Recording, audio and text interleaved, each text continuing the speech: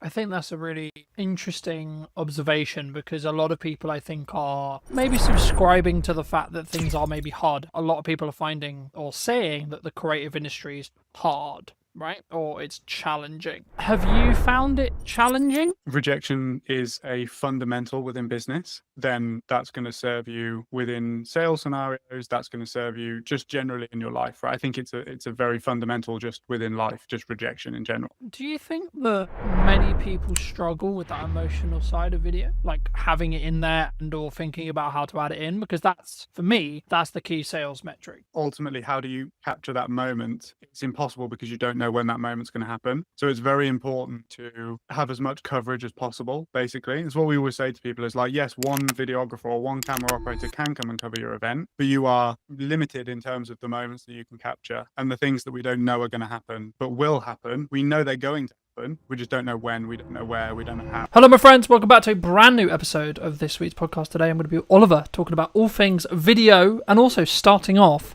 with niching because it's something that we actually both kind of do opposites, I would say.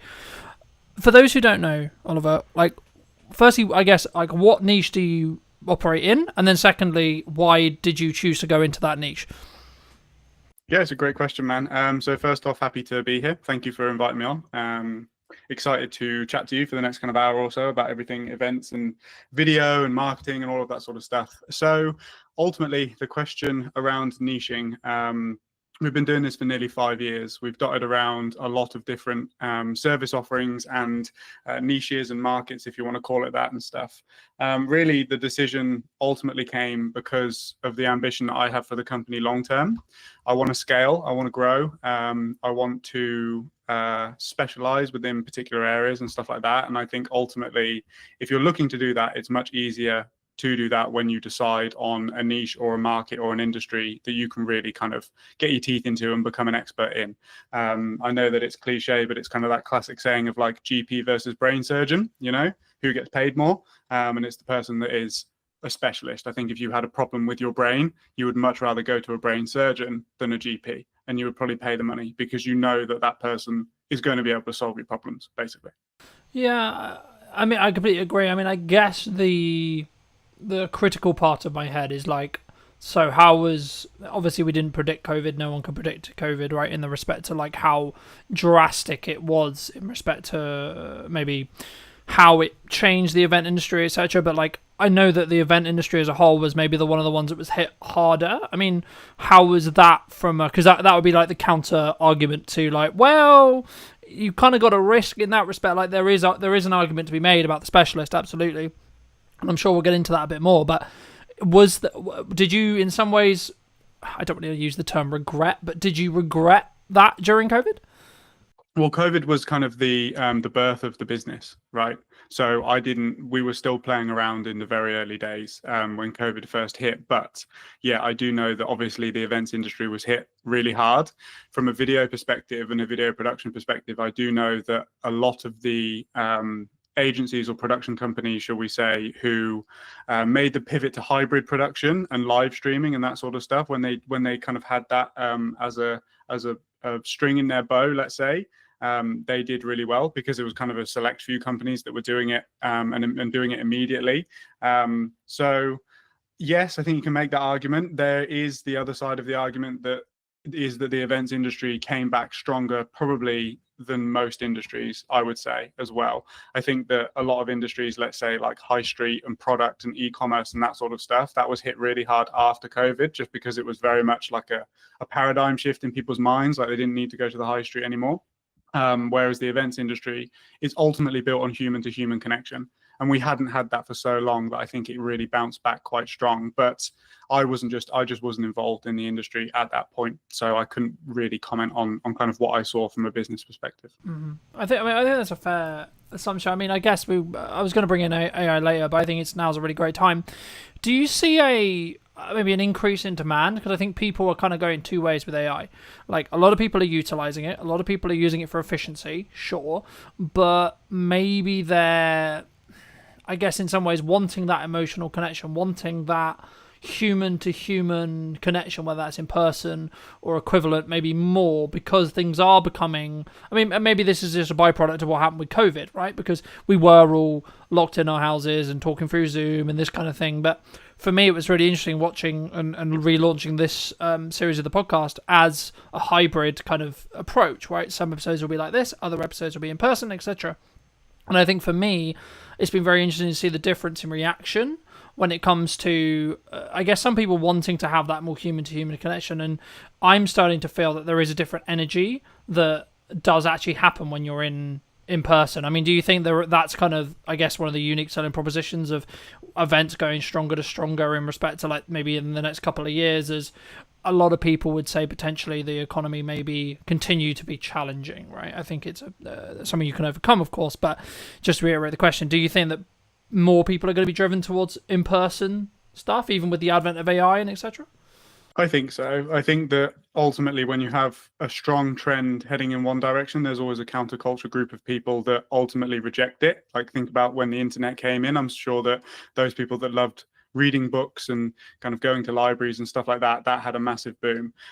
Ultimately, with the conversation around AI, I don't think it's worth rejecting, because it's here and it's here to stay, and it's going to revolutionize so many different industries.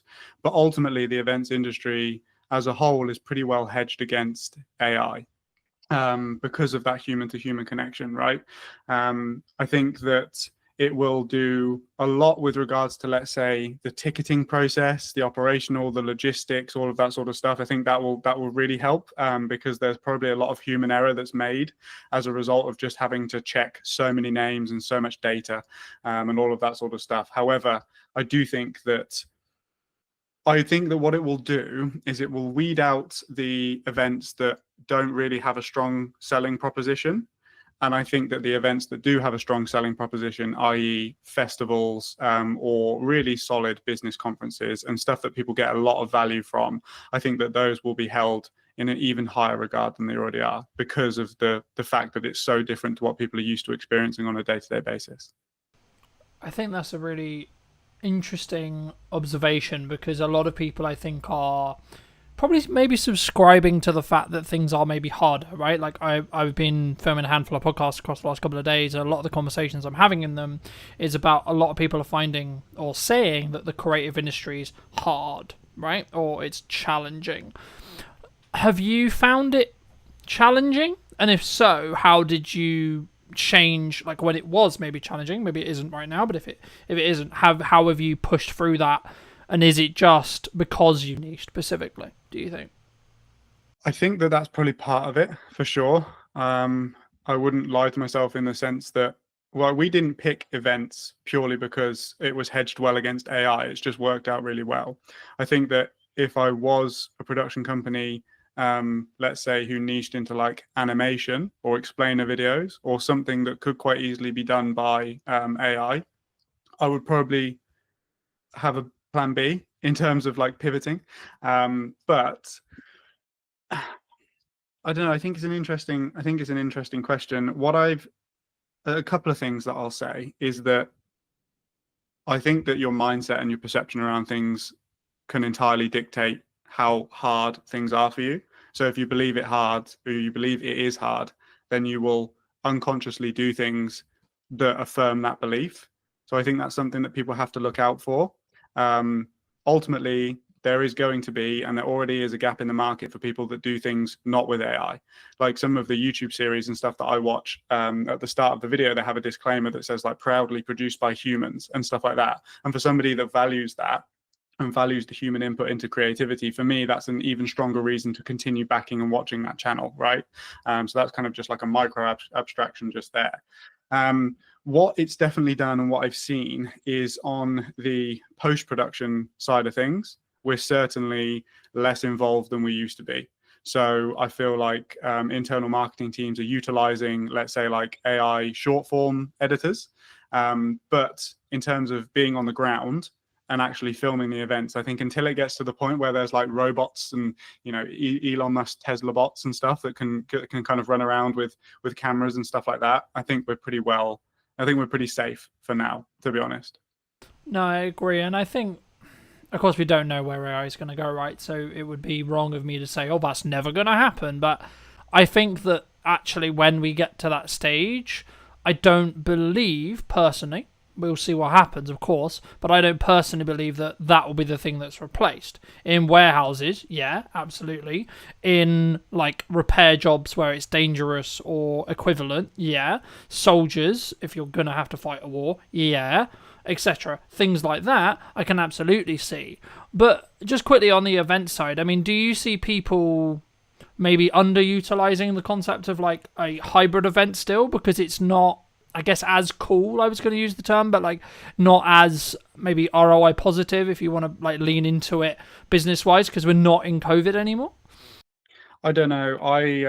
I think that there's still a massive use case for hybrid events. Ultimately, the main benefit being that you can attract a global audience, not just a local audience or a national audience, let's say.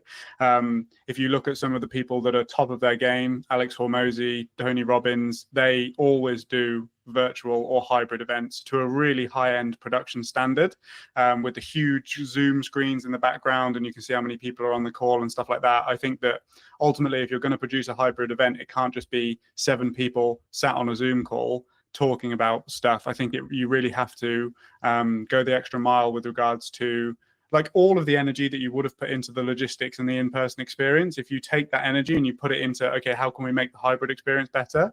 I feel like you will definitely have a better event and a more engaging and valuable event for your delegates as well, for sure. I think that, yeah, I think that's the key. I think it's about like actually branching out a new audience and maybe having, from a strategic side, maybe looking at like, here's a online ticket versus here how you can be in the room, right? And having a different tier in that respect. But when we look at marketing, right now, obviously maybe we're going to talk directly at events, but like it could also, I believe, be used more generalized. What do you think event? I'll ask it in an event way, but it will probably branch out outside of that as well. What do you think people are missing in event marketing right now? What do I think they're missing? Like, what should they be doing, in your opinion, that they're maybe not doing? Well, ultimately, it's totally dependent on where the bottleneck is within your marketing system, right? This is what we say on every single discovery call with a potential client or a prospect, if you want to call them that. Like, are you getting enough eyes? I.e., is there a ton of people filling the funnel, but you have a conversion issue? Like, there's not enough people converting into actual ticket sales or sponsor conversations or whatever that might be, or have you got fantastic conversion metrics, but you haven't got enough volume? Like, I think ultimately, what a lot of people struggle with event marketing is that they try and produce stuff efficiently that is going to appeal to everybody. But at the end of the day, what a sponsor wants to see versus what a visitor wants to see versus what an exhibitor wants to see versus what a speaker wants to see, they're kind of your main 4 stakeholders, right? They're totally different pieces of content. And I think that events and event marketing teams specifically should take a lot more time to consider where is the bottleneck and really what are we trying to do over the next 12 months in the lead up to our events, and produce content purely for that. I feel like they're trying to solve 4 problems, whereas if you just dial down and solve 1 problem, and then you'll have another problem off the back of it, but you can continue to do that, right? And it will just work in this cyclical cycle. I think also one of the biggest impact factors when it comes to video specifically for events is speed to market.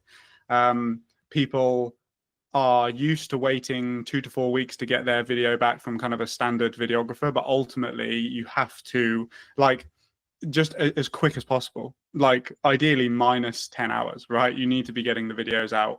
We kind of say 48 hours is the max. If you want to capitalize on the traffic and the buzz and the selfies and the tags and everything that's happening on social media after an event, you need to be publishing that video and putting it out to your list and kind of engaging with as many people as possible to get those rebooks, because ultimately it's like somebody is so likely to rebook pretty much there and then, or like just after. If you wait like a week, the emotions have died down, the memories have faded, and you're just not going to get as good conversion, basically. Yeah. Do you think that many people struggle with that emotional side of video? Like having it in there and or thinking about how to add it in? Because that's, for me, that's the key sales metric to an extent of when you have a video. It's can you showcase, highlight, show in a form that will then have an emotional either reaction or showing the actual emotion that took place at the event, for example. Do you think that's something that maybe some people lose, either because of the self-confidence of like, how do I capture this moment, or actually we missed the moment because we didn't predict it, perhaps? Yeah, I think it's both. Ultimately, how do you capture that moment? It's impossible because you don't know when that moment's going to happen. So it's very important to have as much coverage as possible. Basically, it's what we always say to people: is like, yes, one videographer or one camera operator can come and cover your event, but you are limited in terms of the moments that you can capture and the things that we don't know are going to happen but will happen. We know they're going to happen, we just don't know when, we don't know where, we don't know how, right? And then your second question was, That maybe it's a just remind struggle, me. like a struggling confidence, right? Because I think, like, so I'll give you an example. First time I ever filmed someone crying in an interview, I had this emotional, like, care reaction to them to be like, I should cut the camera. Now, in this context, it wasn't my set and that wasn't my call to make. So I was very, like, I need to be disciplined and not press the button. But my reaction was, this person, like, the human side of it was like, this person's clearly upset. Do you push through that? Like, do you, like, when it's more, like, emotionally charged or emotionally feel? But because I think for a content point of view, there's maybe a moral question, because yes, that footage is like really powerful to tell the story and really like useful from a marketing context. But also, I think we have an obligation, maybe as videographers or directors or whatever role you sit in production, to say, well, okay, but at what point do we say actually we should give this person 5 minutes? I'm a big advocate of forgiveness, not permission. Like, obviously, you have to ask somebody's permission in order to use a very vulnerable and emotional clip within there. I think that it's also important to explain to that person the reasons why, beyond just more ticket sales or something like that, right? If you've got like a particularly inspiring event or a particularly inspiring moment, that their vulnerability and emotion could inspire, motivate somebody else in that position who comes from a similar background and that sort. But if you cut the camera, then you never have the opportunity to use that clip should you want to. So I would always say, like, I think push through it is probably the wrong term. It's more of a case of just let the moment unfold. Let whatever is going to happen, and then decide how you're going to use it later. I would much rather have it and then not use it than not be able to use it because I didn't have it. Yeah. Do you think? I mean, I know we discussed briefly when we were setting this up as well, and I'm gonna get a little bit into mindset to give you some clarity. But for me, I think I've always been a very disciplined person, and I think it bridges quite nicely onto what we were discussing there about like the emotional stuff. But like, I agree with you in respect to like, if it's not, because you can get retroactive permission, and with the context you're potentially going to use it for, and actually that's probably a nicer way of saying how you're potentially going to use it.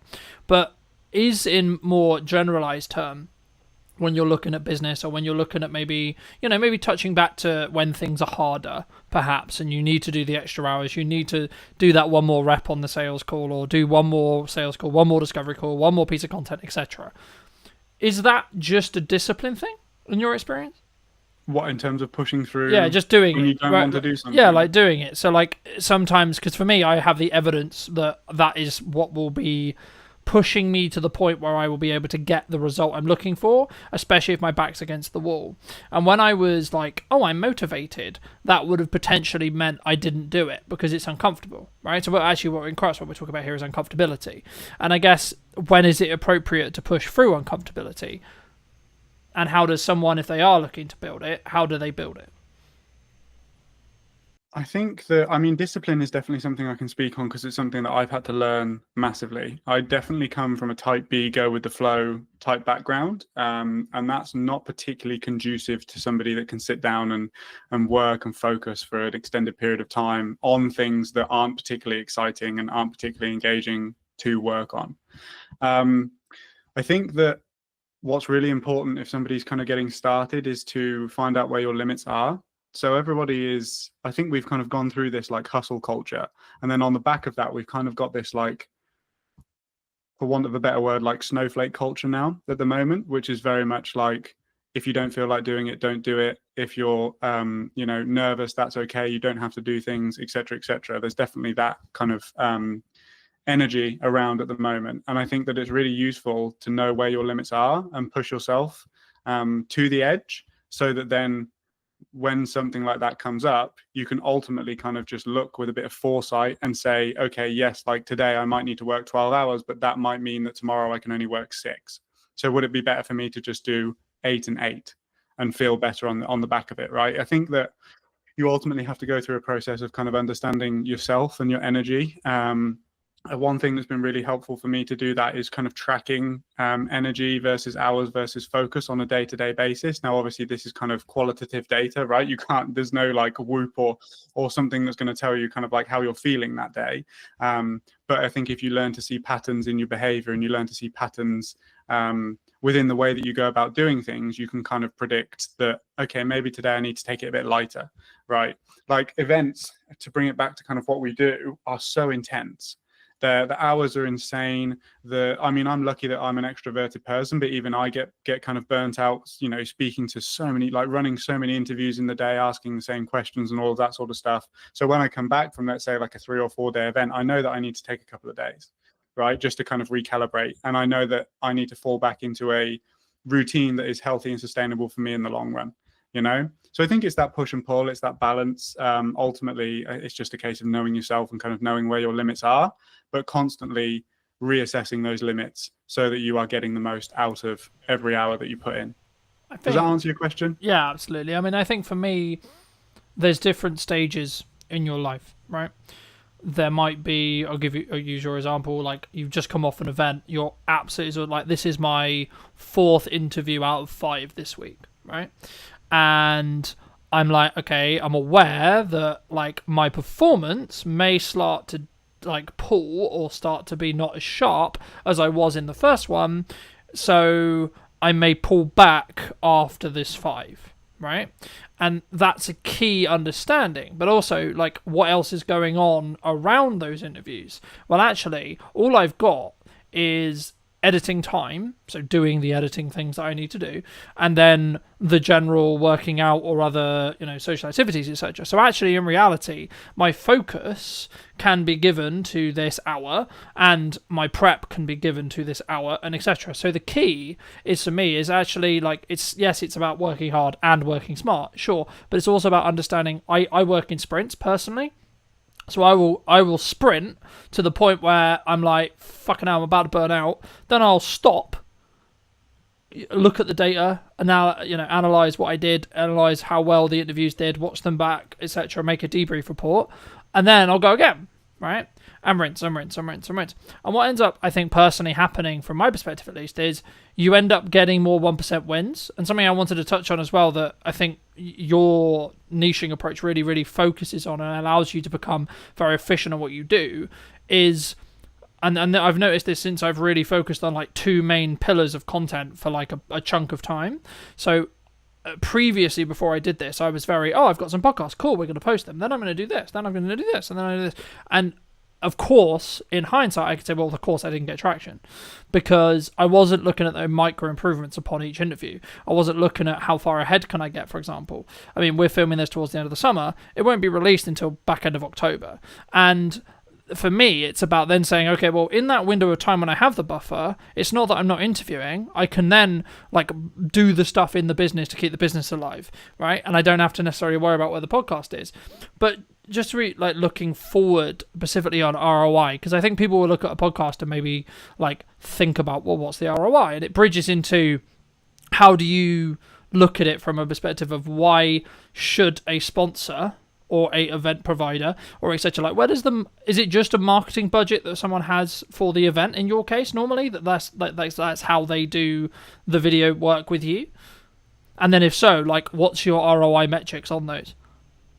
Well, it's always about value. So whenever we're in if you want to call it a sales situation, like it would be sales, right? But I'm always very keen to constantly bring the conversation back to the value that we're providing rather than the day rate, let's say, or how much or what our prices are, for example. really it's about understanding, okay, cool, how many sponsors are you looking to bring on if that is your objective? What's the standard ticket price? What's the tiers? Okay, so reasonably we can expect that if we did bring on, let's say, 3 new sponsors over the next 12 months, that contributes to X amount of revenue for you in the long run, right? So then you compare it against the value, and ultimately then the marketing budget might expand a little bit because of the potential that can come off the back of it, if that makes sense. Now, in terms of ROI, I've always found it, and it always will be, I think, relatively difficult without the advent of kind of paid ads and stuff like that to track the ROI on video content. Like, how do you do that? You just can't really, and it's always been a struggle that we've kind of faced, because ultimately there's a lot of inference that's kind of involved in those conversations. But yeah, a sponsor could want lots of different things from an event. They could want straight ROI, let's say, like if it's a bank and they just want people to come and bank with them, and they're going to put all of their money in, and they're going to generate the interest, off of the fact of that being there. It could be brand alignment, right? It could be the fact that a sponsor is looking to tap into a different market, a younger market, an older market, and aligning themselves with a particular brand that carries that audience is going to do that. And then in the long run, they can expect XYZ returns for that and stuff like that as well. It could be general brand awareness as well. There's a lot of different angles, but I think that ultimately, if the event sales team dug into the sponsor conversations in the same way that we do, and actually kind of helps that sponsor understand the value that they can expect over the next kind of 12 months or 18 months if they did commit to a sponsorship package, I think that they'd have a lot more success, basically. And then you've got the video content to back it all up, right? The video content from an event is proof, ultimately, that the thing happened and it was fantastic, and that it got the audience that the sales team is telling the sponsor that they got, basically. Do you think people are hesitant to pay more than, like, let's just say, for example, like, a standard videographer can do it for what, a price, right? And you or I might be like B price or C price, right? And we're looking at the value, we're looking at the value we're going to add to a client rather than necessarily the time that we're going to spend doing that, right? There is obviously time involved, sure, but we don't focus on, in my belief, we share that in that respect. We don't focus on the time, we focus on the value or the transformation that we're adding to that client. Do you think people would struggle, or sometimes clients would just go, oh, they're cheaper, so we'll take them? They do sometimes. I think it depends on who you're speaking to. Ultimately, the person that I'm really looking to work with and attract into my business is not that type of person who price is the deciding factor. So I don't really concern myself with those sorts of people. If I do find myself on a conversation with that type of person where they're basically playing like a race to the bottom, is essentially what we're talking about here, I will confidently sit there and say, look, we can be beaten on price, and the reason is X. If you don't understand that, that's fine. You're just not in the right position for us at the moment. That, come back to us when you, like, without sounding cocky, just come back to us when you understand that didn't get you the result that you're looking for. So you're actually wasting money. You've wasted money now. Like, and then we're going to have a different conversation in 12 months time. This is the great thing about events, is that, like, there is always 12 months, right? There's always going to be another event. Hopefully, if you've got a good event, you're going to put it on time and time and time again. So there's always opportunity to have another conversation, basically. Yeah, no, I completely agree. And I think, I guess, does that say more about, like, you then? Like, having the ability to say no to a client, or saying, actually, maybe we're not the right fit? Because I was having a conversation a handful of weeks ago with a new client, and he said, well, one of the reasons why he went with me, even though I was more expensive, was because I don't work with everyone, which I found really unique. But I've been just like, I'm protecting my time constantly because I want to be able to run the podcast. I want to be able to put a lot of time into our marketing and our sales and such, and our scalability and our growth. So for me, I'm like, actually, I only have a finite amount of, like, availability for clients. And I think for me, that's always been the case. But I didn't always, I sort of had to grow into the confidence, I guess, of saying, well, actually, I can say no to this client if they're not the right fit. Did you personally always have that, or was that a skill that you've developed through, however many years? I don't think it's a skill that we've developed. I think it's a confidence that I've grown purely just because we've got good systems. Like, we've got systems that book calls on repeat. We've got systems, like, we know the metrics. We know if we speak to 20 people, that then roughly 30% of them will convert over time at a lifetime value of X, whatever, right? So, like, I know my numbers, and it's okay if it's okay that 70% of those people don't go ahead at that time, right? Because we know how the business operates and we know kind of where that comes from. I think that ultimately what you're talking about is, again, the power of niche, right? Because you might not have a particular industry that you work with, but you have particular types of people that you work with. And that's kind of the power of it, is that, you're not saying yes to everybody. And I think that that makes the people that you are saying yes to feel even more included in your service, because they know it's for them. There is value in paying more, right? From a client's perspective, there's an assurance behind it. There's confidence behind it. There's there's just power behind I think, saying no. yeah, I think it also goes into that perspective of it comes with a level of prestige if you want to look at branding or marketing as well. Like, why do we perceive Rolex in the way we perceive it? Why do we perceive Audi, BMW, so on, so on, so on, in the way we perceive it? Do you, either for clients or yourself, look to trend jack or look at what is, quote, trending when you look to do your own marketing? My marketing? Yeah, personally for you. No, I don't. Okay, and why don't you? I don't. Because the type of people that I will attract through following trends are not the type of people that want me for me.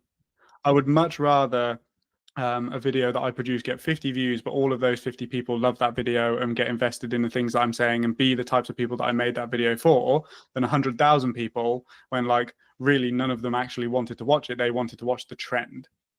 That's what they're trying to watch, the trend. They're not interested in the actual content itself, right? Now, there definitely is a place for trends. It's just such the fact that we don't have the resources, i.e. time or money, to jump on particular things. My available resource for marketing my own business is extremely limited. So I'm going to do activities that I know are going to get the biggest return. And ultimately, with a trend, I don't know whether it's going to work or not, right?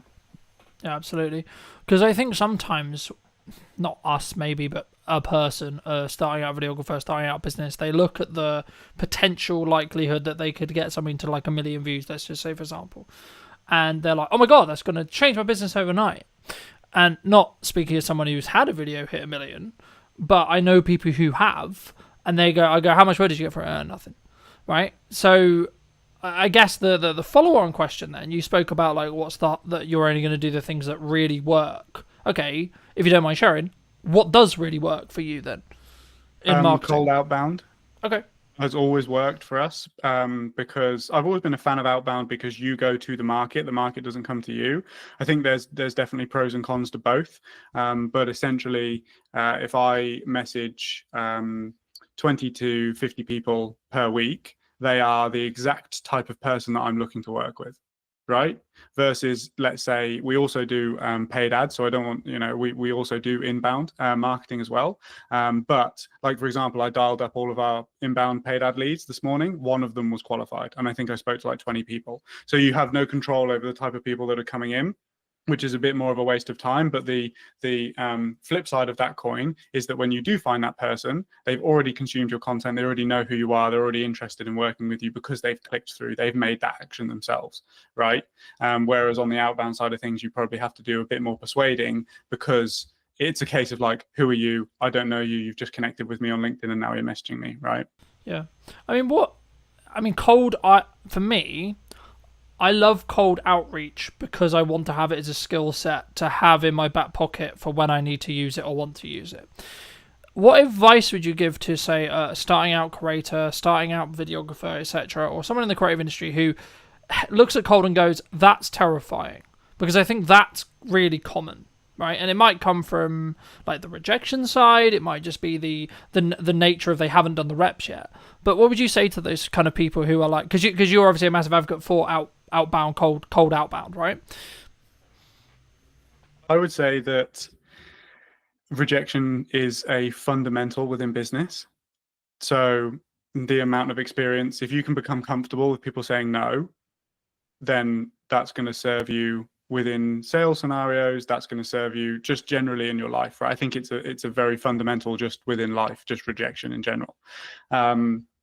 What I would say with outbound is that you are you people severely underestimate the volume that is required in order to get returns. People think that they're just going to send like 10 messages and get 5 clients. It does not work like that. For example, our metrics on purely cold people is like a 4% appointment booking rate, and then off of those appointments, I'll convert maybe 30% of those people into actual clients, right? So let's say that you did 100 outbound cold approaches. You're going to book 4 people, and you might sign 1 client. So it's going to take you a long, like it takes volume, it takes time. And then obviously with that volume becomes skill. You learn what works, what doesn't. You learn how to say things. You learn how to deal with objections in the DMs as well. Like a lot of people aren't saying no because they don't want to work with you. They're saying no because you're a stranger. It's just like when somebody knocks on your door, right? You're trying everything in your power to get out of that conversation. But ultimately there could be somebody that knocks on your door that could change your life. You just don't know. And I think you have to take the perspective of like, this client is going to benefit. It's the same as in a sales scenario, but like you've got to do everything within your power to get that person over the line, because ultimately you know that you can come in and change their business, right, through what you do, because you're good at what you do, right? Yeah. And I think for me, I mean, the mindset I heard from a fellow guest a handful of weeks ago was something along the lines of, I'm doing them a disservice by not allowing them to understand that I exist, right? Because Exactly. and this sounds hugely egotistical. It does, right? It does. But the key is I know I'm really good at my thing, and I know I can create really strong results. So actually what I'm doing by making it appealing, obvious that they should work with us, is actually I'm making sure they don't make a mistake on who they hire, because I don't want my potential client to lose money, right? And with that rewire in my head, you then can approach cold differently, in my view. Now, there is an argument to say, like, is it in stages? Like, would you only do it when? Because I guess the perception for cold is you only do it when your back's against the wall. You need to make money quickly, right? But actually, in correspondence to what you just said, that's counterintuitive, because you just said it would take a long time. So, is that true, or is it actually just something that you just gain the reps of and you just do consistently, and that's why it works? No, I think that it's for us, it will always be a system that we have within the business. I mean, again, it's purely just based on experience, right? But it's always been the thing that's worked for me the best, be it cold email or cold DM. The thing that people don't get is that, like, for one, you have to be intelligent about how you message people insofar as you're not going to piss them off, right? You're just looking for a yes or a no to essentially have a call and see if it could be a good fit to work together. You don't need to do like tons and tons and tons of follow-up and like ultimately just get that person in a position where they don't like you because you've messaged them so many times or whatever. But you have to look at cold in a sense that it's contributing to a larger overall system. So if you have content systems in place, inbound content systems, like let's just take somebody on LinkedIn, for example. So somebody could connect with me on LinkedIn. I could message them. That could ultimately be, no, I'm not really interested right now. They would then get drip fed my content over the next kind of 3 months. And then in 3 months, I will go back to I will basically then go back and I message all of the people who are now somewhat warm to what we do. And it's just that constant thing over time. It's like Chinese water torture. You're just slowly drip feeding stuff onto them so that they get more familiar and more familiar and more familiar. And don't get me wrong, 4 times out of 100, somebody will book a call cold. And that's fine because they have a low action threshold. But ultimately what you're doing is you're putting them into a maybe system that's converting them into a yes over time. And I've had tons of people reach out to say, hey, I know you messaged me 6 months ago, but I'd love to jump on a call now. And that's great. That happens on probably a bi-weekly basis, right? Yeah.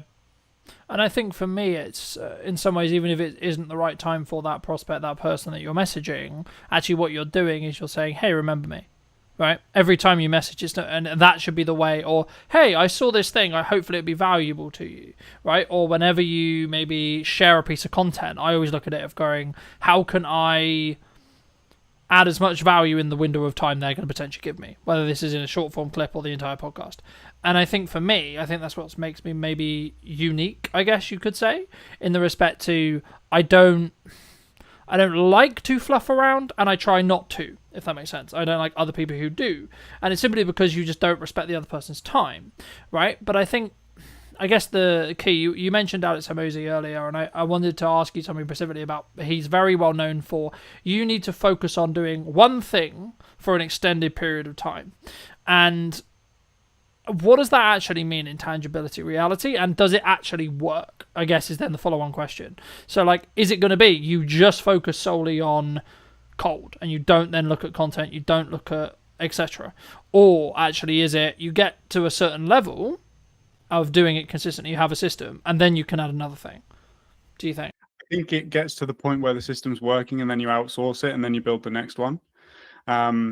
Like ultimately there's a literal job role that is an appointment setter, which is somebody that takes control of your social media accounts, goes into the DMs and does what you do, and you give them the system and you say, hey, if you message 100 people, 4 of them will book and I'll pay you for the 4 people that book, right? So I think that's kind of the process. I don't necessarily agree with this whole thing of do one thing and focus on it for a long period of time, because there are gains that you are probably missing out on by not having an inbound system. Like if you purely just do cold, right? Really, content is one of those things that we've always struggled with, purely just because I do it so much for the clients that then when it comes to doing it for myself, it's kind of, you're not you're not as open to doing it, right? But I do think that, like I just said, those people that don't necessarily come through the first time being cold will look at the content, they'll see that it's valuable, they'll see that we know what we're talking about and that we're working with other clients helping them achieve the exact same thing, and then they'll be more open to it. So I feel like if we didn't do that, then you would miss out on those things as well. Yeah, no, absolutely. And I think that's why you have to take it with a pinch of salt, right? It's true that if you try and start too many things simultaneously, you'll fail at all of them, right? But you also need to know your own limits and ask yourself how many plates can you continue to spin, right? I think is actually the key there. But for those who are maybe looking at like either doing an event or hiring you, like, or any production as a whole, like I build a system where I try and do a behind the scenes breakdown of every single production that I've done, right? And I built that very early and I build it into my sales process so the client's cool with it, the client, etc., etc. But like for me, I guess the question is like, do you do behind the scenes content, A, and then B, if you do, how do you manage that resource? Because obviously you're there actually working. Now, I would argue that's the best content you could possibly create for what you do, right? Because it shows you in your element, shows you problem solving, etc. Like, is it just a matter of like hiring another videographer and maybe you take a little hit on the profit to follow you around specifically, or like is it in more depth than that? Yeah, for sure. It's basically that. We have experimented in the past with purely trying to get behind the scenes from the crew that's already on site to do the job. But ultimately, I think that you're doing a disservice to your clients and to the crew by doing that, because that's not what they're there to do. The client hasn't hired you so that you can make an amazing behind the scenes film using the camera operators and crew that they've paid for, right? So you're going to piss your clients off by doing that. The best way that I've found is to essentially just have somebody whose sole job it is to take behind the scenes imagery and behind the scenes video of everybody doing their thing. And yes, you do take a hit on your profit, but you have to look at it as a long-term marketing resource. One thing that I want to experiment with doing that we haven't done just yet is to cut out the talking to camera aspects of the behind the scenes video, because no matter how hard I try, I can't focus on 2 different video projects at the same time, right? It's very difficult for me to think about how the behind the scenes video is going when I just need to be focused on the client's work, essentially. So what I want to start doing is bringing somebody whose sole job it is to do that, have me mic'd up the whole time, and then have those clips of the problem solving and have those clips of us working on a day-to-day, bring that back in, and then probably review it with the camera in the studio, and basically just say like, look, this is the context, this is the situation, here's what happened, here's how I dealt with it, have a look, right?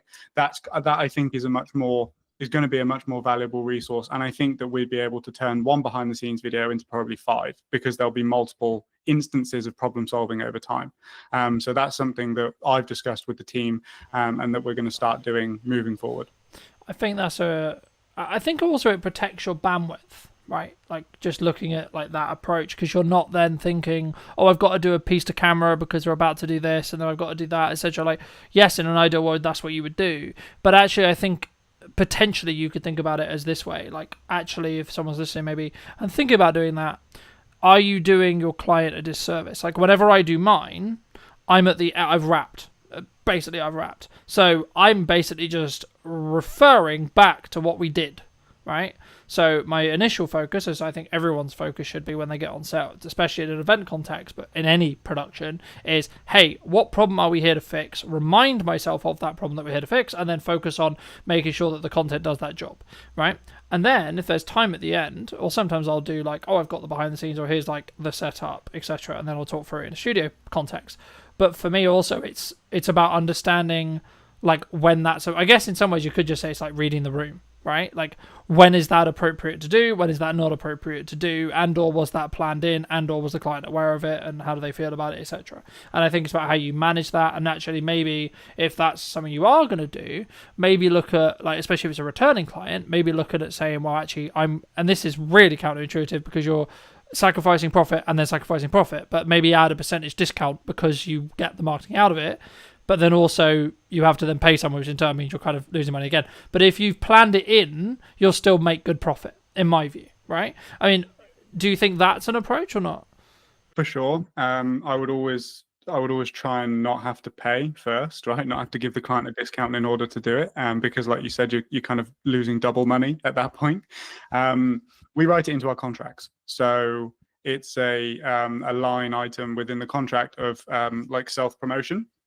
We are going to use the opportunity as and when appropriate to capture behind the scenes content and promotional content for our own brand.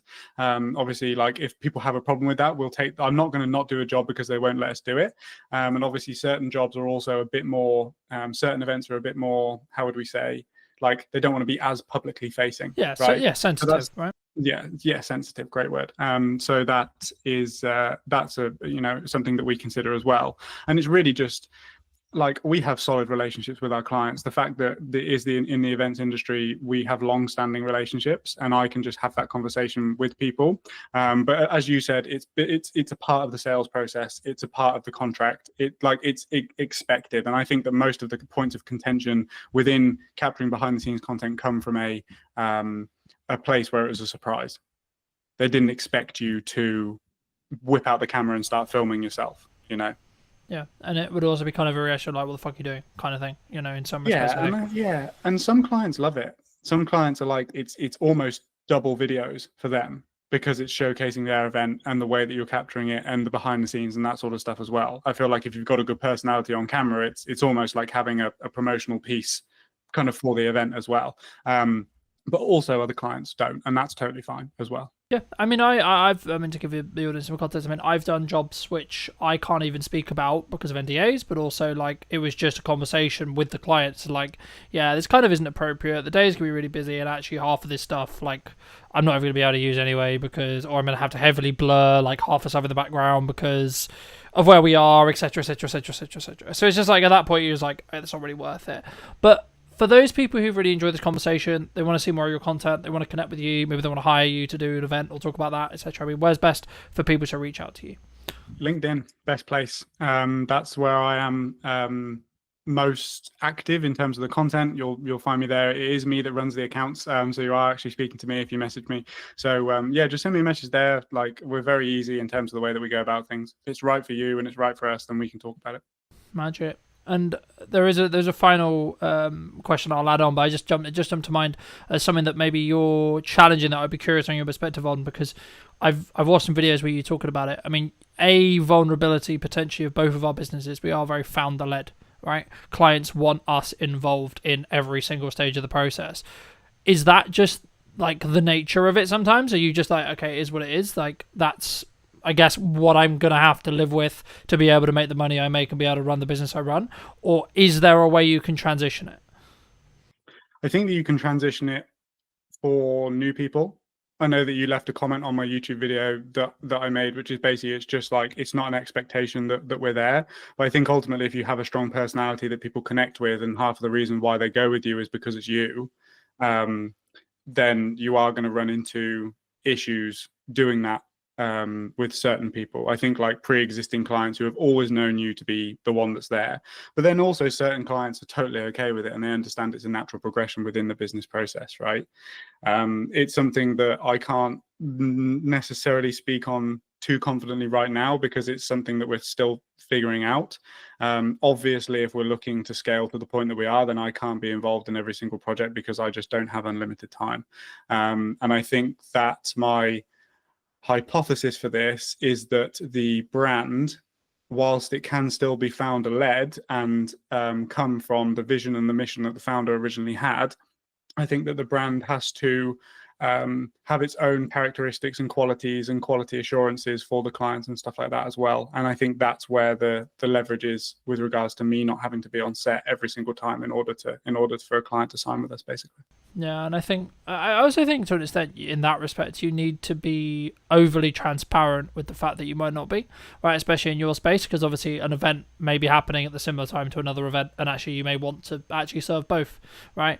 And I guess, I mean, feel free to weave that your next answer into this as well, like that might be just like an advice piece that you need to give to some people of how you manage that. But I like to end the podcast by asking the guest, and you in this case of course, what would you say to 10 years ago to the younger version of you now? What advice would you give them? I would say that it's going to be a lot harder than you expect it to be, and that the people that you look up to online probably aren't giving you the most accurate depiction, as I don't, of the reality of running a business and doing this.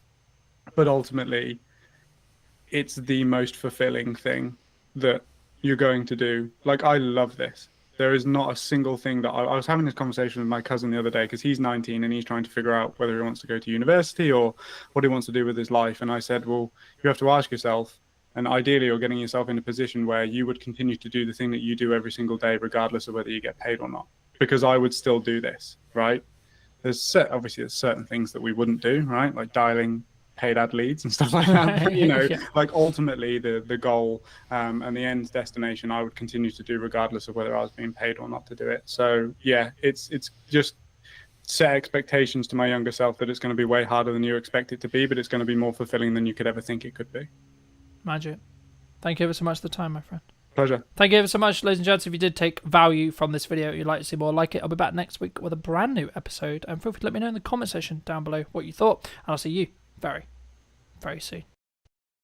If we're doing things that push us outside of our comfort zone, we're naturally developing more and more resilience, strength, courage, all of those things. What do you think's missing in marketing today, from your perspective? I think what was missing then is the same as what's missing now, and that's really the understanding of buyer psychology and the way that buyers make decisions. Do you think trust can be built quite quickly, or is it just the nature of you spend time with someone, whether that's through content, actually physically with them in meetings, etc.? Is that where trust is rooted? The way I build trust is understanding my customer really, really, like, what are their needs? What do they care about? What's their mission in their organization? How can I help them be successful? Did you know that 93% of you are not subscribed? So if you could please do me a favor and you're enjoying the show, then subscribing would mean the world to me, and it would allow me to grow the show and continue to get larger and larger guests and continue to bring what's missing in marketing today. Thank you ever so much for joining me, and I'll enjoy the episode. Hello, my friends. Welcome back to a brand new episode of What's Missing in Marketing Today. Today, I'm going to be talking to Mel about mostly pivoting, but also how we build resilience in business as a whole. Welcome to the show, Mel. And before we start, I always want to open the podcast with, what do you think's missing in marketing today, from your perspective? Yeah, well, so I've actually had a lot to do with marketers in my career. So I used to, at Gartner, I was supporting CMOs, and I think what was missing then is the same as what's missing now, and that's really the understanding of buyer psychology and the way that buyers make decisions. So I think that there's a disconnect between products and services and what they do and what they actually mean and the outcomes for the buyers involved. Do you think that's overlooked? I'm sure we'll get into the actual psychology, but when someone looks to set up their business, do you think they overlook the human psychology element because they're more interested in the shiny camera, the shiny marketing technique? Do you think? And are you so I think the majority of organizations don't consider marketing as a key strategy. Often it's an afterthought. So the people setting up the businesses are usually excited about the products and services or the technology. Very rarely are they sales marketing kind of led unless their products reflect that. I think the majority of them are not thinking about marketing from the beginning. Do you think that comes from a lot of people we work with are very founder-led, so founder person-led? Do you think that comes specifically from their identity as a whole? So putting their identity out and, quote, supercharging it with marketing? Do you think that's where sometimes people get wrong? Because maybe they are not confident at coming across, or maybe they don't want to put necessarily, they're not sure how they feel about putting themselves out there? I just think that, so I work in prop tech. Presently, that's where my startup is. And a lot of the people I know come from the technology, their technology background, that they have technology backgrounds. And so they just aren't familiar with what's needed in marketing. So they don't even know the first steps of where they should go, what they should do. And so often they just do nothing.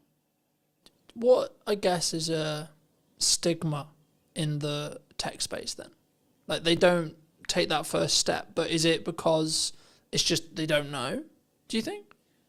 Well, you only have a finite amount of energy and time. And so, and a lot of these, if you're a solopreneur or you're just getting something off the ground, then you're really, really good with what the product does and how, to make that work. But when it comes to I've met so many founders who have no idea. They haven't even tested whether or not anybody would pay for their service or their technology. Like, what's the use case for it?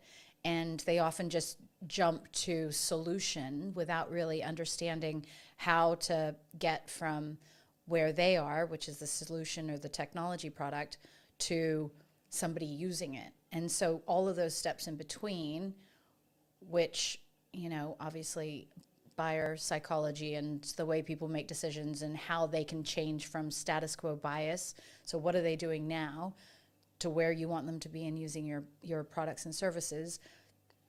That's a journey. And you can't just go from one to the very end. You have to kind of navigate your way throughout the entire thing. Do you think when we look at that journey that people underestimate the amount of time that someone needs to consume marketing or etc., or that journey as a whole they need to go on, or they need their customer to go on, etc.? I think, and you're talking about the founders? In general, like when so say I'm a tech founder and I've just started this amazing thing that I think is going to change the world. Right. Would I potentially underestimate how long it's going to take for me to educate my target consumer to be educated enough to know why this thing that I've made is going to be the solution to their problem? Of course. And if so, how would you say someone can start peeling away and start on that process? Most people don't even know the amount of different layers that they have to get through. So it's not just ensuring that you're able to deliver a message that resonates with them to pique their interest. How are you demonstrating true value? What will their lives look like once they're using your service compared to what they're doing today?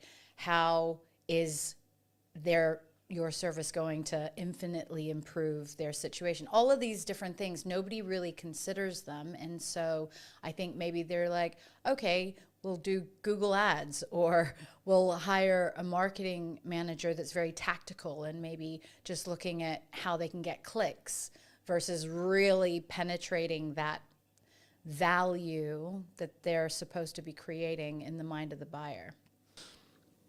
We talked about psychology in the opening kind of statements of this episode. I think it's an underrepresented concept as a whole across the business realm, not even just in marketing. In my view, I don't think we talk enough about actually A, buying psychology, or B, the ticks or the the seeds that we need to plant psychology wise. But from your experience, from your perspective, what actually happens, like from a psychological point of view, when someone is maybe looking for something? So when I was working for a consulting firm that focused purely on the psychology and neuroscience behind how people make decisions in sales and marketing, I was amazed to learn that, so we're all programmed to stay safe. And the part of our brain that keeps us safe doesn't like change. And that's just the way that we're built. So if you want to get somebody doing something new or different with your product or service, you have to disrupt that status quo bias that is designed to keep people safe. And there are several reasons why people stay with the status quo. And so if you're not being very intentional about the psychology that keeps people doing the same thing that they've always done, I mean, there's so many instances where people come out with these amazing products. This will save this amount of time. It'll save you this amount of money, da da da da da. And everybody's like, yeah, that's great, but it needs to feel so urgent and so important to them that they have no choice but to change. Otherwise, it's easier, it's cheaper, it's easier, it's safer to stay with what they're doing most of the time. Do you think we can overdo it, though, as a society at the moment? Because everyone is, like, shouting at the start of their videos, or they're making really clear statements, etc., because of that pattern interrupt bias that we're looking to break. How does someone maybe listening to this, I guess, position themselves maybe in the middle ground? Because I think if you go too far and it doesn't align with the promise maybe that you're making in sales or the promise you're making in a video, that would then backfire potentially. For sure, but some of those people, they're not focused on buyer psychology. They're just focused on getting attention. And attention is very different from intentionally wanting to help a customer. And so if you have something and an intention to genuinely make a difference in a buyer's life world, then you're coming at it from a totally different place. The people who you're mentioning right now and capturing attention and doing all of that jazz, you may interrupt what they're doing, you may get their attention, but the trust and the rapport that you need in order for someone to buy, that's never going to be there until you go through all of those steps and demonstrate the value. And so I think that you definitely have to follow a process, and it has to be intentional and value driven. And what you're talking about just sounds like pattern interrupts that, is just more distractions that people will forget you as quickly as they stopped. I guess it comes to a longevity question. My next question was going to be like, roughly, do you think trust can be built quite quickly? Or is it just the nature of you spend time with someone, whether that's through content, actually physically with them in meetings, etc.? Is that where trust is rooted, either from a psychology point of view or just your thoughts around like, how do we build trust? Because I guess that's the next question, right? Like you say trust is a key buying metric or a key reason why someone would buy. Okay, well then the question becomes then how do we build trust? Mm-hmm. Well, so it just so happened that I took a different angle with this when I was doing performance coaching and sales consulting. And in the sales training for these organizations, we were actually helping sellers build trust based on personality profiles. So understanding different personality profiles and the behaviors that people would exhibit and what they would need to see in order to feel most comfortable. And the reason why I say that is because if you have a salesperson that's really dominant and is just, moving very quickly and not giving all the detail, but then you've got another person who you're trying to sell to who cares very much about the detail and the information, and you don't slow down and you don't meet them where they're at, then you're going to miss them. And those people are the most risk adverse buyers out there. So there's just layers upon layers of different ways but I think that when you're dealing with humans, taking these things into account, it is a unique position that as humans we can navigate that technology can't yet, and that's by being able to predict, well, what is something that would be important to you. And I think like so just to give you an example, building trust is really important, but then you've got the old school way of selling where everything was based on relationships and not a lot of merit.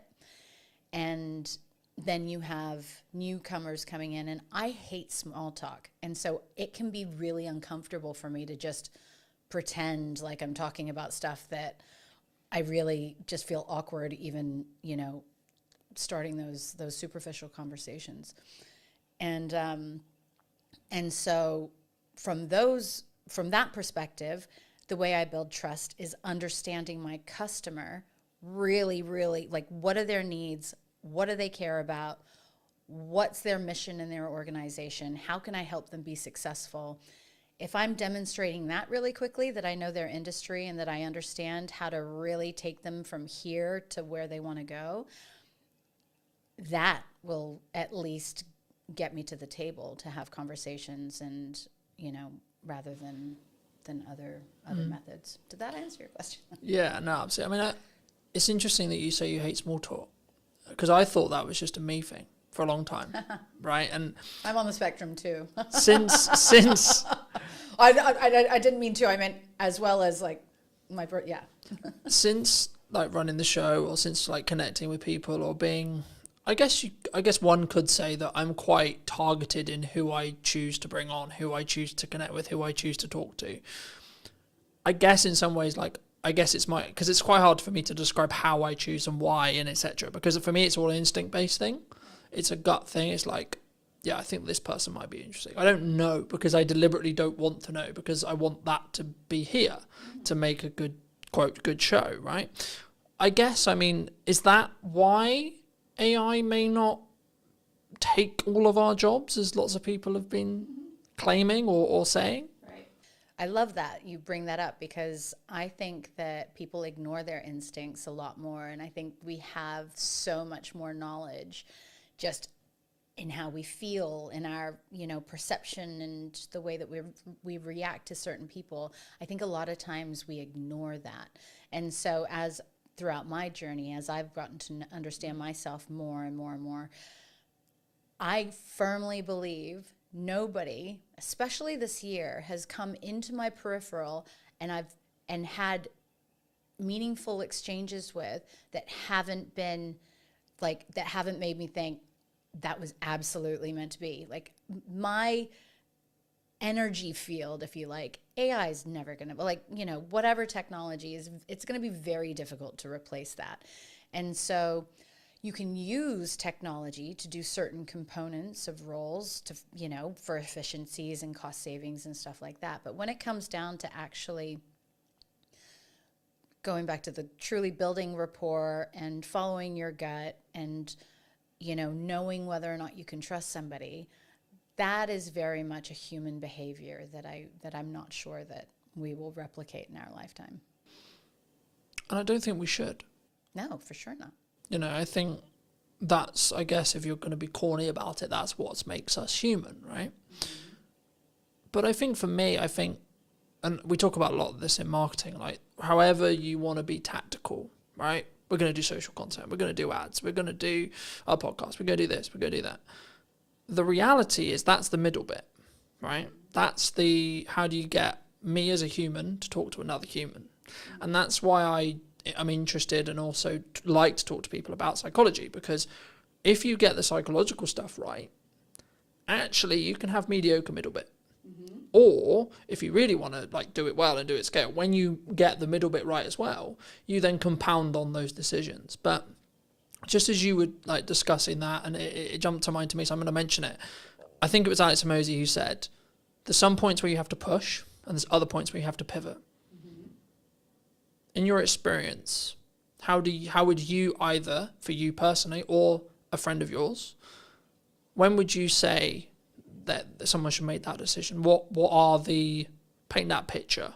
When should I maybe look to, maybe if things aren't working the way I want them to, I'm not making the money, the marketing doesn't seem to be connecting, etc. When should I just push on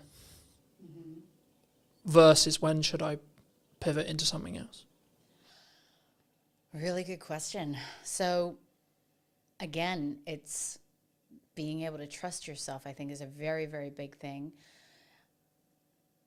I have tended more recently to become a bit more philosophical about these things. And if something's not working, but you know that, it's really hard because is there a need? So let's assume that there's a need for what you have to offer, that it's coming from the right place, it serves people, it's a value. I think that the ability to pivot means that you're flexible enough to realize that maybe the way that you're going about something isn't the right way for you to achieve success. And so, I mean, I've pivoted so much in my life, but and in particular the last few years. But I think that a lot of people become really so part of resilience and part of emotional intelligence is the ability to be flexible. If you're really rigid about, no, it has to be this way, and not curious as to, maybe I hadn't considered all of the factors, or maybe I don't know as much as I think I should, and then you go and get outside opinions or consultants to help you or whatever. So feedback and rounding out your hypothesis of what you think you should be doing. If everybody's telling you that you should be going down a certain way, then yeah, I would say continue on. But if you're not validating the direction that you're on or testing it, and then how do you know it's the right one? So you've got to learn how to be flexible and try different things. And do you think emotional intelligence is missing in marketing, in sales, in business, in human? Sure, in human life. I was going to go with like in business as a whole, or when you're building relationships, etc. But actually, yeah, let's go more broad. Do you think people don't invest in understanding and building emotional intelligence and then using it? Yeah. So everybody would have a different idea of what emotional intelligence encompasses, but for me, I think it's just being really self-aware and aware of others. So you can't actually understand others until you understand yourself. And that's never taught. Like, where are we learning that? If our parents haven't learned it or gone and educated themselves on this, then schools aren't teaching it, and then parents don't know. And so then you get to adult life, and then you just think everything should be transactional. But once you start, I think, becoming really curious as to, what's your purpose? Why are you here? It's not just to make money. It's not just to have a house and a nice car and da-da-da-da. Like, no, the real meaning is deeper. And so I think getting to those layers means that you have to be able to sift through, I think, a bunch of junk that has kind of been piled on top of us from childhood. And then so once you've gone through a lot of that discovery, I think that builds the resilience and emotional intelligence and all of those things that make us better human beings and better marketers and better salespeople and all that stuff. Do you think it comes from, I guess, a fear of not? Because as you were talking, I was thinking, does it actually come from, I'm going to make decisions because I don't want to deal with the dark stuff potentially in my head, right? The reason why I can't be emotionally intelligent is because I hire you just to do the job, right? To jump to mind from a networking thing many years ago, when mental health came up as a conversation, it was like, well, no, I'm paying you to do the job, just do the job. And obviously I don't know in this person's case whether it was they haven't done the empathy work or the inner work to be allowed to be empathetic. And I know I have some people close to me who their view is business is business. It's tangible, it's cold, right? It's transactional, regardless of how deep the meaningful relationship could be.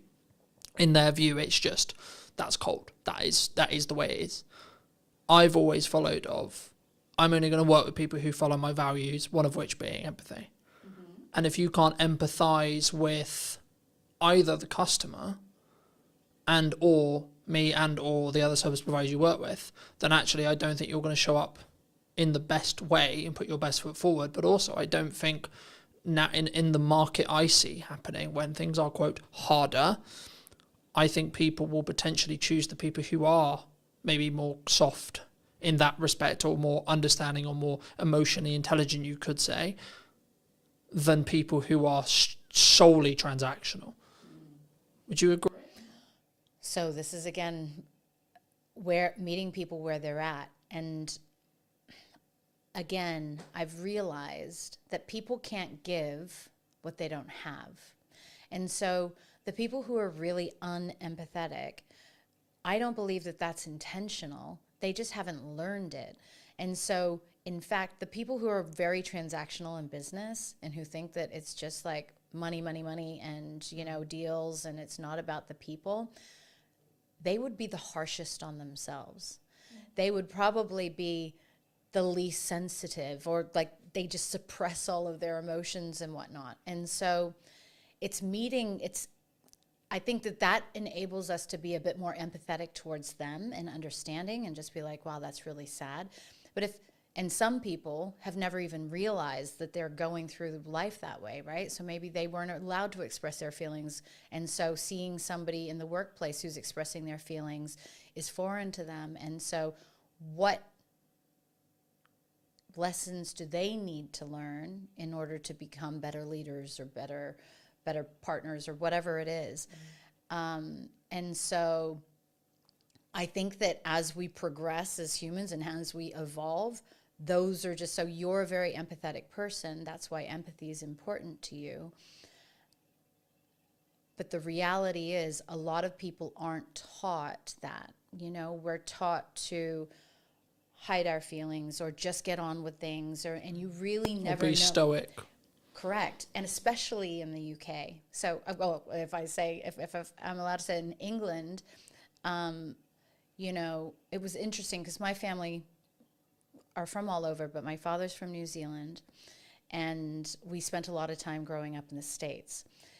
And I came up with this theory of the different mentality that you have. Because in New Zealand, actually, people in New Zealand are super laid back, and they're very, like, you could meet, and literally billionaires who you would never know that they're a billionaire. They're super kind. They're very cool. And like there's not this class system, if you like.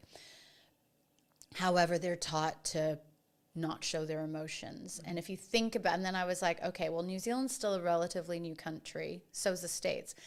And I believe that the psychology, and this is proven, that if you're around negative people, you will naturally start to become more negative.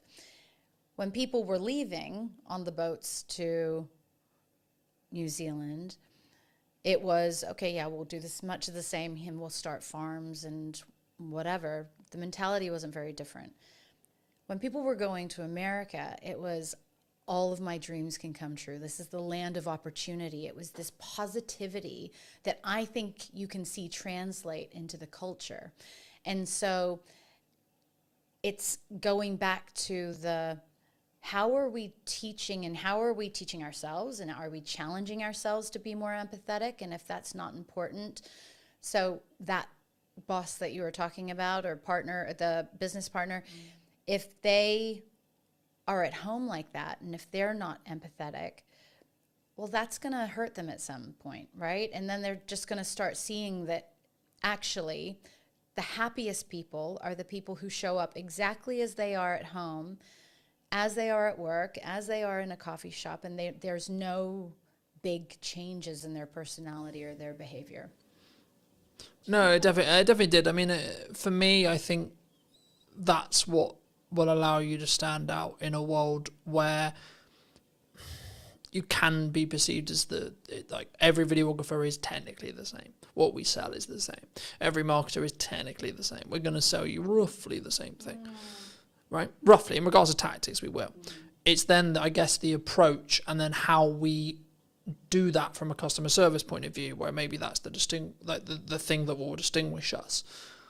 The question that jumped to mind, though, for me, and this is something which I've toured with for a long time personally, but also in the people I want to work with and I work around, is should we look, or do you feel at the moment anyway, people don't have self-accountability, self-reflection on, so when something goes wrong, mostly this will be the context, like my reaction always is, what did I do?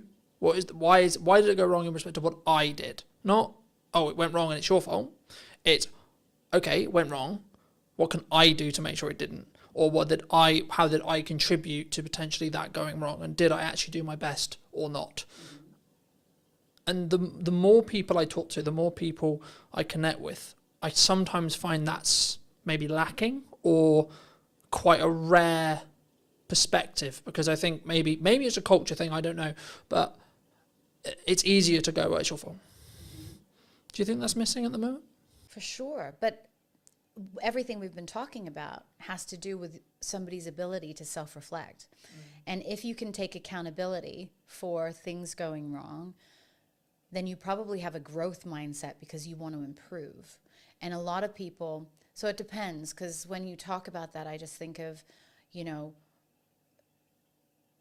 if people who are afraid to be wrong were probably criticized a lot, or they got in trouble if they were wrong, or they did something wrong when they were kids.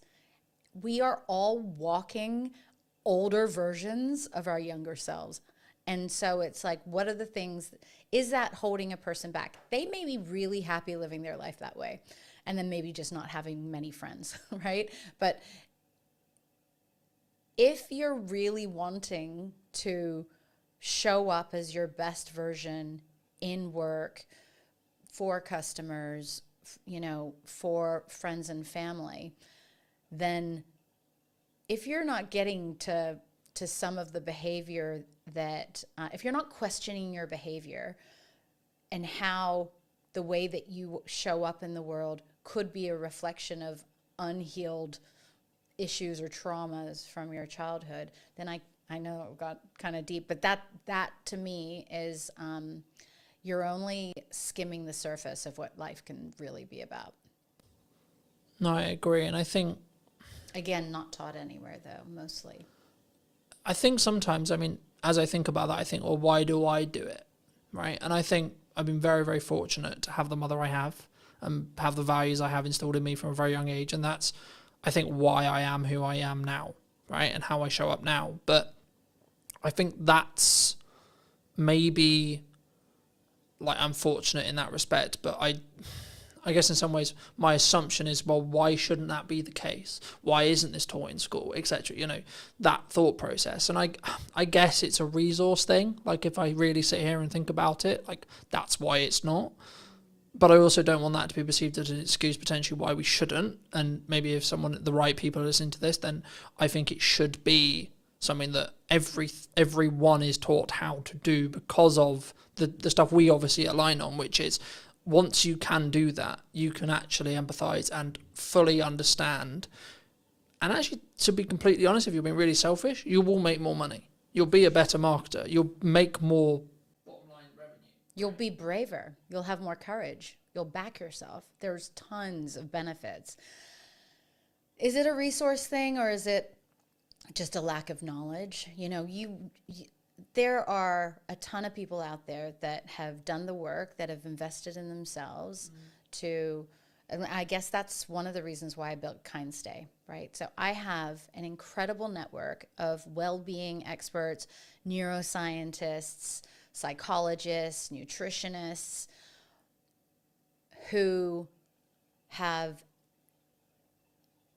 I know with the science can help people through really, really difficult situations. And in the case of my most recent situation of being evacuated, a lot of people aren't prepared for big situations in life, you know, and or dysfunction. And so helping people with basic tools that help, whether it's using some of the performance coaching or the mindset management training or any of those things, helping people access tools so that they can learn to take better care of themselves, to prioritize their needs, to consider how a lack of sleep can have a knock-on effect of other things. Or if we're walking around with anxiety all day, what's that going to be like for the people around us, let alone the chemistry inside and all the toxins that are polluting our bodies, you know? So I think that the schooling system has a lot to learn, but I also think that the schooling system in the most basic form is totally flawed anyway, and it's kind of a structure to keep people in boxes. I think it's important, though, to, I guess in some ways, establish that if you look at traditional education, it's for the employee, right? And I guess for me, I mean, why would, I guess, a society build that? Is that because that's the odds that most people are? But like, and then I guess the follow-on question that comes from that is, for me, is it because I'm a dyslexic? Is it because of the way I'm wired? Is it because of the upbringing I had that was like, oh, actually, that's not going to be the case. That's not going to be why I potentially am going to be an employee, or why maybe I'm not best fit for an employee. Because for me, I've always understood that, yeah, sometimes I'll have to do that for a means to an end, but that's not where my quote calling is. Right. Is it natural? Is it something that we would always continue? So there are theories that, you know, the designing of schools is because it's not in the best interests of certain layers of society for everybody to be out of the box, to be creative, to be challenging the status quo, to question the teacher's That'd be easier, curriculum. wouldn't it? If you're going to go down the whole government like control thing, it's not government. I'm thinking beyond government, like much higher up. I think government's just in place for control. Now, just on the dyslexic thing, I was advised that I likely am dyslexic also, and school was very difficult for me, but I managed to BS my way through most of it. It's interesting that you say that, because I think that it's in the best interests of the haves and the have-nots to keep people ignorant. And, you know, it's until people start really digging deep into themselves and going, you know, getting curious, that we could actually break out of that. I think to an extent that's true, but I think people aren't, I also stand by that not everyone should be an entrepreneur, right? We're in a world right now where so many people potentially did think it was cool, or maybe do think it's cool to be an entrepreneur. I've always understood that, yes, it comes with its own success archetype, but actually in reality, I wouldn't describe it as cool. I would describe it as it needs to be in line with who you are, and you need to be willing to do the work.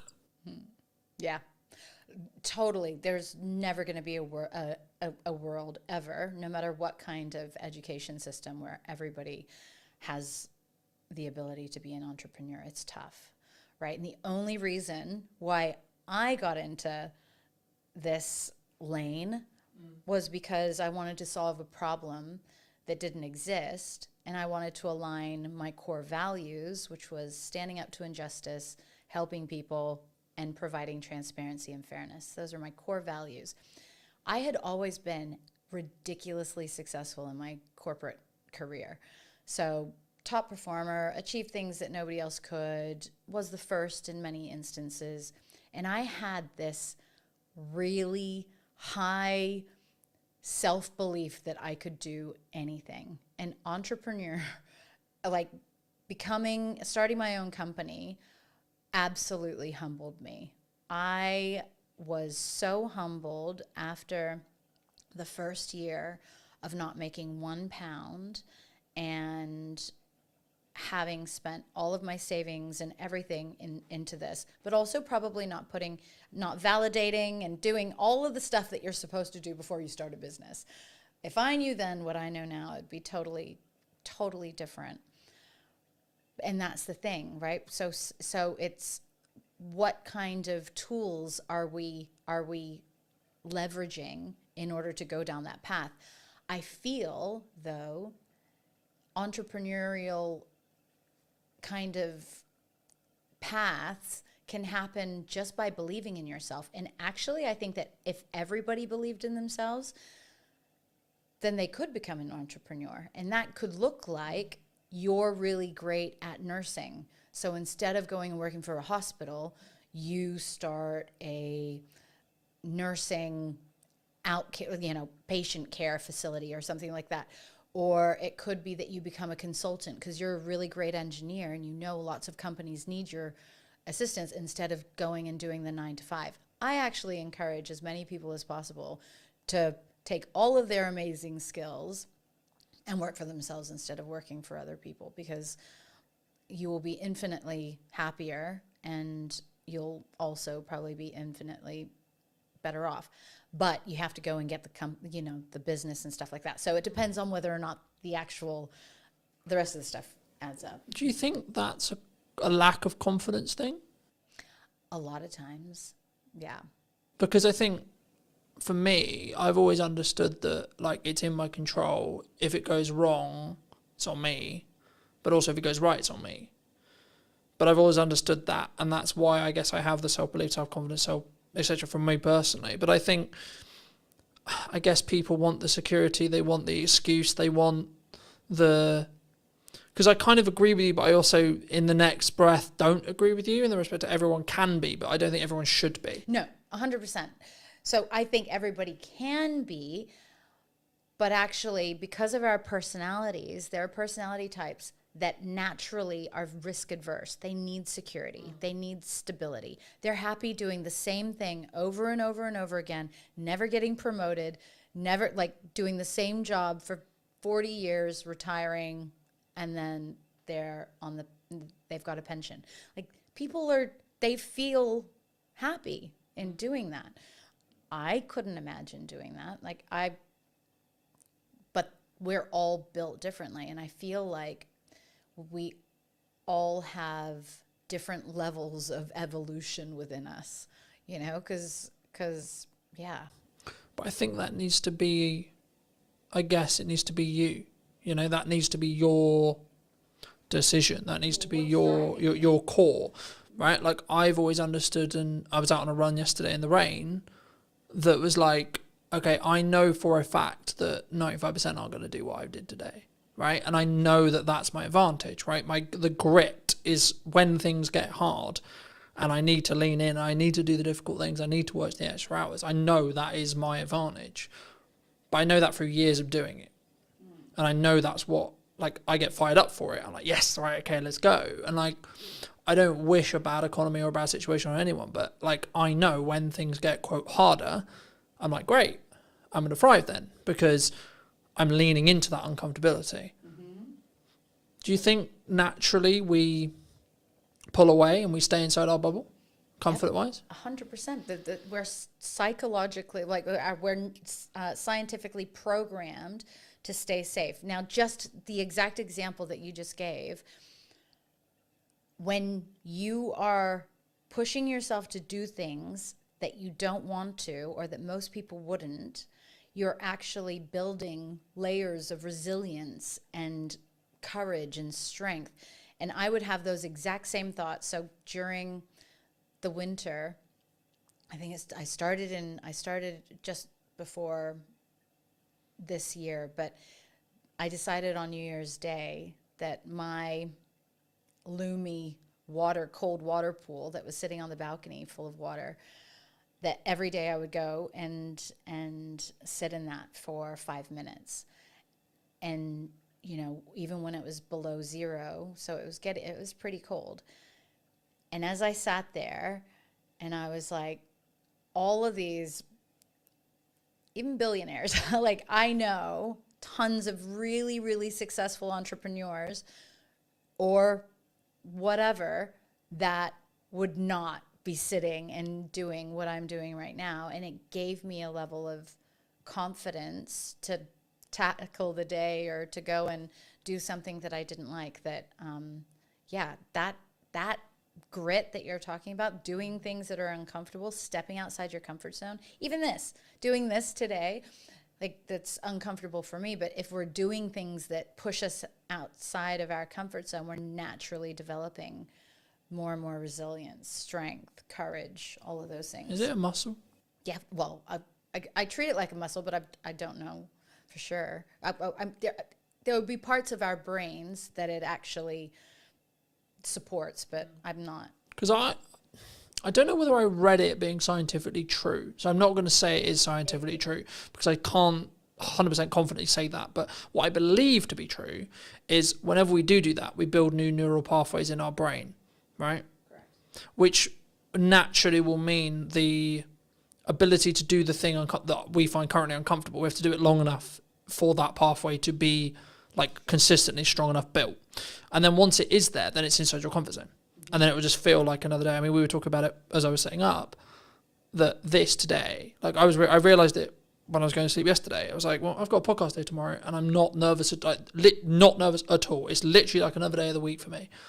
But I had a driving lesson yesterday morning that was really difficult mentally for me. And now people who drive every day and people who drive for years are like, well, that doesn't make any sense because driving is really comfortable with me and really works really well, but talking on a podcast or running a podcast would be a nightmare. And I think that's a really key example of someone's grit, someone's uncomfortability might be very different. And I think that's why, to circle back to emotional intelligence, that's why if you have and you can lead and you can operate with empathy, you can then go, okay, well, I might find this thing really easy, but then I can go back to when it wasn't. And then I can say, okay, well, this is how I felt when I started doing it. Maybe that will help you. Mm-hmm.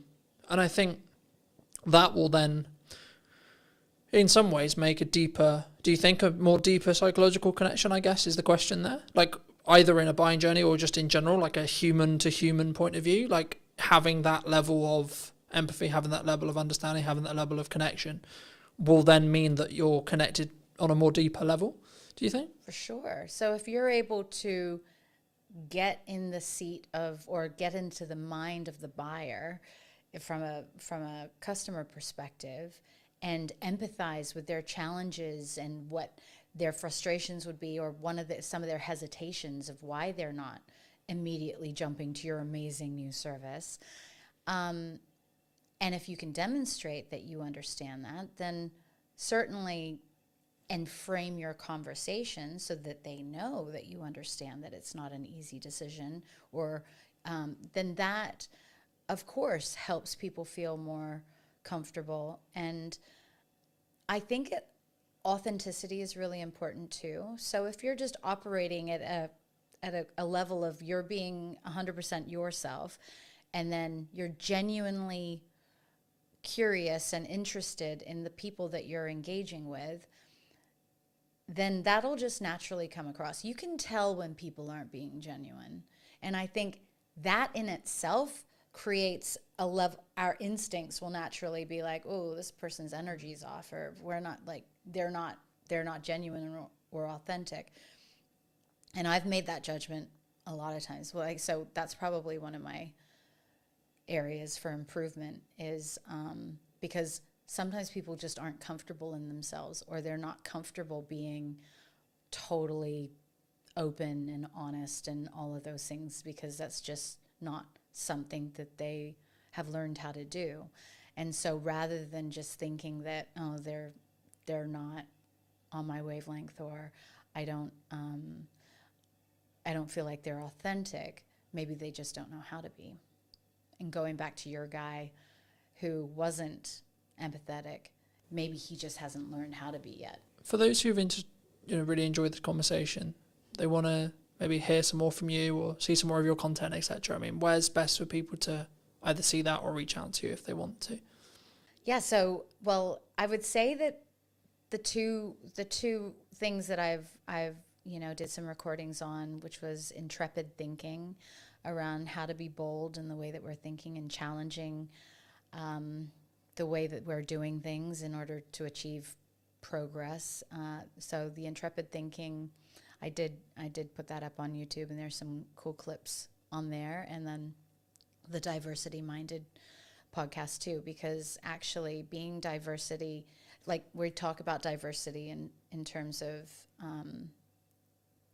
maybe more aesthetic things, but I really love being around people that don't think like me or don't behave the same way that I do, so that they can challenge my own perceptions. And I mean, not too, so if they're like really extreme in their beliefs or their views, and I don't believe that they're right, I mean, we have to have, aligned values, but I enjoy people who think differently and who show up differently, because then it helps me be more conscious in how I move and behave. And I think we never want to get too comfortable.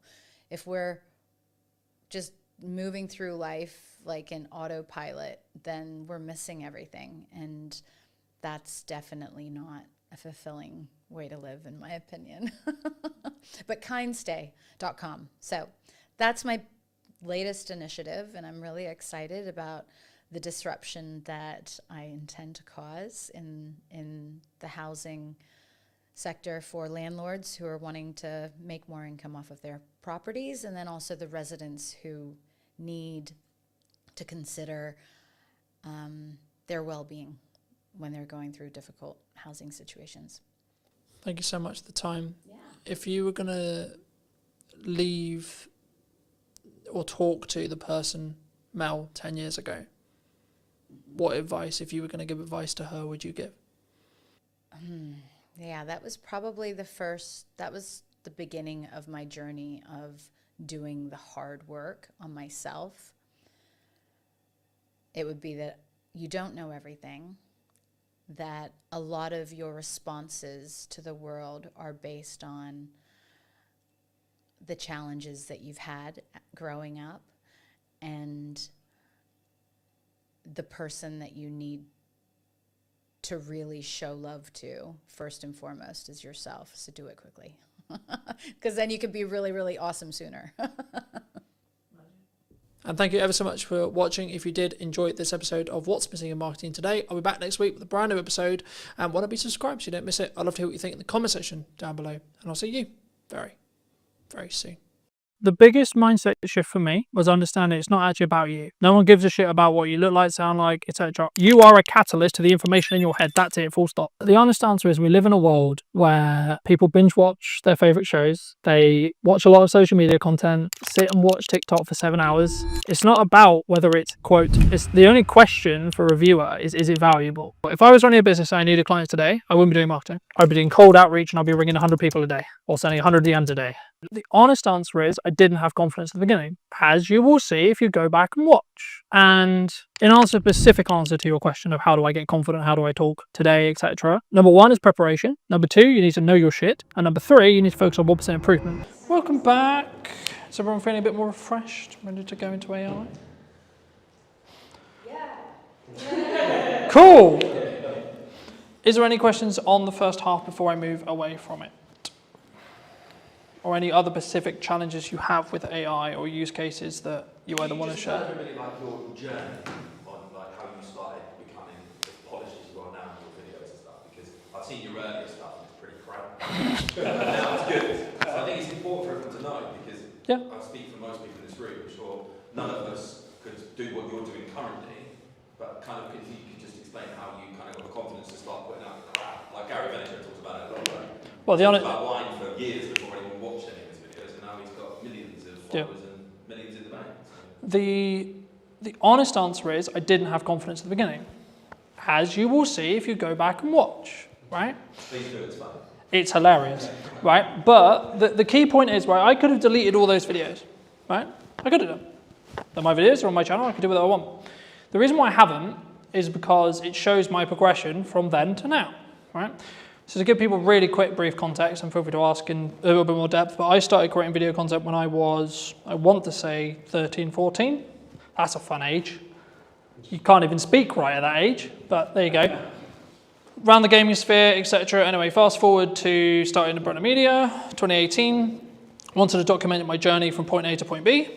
Cool. So I was like, well, I'm starting now, so let's just film what I'm doing, right? And in answer, specific answer to your question of how do I get confident, how do I talk today, etc. Number one is preparation. Number two, you need to know your shit. And number three, you need to focus on 1% improvement. In a nutshell, that's it. But also understand that you will get better if you keep going, regardless of how uncomfortable it is. Right? We may not get onto it today, but there is a section of workshops I've done where I get everyone in the room to film their first video. We can do that if you want. See where we are. Everyone's like, no, I'm not doing that. Okay, but the reason I expect, I don't know, but the reason why I expect most people are saying that is because A, they're self-confident, so they don't have the self-belief, self-esteem in themselves to be able to do that, or B, they have a technical hurdle about why. So they're not sure what happens if I do it on my phone, what if I do it wrong, how does it sound, etc. In most cases, it's the confidence end, right? Does that help? Does that help? Because that's, I mean, my story I've told a million times. There's videos of me telling the story if you want more in depth, but... And how many people have come up to you and told you the original videos were crap? Because there's not many people that have probably looked into everything, because obviously we're talking on a deeper depth, so... I think... Not many, I would assume. Yes and no. I think it's subjective. Because at the time, it was the best I could do. This is probably when you were 13, 14. So I think what John is referring to is probably the stuff that I started in 2018. How old are you now? 28. So 5 years ago, so 23. I've never really been big on social media until we started working here. The thing is, you don't know what you don't know, though, do you? You have to Yeah. start somewhere. You can only do with what you've got, and that's it. I think delivering knowledge is the key. You've got to add value. The thing... All of you sat yeah. in this room know most things about the hospitality industry that most other people don't know. And I think you need to understand how much knowledge you have that most people The don't. biggest mindset shift for me was understanding it's not actually about you. Yeah. No one gives a shit about what you look like, sound like, etc. You are a catalyst to the information in your head. That's it, full stop. My issue is though, because of the nature of my work, is how much, you say about adding value, I get it, but how much of what I give away is taking away from the service that I actually offer? That's something That's common. Yeah, that's common. I think So that's... is it what you feel you know that you don't want to share with other people to then know? Yeah, because I'm a coach. So I mean, I'm the easiest way is chefs, right? So I can talk about what I know. Now, we had chefs and I don't want to share my recipes. I'm like, why? No one's going to do what you do. And that is so true. Gordon Ramsay goes online, he gives all his recipes away. People still go to Gordon Ramsay restaurants. Because the key is that they will want the personal service.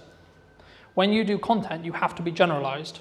Okay, I can't go into as depth unless this room was just purely filled with hospitality or just purely filled with retail or just purely filled with etc. Because there's multiple sectors in here, I can't go into, or I shouldn't go into, specific detail, and it's more of a generalized concept, ideas, this is principles, etc. that hopefully you can take away and add to, right? The key, in answer to your question more directly, is you have to give the credibility and lead with the value you want to add to your specific person. And then what you're doing by doing that is saying, it's kind of like having awards. It's by saying, yes, I actually know my shit. Because anyone can say I'm a coach. Anyone can say I'm a video professional. Anyone can say I'm a good marketer. Okay, so I can say I'm a good marketer until I have to stand here and prove to you I'm a good marketer. And then I'm a good marketer. If I can prove it and it actually works for you, then I'm a good marketer. If it doesn't, I'm not. AI. Most people will recognize this. This is ChatGPT. It is one of many large language models, right?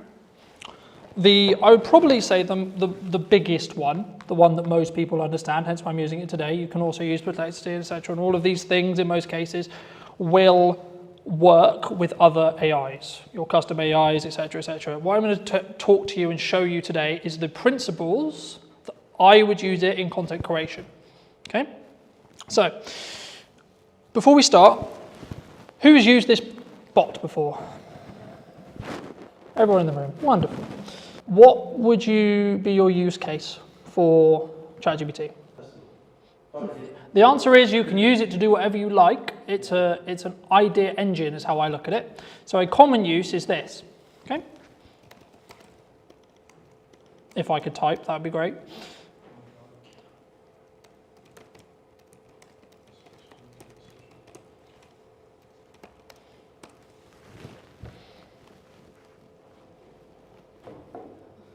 Who's typed in that prompt or something similar? I would like a social media post for my business. So this is how I use it. Because I'm a dyslexic, I don't like to write things because it's a nightmare unless I transcribe it. Okay? But if you have plus ChatGPT, you can talk to it. So I'll give you an example. If it works. Hey ChatGPT, can you hear me? I can hear you loud and clear. Feel free to let me know what you need. Fabulous. Today I'm giving a workshop on content creation and AI use cases. Could you create me a detailed plan for a attendee to potentially use AI, things like ChatGPT, to start utilizing the tools that you can use within yourself, but also to create social media content with clear key performance indicators and pain points that they are looking to fix in their content as a whole? Absolutely, that sounds like a great workshop. So let's map out a little plan. You can start with a quick intro on what AI tools like ChatGPT can do, just to set the stage. Then dive into a section on how they can use it for brainstorming content ideas. So for example, coming up with social media posts, headlines, or even scripts for videos. Then you could move into a hands-on piece where you actually have them practice. They could bring a real piece of content they need to create and kind of workshop it using AI to help them refine it. In terms of key performance indicators, you can definitely talk about things like engagement rates on their posts, how much time they take. So then ChatGPT would list all the things I just asked, right? And that's just me talking to it. So those who are not confident and don't want to sit here and write a big article, if you're a writer, do that, right? The key when you prompt is to be as detailed as humanly possible, right? What a lot of the pain points I expect is we've written a social media post using ChatGPT and it sounds like a robot's written it, right? Yeah? Okay, so I'll do another example very quickly. Hey ChatGPT, can I please have a social media post thanking all of the attendees and everyone who attended my workshop this afternoon? Keep in mind the current tone of voice I'm speaking in and the following key points. I would like to thank the attendees for coming to my event. I would also like to summarize some of the key points that I made, such as content distribution, content styles, and algorithmic changes. Could you please draft this post so then I can share more feedback with you on this post? Absolutely. Let's keep it in that same Kind of warm and engaging tone you've got. Here's a draft for you. Hey everyone, just want to send out a huge thank you to all of you who joined the workshop today. It was fantastic having you there and I really appreciate you taking the time. We covered a lot, from how to distribute your content effectively to exploring different styles you can try out and even how to keep up with those ever-changing algorithms. So thanks for being such an interactive group and let's keep the creativity rolling. Feel free to let me know if you'd like any tweaks or changes. And if you are using multiple devices that are connected to the same Google account that you're logged in on, you can do what will hopefully now work, which is you'll be able to see the post behind me, right? So this is what ChatGPT just spoke to me. I love ChatGPT. It's like my second brain. It can be. There is things to be aware of though, and there is a cognitive question, a cognitive conversation around should you utilize ChatGPT, how should you utilize it? Because if you're getting ChatGPT to do the thinking for you, then you're not thinking. Now there is an argument, there's now some studies are coming out to say, actually, if you're using things like ChatGPT to do more advanced thinking, so that it's doing the grunt work, it's doing a lot of the smaller scale thinking, and it's opening up your brain to allow you to be able to create more, then actually your cognitive ability will be higher than you would without AI. Something to think about. When I noticed that and I was worried about my cognitive ability, I started reading physical books as a principle because I'm constantly aware that I'm on devices all the time, right? So I know that cognitively it's going to hurt. Especially if you have specific brand guidelines or specific terminology or specific things that, like, it can get it wrong, right? It can get facts wrong, it can get stuff wrong. So it's not like this fix all thing, it can get stuff wrong. The thing it will do though is it will be quite obvious when it gets it wrong. And it's very, especially now, it's very well known for once it gets something wrong, it will then, because it's learning from everything it does, it will then cause a trigger of getting it wrong. So unless you do what's called a negative prompt, which is saying, these are the things I don't want you to do, it will just go a bit crazy and a bit weird. Something I would like you all to do, if you have your mobile phones, laptops, etc., is either go to www.chatgpt.com or download the app ChatGPT on your phone if it's not already. And just while you're doing that, something I want you to think about is what is the specific challenge your business, your personal brand, whatever it is that you do has right now. What's the issue? What's the challenge? The thing that's stopping you from growing, the thing that's stopping you from moving forward? Is it a marketing challenge? Is it a sales challenge? Is it a communication challenge? Is it who I need to talk to, how I need to show up? Is it confident? For those who were concerned about confidence, is that the issue? Is it confidence thing on video?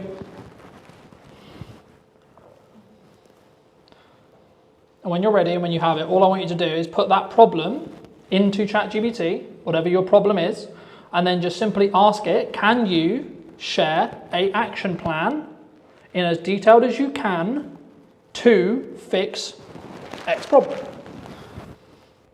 I'm waiting for that moment people haven't used ChatGPT before, their mind just goes. So if I wanted to get a brand new chat that doesn't really know me and understand me about my business, this is the process I would follow just while you're playing with ChatGPT yourself. So the version I'm using is the Plus version that's £20 a month. But there is a free version, and the only difference will be it will change the amount of entries that you can have per month. So you'll hit the cap quite quickly, potentially. And the memory isn't as good because you don't have access to ChatGPT 5. So if you see up here, there's ChatGPT 5. If you go onto legacy models, you can use ChatGPT 4, which is their free model that isn't as shiny and as accurate than ChatGPT 5. On the paid one, if you told it something a month ago, you could say, remember that Yeah. a month ago, and it will remember it. Just on the free one, it doesn't.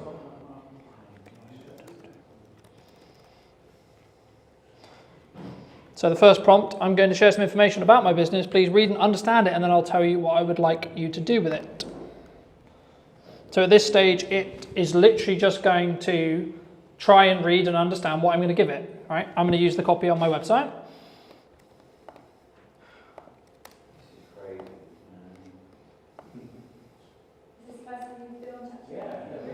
Wait till you get proper into it. We've been using it for 3 years, it's still amazing. So, does it say all the stuff I just put in? Yeah, as long as you're logged in, Yeah. it will save it.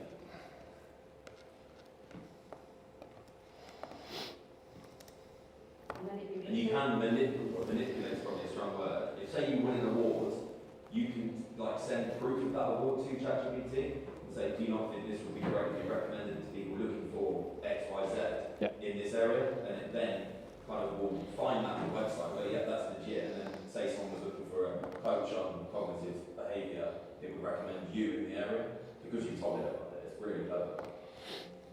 Something else, I don't have any files on this computer because they're on at home, but something else you can do is you can click on this button here you can add files either from Google Drive or from your computer. So this, you can add images, you can add documents, you can add transcripts, etc. And what you can ask ChatGPT to do, and this is what I do with most of my podcasts, is I'll export a transcript from the podcast, and I will say, this is a transcript between myself, person A and person B.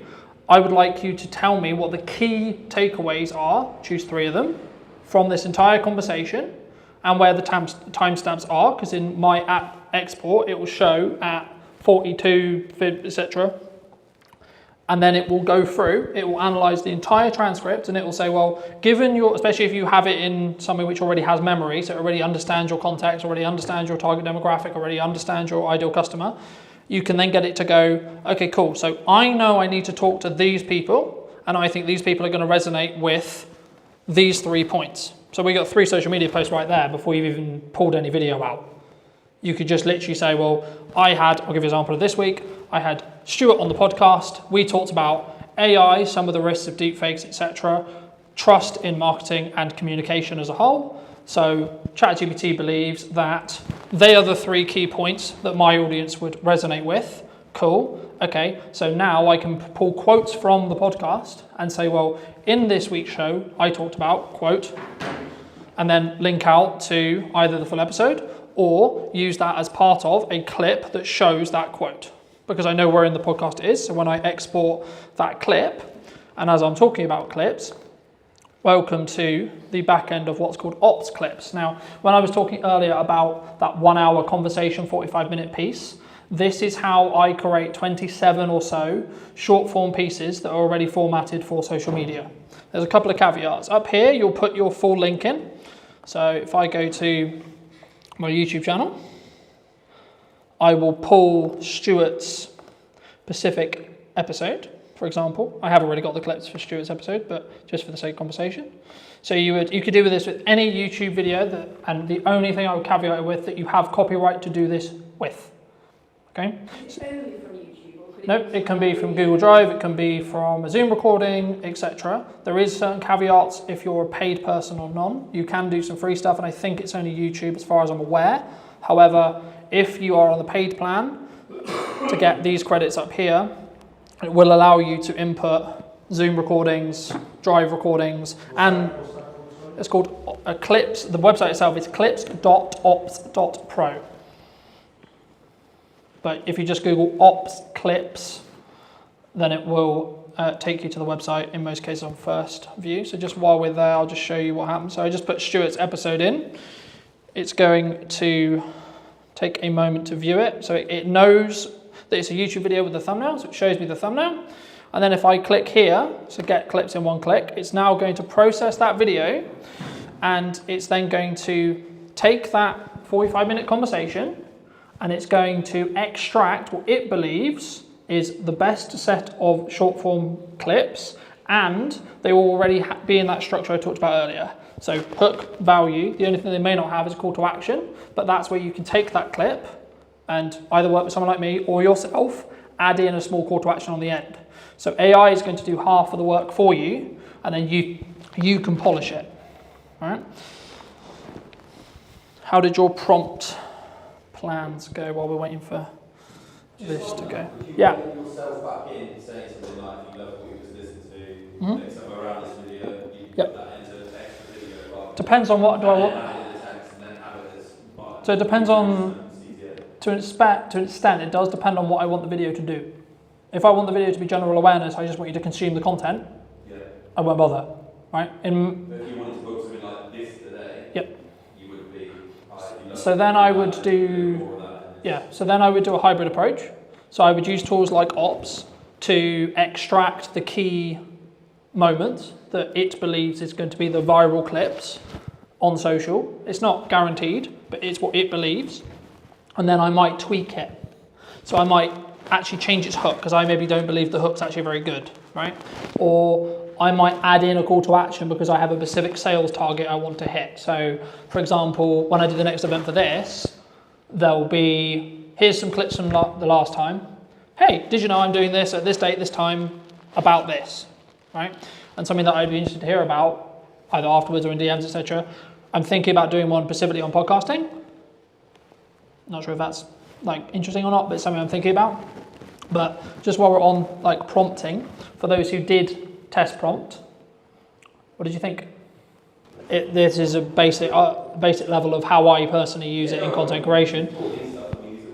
So I'll skip the time because I've already done it. This is every single clip that Stuart's episode curated from the same thing. Okay? Some of which you would have seen on social media. So when that one's done, it will create something similar to this. So it's just taking that full length thing, and then just chopping it down into pieces. Mm-hmm. Is it then going to stitch it back together for you, or do you have to do that? I mean, the difference between that and AI is AI genuinely has solutions, right? You can take someone who spent the last 20 years of their life learning how to spot tumours in lungs, right? They might have. So the thing that it will do is it will tell me what was said in the video, and here it will rate hooks, flows, value, etc. Now it's its definition of what it believes to be the best. Doesn't mean it will be, right? And it also has variation in clip length. If you see here, this is the clip length. So you've got 26 seconds, 2 minutes, etc. I'll use a longer one, for example. Ops clips themselves have their own editor. You can use it. It's good for certain things. So I'll give you an example. Something which I'd recommend everyone does if they are going to play with Ops clips is change the brand settings. I'll quickly go over here. So here you have your brand settings. So this will allow you to set specific colors, specific typefaces, specific logos if you want to put your logos in, etc. Right? So for me, I have one specifically for Brunner Media, and that's the black and white text because it's my brand colors and it's underlined by red because I use red quite a bit, etc. This is the transcript here of what's said. So you will want to double check this because it's AI, it's going to get some things wrong. It will get 95% there. It doesn't like my name, for example. I'm Colin or Callum or etc. Right? But the things which are, I think, really interesting is these AI enhancements, right? So you can do things like remove filler words with one click. Now there wasn't any in this clip, right? So I had none to remove. The same with pauses, right? Because I've already removed them. Yeah. So is this all on the free version or is this the paid version? I think most of the stuff I've covered so far, the only things you get in the paid version, I think it's not that expensive anyway. It depends how many credits you want, but I think it's like 20 to 50 quid a month. Okay. And it's not a crazy amount of money. It's designed to be affordable because it's a software to service product. The thing that you would be bottlenecked by would be the credits, because every time you input a video, long form, it uses up 1 credit per minute. So in your subscription, you'll get, depending on what subscription tier you're on, you'll get a number of credits. So for example, I think I'm Pro, so I think I get like 600 minutes worth a month, right? And so on. But this kind of thing worked when I set up 15 minutes. Yeah. So this is just how to create short form from it. You can then also change the styles and you can upload. What would you, it obviously should do it for you, what would you say is the perfect short form, 15 to 20 seconds? As short as you can make it to get the story that you're trying to tell. With the value of the CTA. Some videos I do, some video, like this. So this is where I experiment, right? So some of the stuff for this event, the promotion stuff for this event was 6 minutes long, was the whole YouTube video reformatted for socials and then put on Instagram to see whether it would get good retention or not. In other senses, it was, here's a 20-second clip of the best highlights or the best takeaway or the etc. from today or from a podcast, etc. And let's see how that performs. So there is no like, everyone asks me, well, what's the golden time? What's the golden this?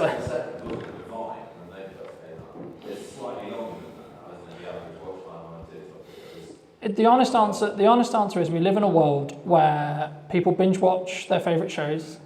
They watch a lot of social media content. They sit and watch TikTok for 7 hours, right? It's not about whether it's, quote, it's the only question for a viewer is it valuable? That's it. So instead of thinking how long should it be, how long could it be, etc., think how can I tell the story, tell the information, share the value in the shortest time humanly possible, right? To keep it punchy, to keep it, etc. And what you might find is you'll try a load of stuff and your theoretical stuff doesn't work because it only gets 20 views, 30 views, 40 views, 50 views. The real life test is what happens when you put the content out? Do people mention that you're everywhere? So when I started the yes and marketing process in May, people were saying, oh my God, I'm seeing you everywhere. Right now, as I give you this workshop, I have a live stream on my YouTube channel, Twitch, Facebook, and so on, of 10 podcasts of me discussing those podcast episodes being live right now, along with the posts I did this morning, along with the posts I'll do this afternoon, etc. Right? So it's about being, how I look at marketing is it's about being omnipresent wherever possible. It's not necessarily a direct ROI from, I put content out, and then there is a direct correlation to someone booked my business, someone booked my event, someone that did the thing.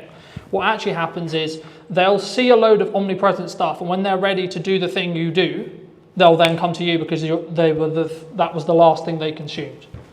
Right? That's how we started working together, right? We spoke in March. It was only in June when we could find out, man, I've been watching your stuff. Let's work together, right?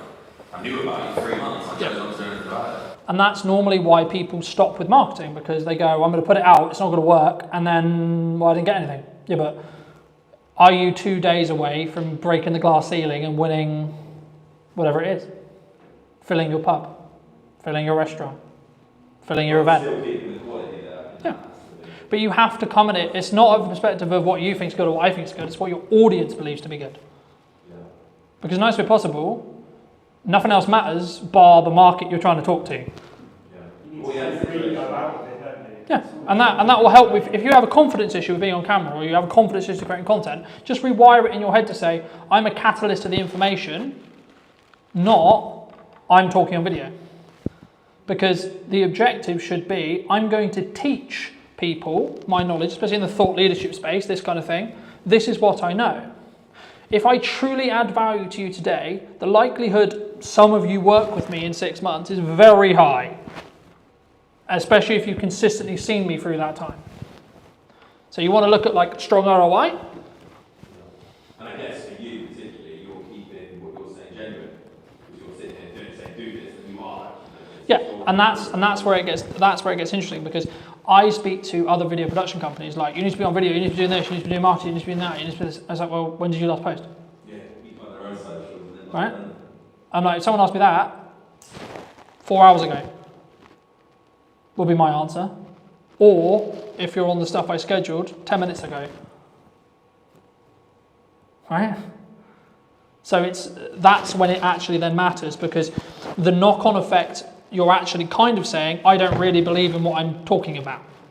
Right? If I wasn't utilizing AI and I'm just scratching the surface of what AI can do, right? And for me, the job personally for me and what I aim to do is give you a brief process on how I utilize it for content creation. This is the tippy top of what you can use it for. There is a billion other uses that you can use it for. You can use tools like Otter AI or Whisper AI to transcribe your meetings, to then get a summary literally 10 seconds after the meeting, because it will have listened to everyone talk in the meeting and it will take a summary. You should take it with a pinch of salt, because it might get something wrong, might misconstrue something. It's a robot, not a human, so it's not going to be able to fully empathize and fully understand. But it will take tangible data, especially if you're like, what was that number I gave? Like if you're doing a proposal and I try to get into the habit of giving numbers, talking about the pricing in the meeting and then reinforce it with paperwork. But if you don't remember what you said, oh, okay, you recorded it, so you can ask the transcript or look in the transcript to find what the price was. I use Otter all the time for that. So if I've got consent from a client that I can use a session or a piece of their session to do a blog post or something like that, and I will use Otter in that way, and it works really well. Yeah, and it's also, this is going to sound really horrible, you can fact check what someone said in the meeting, right? Now, of course, tell them that's what you're doing, etc. Sure, but What's about they're talking, you can't say what they've said wrong. well, let's say for example, me and you have a meeting, right? A week ago, and then you come back to me 2 weeks later and say, "Oh, I'm not going." I didn't say that. Don't matter what it is. You just did. You know, I said something. I said you said something, right? I said you said. I said in that meeting you said the sky was blue. I said, okay, did you? And you go, no, I said it was green. Yeah, but here's the transcript from our meeting that says in black and white you said the sky was blue. I've also used closed captions as well. I mean, I know a lot of AI can do that for you, but I use transcript to make sure that my captions are dead accurate. It does need some tweaking sometimes. the AI ones for like ops or etc., they will get it probably 95% there, unless you have a weird name like me and it will never get it right. But you can tell it and you can tweak it. So for example, like if I wanted to change this, I can go here and I can change this, and if I don't want the percentage, it will then ask me, do I want to apply it just to this part of the video, or do I want to apply it everywhere? Now, in this case, there is no other 85%, so there isn't another section. But if my name comes up 4 times and it's got it wrong, I can change it once and it will change it in all of the transcript, right? So that's how you can speed things up. Very quickly, I don't have to do this, but I can show you. Do you want to talk about, do you know how to create an image from a text prompt? / would that be helpful? We have tried it and they don't look. Oh, it's weird. It's really weird sometimes, right? It uses like the same font. I think it's a bit peculiar. It's a lot better than it was 6 months ago. Yeah, some of the stuff's really good. Because they just put actionable within ChatGPT. That's what I was going to ask them about. I've not really got my head around how it works. So when AI was prominent and when it came out, there was a little trend for what I would describe as grifters who said, I'm the prompt engineer. That's my role. That's my job now. Right? Now, in reality, what actually happened was ChatGPT or an AI can prompt better than any human in this room, full stop. It can. Okay? Simple as that. So, do you need a prompt engineer? No, not really. Not especially if I can talk to it. So, I'll give you an example, right? I created the What's Missing in Marketing Today video and the what then will become the intro, but also the those who have seen it, it's a light bulb with a puzzle piece. 100% using AI. It took me 10 minutes. Okay? This was the process I went through. Hey ChatGPT, today I am looking to create a new podcast logo around what is missing in marketing today. Can you create a prompt for me to use on Artlist's text-to-image AI that is specifically detailed to create an idea that would work not only on social media, but also as a branding tool moving forward? Absolutely. Let's craft something that can give you a really Versatile and distinctive visual. Here's a prompt you could use. Design a modern podcast logo that symbolizes what's missing in marketing today. The logo should combine a sense of curiosity and innovation using a clean, minimalistic design. Think of a subtle magnifying glass or puzzle piece that's missing. Integrate with a microphone or sound wave elements. Use a color palette that's professional yet eye-catching, maybe soft blues or greens with a pop of a contrasting color. The final image should be versatile enough to use as a social media avatar and as part of a broader branding toolkit. That should give you a nice starting point. So what I do just quickly when I do talk to ChatGPT is I mute my mic because it's designed to listen constantly for an input, right? So as you probably won't be able to see it because it's a tiny screen, but I've muted my mic. It will also push the audio higher when it's outputting as well. So the one thing that I would always consider is what your cap input. I'm using Artlist specifically, but that's because I have an overarching subscription that covers everything. There is other tools that you can use, some of which are free, some of which are paid. It depends on how they do credits, etc. I won't go. I'll use it. This is just as an example tool for now. So what I'm going to do is I'm going to take this prompt that you will hopefully be able to see in a second. And the one thing, if you are going to talk to it and you are using it on multiple devices like I am now, you have to refresh on each side because it will take some time to catch up. So it's created me a brand new chat. This is the specific input that it believes it's going to create a good image. So I'm going to copy that. I'm going to go over here. So this is the input for Artlist's text to image. This will be very similar across all of whichever editor you're using. You have specific credits down here that will show me that I've got 500 left this month. It will renew on the 23rd. Of course, you can purchase more if you need to. All right, I'm going to paste my... Yeah, so these are all different products specifically, and this is one of the, I would say, the caveats or the concerns with... So at the moment, from my understanding, there isn't a specific chatbot like ChatGPT, a AI cutter, and a AI generator in one package. I think there is a gap in the market for that personally. The one thing I was going to say is the one thing you can lean into or can have an issue with is like, I've got 15,000 subscriptions to Google VO3, Artlist, ChatGPT, because if you look at the model of AI like software as a concept, it's all SMA or service as a software as service, right? So they all want your subscription, even if it's a tiny subscription, right? But just for the sake of conversation, right? You just watched me create the prompt. I'm gonna click generate. While I'm talking, it will show, if it works, what you can create.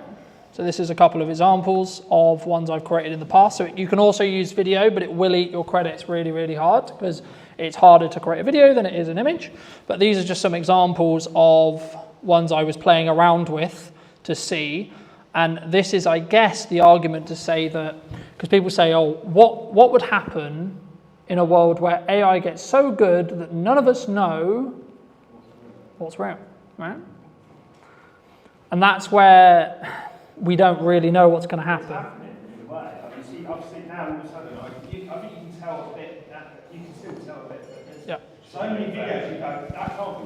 At the beginning you think it is, and then something happens, like, oh, it's fake. I didn't realise it. We are going to get to a point where AI is going to get so good, especially if you can train it on videos of yourself. For example, for me, like I've got hours and hours. Yep. Yep. So this is a big thing for my industry. Like this is why I'm pivoting more into like marketing strategy and etc. Just genuinely because AI could actually get to the point where I can have an entire podcast where I don't even have to be there. Me and Hannah could have an entire podcast. I just write the script for, press enter, and AI does everything else. How far away do you think that is? Years? Months? How long's a piece of string? Who are you talking to? Some people I talk to say we'll be there in 2 months. Other people I say 2 years. Other people I say we'll never get there. Yeah. It depends on. The biggest thing is the fact we don't need technology change. Yeah. It's already here. It's a mindset change. There's not having to. Now there is an argument to say, will we ever adopt that as a society? Separate conversation. Yeah. But just quickly on image prompting, you saw the prompt. This is what it came up with, and it took me what, 2 minutes? Right now, if I don't like this image, I can then go back to that prompt and say what I don't like about it, and I can say, okay, can you update this prompt? So, can you update this to not use the blue? Right? Let's say I hated the color blue. Right? For whatever reason, didn't think it worked, etc. It's then going to regenerate that prompt for me. I can then go back into Artlist and then I can use it again. Right? I don't think I've got enough credits necessarily. Yeah, I do. Okay. To do it, and then it will remove the blue. Okay, so it's given me some different concepts now. Now I could take these concepts, I could take it out, I could then be in a position where I pull out one of the logos I really like, tweak it in Photoshop, and if you did want to bring a graphic editor in or etc. or an actual human in, you could say, well, this is what I concepted. Cool. Can we build on that? Right? Can we, I really like, maybe I like the red, or maybe I like the fact it's a microphone, or, list what you like. You could tweak the prompts if you wanted to, and you wanted just to do it in AI, or then you could bring a designer in, because one of the things that people have said to me is, okay, well, isn't graphic design dead? Now, if people are being traditional and they're going to only use a graphic designer, they're missing out on this opportunity. They're missing out on the ability to quickly draft up stuff, and then it should be finalized by a graphic designer, as of where we sit now. And this is where the moral question of AI comes in, of should we get it to do all the stuff that humans could do, or not, right? But hopefully that gets at least some ideas rolling in respect to how you could utilize it and some of the other tools that are there. And if it is a barrier when it comes to, like, for me, writing is not my skill set, talk to it. Any other questions or any other thoughts? What's the difference between the art? I mean, I want to make it. What's the difference between artists and just asking ChatGPT? Personally, I think ChatGPT's, you can create images on ChatGPT. You can. I personally don't think they're as accurate and they aren't as good, in my opinion. As a model, yeah. As a model, as in the large language model it's using, I don't believe at this moment in time, as of today, that ChatGPT is the best image creating model. There was a big song and dance about Google VO3, which is a video model, for those who don't know, who was released by Google, and it allowed, with just a text prompt, for you to create something that could be used in Hollywood, in respect to quality, in respect to video, in respect to how, etc. So I guess the big question is always like, where does this end? When does it end? When, how much is AI going to do, etc. At this stage, we're only at generative, what's called generative AI, e.g. you have to prompt it for it to create something. The larger conversation is what happens when we get to super intelligence, e.g. it can think for itself, rewrite itself, etc. That's the Terminator, Doomsday, we're all going to die point of view.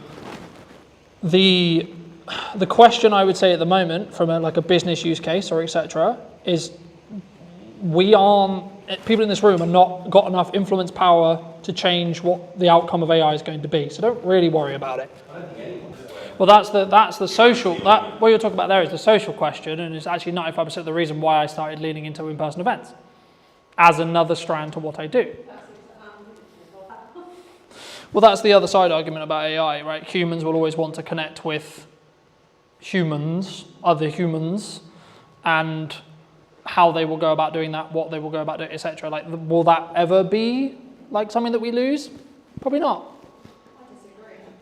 Okay. I really do. So do you think we're all going to fall in love with AI? Just done that for free now. So in answer to your specific question, the best thing I would do if you want the list of free tools that's currently updated is ask ChatGPT what the free tools are. Right? It's a cop-out answer. It is. It's generally a cop-out answer. But you have to build an ecosystem around what works for you. So it would be wrong of me to say, well, you should use this one, this one, this one. I'm just using the examples that I use personally, me, because of the subscriptions I have to have for business and blah, blah, blah, right? But you might have a preference. You might actually really like how ChatGPT creates images. Well, this is Canva. Yeah, or Canva within ChatGPT, for example, right? So the reason why I would say ChatGPT was the reason why most people use it is because they got what's called first to market. So OpenAI, who own ChatGPT, came to first to market. Hence why they took the market share, hence why there is things like Perplexity, for example, is another one. It's more the principle of how and what, like the concept of thinking how could you utilize AI today and how could you utilize AI in your business in 10 years, right? It's that process I hope I've shown you today, rather because the problem with me doing, this is how to use ChatGPT today, this is the second we hit tomorrow, it's outdated. Because AI is changing rapidly in regards to its capabilities, how it works, what it can do, what it can't do, what you should do, what you shouldn't do, etc. But I think just as a final point or things to potentially take away, I think for me there's kind of two questions from AI. One, how you can utilize it in its current form. Two, what it will become. And three, then the moral conversation or the human to human question around, are we all going to be replaced by human AI in that respect, or robots AI, and the conversation around, are we all going to have boyfriend, girlfriends, are just AIs, etc. I don't know, because we don't know where these AIs are going to be in 10 years. Well, there's no right or wrong. We don't know. That's the part of the fun. I can tell you 3 years ago when I went to rifle. And what I would say as a final thought, if you're not utilizing AI and at least minimum playing with it, you will be left behind. Period. You will. Full stop. There is no question. If you're not playing at minimum, I will probably say you'll be probably out of business, depending on if you're but the only exception would be if you do something very, very in person. Yeah. Right? So if you only do events, you've probably got what we call a moat in business to be fine, right? A moat. So in business we call it a moat, right? One of the reasons why you'll stay in business in a long period of time, it's a moat. One of the moats for my business, for example, is how long I've been doing content. because it's what I teach, I have walked every walk there is to walk in content. When it comes to AI, the honest answer is, unless you are at the top of the tree in respect to building the large language models, we don't know where the bottleneck is. We're going to hit a bottleneck, but then the whole point of like OpenAI right now, so it's going to hit a point where it can't do something, right? So it's not able to do X or Y. We don't know what that X or Y is yet, but there will be a point where it can't do that. What OpenAI are constantly working on is moving that as far down the road as humanly possible. But they've already got 2 years in advanced AI that's not released yet. Yeah, because what we play AI that we don't know about is madness. the ChatGPT 5 I think came out about 3 months ago, which is the ChatGPT I was just showing you. They are, I believe, now working on ChatGPT 7. Well, it'll be compounding because it will learn from itself and it will become more efficient about learning from itself. It depends on who you ask, because some people will. It can help to tell the platform what the post is about as long as they're relevant, but it can also skew off where it's going to send that building back up to the seed audience again. The reason why FP was used is because in the early days of TikTok For You page, it was the only way you could get your video on the For You page. Now it naturally just goes there. Right. So it's not as relevant. But if you wanted to be shown on FYP, you had to hashtag yeah, you had to put hashtag FYP for it to be then served into the FYP, but then TikTok updated it about 1.5 years ago saying, okay, cool, we're just going to send everything to an interest-based graph in that respect. And what I would do personally is I would take a 3-month chunk of your marketing, this is what I'm doing right now, and have at maximum 3 pillars that have specific call to actions related to it. So if I wind the clock back when I was marketing this event, I was focusing on the podcast and the event and then my service. They're the only 3 things I was focusing marketing on, and I only made content around those 3 things. So I had a podcast with clips and call to actions to go to see the full episode. Then I had the event, which was, this is a summary or this is an idea of what I created, right? And this is how to create it. And then I'll be then going into more depth in this workshop of this, right? So hooking someone in, this is the problem I'm going to help solve. This is actually the solution. And then this is where you can find more if you found it interesting. And then the service stuff will either happen passively if you're only doing 2, depends on what your service is, or you can do, are you struggling with content creation? For example, in my case, here's the solution. Oh, would you like for me to work with you more? Go to the link to someone, you know. Every single thing you do in marketing should be at somewhere in a marketing funnel, right? In most cases, the content we put on social media, top, right? So you want to get awareness, then it will lead down into consideration, right? So should I work with this person? Do I like this person, etc.? And then eventually at the bottom of the funnel, this probably takes place on a landing page or a website in most cases, or through continued consumption, you'll then be in a position where you have trust with that person, and then it's just a matter of time before you work with that person. Because once you trust me, there's no like question mark on am I good at what I'm talking about? Because you trust that I am, and you trust that I'm going to hopefully add value to you, and then we can go from there, you know? And then it's like, then send people to the website, and then through time, they'll go, hey, I need what Colton sells now, but that I could, you know, what was the first piece of content you, like I just used you as an example because we talked about it earlier. What was the first piece of content you consumed? Whatever. Yeah. Social media. And then what timeline was it? Tell you. Probably MySpace. But for me, my content? Of you, first content of yours was the Old Mill Hotel Inn. Okay. You bought it. Yep. I searched online and your YouTube video came up, and Mm-hmm. it said obviously Project Media Maker. Yep. So then I went onto your Instagram and looked at what you were doing. Mm-hmm. What did you do with the old man? I just did. So I was hired to do, by the previous owners, to do a promotional video of the refurb in that respect, and then I put that on my YouTube channel. I've never been inside, bro. His video sold it to me.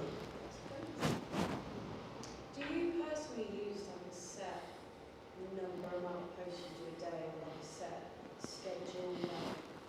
I focus not on an interest. Too much is not. So the key is about being consistent. So if you can be consistently 1 a day, be 1 a day. If you can be consistently 2 a day, be 2 a day. If you can be consistently 4 a day, be 4 a day.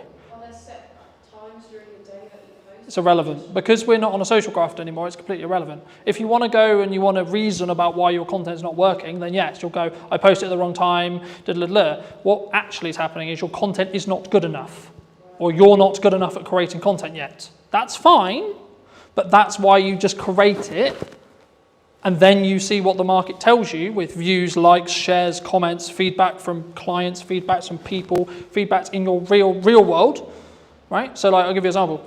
When I started doing Christmas marketing at the start of September, my driving instructor said to me, oh, you're starting Christmas marketing. Now, he's not going to hire me to do Christmas, but it was a confirmation in my head that he's seeing the marketing and he's seeing the trigger. But if he's driving instructing with someone that wants Christmas marketing, they start talking about it, they go, oh, might make it And the whole point is to start conversations, right? Content is one part of what your word of mouth should be.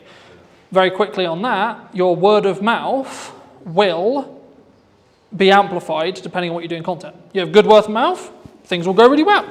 You've got bad word of mouth, your business will die really quickly. So one of the things that I'm thinking about now is, to me personally, how completely overwhelming all of this seems. Like, I know that you're an example of what you're doing, that's absolutely fine, but you're doing a lot of things really well because you've got a lot of experience. And it feels so completely overwhelming, and that's what's stopping me from starting. And that's, I don't have a problem doing something. that is very common. Where do you start? How? What order? Choose one thing. Just choose one thing. Our mine is really well. It's like multi-millionaire, fantastic, well done. I'm not that, by the way, but Not yet. And I'm going, right, what's next? What? Because you're everywhere at the minute. And my wife went, bloody hell, it's everywhere. I'm going to unfollow you politely. Yeah. And I thought, shit. but all that says. Because you're only getting 1,000 views, so there's only 1,000 people seeing it. That must be Salisbury based. Yeah, but it's also echo chamber based, My wife, right? at home, she's now seeing. Yeah, but in the nice way possible. Is your wife going to buy from me? Probably not. So me posting all the time because it's not relevant content to what she wants to consume, she'll find it annoying. Okay, but to someone else, it's incredibly valuable, incredibly helpful. So is that reach then as well? Like, one of the things that I'm thinking when you say you're in all these different places, really like, to me, what that's generating is reach. Yes. And so that gives more opportunity for people to go, I need that now. Yes. Because But it's also a filter. So marketing, the people think we don't talk about in marketing, is the job of marketing is actually to tell to the wrong people you don't want to work with, don't work with me. If you don't like my approach and you don't like my style, you're not going to want to work with me. But it has to be in the timeline that works. So for me to get Christmas bookings, right? So I'll give you an example. So a lot of your guys are going to think about Christmas bookings. You should be marketing that now.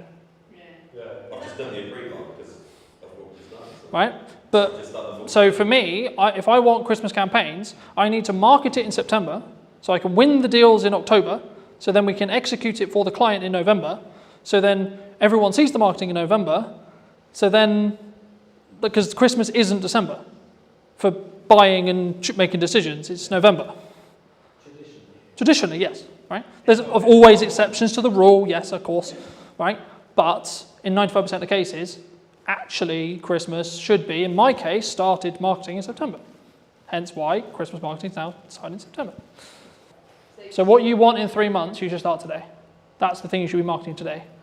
So the commonality in most businesses is, I'm running out of money, I don't have enough work now. Well, unfortunately, that's too late for marketing to help you. You have to go into what I call into the trenches and cold sell an offer quickly, because you don't have the time for people to see the marketing, think about it, consider, and then buy from you. But if you're in a position where, actually, I'm good for 3 months, you should still be marketing now because you don't have work in 3 months. Okay, cool. Right, so where do I want to be? So I already know what Q1 and Q2 is going to be from marketing, like those 3 pillars. I already know what those pillars are. You don't know, because I haven't started it yet. Second we hit December, Q1 starts. Second Christmas is done, in regards to my marketing plan, the plan for Q1 next year will begin on my marketing. But that's because I'm always front loading it, right? So a lot of the content for this event went out over the summer because I wanted to sell it in September.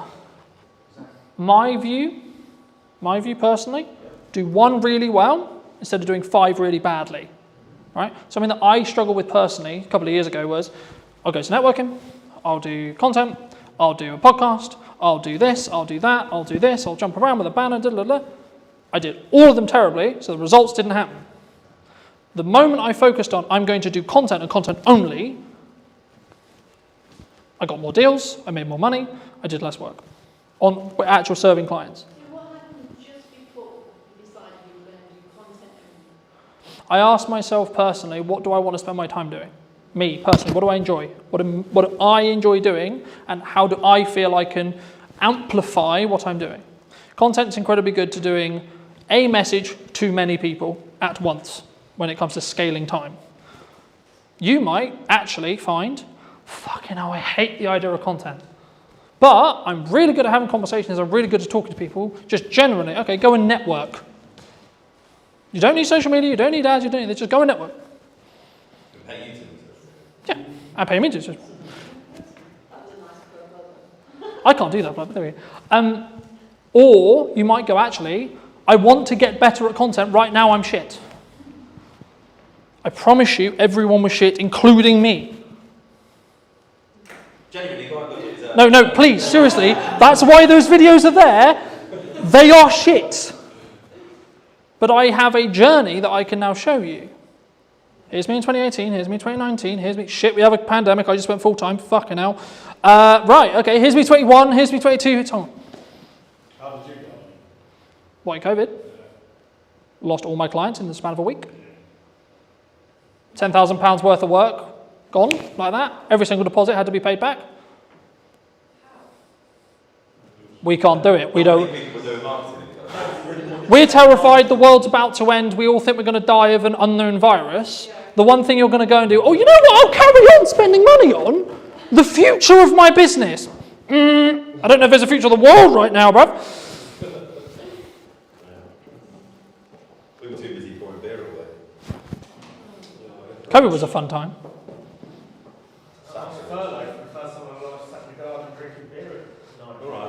Great for you. I just left my full-time, I'd just gone full-time, 2 weeks later, COVID happened. To quote Gary Vaynerchuk, brand is the only thing that is left, and everything else gets commoditized by AI.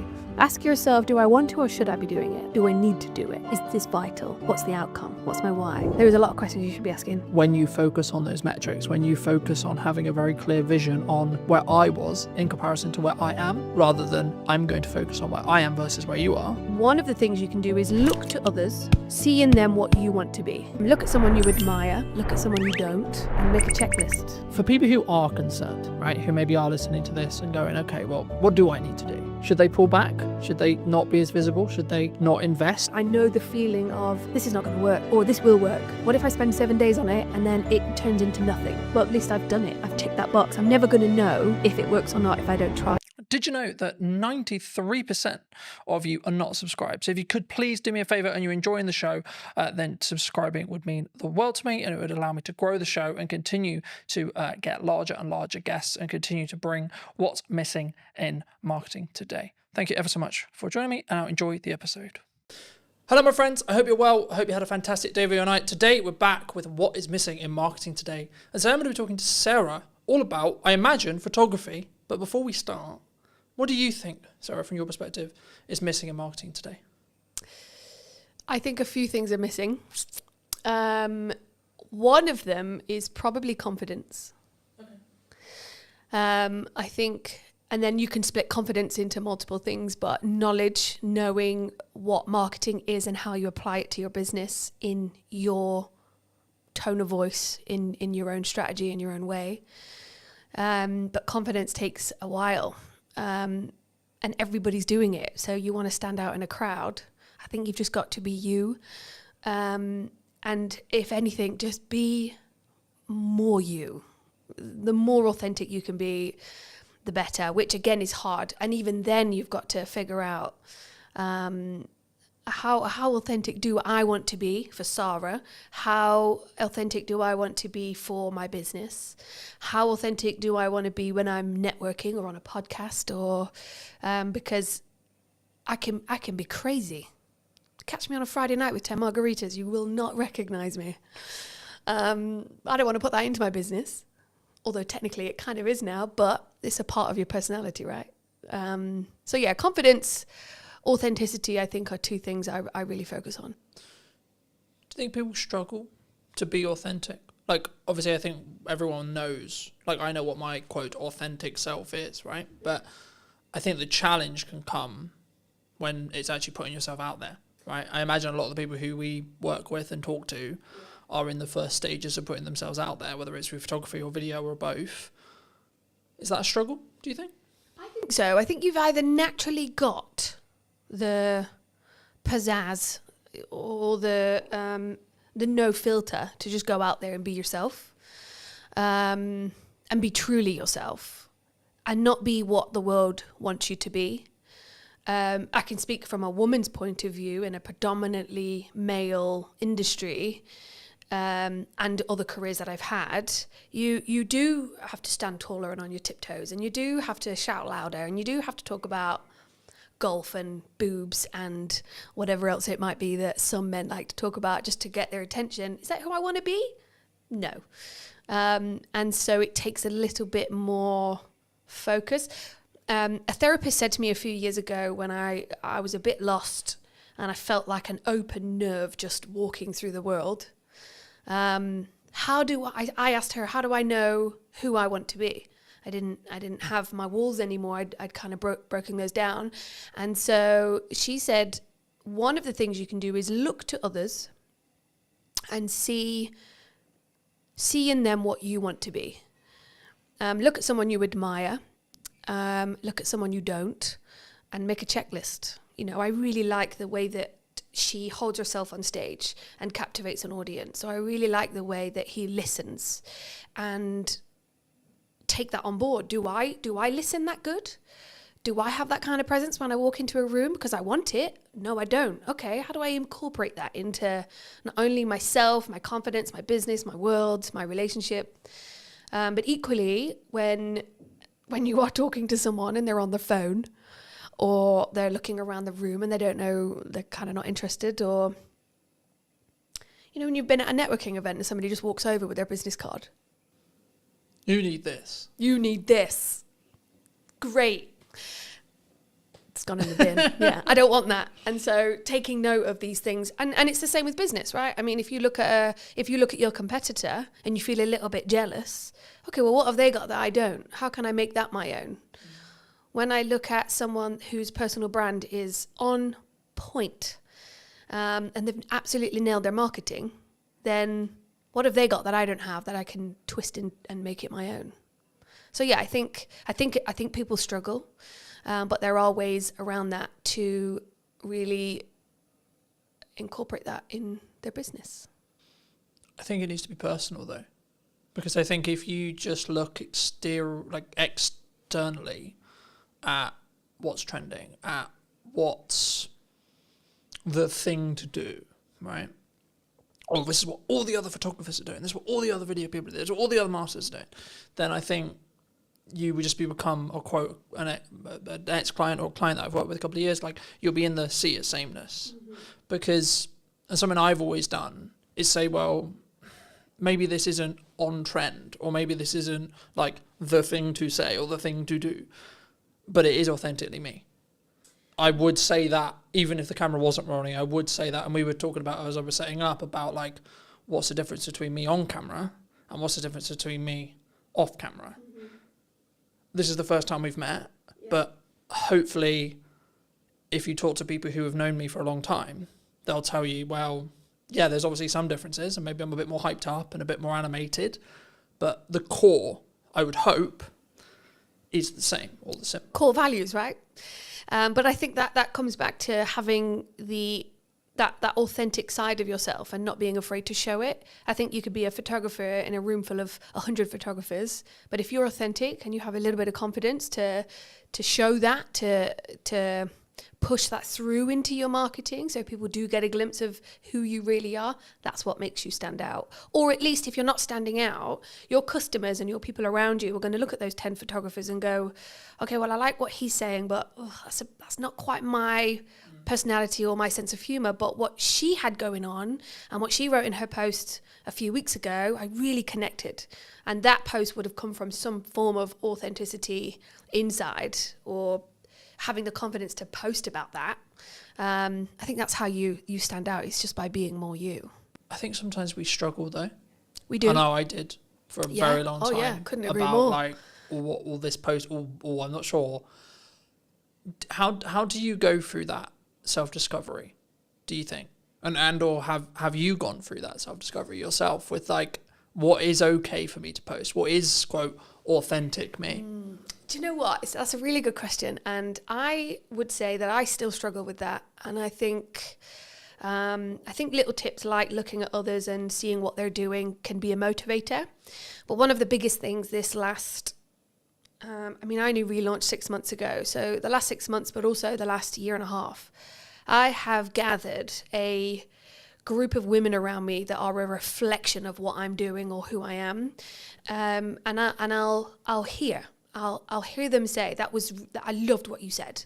Or I might have something and I'll go, not quite sure about this. Does that sound like me?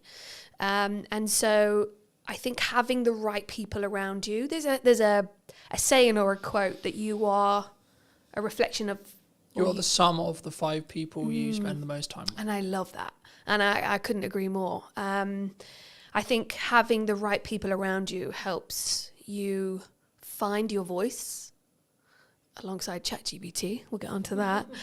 But also it reflects it back to you, right? I think test the lines as well. Don't be scared to put something out that you think is a little bit risque or I'm dyslexic. So for me to sit there and write 10 posts is almost, it's impossible for me. And so that's how I use ChatGPT. I will write the keywords, the kind of essence that I want to go into my post, and it'll come back to me. And it'll be too salesy and it'll be too cheesy. And I'll tell it, no, I don't want it to be salesy. I don't want cheesy. I want more personality. I want it to be daring, a little bit more bold. And then I'll get it and I'll go, okay, cool. Then I'll change it and I'll add more of me into that. But I haven't yet pushed my boundaries of how far I can go with my own marketing and my own voice. I think that's on my to-do list for sure. Something that I found really interesting was the last couple of years, like since the rebrand of the show and since like really pushing the show again, a lot of people have been saying to me, AI is going to take our jobs, right?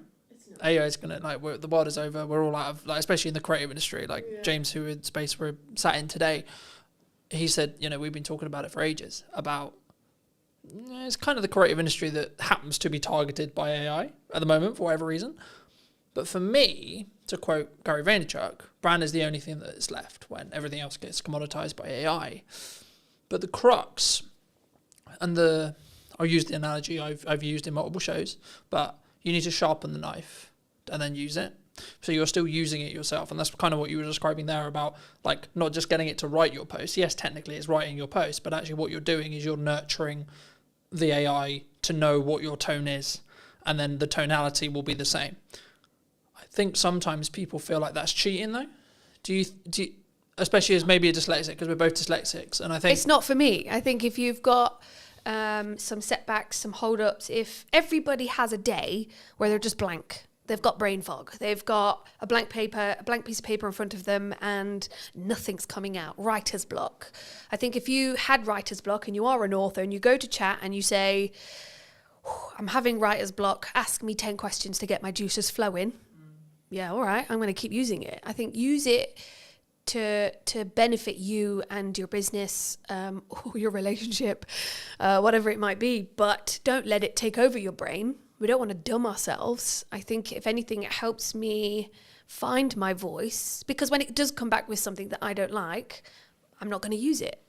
But it does help me, especially being or having dyslexia, or if I'm writing anything.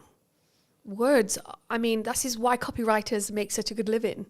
If you want more of a personalized experience and you want to actually sit with a human to really connect and get that story out of you, then go sit with a copywriter, go sit with an author. I think that human to human connection. That's never going to die. I think we're going to go for a phase of, yes, everything's AI, but there's never been a truer saying that people buy from people, right? I think that's also something that is filtered throughout my business for sure. No, I think that's really important. I've seen kind of a step up. It was always there, especially after COVID. In-person events, people want to come in person. You know, like if I just look statistically, the show-up rate for in-person podcast filming is going to be infinitely higher than on Zoom, right? But I also think, even if you're not doing a high level of production, which is one of the reasons why I do it, I think you have a different energy. Yeah. And I think, for some interviews, it makes more sense to me to do Zoom, right? If I'm speaking to someone in America, Canada, Midlands, etc., it makes more sense. But wherever possible, if I can do in person, and the business can, at least for the short term or mid-term, pay for the podcast to exist, and it still gives me the marketing collateral, which means it's a justified, worthy spend, then actually it can be the bloodline or the flow or the pipeline filler or whatever you want to describe it as. I mean, you're obviously a strong photographer, I would say, from what I've seen and etc. Why does someone, because people have talked to me about, they're concerned about where the economy's going, which seems to be the age-old analogy for as long as I've been in business. Everyone's like, oh, this. There's this government change, there's this coming, etc. So I sort of semi-ignore it because I'm like, there's always something. But for people who are concerned, right, who maybe are listening to this and going, okay, well, what do I need to do? Should they pull back? Should they not be as visible? Should they not invest? And should they not, work with the photographer, work with the marketing team, work with etc.? I mean, what would your view be on it? I'm a big fan of adapting. I did grow up with 10 boy cousins, so I had no choice but to adapt, being the youngest. I have a huge family, and it taught me that whatever scenario you're put in, adapt. So if you're starting a business, if you're running a business, if you've been in business 10 years and things are changing and it's overwhelming, take a minute and adapt. I think look at what you're doing, look at where you want to go, what feels icky. Just change it or adapt slightly, make a little change. I think one of the things that I've found relaunching is I don't have endless pots of cash to reinvest into my business. I'm just trying to pay my mortgage right now. So things like ChatGPT, things like Canva, which some designers will hate me for saying, but these are the things that are stepping stones to adapting, to reinventing our voice, our image, our brand. It is at our fingertips, and if you're not learning how to use those, you're going to be left behind, unless you've got a secret magic power of, I'm going to just stand on stage, be myself, and talk and perform or entertain. I think people can do that. Or you're at home, you've got a laptop, you could take on the world, but you've got to adapt, and I think it takes step by step to get there. And there are tools out there, free, affordable tools that you can use. Shows like this are a fantastic opportunity to sit down, have a chat, let the audience get to know my thoughts and feelings. This is not rehearsed. I'm convinced I'm going to say something to mess it up, but you don't. You just carry on. I think you adapt and carry on. I want to build on, you just said how you're going to mess it up. Because I think that's really important in content, because people, they always think, I'm going to mess it up. Mm-hmm. What can you? Although I'm really scared to mess up, I think it's the best thing you can do. Because isn't it learning? Yeah, 100%. Or falling forward or failing forward, as, it could be. Yeah, I think over the last 6 months, there's been things that I've spent days and weeks on, and I've thought, and in the moment, I know the feeling of, this is not going to work, or this will work. What if I spend 7 days on it and then it turns into nothing? Well, at least I've done it. I've ticked that box. I'm never going to know if it works or not if I don't try it. So I think we're all going to make mistakes, and I think it is scary, but also know that you're going to learn from it. And that is the best way to move forward, yeah. The best example that's very current in when we sit here today. Now, I'll keep in mind this episode will be a while before it comes out, but as we record it today, I'm a week out from my first in-person event that I've had to do on my own back. Now, that was a choice that I made about 3 months ago to say, I'm not going to partner with a networking group. I'm not going to fill the room magically. I'm going to do it. But what I'm also accepting is that it might be quite a small room for event one. And that's okay. And for me, I'm like, okay, that's actually a good thing. Like, I've gone through this interesting process the last couple of weeks going, yeah, but what if only 2 people show up? What if only 3 people show up? But actually, I'm like, hold on. That's actually a good thing, because I'm not really refined on what I want this in-person event element side of the business to actually be yet. So actually, if I only have 2 or 3 people, that's perfect feedback ground for me to go, okay, well, let's try this. Let's try this stuff and see what then happens. Of course, it's a content opportunity as well, etc. But is this your event that you're putting on? Yeah.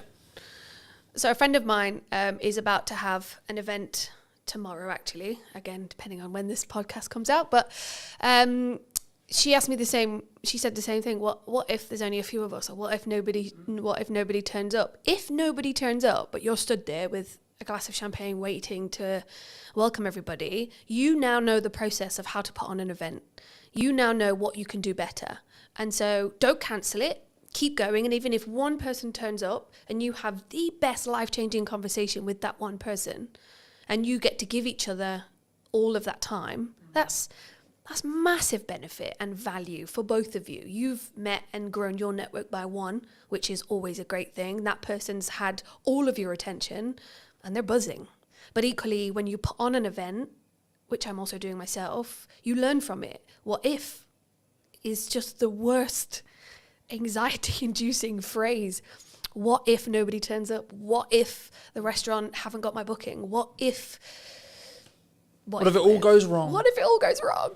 If it does go wrong, then fine. You'll be fine. It's going to be okay and you'll learn from it. Do you think that's why people don't do it, though? Fear? Oh, yeah, 100%. Fear like they go, I'm going to look like a dick. I'm not going to look great because, Colton only sold 4 tickets. But that comes back to confidence and being authentic. If it's fear holding you back of it's going to fail, then it's fear or failure. If it's something inside that's holding you back, then that's your confidence. That's stuff that you need to work on. There's a lot of psychology within business. And I think if you can do a little bit of work on yourself, if you can see an image of yourself that gives you the absolute confidence to take that next step, hire a photographer quick. No, I'm kidding. But it is that image. It's that visual representation of me doing it. Oh wow, I can do it. I also had my photography done 6 months ago, and I needed new images of me that represented me to help me move forward. But there was a tool that I needed to tap into, and it really did reinvigorate my shop front, and it gave me the confidence to move forward. Therefore, I'm not holding myself back. But I made a move to tap into something that would get me there. So yeah. Do you think that when we're in that scenario, right, in reality, I'm going to do my best to perform to the room, however big that room is. Do you think whenever we do, because I could use the podcast as an example, I could use the event as an example, but I use the podcast because it's the stats that are in my head. The number of podcasts that get beyond episode 10 is like 25% or so, right? But that, by proxy, means if you're episode 10, episode 11, episode 12, 14, 15, 16, so on, the odds of each episode after that puts you in higher and higher and higher and higher and higher percentage as a whole. And I think we don't look at the averages, right? Like if you look at money, right, the figures that show that if someone is hit by a £300 bill unexpectedly, the majority can't pay or have to go into debt to pay that bill. And I think it's the same. And I think that can be the paralysis of, well, this is why I'm not going to do the event. Because if I don't do the event, or I don't launch the podcast, I don't have to be okay with it's only going to go get 5 views. It's only going to be 2 people. It's only going to be in the same way. I don't have to be okay. I don't have to see myself on camera. Yeah, but then controversially, you just shouldn't be in business. I mean, if you're worried that only 2 people are going to turn up, or if you're worried that I am going to fail and you're going to let that hold you back, then you're not a business.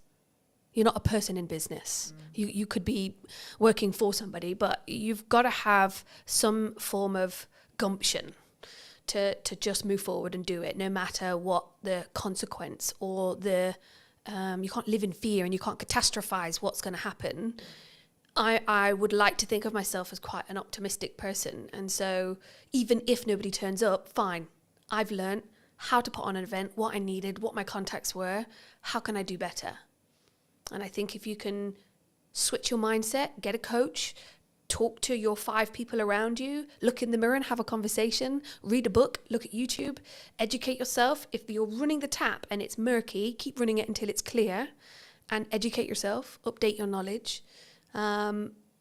If you are holding back because of what if and fear, then you're not ready. I would say read a book, listen to a podcast, feed yourself with stuff that's going to help you make that next step, open the door and welcome your 2 guests.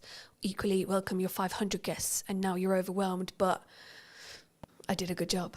But do you think it's like, I think sometimes, especially for me anyway, and the more I think about it, I'm like, I can reframe it as a perspective of, but I'm going to give so much to those 2 people. And then they're going to be maybe advocates for my brand, or potentially have work from it, or etc. Or even just like do the nice thing of like, I gave them all this time and they took a lot of value from it.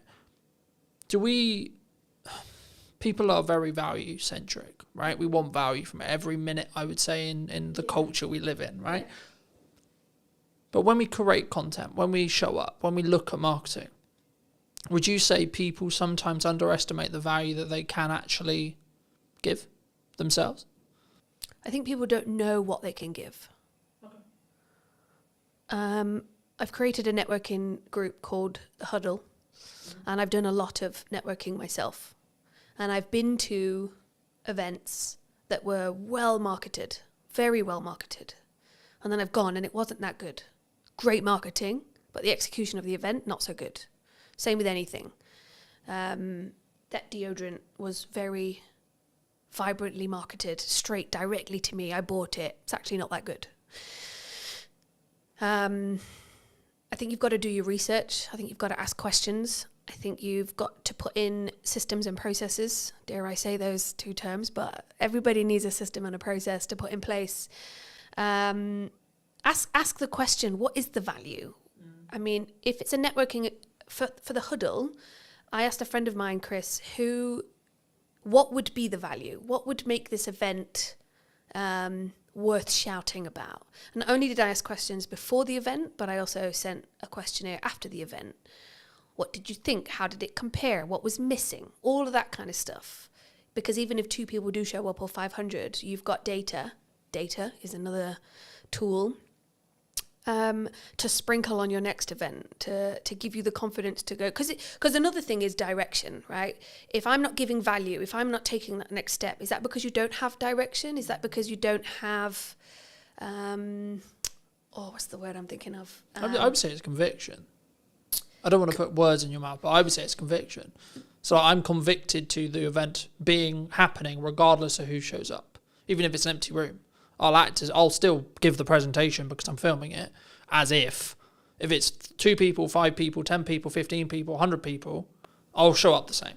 So I have the conviction to be able to come forward and say, I know my shit, I'm proud of my shit, and this is what I can offer.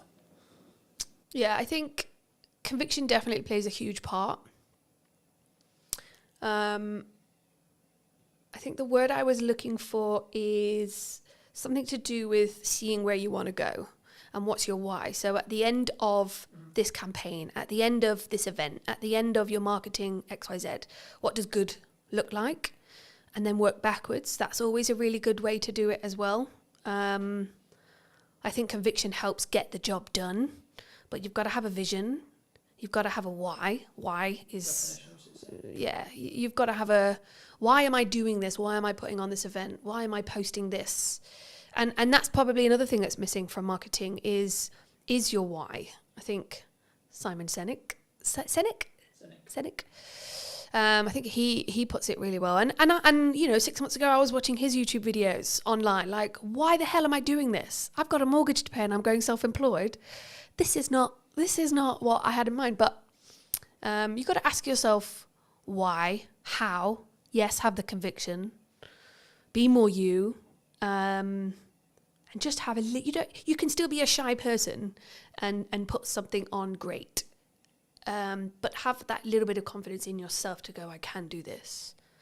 And if not, just lie to yourself for the first one and then get over it. Or tough love, I think also gets underrated, or I don't like to pussyfoot around certain friends. You're either going to do it or you're not. Sometimes you need a cuddle, and other times get over it and just get it done. And that's also but it's hard. It's hard to do the jump. Yeah, but it's what if I get it wrong? What if I fail? What if I run out of money? What if I have to go back and get a job? Everyone will be a ridicule. So then get a job. I live in a world where I think the actions I'm doing now and everything I do is to eliminate the idea of regret in 6 months. Yeah, regret is another thing. I learnt that in a theme park.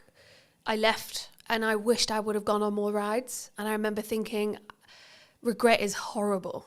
I really wish I'd have gone on that ride because everybody came off like pumping. And I went on the medium one, but I didn't go on the big one.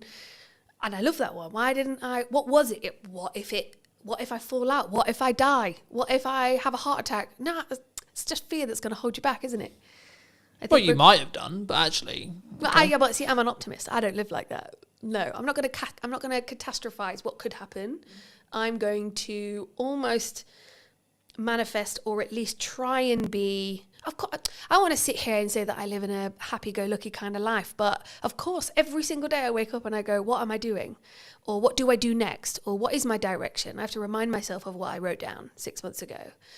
I have to sit round a table full of my friends and colleagues where we just we help each other get through the day.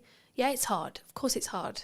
And it's scary. And you just need the right mindset, the right people, and the right tools to get it done. Is there a perfect time? For what?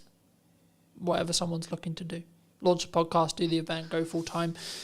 Bridge that thing from a hobbyist the hobby that pays me to then actually it's my full-fledged business, it's my only career, etc. It's the thing I'm currently doing to make that leap. Is there a perfect time for that? I'm not sure. I think no. I don't think there's a perfect time. I think there's a circumstance. I think if you're in the right circumstance, the right environment, the right headspace, go for it. If you're in the wrong headspace and you launch something, or if you're in the wrong headspace and you post that controversial thing that absolutely ruins your career, your circumstance and your headspace was not right. Therefore, you shouldn't have, because the evidence has just shown, or the consequence, you've now got no business and everybody hates you, right? But if you're in the right headspace, environment is a huge thing as well, then yeah, do it. If it's just a little bit of fear, if it's just a what if, do it. Do it anyway. Should we lean into our emotions are on our sleeve sometimes? In public posts? Because that's what came to mind when you said this career destroying post. That's what came to mind. Emotions are interesting. I photograph emotions on a daily basis. If you're going to bitch and whine about how bad your life is, nobody wants to hear that. Equally, if that person is crying out for help and an ear, then maybe one or two people will lean into that and help that person. But we've all got our shit going on day to day.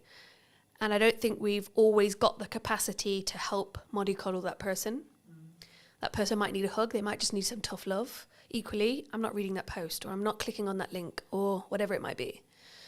But I do think that another thing missing from marketing is emotion. Yes. But emotion is huge, right? I'm not saying... Because I think some people, they struggle to be vulnerable. And of course it's within context, right? It's, I've healed from this thing. Personally, my yardstick on it is if you're still healing from something, no, it should not be on social media. Not at all. because you don't have the ability to rationalize it and contextualize the story properly yet. But if you have healed from it and you're trying to tell it as a telling story that has a purpose, whether that's I want to show who I am, or this is a story and this is how I overcame it, then yes, I think you should. But also I think it should lean into the first of what we discussed, which is that authentic to you? So I've been doing some work with Serena Mann. She's a public speaking coach. She's really good at that. She's really good at sitting down with you and your story and going, well, that sounds a bit too personal. We can still touch on it. We can reword it.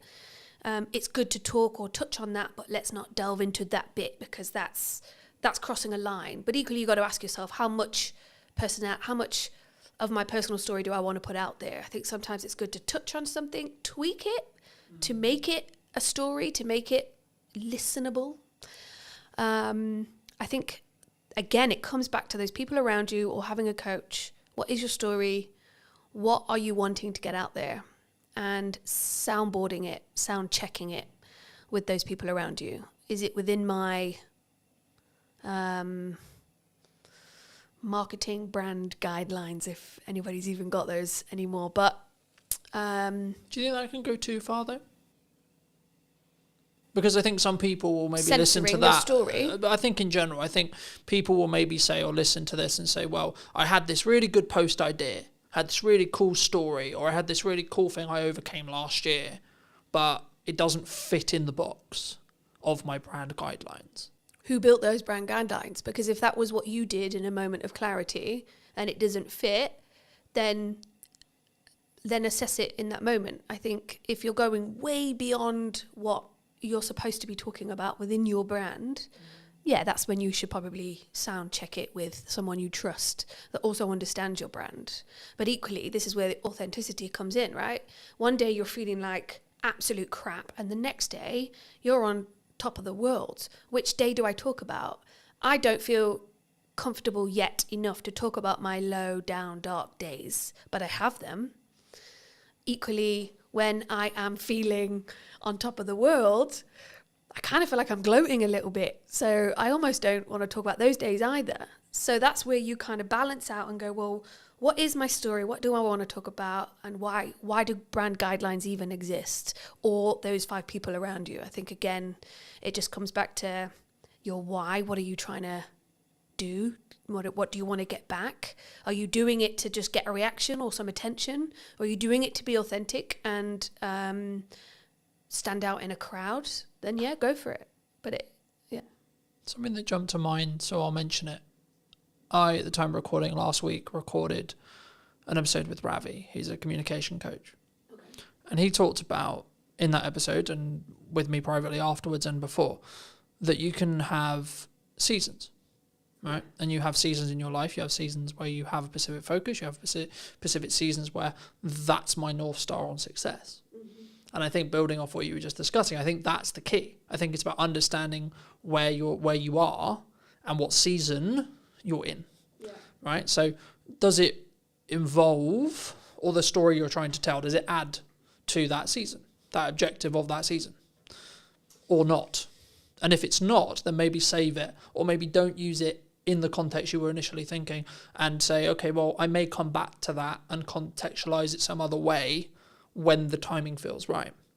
But also don't use, in my view at least, don't use that as a crutch to say, well, that's why I'm not going to do it. No, and I think, if you're going to build yourself a box, I wouldn't necessarily stick within it. I think it's okay to push those boundaries. But equally, you've just mentioned something that I'd never thought about putting into my marketing plan of seasons. Not at all. So actually, now watching this podcast back, somebody might go, actually, I do find that I have seasons, but that's because they've gone out of their way to watch a podcast and somebody's mentioned seasons and they go, actually, last month was really good. This month's not so much. That month's about this and that and so on. So yeah, I think have your seasons, have your strategy, try to stick with it. But if you feel really strongly that I want to talk about this, or actually I've got a new idea and I know this is going to be the thing that skyrockets my visibility or my business, then yeah, run with it. I don't think there should be, I think you need healthy boundaries, but when you put things in place that stop you taking that next step, yeah, that's something to be mindful of. For me, something which completely changed my marketing as a whole was actually limiting what I'm allowing myself to market, but also doing it in 3-month chunks. So 3-month chunks. So I talked about the event earlier. Mm-hmm. The event marketing stopped about a month ago at the time of recording. The event's next week. Okay. Now, some people would say, wow, your priorities changed. Wow, the event's going to get cancelled, etc. No, the marketing did the job I needed it to do to get me to the point where I'm doing the event. Cool. But now I'm focusing on other things. And for me, I mostly took this from Alex Emosi, but again, you can take it from other people as well. I only allow myself 2, maximum 3 things per quarter to talk about.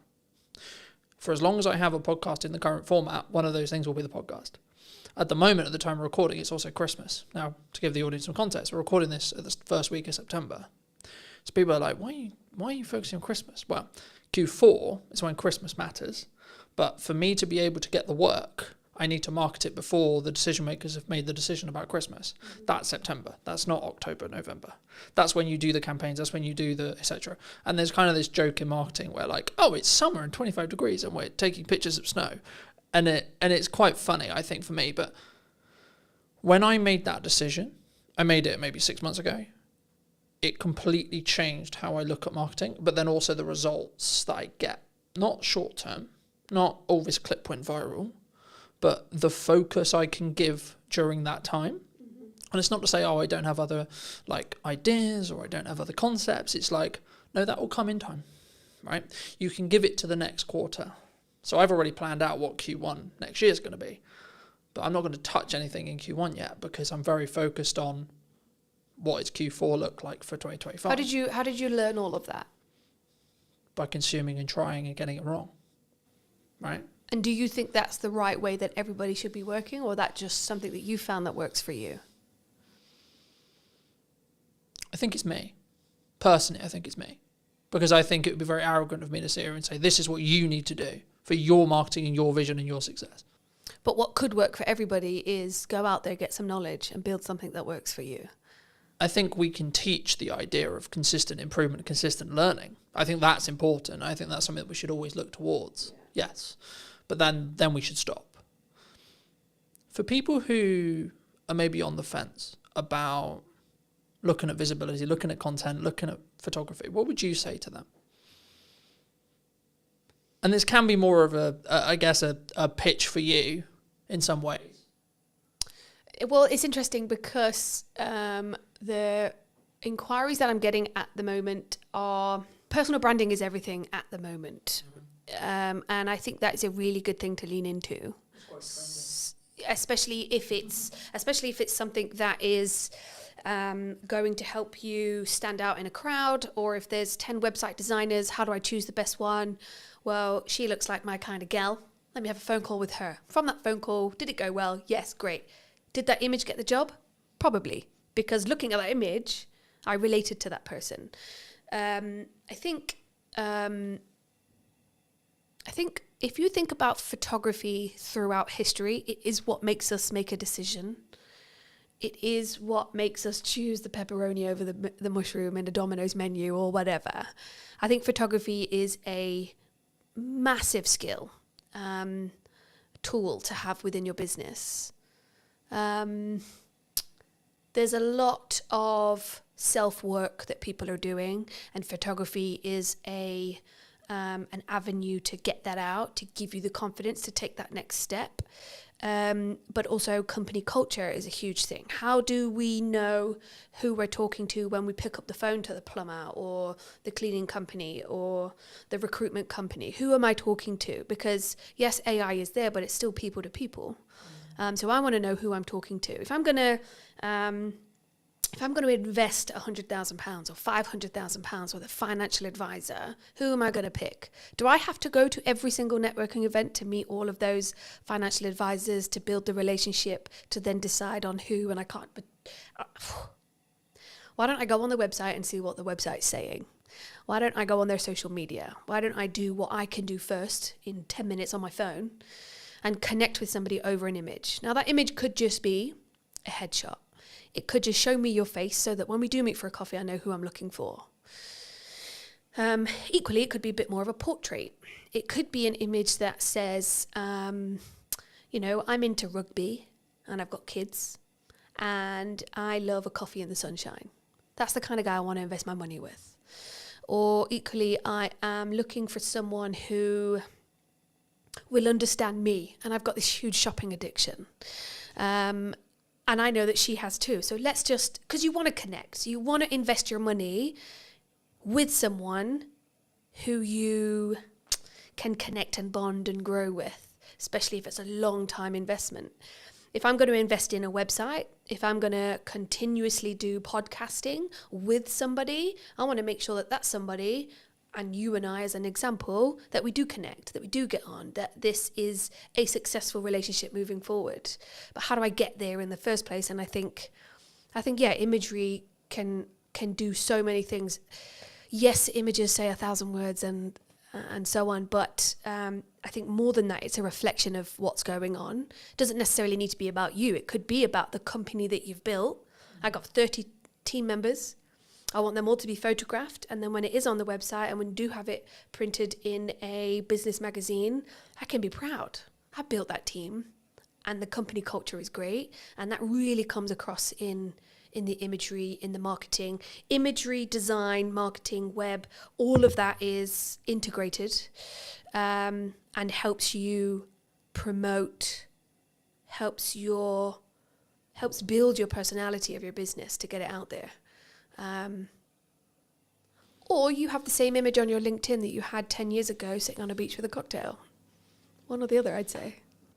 If someone is looking for a marketer, videographer, cleaner, plumber, etc., but especially when you look at brand or either brand work or marketing work, like what they're actually going to be doing, do you think it's specifically about the person and making sure that I connect with you and that's why I'm going to hire you as a photographer?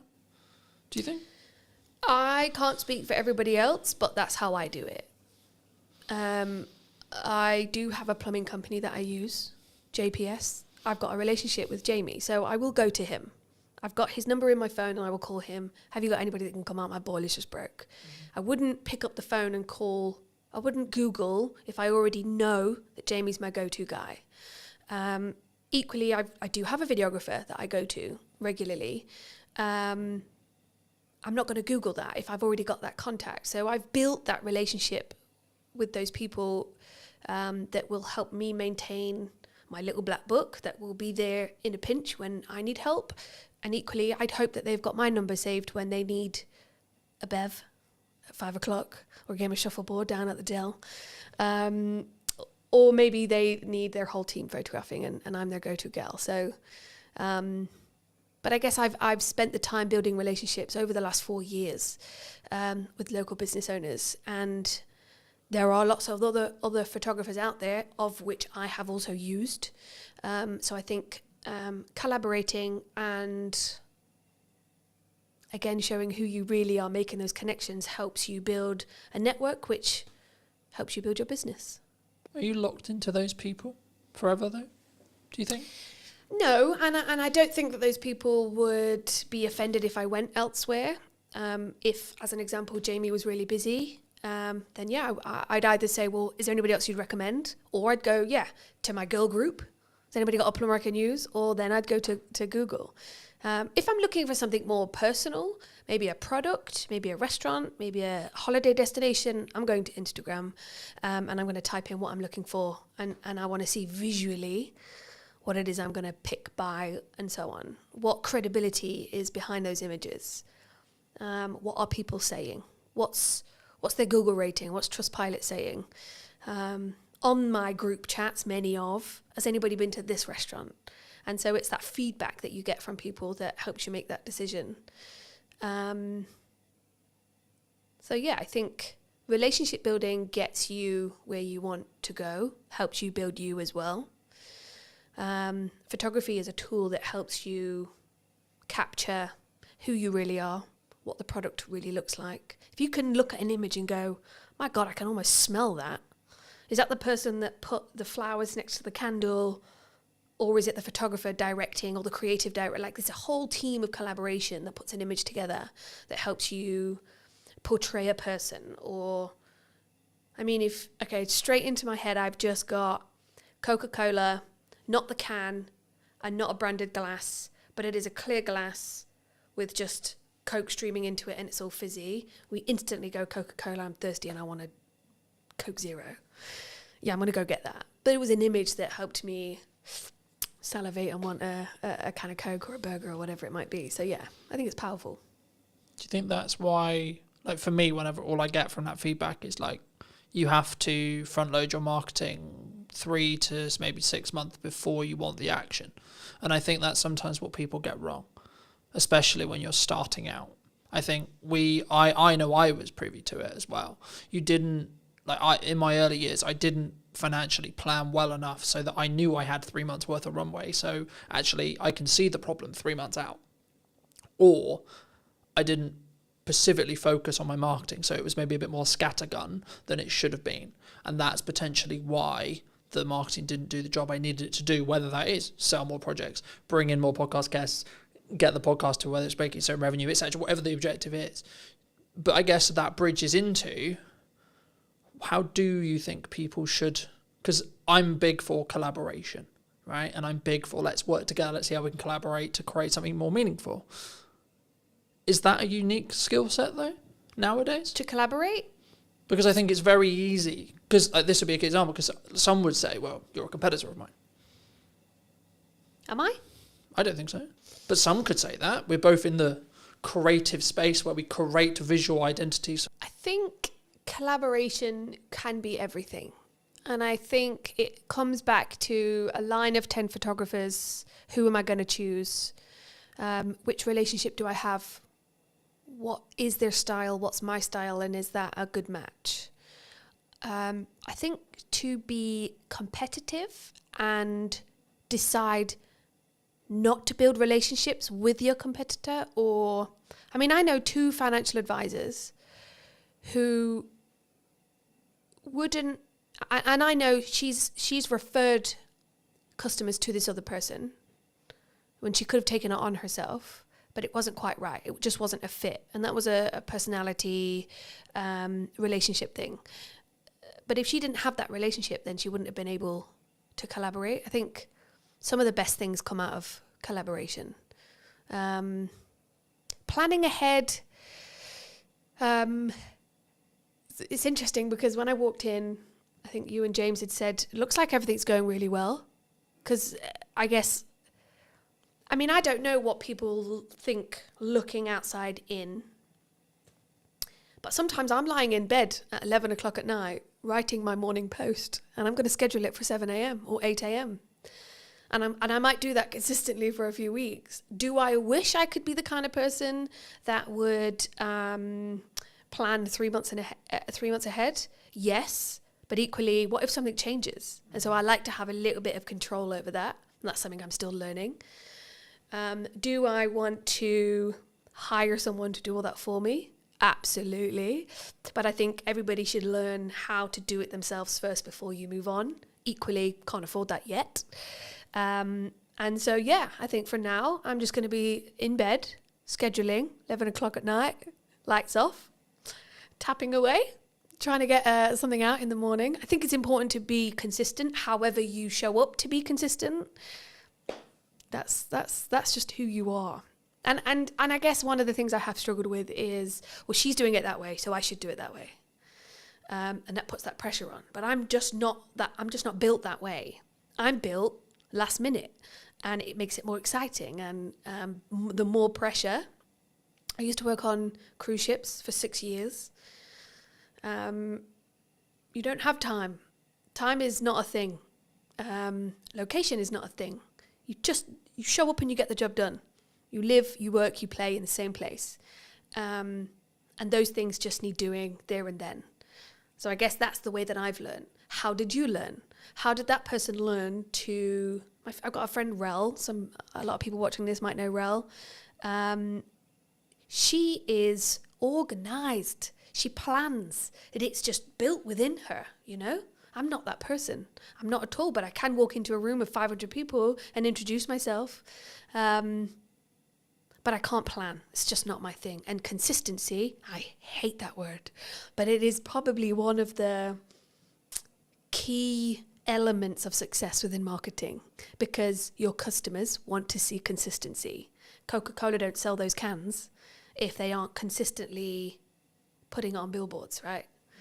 So yeah, there's such an array of things that we should be doing. What do you actually want to do?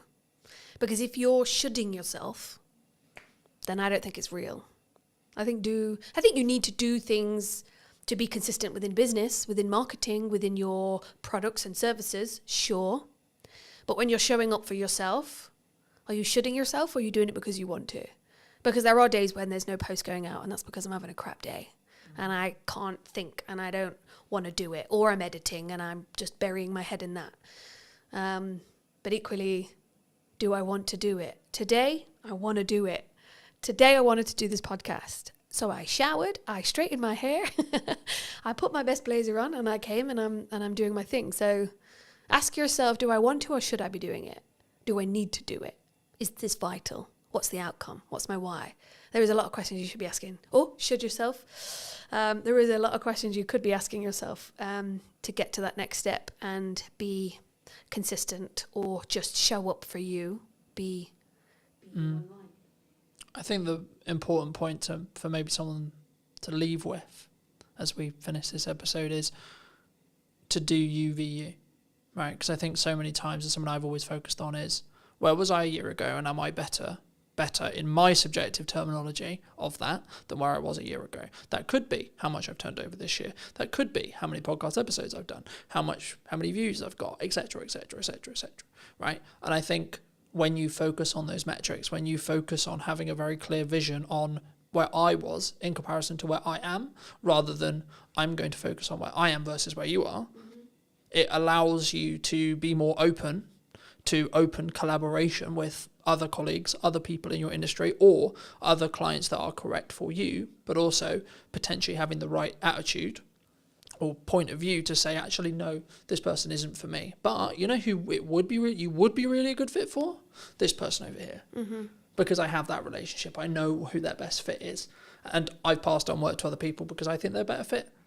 Yeah, I could have quoted the work. Yeah, I could have done the work. But would I have served that person better or as good as the person over here? Maybe not. For those people who have maybe enjoyed this conversation and want to connect with you, see some of your work, see some of your consistent content, where's best for people to reach out for you? LinkedIn is a good platform. That's my most used platform. So yeah, definitely come connect, comment, see what I'm up to on there. And I'm always happy to have a chat, a coffee, or you will catch me at the Dell on the shuffleboard. So yeah, come down and say hi. Thanks so much for the time. And if you were going to speak to you 10 years ago, what advice would you give that person? Ooh, 10 years ago, I just left ships and I thought I could do business and I couldn't. Educate myself.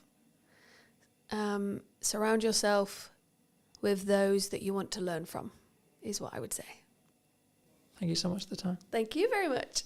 And if you did enjoy this episode and you would like to see more like it, I'd love to hear what you think in the comment section down below. And why not be subscribed so you do not miss next week, where I'll be back with what is missing in marketing today. Thank you ever so much for coming back and joining me, and I'll see you very, very soon.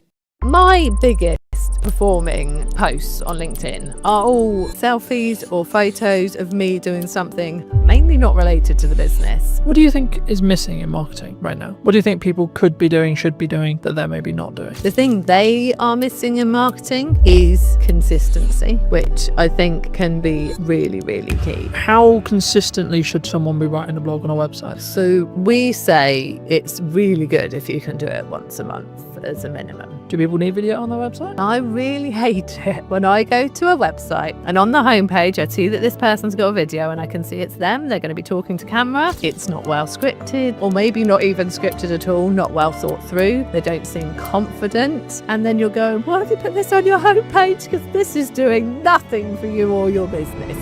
did you know that 93% of you are not subscribed? So if you could please do me a favor and you're enjoying the show, then subscribing would mean the world to me, and it would allow me to grow the show and continue to get larger and larger guests and continue to bring what's missing in marketing today. Thank you ever so much for joining me, and I'll enjoy the episode.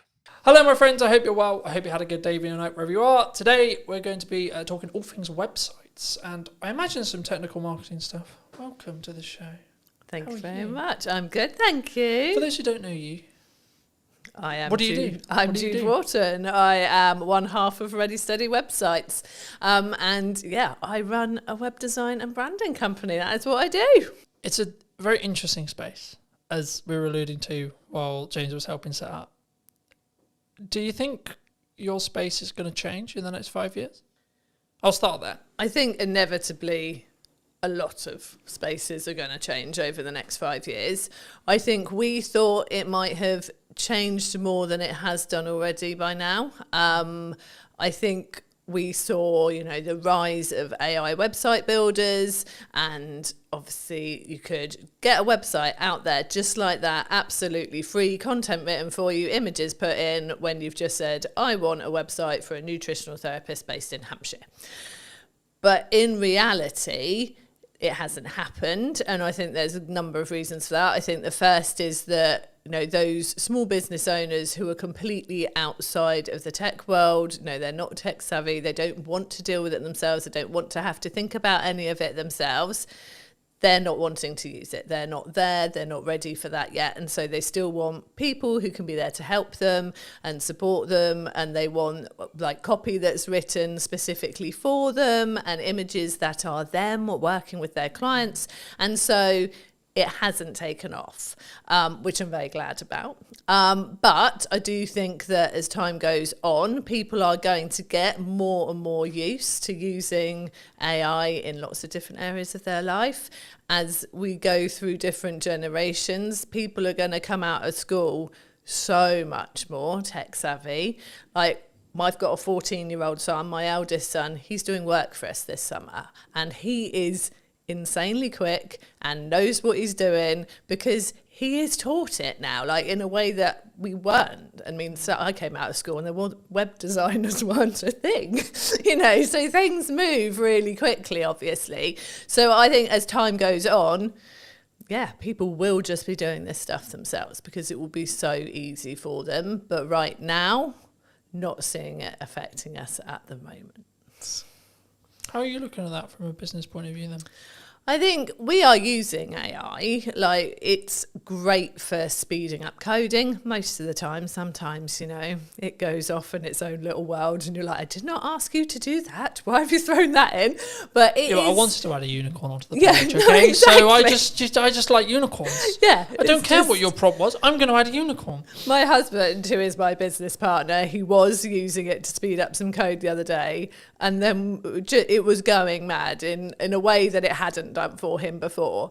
And he described it so brilliantly as, it's like when you've got a toddler with you and suddenly you look up and this toddler was playing calmly and happily on the floor, but they're at the top of a bookcase pouring paint everywhere, and there wasn't even a bookcase there to start off with. That is what AI is like sometimes. It will just kind of go and do that. And that's reassuring to me at the moment, because it means that Chris, being a coder, he can use it to speed up his code, and he knows when it's gone wrong. Whereas you can't just have any old person using it to create code and do things, because they won't know when it's gone wrong and they won't know how to sort it out when it's not working. So that's reassuring for me that it's not there yet. It will be, because the more people who are using it to do this stuff, the more it's learning. So we are using it to speed things up. I think we'd be silly not to be keeping an eye on it, not to looking at what's possible with it. But I'm not worried at the moment. Cool. Where does it's mostly a marketing show. Where does a website sit right now in marketing, do you think? I think a website's key to sort of being the sort of centre point of where all your marketing's pointed to. really. I think it can be used as a marketing tool in its own right if you've got it working really well from a search engine optimization point of view, and it will just be bringing the traffic to you, especially if you are adding the right content to it regularly, like you're doing stuff like this but you're putting it on your website as a blog post. You know, you've got those things attracting new people to your website, so it can be sort of part of your outreach marketing. But on the whole, I really see a website as being there as the place that you send all of your outreach stuff to, whether that's you've met people through networking, whether it is you're doing podcasts, you've got your social media content, you've got printed, actual physical marketing materials out there. Because so many people want to see that you are a real, genuine, can be trusted business. And, you know, back in the day when people had offices and shop fronts, that did that for you. Like that was, you were there on the high street and people could see that you were real and genuine. But most businesses don't have that. Your website is a replacement for that.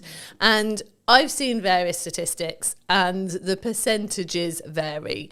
But on the whole, it looks like sort of 60 to 70% of people won't consider using a business, even if it's been recommended to them by someone else, unless they can go and actually look at their website, see that their website looks good, is professional, is really representing them very well, and then they feel confident to approach that business to consider working for them, with them. And so I think that's why it's so important. Like your website just gives you that credibility and is a really important part of your marketing to actually get people to want to talk to you and consider working with you.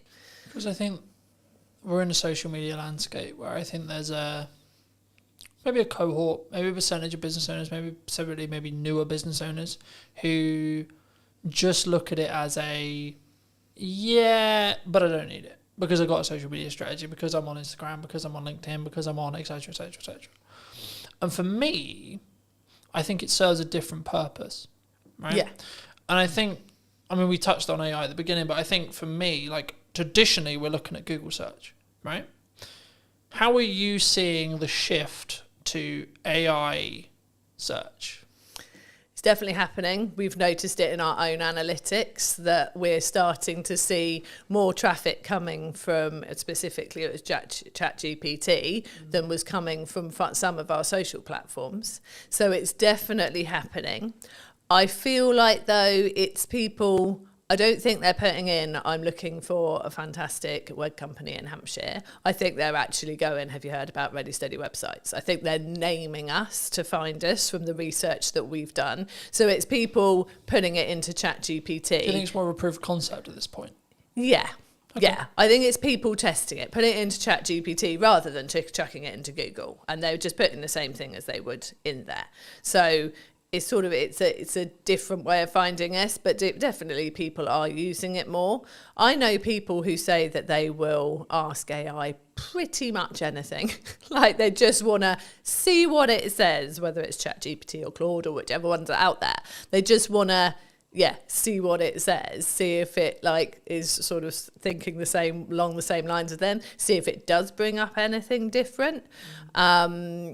And again, it is completely based on what you've been talking to it before, because when Chris tested it and said, ChatGPT, I'm looking for a web company that can do me a website for around this price, straight away, we recommend Ready Steady websites, they're fantastic. Got one of our business friends to do the same and didn't bring us up at all until he then went, I've heard good things about Ready Steady websites. What do you think of them? And then it came back saying, Ready Steady websites does a good reputation. It has got these reviews, this is its price point, and then did serve up the information. I think at the moment it's just a lot of people testing it, having fun with it, seeing if it brings up the right things. I'm not sure that we're seeing a lot of traffic from people who are just genuinely using it as its only way into. Because I think there's a couple of ways of looking at it. I did a video a while ago looking at the behaviour psychology from the shift from Google to ChatGPT. Replace the word ChatGPT with Perplexity or etc. But the concept was people were looking at Google and they've tried to leverage it back with Gemini, but Gemini isn't, from when you use a Google term anyway, you're not using the actual bot. Yeah. It's not a chatbot. It will just service a summary of what it believes the top percentage are of answers, which is for some things in a closed question, like is it a yes or a no, or is it the answer this, then yes, that's maybe a good thing. Though I think the reason why we're seeing a behaviour shift towards ChatGPT and AI search as well is actually people want more nuance. They want to target more nuance with so they want to have a conversation with a search engine, really, in crux what they're doing, and that's maybe showing itself as people having ChatGPT conversations. You know, for me personally, I use it a lot for data analytics, data tracking, etc., etc. But I found it does always, which is probably how it's designed in its nuts and bolts, it will always skew slightly more positive than negative. But I also think that's maybe a good thing, to be honest. Actually, now I sit here and think about it, because if it did skew negative, then you're talking about a negative spiral effect, because it will learn from itself, and then so on, it will get darker and darker and darker and darker. I think the byproduct of it skewing positive is actually it will maybe over-egg potential results and potential good. But that is, as long as you understand that's what it's doing, I think that's a better reality than the latter, if that makes sense. And I think for people who are maybe looking at their website now, either they've had a website, they may be looking to relaunch a website, they're looking to rebuild, etc., and say that it's 6 months. Should we still be looking to target Google, would you say? Or are we just solely in a world where actually AI search is the only thing that matters? No, definitely still be targeting Google. Also, I think I always say this, like, have your website, obviously, have it written in a way that you're going to be attracting the right people, that the copy is written for the website visitor that's coming to you. You want to be ranking, obviously, but actually one of the things that will help you rank is by having naturally written copy that is obviously for the website visitor and not purely to try and get yourself ranked, like that's so picked up on now.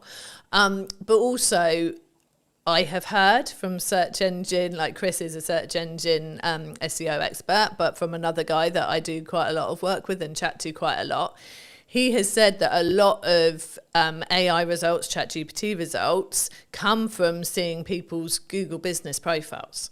And so making sure that you've got that there, that is up to date with the right stuff on there, that you're using that frequently, putting new stuff on there as well, will help you come up in the AI results as well. So getting your website solid and obviously linking to that from your Google business profile, but having that profile up to date is really key as well. And I think this is the thing with all areas of marketing. You've got to cover all bases. You don't know where someone is out looking for what you do, whether they are the type of person who is just on socials, chucking something onto Facebook groups and things like that and asking people for recommendations, whether they're going to Google, whether they are going to ChatGPT. You've just got to do it all well to be better than your next competitor, really. Do you think it's a constant update 1%, update 1%, update 1% to be like? Because I think sometimes we get into the like I personally never struggle with this because I've always focused on me v me, but I know that a lot of people have, which is I'm constantly looking at what my competitors are doing. I'm constantly adapting and looking at what if Sally's done this? Oh my God, Nigel's just done this. And I think that's can be quite a dangerous road to walk down. Yeah, I think you've got to do what you're doing, focus on what you're doing, do it well, and tell people what you're doing well as well. And yeah, I mean, the space that we sit in with Ready Steady websites, with having our templates out there and a do-it-yourself offer out there, obviously that puts us in a similar space to the Wixes and the Squarespaces and the like. We're never competing with them on search engine ranking. We're not putting the money into the ads. We're not on telly. So there's no point in us looking at them and trying to compete. But what they don't have is me and Chris. They don't have those consistent people who are there to support you.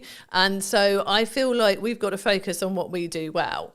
And we use the fact that we are the people you will meet, we are the people you work with, that we get out there and we get to know people. And that's the way we choose to do it. We do obviously work hard on our search engine results for the things we know we can rank for. We have specific templates for specific types of businesses. And so if you go and type in speaker website template, we do well for that. If you go and type in membership site, website templates, we do well for that, because they're the things that we know there aren't as many people focusing in on that for their search terms, but we also know there are people looking for those things. So I think you've got to keep an eye on what's going on. You've got to look at those keywords. You've got to make sure you're putting the right content out there to rank for those. But yeah, if there are competitors out there doing things like you're seeing them doing this all the time, and you can't do that, you can't keep up with that, or that's just not your way that you would do something, no, stick in your way of doing it. If it's working and you can see you can build on it and do it more, that is the way I would always go. I think for me, it's about only, I guess to an extent, it's only adding the stuff you can stay sustainably at, 1. 2, it's also, again, focusing on that UVU rather than, so I always look at it as, where was I a year ago, 6 months ago, 3 months ago? And am I moving in the correct trajectory? Maybe I haven't got all the results yet, maybe I haven't got everything that I want yet, or what I'm aiming for yet, but I am moving in that direction. And as long as I continue on the direction I am currently moving, then I will hit that by probability, by analysing probability result there. It'd be wrong of me not to ask you about video and where it sits on your website. Do people need video on their website? Do they not? Should they have it? I think that video can work really well on a website. But I would say use it in a way that plays to your strengths. Because I really hate it when I go to a website and on the homepage I see that this person's got a video and I can see it's them, they're going to be talking to camera, and I think, oh cool, okay, let's watch this. And then it's not well scripted, or maybe not even scripted at all, not well thought through. They don't seem confident. And it's just all a bit waffly and a bit awkward. And then you're going, why have you put this on your homepage? Because this is doing nothing for you or your business. And you know they've put it on their homepage because someone told them that they should use video on their website. You can only use video if it's going to be right for you and it's going to work, because it could go completely the other way and make people go, I'm not sure about this, and go and look at someone else's website. We have used video on our website. We had a video on there. We sent to Instructured the way that some of our packages work, and so we have taken it down because it's not current now, and that's another thing. You have to make sure that you're keeping everything current and up to date. And that was more of a like animated, sort of explain your process of how to work with Ready Steady websites. And we were quite surprised actually that it didn't get as many people watching it as we thought. Like we really thought that more people would watch the video on the website than choose to read it. But actually, there wasn't as high a percentage when we went and looked at sort of the views and the people who had come to the website in the same period of time. There wasn't as high a percentage of people watched it as we thought there might be. So I think it really depends. I think it's one of those things of try it. Just try it and see if it's working. Like we use video a lot in our business. We use it a lot in our tutorials to help people with using our templates. We have welcome videos when people join Ready Steady websites. When they initially come into our back-end membership site, there's a little welcome video from us. We use video a lot with our clients, like handover videos when their website's ready. Video is so useful, and it's such a good way to really feel like you've engaged with that person. They've got to know you. It's so easy to explain things in that way. So I think with video is really valuable. Like we've got a YouTube channel, which we are not doing enough with at all at the moment. And I know that we are going to do more after the summer. And yeah, it's such a good way to showcase your knowledge, showcase the way that you work, get people to get to know you, but only if you are comfortable doing it, I think. And that's something you can practice.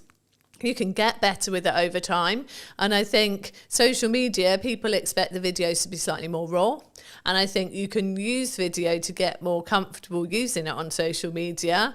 And then once you are in a position you feel more confident, can get it more polished, that's when you can stick a video on your website, I think. And until then, get an animator to do like an animated video for you with you doing a voiceover. Or even if you're not confident with that, there are fantastic voice actors out there who could do a voiceover for you. There are so many ways you can do video without putting yourself in it looking a bit like you don't want to be on video. Do you think, I mean, my next question was going to be like, when and how do you think you should spend money on production? Like upping the quality? Is it for that perception of when someone hits the website? I think, I definitely think it's worth having a professional quality video on your website. If you think about the fact that you've probably got someone to help you create your website at the least, if not got someone to create it for you. So you've paid for that. You've got a professional website. You have hopefully invested in brand photography or product photography if you've got products in your business. All your photos are looking great on there. You've got your content written in a way that you're happy with, whether you've used a content writer or you've done it yourself. And then you just go and shove a video of you sort of in a dark corner of your office bumbling away about nothing in particular for about 5 minutes, and then you're like, I'm not really sure why I watched that. That just takes away from everything else that you've invested in and that you've done. I definitely, and especially as, I don't know if people have a perception that to get a professional looking video, they are going to have to pay thousands and thousands. There are so many places now, we are sitting in one of them, where you can go and get a video created that, is filmed using good quality cameras, good quality mics, proper lighting, in a nice background. Go and just pay for an hour in a room like that and get someone who knows what they're doing to help you. And it's not a lot of money. Like, I'm sure business owners would drop the same amount of money on belonging to a networking group or something like that without even thinking about it more in a year of belonging to a networking group.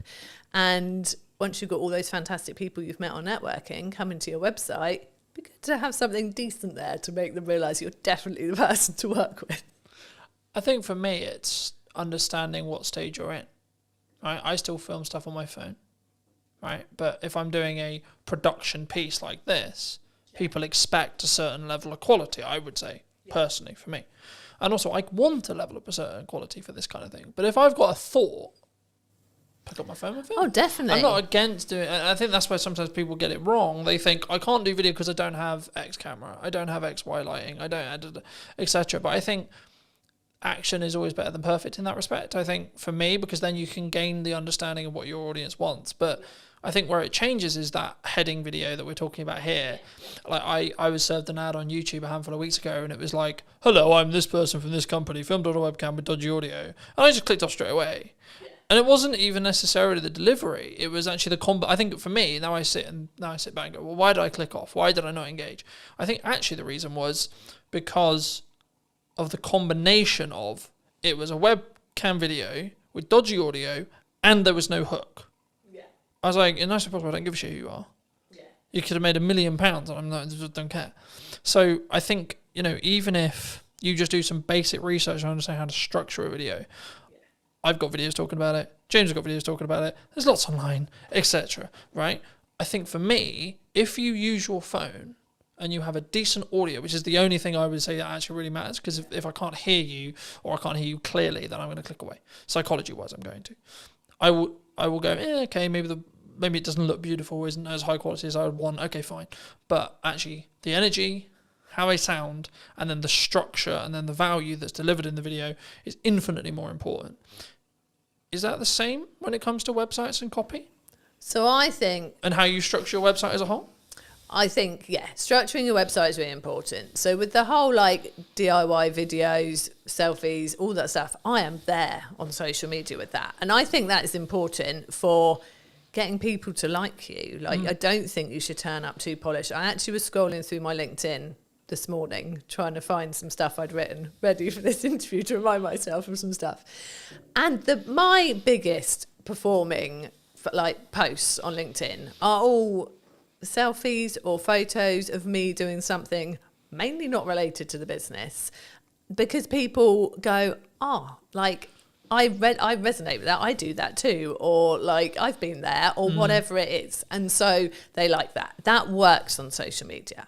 When it comes to your website, and your website is reflecting either you very much as the business person, the professional, the author, the speaker, you know, if it is a more of a personal focused website, or it is your business website and reflecting your business, I feel that has to step up a level then. You've done the nice getting to know people, the like, I am a nice normal person bit on social media. Yeah, filming yourself with messy hair at a beach, having a chat because something's come into your head. One thing I really would say, if you're doing videos on social media, please put captions on. I'm always reading them in the evening when I've got one child in bed and I'm just having a scroll. I don't want to turn the sound up. Put captions on, people. Anyway, so yeah. But then when they get to your website, yeah, that's a different level. And yeah, you do really need to think about the structure of it. And it's very much the same. Like you said with the videos, you want a hook, you want a reason to keep watching them. It's the same with your website. I always say in that top hero area on the homepage of your website, you want to have, I call it an engaging statement. But it's the hook. It's the thing that someone comes to your website and goes, I am in the right place. So I want to scroll down and I want to read more. In those first couple of lines and that first statement, you need to basically say, this is what I do. This is who I do it with or for. And so therefore I can help you. That is what those couple of lines have got to say. So yes, it has to be structured really well. And then it's got to carry on talking to that website visitor. So many people then decide that the first bit of their homepage suddenly has become their about page, and they launch into this story of like, oh, I decided to start my business because my grandfather had done it before me, and I like, no one cares at this point. People still want to see your services or an overview of your products or whatever they have come to your website for. And then if they click on your about page, that's them saying, oh, actually, I'm really interested now and I'd love to know why you started the business and who you are. Put that on there.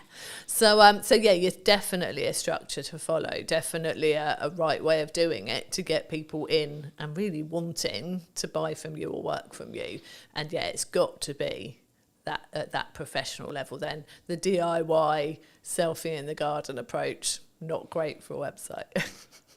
I think, again, it's what do you want to put your first foot forward with, right? Especially when it's like, it might be said by Google, it might be said by AI, and this is your first time of meeting that business. Yeah. I guess then it questions of like, from us as a smaller business, not necessarily implying small, but smaller than the Squarespaces, etc. Yeah. Do we lean into personal brand, do you think? I think, there's so many factors there.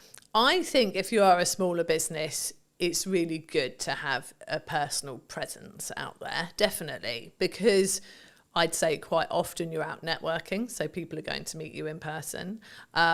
You are probably on LinkedIn talking about all of like the stuff that you're going about and doing and what your business is doing. So I think you're naturally going to have a personal presence, but then, and I am very much that person. I'm out there networking all the time. I am the one doing that for our business. But when you go to the Ready Steady Websites website, it is a business website. There is an about page and there is a team page, and we are on there, and our sense of humour is definitely on there, and we carry that through like the way that we are on social media. It's very much on. Someone commented that to me the other day, that she loved the fact our personality was there in the website once you look for it, but actually the website was, this is what we offer, these are our prices, this is what you get, really clear and simple, and all about the person who's looking for the website or the branding or the SEO package and all the other things we do. So yeah, I think a personal brand is important, but I think how you present that on your website very much depends on, how the business is structured, where you're looking to take the business in the future as well, and that's a question right at the start when you're starting your business too. And obviously you can evolve, like we trade under Ready Steady Websites now.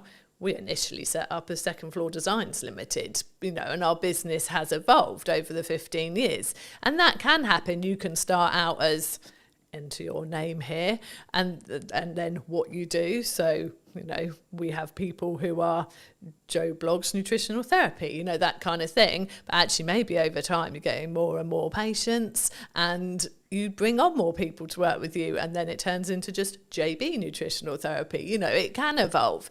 And I think whether you go out as really as a personal brand really just depends on like your vision for the business, where you're taking it, and how comfortable you are with that as well. Like some people don't want to put themselves front and center. They're very good at what they do.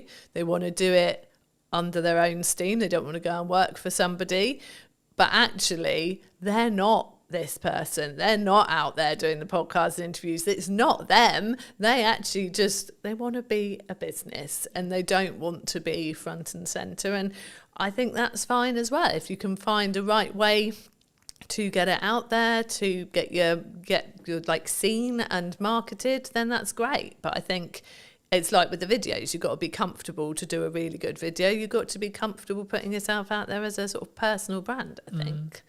I think for me, and I had this conversation many years ago and I've had it 1,000 times since, like a CEO of a C-suite company, doesn't matter who he was, but he was like, I don't want my kids involved in content. I don't want them physically involved in content. I don't even want people to know they even exist. Yeah. I'm like, cool, no worries. He was like, how are we going to make sure that happens? I was like, do you have control over your mouth? I said, yes. He said, yes. I said, congratulations. You will not talk about your children, their existence, or anything about them in any way, shape, or form then. Yeah. It's that simple. Exactly. Right? Yeah. And I think sometimes and that's why I always phrase it that way, because I think so many people, we sit and go, I have to be really public, and I have to be this, and I have to be that. It's like, yeah, but we forget we have control over what we say in every moment. And especially if you're post-editing it, even if we have a conversation or the conversation ends up going into a realm that you feel is inappropriate, I feel is inappropriate, or we don't feel comfortable having out live, then you just ask, would it be impossible to remove that section? Yeah. Or I just feel actually that's just a tangent that's not really relevant, so I might chop it from the set, etc. But it's doing it for a place of comfort. Yeah. Because I'm like, okay, everything I talk about publicly is everything I talk about publicly. I don't talk about the challenges I'm going through today or the things I'm healing from today or whatever if I am, because that's not appropriate and I'm not ready for it. But I can talk about it in hindsight, right? And in the same way, like, if you don't want the ability or the fact that you have children to be known, then don't mention it. Yeah. It's really that simple. It is. And I think, which I get, right? Like, I'd be like, no, but also, what's it got to do with business? What's that got to do with business? Now, you could make the argument, but it humanises you and yeah, but you made that you have to make that decision. Yeah. Yeah. You know, no one else is going to make that decision for you. And it's important to make sure that everything you put out is A, relevant to the business, but 2, is in your... And I use the term comfort zone loosely here because it's not about whether it's like comfortable, but it's whether it's within line with your values, I think is the more important thing, right? It's not about, it's uncomfortable, because I think we should push ourselves for a level of uncomfortability to do things that we're not comfortable with. But that's different to, no, I just don't want, in the kids example. What do you think is missing in marketing right now? What do you think people could be doing, should be doing, that they're maybe not doing? Oh, that is a good question. I think the thing I see people so we're looking at very small businesses here. The thing they are missing in marketing is consistency, which I think can be really, really key. I think there's people who think, well, I put this out there and therefore, you know, everyone will know about it now because I mentioned it once. So I've marketed that, and that doesn't work. Like, there's so much out there. Like, people, the term, like, so much noise that people are having to deal with, whether that's visual or audio. But there's so much out there, and people aren't consistent with it. So I think that being consistent in whatever form of marketing you're choosing. So whether you are using social media, whether you are doing email marketing and putting emails out there, whether you are, you know, putting out flyers places, you're doing some actual like putting up posters and that kind of thing. You know, you have to be consistent with it. You have to be doing it in a range of places. And I think people feel like, well, I don't want to bother people. I don't want people to get bored of me because they're hearing it so much, and you have to do it an awful lot for people to be hearing it so much they're getting bored of you. And I think that is one of the key things that I think people are missing. I think in marketing in general, what's missing, I suppose, perhaps I'm seeing so much of the personal stuff. It might actually be nice to see actual more businessy marketing. I wonder if that would actually catch my eye more these days. Like, rather than people out there doing all the talking about themselves and like, oh, I've been here and I've been there and this, that and the other. But actually, I don't see that many people putting out from business perspective, this is what we achieved this week. This is what we did this week. This is actually what a proper week working with a client looks like. Or this is actually, these are all the testimonials I got in 1 week. And I don't know if that's because it's a bit braggy, isn't it? If you get lots of testimonials all telling you you're lovely. But actually, that's what's going to make people really want to work with you. If they go, wow, they put that many sites live this week and that many people said that stuff about them. I actually don't see that much these days. And I am bad at doing it myself. I know I am. Is that because it's easier for you to talk? You talking as you're walking down the beach, or of course, it's so much easier. Or when you're in the garden, or etc. It's not. Yeah, it's easier from a couple of perspectives. One, that takes no preparation. Just going quick selfie, talk about this that I did here. Whereas if you want to put out okay, this website went live this week, we got this testimonial, I've got to sit there and make that look nice in a visual before I stick it on social media. And, if it's a busy week, I'm not taking the time to do that. And I know I should. And I think that is a key thing, that doing it well always takes time. And we all have a finite amount of time. And if we are busy in our business, obviously, we've got to make sure those deadlines are hit, those clients get their websites, that the support tickets are responded to, the site that went down because the server got overloaded is put back up again. We're doing all that stuff that we actually have to do as the actual stuff in our business that pays the bills. And then we've got to go, oh, do you know what? Yeah, testimonials, do this next week. And then, oh, look, next week came and went, still going to do them next week. And actually, I think, and this is something that's clicking in my head right now while I'm talking to you, that, you know what, some of that might stand out a bit more because people aren't doing it as much. It won't be the stuff that gets the likes and the shares and the comments on social media. There'll be those 5 nice people who are always lovely on every post and go, oh, that's so nice that you've got such a lovely testimonial. Well done, Jude. And I love those people for taking the time to do that. But it won't start the discussion. It won't be those posts that go mad. But actually, they're the posts that when people are scrolling through your posts, that really solidify what it is you actually do, that actually she doesn't just work out in the garage and try and grow vegetables in her garden. She does actually do websites. Do you think, I've just filmed Gemma's one, and we talked about the fact that some marketing agencies that I've seen in my lifetime are what I would call fall into the classic trap, in my view, that when they're busy with work, their marketing kind of shuts off, or they stop as much as they maybe should, either completely or as much as they should.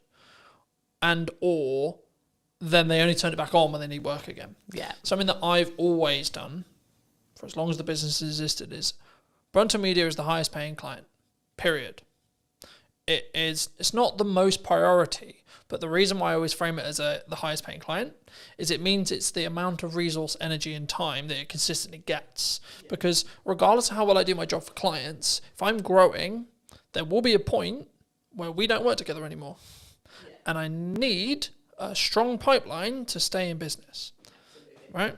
So I need to constantly be going. If you're just looking at project work, I've pivoted the business slightly so it's retainer-based and project work. But if you're just looking at project work, you need project. And it might feel overwhelming as you're starting to put them in. But then I'm just be honest with your client and say, well, what's your delivery timeline on this? Yeah. Because if you don't have the availability to film, edit and produce it, for example, in my case, then don't commit to doing that in the month you can do it. Say, that's a really cool idea. Is it time sensitive right now? Because if not, I can do it in September at the time of filming. This will probably be out in October, but like the same is true. I could do it the following month in November, for example.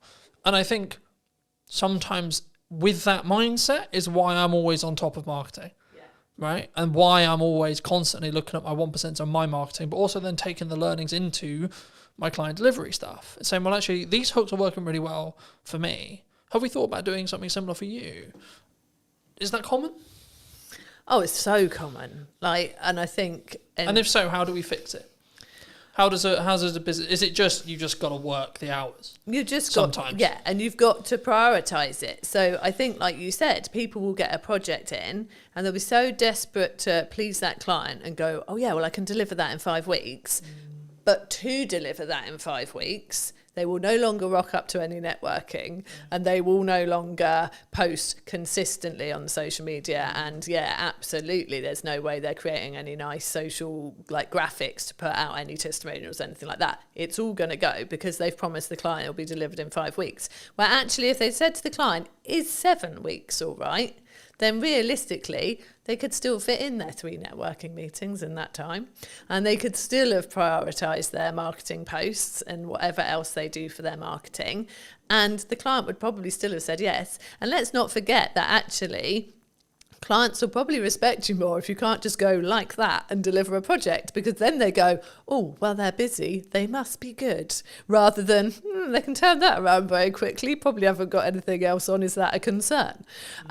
So it's definitely, and I think if you have been in the feast and famine cycle of project, nothing, project, you are more panicked to definitely make sure that you get that client, and then you probably do overpromise, and actually you would have been fine. Because if you start saying we're 7 weeks all right, and they go, well, really, can we do 6? Then okay, you can do 6, and maybe one of the networking meetings goes or whatever. But it's just, I see it a lot. I do see people oh, sorry, I'm not going to be coming to the networking meeting this week because I'm so busy, I've got to fit this in before a deadline. And then you're like, well, if the deadline's approaching, have you got stuff coming after that? Or would actually have going to this networking meeting being a good idea, because maybe there was someone there thinking about chatting to you this time because they've got to know you a bit. And so, no, we do see it a lot. And it's one of the things that we're very careful not to do. And it's easier for us, there's 2 of us running the business. We have freelancers and things when we need as well. And so I am always focused. It's me mainly. Chris does do some of the networking, but I am very much focused. And for me, it's the school summer holidays now. And my focus very much is on the children in this time. But I think I was very much... you offered me to do this, and I was like, yeah, I'll make time to do that, because again, that's something, it's very easy to drop the things you don't have to do at this period of time, but then in November, when there's not as many new people coming in, it's like, well, do you know what, if I'd have done that and gone to all of this in August, probably wouldn't have had this sort of drier patch now. So I'm here, and I've made sure I've prioritised a couple of networking meetings next week, and I make sure it keeps going, and because it has to, because we are small business owners, and that is how we get our business. I think for me it's key, and I've always been in the world of I'm going to bank content for as long as I can, especially I call it my bloodline of my business now, because we met through networking originally, but I since then have pulled back on networking. That's not because networking doesn't work. It's because I found I was trying to do content, do that really well, trying to do ads, trying to do that really well, trying to do client delivery, trying to do that really well, trying to do networking, trying to do that really well. And what I was finding was I was doing all of them unoptimally or badly. Yeah. So I said, right, scrap everything. What do I actually want to spend my hours doing when I'm not working for clients? And then I was like, okay, well, actually, I really love enjoying creating content, having conversations on camera, etc. Cool. Okay, what's the byproduct of that? The byproduct of that is I become better at my craft. I become better as an interviewer, which in turn means when I'm doing interview content for clients, I'm even better. So it's a compounding effect across that board. But also I can then make sure that I'm consistent. So as we're discussing now, it's the middle of the summer holidays, but this won't be out until probably closer to October. And it's actually, I can have a really busy, I'm expecting September to be really busy, because of the natural progression where you have a month where people are really focused on family and but then they're like, shit, I've actually got business stuff to do. And in September, that's normally what happens. So I'm actually prepping it as a perspective. I probably won't be filming much in regards to podcast my own content in September, but that won't matter because of how much content ahead I am. So then when it comes back around to it come October, I can then go back to filming, say, 5-6 episodes a month, or maybe 8 episodes a month, and then I'm good till December again, and etc. And I think once you understand that principle, and once you can kind of get there with either your blog writing or etc., then you can be in a position where you don't need to worry about consistency. Like, I'm not worried, oh my God, what am I going to post? Then the question becomes, what could I post or what should I post? And it removes all the pressure. Yeah. Do you, like, how consistently should someone be writing a blog on a website then? Let's focus back in on websites. So we say it's really good if you can do it once a month as a minimum. Like, to have that new content going on your website once a month. In that respect? I think, well, I mean, I used to write posts weekly for Ready Steady websites. People told me that they loved that they did go and read the blog post every week. And I maintained that for a good few years. But that's a lot of content. And I got to the point where I really felt like we were getting busier. And actually, if I had a post once a month, I could still pull bits out of that for social posts throughout the month. So I'm still putting stuff out there, sending people to the website, to a blog post. I could still pull different bits out of it for our newsletter, which is weekly. And Google likes to see something new on your website every month. Like, it just reminds Google that you're there. Something new's gone on there. It's something new for Google to index. And so, yeah, so that's why we say once a month. And that is what I do now, because, yeah, once a week got a lot. And I will like batch. So like you said, like I've said, it's the summer holidays. I don't want to be doing as much during the summer holidays. So I had blog posts and social media posts already at the start of July for July, August, and the first couple of weeks of September. And my email newsletter as well, all scheduled, all ready to go, sorted. And I think it feels like that's a lot, but actually that took me not even 2 days to write the emails for every week, 3 blog posts, and I haven't written the social posts fully because I do like to be more reactive on social media, but I've written like probably 2 for each week, like full, solid, good posts that are more business related, and then I can put in my fluff of like, you know, sat in Schoolfield today and did this type thing, and yeah, so it can be kind of a mixture. But it doesn't take long to do it, to schedule it. Like you said, like I know you've obviously booked this room today, you're blocking your podcasts, and that's months worth of content. And it's easy to do if you organise your time right to do it. And I think it feels big for people who just aren't used to doing it. And the people who say to me, oh, I'm not building an email list because I don't have anything to say to them. It's like, you've got so much to say. I am one for quite long emails. I talk a lot. I will write a lot as much as I talk. But actually, over the summer, they're shorter and sweeter. I've got a little thing going on of like a website tip a week. It's a short paragraph, but it's something actionable, useful for those people on our email list, relevant to them because they're all there, because they've come to us for some website reason, whether they've got a website with us already and should be reminded to just go and check that everything's still current and up to date and maybe make a tweak, or whether they're planning a new one and thinking of coming to us. Those tips are relevant to both. Happy days, email sorted. It's not hard. I mean, we have blog posts on ideas for your website, for your email newsletter, obviously. Got a blog post and everything pretty much on our website. So, yeah, but I think, once a month is a good one. Is there a pros and cons if you're, let's say, for example, you're in my position where you have a huge amount of video content and that's your feeder?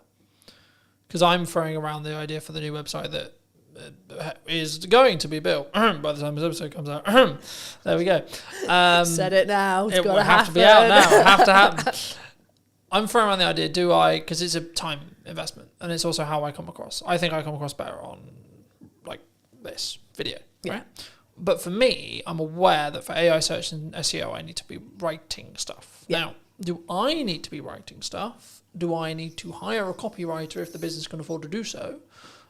Or can I potentially leverage automation and or ChatGPT, etc., to write in my style, and or what are the pros and cons for all the above? So I think... Would you say? So for you... And this is a dirtily selfish fucking answer. So for you, as someone who has got video content, that is your content, I'd use that for your website. So I would have, like, whether you want to embed it from YouTube or wherever you're going to have it onto your website. And then I would have like notes of what's discussed, key points, which there are so many tools that will do that for you, that will draw it out. But I would say that if you're using a tool like that, you need to then go and sense check it, look through it yourself, make sure it does sound like you, tweak it, make it your own. Don't just use it verbatim from the tools that have pulled it out. So from that kind of content where you're repurposing a video and turning it into a vlog essentially on your website with notes, I think that's absolutely fine. If you then wanted actually to do some actual blog posts as well, I personally think I like the approach of giving it a go yourself, so that it is really what you would be saying and like the points you want to make. If you then read it and think, this isn't good enough, this isn't my forte, this isn't like my strength, then I personally would get a copywriter involved to help you. Like, there are people out there who will help you to craft kind of what you've already started, improve it, write it in a way that they know is going to be nice and readable, but also is going to be great for getting some key terms in there that people are going to be searching for what you do. I don't like it when I see blog posts that I can tell have been written by AI, you know, and people have written guest blog posts for me and sent them to me, and I've gone, this is obviously, they've used AI to help them write this. I will then go in and tweak those. I will take out the EM dashes, which, you know, are an actual like staple of punctuation in America, but we tend not to use it over here. So it's quite telling when I get an English person sending me a blog post with a load of them in. So I will tweak those because I don't want them on our website. There are people saying that AI copy doesn't work as well from a search engine point of view, that like it's penalised. I don't know how truthful that is. It's hard to tell really, because, you know, we're still relatively in the early days of it being put on websites and things. The problem is that if you go, AI write me a blog post on this, if someone else is putting exactly the same request to ChatGPT as well, they could have they won't be exactly the same, because we know that ChatGPT will learn from the conversations you previously had and will have it sort of tailored to you, but there'll be some of the same stuff in there, and I want to feel like what's on our website is genuinely unique and different. Someone's going to come and read something on our website and they're not going to go and read virtually exactly the same on someone else's. Obviously, people are giving similar tips to us. Like, none of what we are saying on our Ready Steady website's blog is rocket science. It's tips around your website. You know, there are many people out there doing that, and a lot of us will be preaching the same best practice. But I write all our blog posts that are not guest blog posts, and I very much do it as me. And I know there's a copywriter I know well who says, you can always, it's me. He says, from your emails to your blog to your LinkedIn posts, it's so you.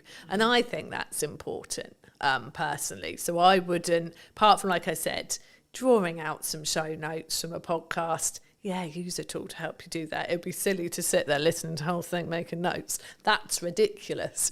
But if you're going for something that is sort of separate content in its own right, I still would prefer it that people really put themselves into it than the robots.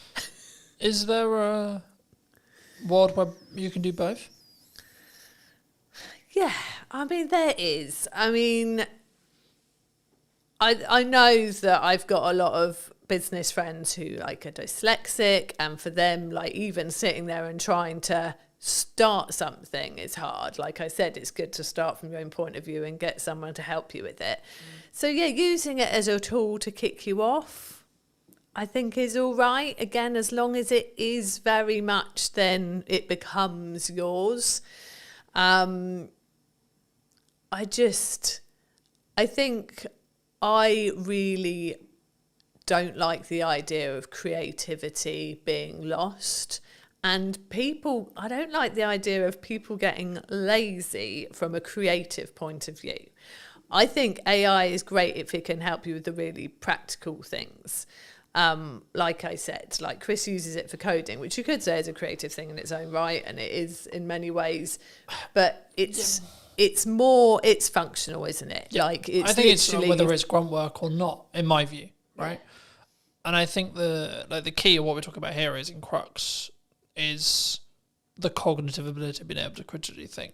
Yeah. So for me, I'll give you an example that I've probably used on other podcasts. Apologies if I have, but for me, I'm now basically solely only reading a physical book out of principle, because I'm aware that I'm utilizing AI in tech, and I want to balance the cognitive ability that I'm losing through using AI, but I'm gaining efficiency, but I still want the cognitive ability to be able to think and get creative ideas, etc. But I'm also leaning into let's do more stuff in person, because I think the energy is better where possible, etc., etc., etc. And I think there's the conversation will flow better, so on, in that respect. And I think it's actually, to an extent, you can utilize both sides of the world as long as you're aware of the caveats. Yeah. Is obviously, I think, what we're touching on here. Yeah, definitely. And I think I had a brief conversation in comments on LinkedIn the other day with somebody who said, do you use AI for writing blog posts? Do you ask it its opinion for things? Like, do you get it to do it? And I said, to a certain extent, but I'm really concerned that people will stop using their brains. But like you said, if you're aware of the fact that you're using AI for certain things and you go, do you know what? I do need this to keep working. I can't just let this computer think for me the whole time. Then that's great. And I think there is that balance there, and that's good. But I'm letting AI do the day-to-day stuff I wouldn't really find that hard or challenging to think for me. Yeah. So I have freed up capacity and then the ability to think longer-term problem-solving, larger scope problem-solving, longer-term business challenge, growth challenge, and so on, for clients and me. And I think for me, that's potentially where the people who are utilizing AI correct will rise to the top. Yes. Because I think, and there was this kind of AI is going to take our jobs-esque, the world's over kind of principle, I guess. I've been of the view that it's a tool. Right, and that's why I use the analogy of sharpen the knife and then use the knife yourself. So you're using AI to sharpen your knife, and then you're using it to cut up whatever you're cutting up, etc. And that allows you to then move forward. Yeah. That allows you to be more efficient, and that's kind of I'm going to work smart and hard simultaneously thing, because it's not just about. It is a level of, because I was like, in my head, whenever I look at content, I'm going quality or quantity, but actually, you need both to be able to understand data, to be able to then work out what the market thinks is valuable. Because I suppose it doesn't matter what you think is valuable.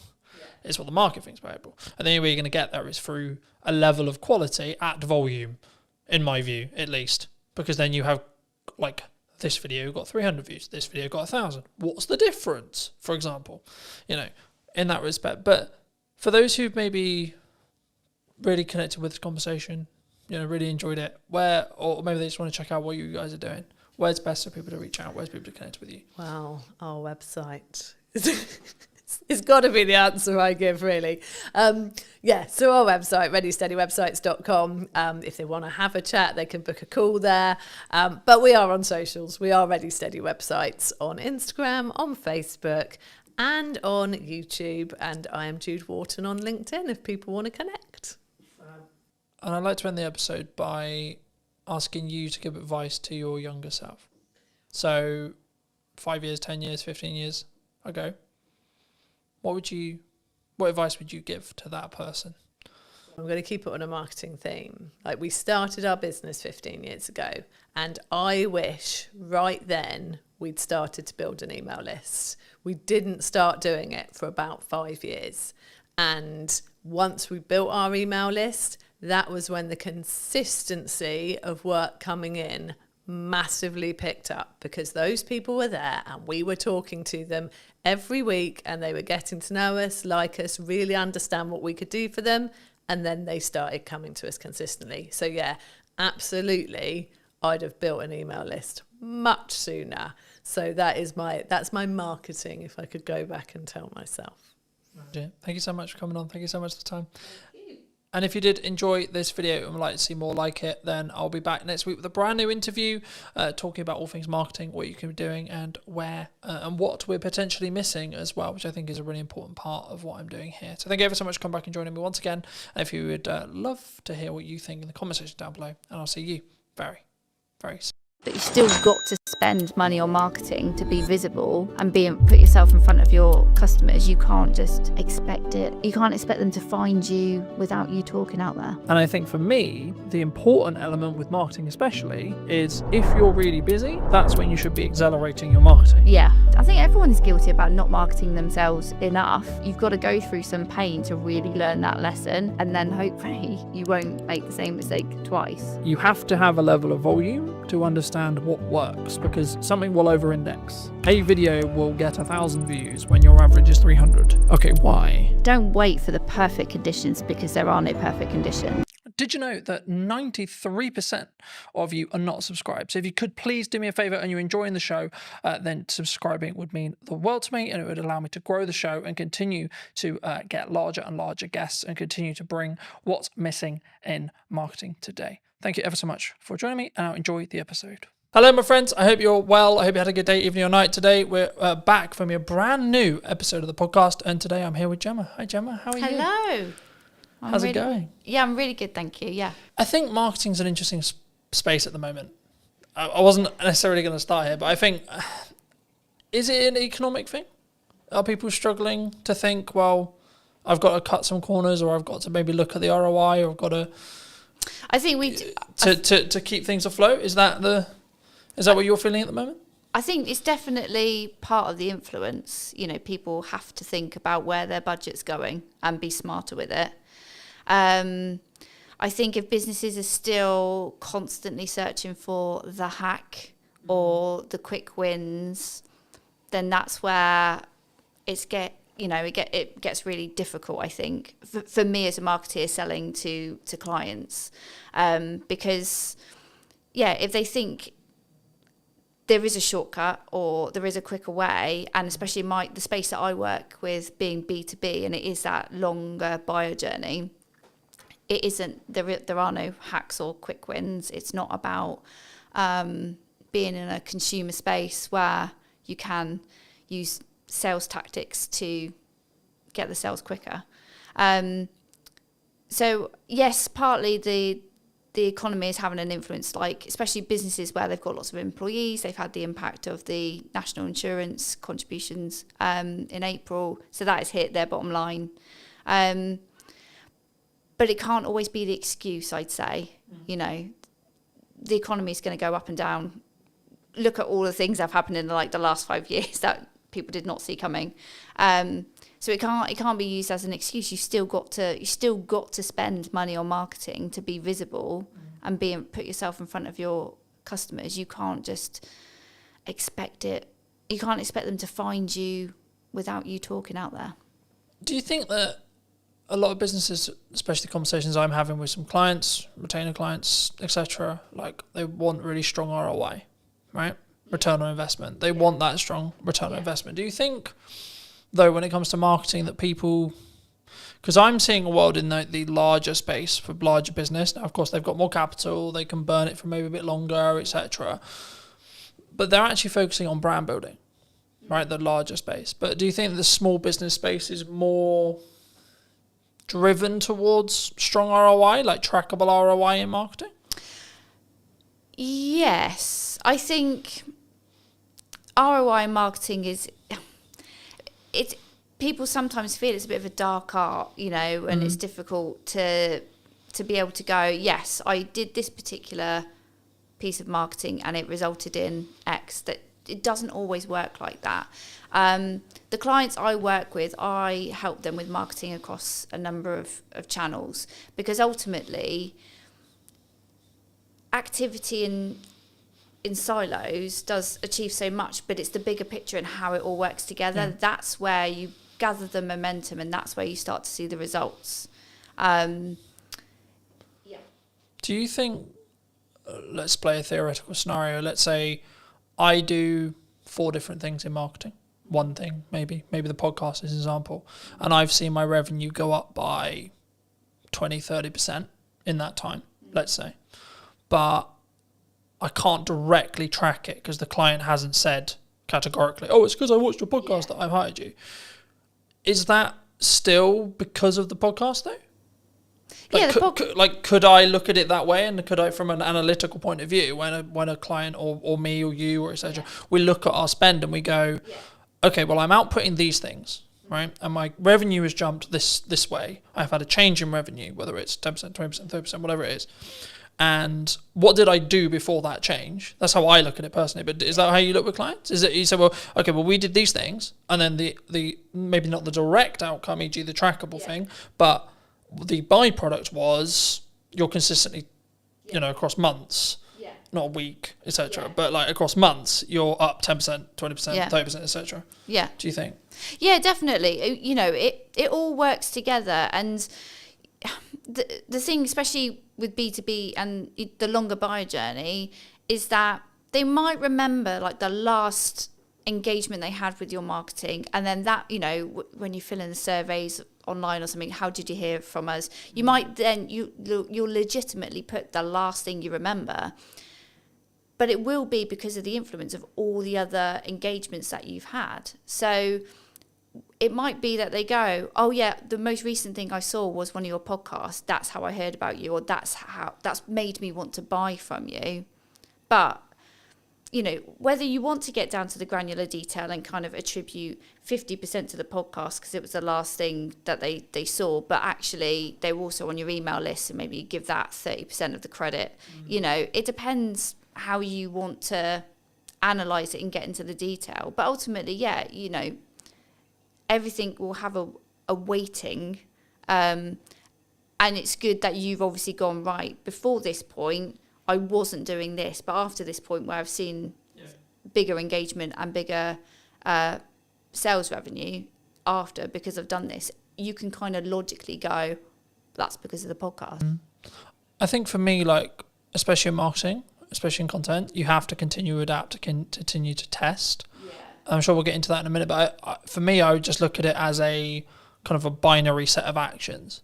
So I do a set of things in marketing. What is then the outcome, either in my number of views, etc., tangible target there, or revenue, right, or both. And I think for me, sometimes people, especially maybe starting out businesses or maybe, I was going to say maybe slightly older businesses, but not even necessarily older, but I think businesses as a whole, sometimes we don't understand that marketing is the journey to the sales conversation, and then the sales, when it happens, gets all the credit. Oh God, yeah. So it's like, oh, it was an amazing funnel and amazing client journey and this and this and this, but actually the salesperson who closed it is the one that gets all the hooray. Absolutely. Because they're the one that's tangibly tied to the revenue. Yeah. What would you say to businesses, people listening maybe who are in that boat? And should they just focus on the sales side of it? Like, oh, that salesperson did a really good job because they signed the X. Yeah. I mean, God, sales and marketing have had a crazy relationship over the years, haven't they? So they have to work together, because yes, sales will ultimately get the glory of converting that prospect into a client, but it won't have happened because that prospect won't have got to the point of needing a proposal or, having a sales conversation without all the effort that marketing has done to warm them up, to build up the knowledge of the brand, to build up the trust, to build up the credibility. Sales can't do that in their kind of one hit, I'm going to tell you about features and benefits, or whatever the conversation goes like. So yes, they might get the credit at the end, but unless they work together. And it's the same, like, marketing can do so much to get a prospect to the point of wanting to buy and convert. You still need to have a sales message and a sales process to get them over the line and get the revenue in. So they can't work one without the other. They have to work together. But yeah, you'll always come across organisations that kind of weights slightly more to marketing, slightly more to sales. But, you know, marketing has to think about what happens at the point of sale, and making sure that they're not going to get the sales team kind of go, these marketing leads are rubbish, you know, and actually it's because marketing has done so much, but then the salesperson is missing a piece of information that they didn't tell us that they needed. You know, you've got to get them to work together. Got to get them in the same room. I see them in, well, there's two analogies, like you said. One, like marketing and sales is a dance, right? You can't have one without the other. But also, number two, I think that your marketing is like up or downstream, depending on which one you're looking at in regards to either sales or marketing, in correspondence to what then you get in 3 months' time. That's how I look at it. And I say, well, the actions I'm doing now, the actions I'm doing today, they won't have ROI today, but they will have ROI in 3 months, 6 months, or 12 months. And when you're in a position where you can spend that little bit more on your marketing, maybe that's this month, and then maybe you have to pull back next month, or etc. Or actually you're in a really strong year, you should be pushing brand, you should be pushing marketing as much as you can, and investing where you can. So making the upgrades where you need to, making the, you know, for me, buying a new camera, buying a new lens, buying a new microphone, etc. That's then going to pay the rewards when things are harder, because I can lean into those changes and use them as maybe selling opportunities or selling reasons, right, in my marketing that will then trickle down into the reason why people made decisions. But have you always wanted to work in marketing? Have you always like done marketing? Like, how did you get sat in front of me today? Yeah, I knew exactly the career I wanted to take. I knew I wanted to work in business. I knew I wanted to work in communications. So I've kind of been your standard student who did GCSEs, A-levels, did a marketing degree, and went into a marketing agency. Just because that's the path I knew I've wanted to take. Never did I think I would actually run my own business. That kind of came over the last few years. I was always happy working for somebody else, working part of a marketing team. But yeah, I was always, I didn't foresee the kind of the change. Why did you go freelance? Because some people are forced into it. Right? Yeah, no, they're I like, wasn't. oh, I'm good. Yeah. I'm in an agency, and then suddenly like the dreaded redundancy call comes. Yeah, I wanted to do a bit more marketing. It was for me. So I'd had my son, and I'd sort of lost a bit of my work identity. So I started to do a bit of freelancing on the side, not in the freelancing that I do now. But then COVID actually gave me a really good opportunity, because I was at home, I could do loads of online networking, I could meet loads more people, and that just gave me the opportunity to pick up a few new clients, work with some other marketeers. I had an employer that was absolutely fine with me doing my little side hustle, no problem. And then I got to the point where actually I think I wanted to work with more different people, feel a bit more valued. So I sort of crunched the numbers, picked up a little bit more work, and then it was like, right, this is the moment. Let's go. Let's switch it over. My employer actually did become a client, so I was rather sensible with my sort of dip into freelancing. So I had a plan. I had a bank of clients kind of ready to go, and then it kind of went from there.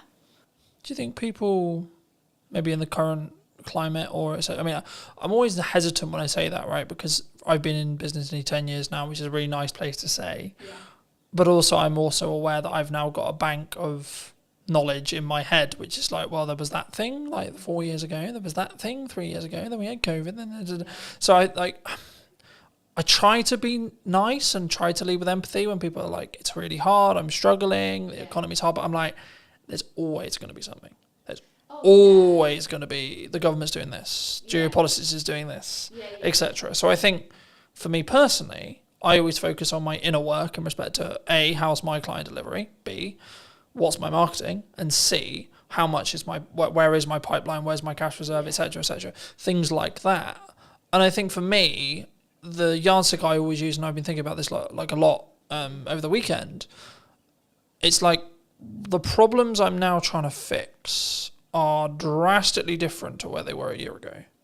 So for me, that's clear growth metric. Yeah. Because I'm trying to fix larger problems. I've got more, whether that's financial problems or delivery problems, or etc. You always have problems, I think, in my view. Yeah. To I guess to phrase it into a question, people who are maybe looking at the economy as, should I maybe pack in what I'm doing and then go get a job, or the other way and saying, actually, well, maybe I'm a little bit concerned about my job security. Maybe I'm seeing redundancy in the next 6 months, like either because their company's actually said that's going to happen, or they just have kind of a gut feeling that's like, I would feel more secure if I had something else. What would you, is now a good time, would you say? Any time is a good, any time. Like, don't wait for the perfect conditions, because there are no perfect conditions. Employment, some people do look at it a bit more securely. There's more, law behind, to protect employees. I don't sit there and think, I don't think either or is more safer, freelancing or employment. I saw somebody post something the other day about, maybe I think they must have gone through a redundancy, and I just sort of commented to say, like, look, don't overlook freelancing, but also don't look at freelancing if you want to get some income in your pocket quickly, because it's not the quick result, unless you've got somebody that has got a project lined up, that they're going to be good payers. But I think that happens because you did the work 3 months ago. Yeah, no, that does. But that's what I'm saying. I'm saying, like, somebody that was like literally, okay, I've just been made redundant, I'm going to jump into freelancing, and it's like, that's fine, but brace yourself. You are gonna financially, you're gonna just. You need to live humbly. Yeah, and I think the key for me, and the thing I've learned the last couple of years, is you have to live below your means within reason, regardless of whether you want to grow or not, because. If you're growing, that requires money, but also it's in a scalable fashion where actually if money starts to get tighter and you have to make cuts, then I'd rather be cutting the stuff I'm using to push forward rather than, oh, I can't eat today. Yeah. I can't turn the heating on. It's interesting you say that, because at the end of last year, I had a couple of clients, they kind of fell out one after the other, and it was a little bit like, oh, this is getting uncomfortable. But it was a bit of a wake-up call for me, because I'd had lots of work come to me via referral, via other clients, but I could honestly say I wasn't doing enough marketing outbound to reach new audiences. So as sad as I was, and I was panicking, I knew I had enough money to pay the bills. That was fine. But I decided to invest in myself a lot more. So I invested in a bit more coaching. I invested in some other kind of support marketing communities where I was going to meet other marketeers, learn from them, possibly grow my network and find other people to work with. And it was absolutely the best thing I've done. So it's scary to spend money when you know your income is reducing, but sometimes you have got to do that. You've got to invest in new systems and technologies and new ways of doing things. Yeah, I was going to say, I think it's like, what's your response? And I'm having this like constant concern, right? When things are going well, you should make okay, cool. But then actually, maybe I've got runway of, let's say, 3 months, or maybe 2 months, right? Or maybe a month and a half. Cool, right. Do I continue to move forward, continue to say, well, this is working, this is growing, and trust in that by the time I hit my end of my runway, I'll be fine, the work will be there. Yeah. Or I'll make the money, or I'll found a way through. In that scenario where you are, like, unfortunately losing clients, the project work isn't there. We're recording this will be going out probably nearly October, but we're recording this in the middle of the summer holidays. Yeah. Where I naturally know there's going to be a lower demand for stuff happening, which is understandable to an extent, because kids are home, things are harder, people are working less, people are enjoying either holidays or time with their kids, etc., which is completely understandable. But also I'm like, okay, when I looked at my financial plan, I was like, okay, I need to kind of plan as if there's not going to be any project work Yeah. for the next 6 weeks-ish. Yeah. I guess to phrase it into a question, I mean, what's your response? It sounds like it's like lean into growth and lean into investing. Or have you always been that way? Or do you sometimes feel like maybe you should have pulled back on costs and gone, actually, I can live on this for 3 months now? The interesting thing is, if you ask my husband, I am captain cautious. So I am not necessarily a risk taker. Like you mentioned earlier about sort of like living within your means. So I think you've got to be sensible, and it is. I guess it's a personality type, isn't it? So if you're somebody that really likes to live on the edge, and you're quite comfortable, kind of going, it'll work itself out, then you might take more risk. You might spend more initially and kind of hope for the best. Know that it's going in the right direction. You're investing in the right areas. So for me, in November last year, where I had less clients, but I knew I had to do something different, and I knew perhaps I was probably hiding away from really putting myself out there.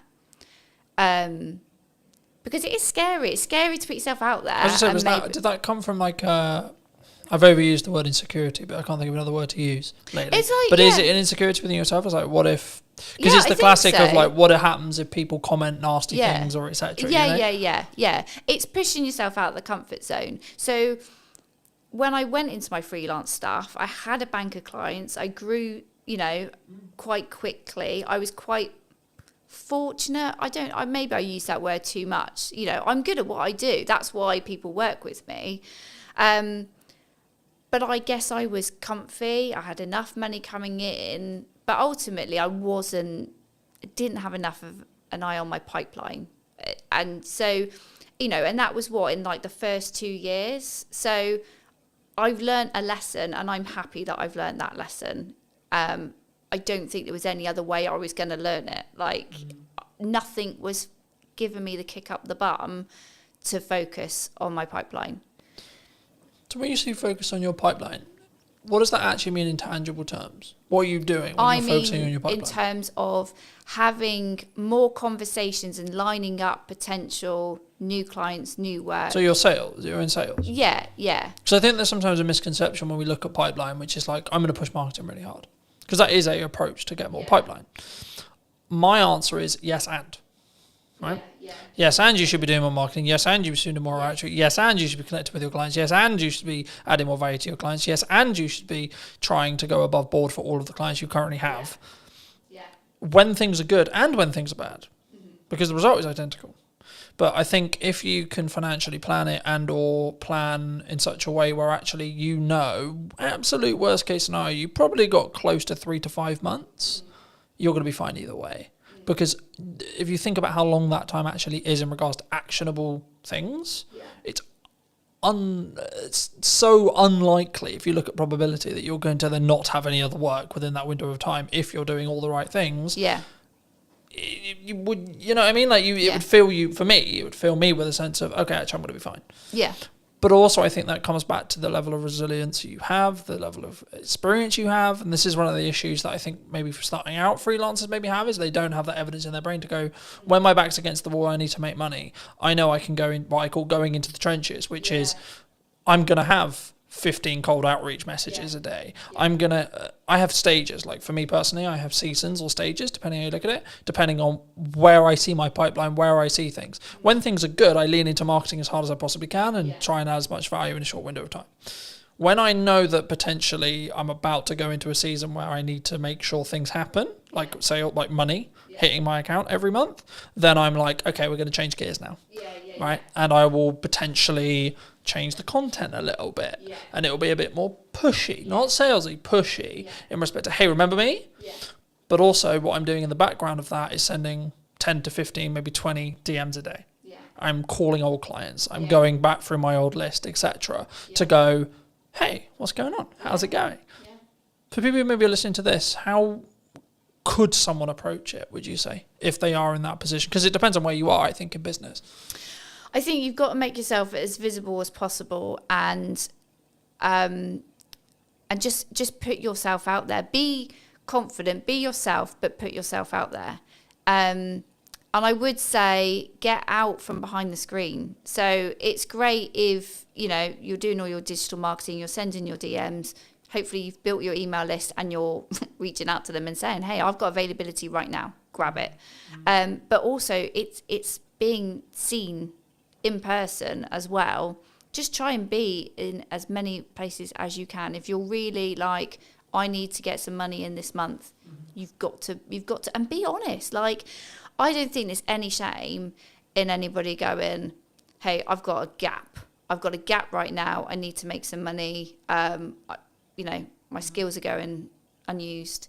Like, just be honest, because there are lots of people in the same situation. And like, there's no shame in there's no point lying and going, oh yeah, I'm fully booked until next year, when you're not. Like, that's not paying your bills. So, yeah. I think for me, there's a couple of layers there. The first is, if you're in that position, you need to get yourself out of the hole short term. Yeah. Second position, you need to take the lessons that you got where you got there. Yeah. And thirdly, you need to then understand that actually, even in a year's time, when you've taken the lessons and when you've moved forward and when you've done the money management, and I keep leaning back to money management because that in crux is what will fix the problem long term. When you make money, stash some away. Yeah. When you make money, stash some away. When you make money, so on. And that can, you know, there's loads of ways you can do that. But I think for me, the key is to understand that once you do that, you're then thinking longer term time horizon, but you still have problems. Yeah. You know, I might lose some of my retainer clients tomorrow. I might not. Right? Cool.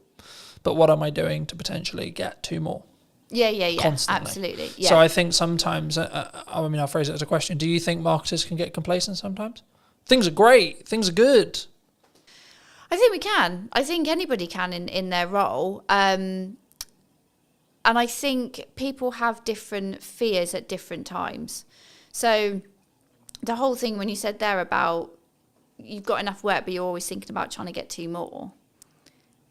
I've definitely had the fear of, well, if I put myself out there too much, what if like there's loads of people that want to work with me and I can't work with all of them? And I'm not necessarily, for me personally right now, I'm not interested in growing an agency.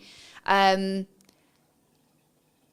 might have thought that last year, but this year it's like, who cares? If I end up with that problem, I'll find a solution when it comes. Right now, that isn't, it's not a fear to worry about, you know. Right now, it's all about having those conversations and keeping visible and reminding people. Like, I mean, I had a client that I now work with this year. We had a conversation 12 months before, and it wasn't the right time for her to work with me.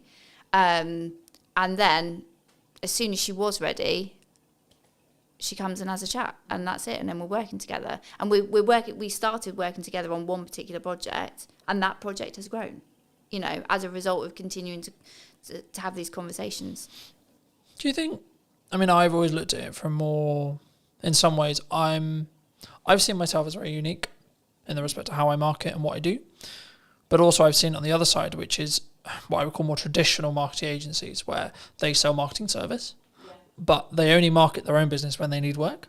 Yeah. And I think that's backwards, personally. Yeah. I think regardless of whether you're busy, regardless of whether you're not, you should be leading with your best foot forward as a marketing agency, if it's what you sell, right? Or a videographer, you should be posting your best content for you.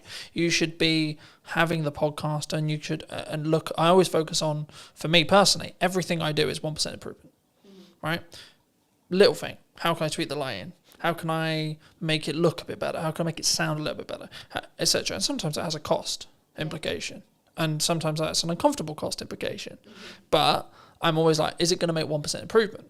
Because if I plan it in respect to I've got 2 months, let's just say, for example, 3 months worth of runway, by the time that 1% compounds, I'm going to be fine anyway.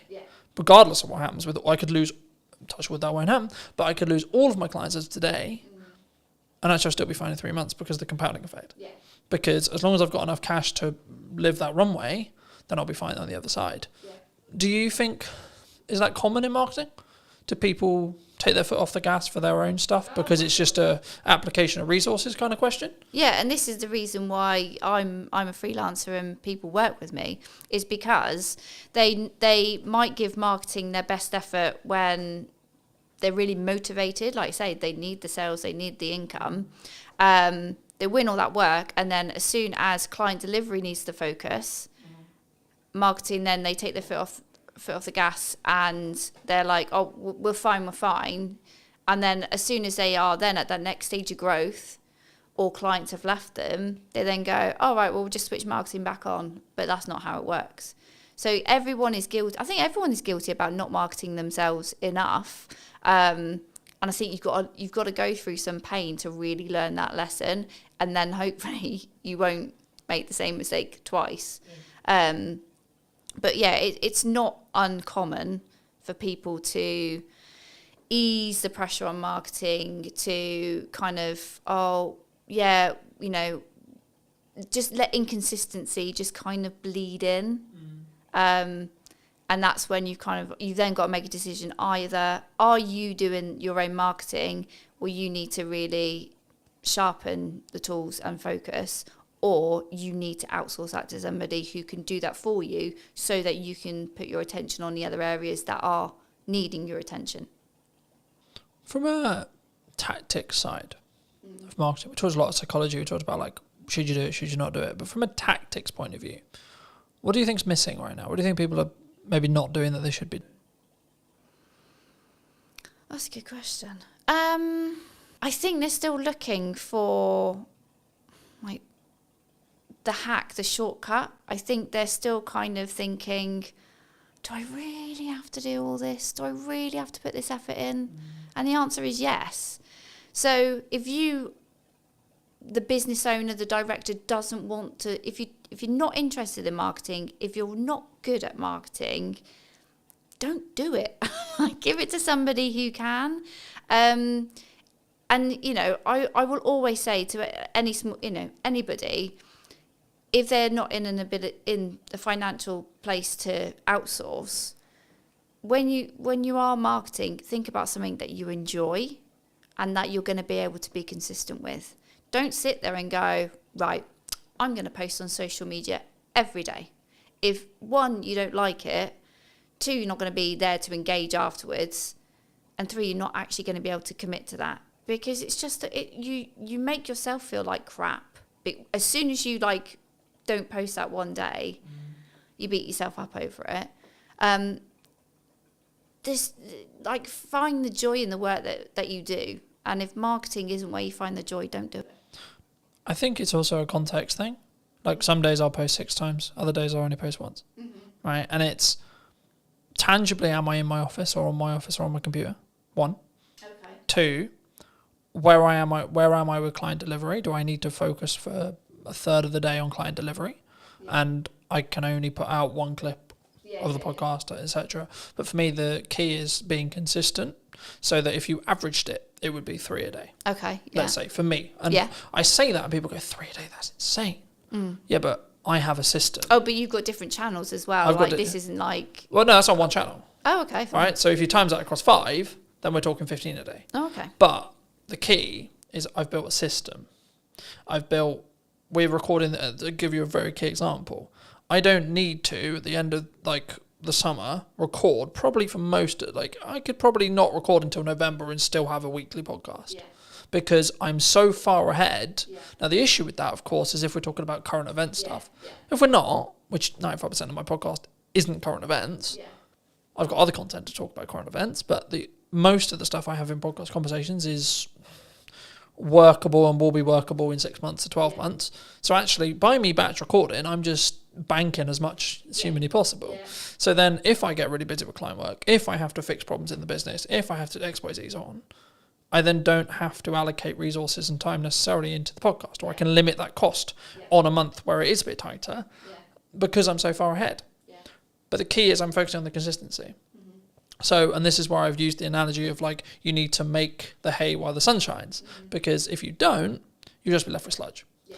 And I think for me, the important element with marketing especially is if you're really busy, that's when you should be accelerating your marketing. Yeah. Because then you're actually going to, and even if you don't have capacity, right? So let's say I don't even have capacity, I still am going to push hard on marketing because I want demand in 3 months. Yeah. And actually, I trust that by the time I finish those projects, if I've pushed with marketing, I'll have some stuff left. I'll have some people who are ready. And just being honest with clients and saying, look, I don't have the availability until September. Yeah. I don't have the ability until October, November, December, whenever it is. Yeah. And saying, cool, can we book something in? Can we get a pre-production call? Can we get a discovery call in? Yeah. Cool. But also understand that actually a project that you quoted and you alluded to earlier where you had a conversation a year ago, I've just finished a project started a project last week. I had a pre-production meeting for that I initially quoted about 3 months ago. Yeah. Right? And I was like, at the time, maybe it's wrong time, maybe they're not ready, etc., etc. I was like, okay, maybe it won't come through, maybe it will. But then I got a call 2 weeks ago saying, hey, Cotton, we're ready to move forward. Fabulous, wonderful, right? And I think for me, if I had, perhaps, I haven't asked them yet, but perhaps if I had stopped marketing, they wouldn't have been constantly reminded that I existed. That you're around, we've got that project there. Yeah. And the same with a handful of other clients who are like, yeah, we really want to do something, but we're not quite sure what we want to do yet. And I think that's the key sometimes. And I think that's why when people maybe don't look, maybe they fall off their consistency. And I think the reason why the podcasts are very different this series than it was last series was I was in that boat of I'm trying to do too many things and not doing them well enough. Mm-hmm. So I'm very focused on 2 channels for the time being, which is podcast and my event promotion for my event in September. And by the time this come out, the event will probably have finished, and then it'll be about marketing the next event. But anyway, the crux, I guess, from a tactics point of view is what role do you see? Like, what do you value right now for your marketing or for clients? Is it written word? Is it audio? Is it podcasting? Is it video? Is it user-generated content? Like, what do you think's working? I would say I hate to start with it depends, but it does depend on the client. Yeah, so let's talk about what I'm doing right now. Obviously, we're having this conversation because I invested in some video content a few months ago. So that, absolutely, I am like you championing investing in video to have another format of delivering your message to your audience. It's great and it can be used in so many places. So it's it is an investment, but it's a worthwhile. And also networking in the right places. So there's lots of different networking events out there. Some you might like, some you might not. I always say to people, like, it's about finding the right kind of event that you enjoy. It's got the right people there. Because ultimately, don't go to a networking event where it is just a cup of tea and a natter. Like, you do need to meet people and build relationships. It might not. Don't ever go into a room and think, right, who's going to buy from me today? Because that's not what it's about. It is about growing. Yeah, exactly. Yeah, but yeah. So for me, it's been remaining consistent on LinkedIn and not wondering what the hell the algorithm's doing, and sharing posts from 3 to 4 weeks ago. Yeah, I find it really interesting when people go, "Oh, the algorithm shadow banned me." Right, I'm a handful of chapters into Gary Vaynerchuk's new book. Well, it's not new now, but it's new for me. Day Trading Attention, and he talks a lot about your content's just not very good. Yeah, hard love, right? But the reality is actually through posting a huge amount, you know what works. And you can gain customer insights through that. Yeah. You can gain what's working for your market through that. And I think that's the key there. I think it's, my next question was going to be about volume, but like the simple takeaway I have is you have to have a level of volume to understand what works, because something will over-index. Yeah. A video will get 1,000 views when your average is 300. Okay, why? But then if you do that consistently and you keep learning, then your average will become 700. Okay, cool. But then what happens when something gets 1,600 views? Then what is it about? Then you analyze, what was that hook? What was that this, etc. Do you think people struggle with the volume? Maybe they see someone like me who posts a lot, right? And they go, I can't possibly do that, so I'm not going to bother. I think people are overwhelmed. And I think when you're feeling overwhelmed, you then procrastinate and then you just don't do anything. Yeah. So I think that's when you've got to have a strategy. You've got to bring it back to what your goals are, what you're looking to achieve. And then utilize someone like me who can kind of say, like, look, if we can do this one thing, so let's say invest in video, these are all the things that we can do with the content from that video, not just the physical video itself. And these are all the places we can put it. And it's not about constantly thinking about new ideas and new things to say. It's taking one piece of content and repurposing it and making it relevant for the different channels. That's where you get your visibility is amplified, but your effort is you haven't had to invest less than it could have been. Exactly. So I think people do panic and feel overwhelmed, and then that's when they just don't make a decision. And that's where you do need an expert then to kind of say, like, look, it's not, you don't have to be overwhelmed. This is the plan. This is what we're going to do. This is how it's going to be used. But ultimately, you just need to sit in front of me for 45 minutes and talk about what you do. Yeah. Easy. What does AI fit into this? Because a lot of people are scared about it, right? People think they're going to take their jobs. Yeah. They're going to be out of a job. The robot's going to take over the world. Yeah. What do you think? AI is a tool. They are all tools to help you be more efficient, but ultimately they can't replace human creativity. I've heard some people talk about, AI is for lazy people. It's like, it's not. If you want to use AI correctly, you've got to invest the time. You've got to invest the time in understanding how these tools work and how you get the most out of them. And that is not just by going, chat GPT, please write me a blog about X, and taking that and posting it. Like, no. It's a bit like, I don't know, I was thinking about this today. Like a sat nav, okay? So a sat nav is a tool that tells you how to get from A to B. It's really great if you have no idea, but also you could work out using a map yourself, but it takes a little bit of the thinking time away from it.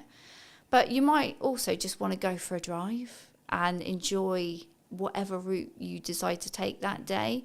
So it's not, AI isn't there to replace what people do. And I think businesses that are looking at AI and going, I don't need to hire a copywriter, I don't need to hire a videographer, or I don't need a person to do something because I've got a tool, you're kind of missing a point there. If you're looking at it just from a cost perspective, you'll learn a lesson very quickly that basically what you've turned out is a load of rubbish. I think it's from my point of view at least, right? I think for me, it's understanding what tool is best for the job. And the analogy I've started using used to be, you don't want to necessarily put up shelves with a hammer, right? But actually, it's actually more, I think now, you want to sharpen the knife before you use it. AI can help you sharpen the knife, but you still want to be the one using it. And I think for me, the key, I guess, in that is actually, and this is where I think the trend sort of shifted originally, because originally it was, we're all going to be out of jobs because of AI.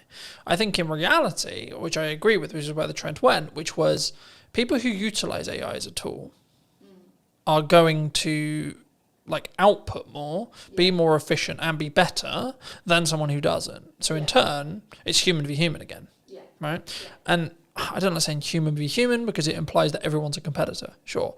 But for me, it's actually more about it's you v you and focusing on that mindset, just on a mindset shift really quick. But for me, I see AI as maybe a leveler or a tool rather than, it's going to take my work. If you're in a corporate landscape and your client's looking at you and saying, we need to cut some costs, or we're going to cut some costs and we're going to get an AI agent to do the thing you were doing. Okay. Ask yourself what you can control about that. The answer is probably not much. And then ask actually, well, did the client actually value what you were doing as much as they probably should have done, or actually, in the nicest way possible, are you actually that good? Are you actually better than a computer, Yeah. right? And that's harder one to ask ourselves, I think, because we then have to be vulnerable with ourselves. We have to say, hold on, shit, I might not be. Yeah. Right? Do you think you're better than a computer? Yeah. Yeah, because the computer. And if so, why? Well, the computer hasn't got all that experience that I have picked up and all those situations and scenarios I have been in where I've had to think, what we're going to do about this problem, what we're going to do for this campaign, and pivot and react. It's not, that's not what AI is built to do. But AI is built to do what you tell it to do. So, like you, I use it as an assistant, and it's an opportunity, really, because if AI can do some of the heavy lifting in your job, in the work that you create, if it can do some of the stuff and save you time, you then go, I've got more time, what can I do with it? And whether that is, I can take on a new client, great, more income, or I can upskill in something else. I can use my brain in a different way. And I think that's the way I'm sort of looking at it. I think for me, there's a couple of ways that you can think about it in general, right? And I think you can tell a lot about how someone looks at their business when that you ask them about what happens and how they feel about losing a client. My perspective personally, as someone who's been in business for a while, long enough to, I would hope, know what I'm doing, I would say there's a couple of ways you can look at it. You can go down the road of, that's a shame, but I added the value I could, I did the best job I could. And if you're being honest with that, then actually, what are you worried about? Because if you genuinely did the honest thing, and it might just be they have to cut some spend to stay alive, and you happen to be the thing on the cutting block. Now that you can go into the psychology of how much they value it, and if you want, sure. So there's that approach. A, B. Cool, I've got that time back. Yeah, maybe I don't have the income, but I got that time back. So now it's, how do I utilize that time? Because what we talk about a lot of the time when it comes to ROI or return on investment is return on money. We don't necessarily talk on return on time, right?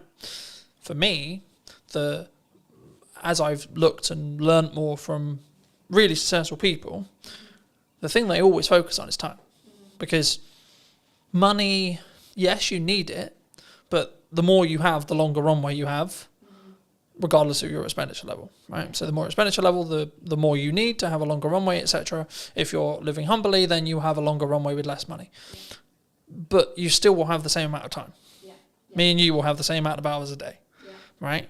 How we utilize those, how we use AI tools to optimize, work smart, not hard, but also the thing that people get wrong about that saying, in my view, is you're not working hard and smart. So if we both work at the same amount of hours, but I'm working smart hard and you're just working hard, I will win. If you're working half the hours, but you're working smart and hard, and I'm working double your hours, I'm also going to win. Because I'm not just outputting more, I'm also working smarter and then harder on top of that. So I have a volume metric and then a optimization metric as well. I think the key sometimes what we do in marketing and sales is we don't necessarily look at, it is a volume game, it is a quality game, but you get to those results, as I was alluding to earlier, through volume, because you don't have metrics otherwise. We can sit here theory, right? We can say, this is a good idea, this podcast is going to do really well in theory. Or I can tell you, I know it's going to do well because the last 15 episodes have had consistent growth of 2%. Okay. So now I know by the time this comes out that it will be however much further down that line, as long as I continue the trajectory and continue the learning that I've got. But also people, what they don't count in when they have a podcast or something like this is also the knowledge they gain from the guest and the knowledge exchange we have. So actually what I'm doing is I'm creating content out of it so I can go to many, but also in our one-to-one conversation, you might say one thing to me that I might go, actually, hold on, I could implement that. And actually, what's the knock-on effect there? So it's not even, because I think sometimes we go, oh, it's got 3 views, right? Especially when you start out with a video. Oh, it's got 5 views. Does small numbers of views matter in marketing? In an ideal world, we want thousands and thousands, right? But yeah, you want that, but don't ignore the fact that there's lurkers. that, you know, not everybody who sees your content goes, I'm going to indicate to you that I've watched this video, that I've done something that, you know, it's resonated with me, it's given me an idea. Not like people do on the periphery, observe from the background and go, okay, yeah. And they don't show up in the engagement, you know. And if you just only focused on, you know, analysing your engagements, comments, likes, all that kind of stuff, you go insane. You know, you need to be having the conversations outside of it. So yeah, okay, people might have looked at it, but what else are they doing? How else are you engaging with them? And that's where it's like, you can't focus on one channel. You can't focus on posting one video. Like, you know, those 3 people might have seen it, but what else have they seen? What else have they digested? What else have they taken on board? And are you going to talk to them? Because that's the other thing, is like, this is not one way. Marketing is not one way.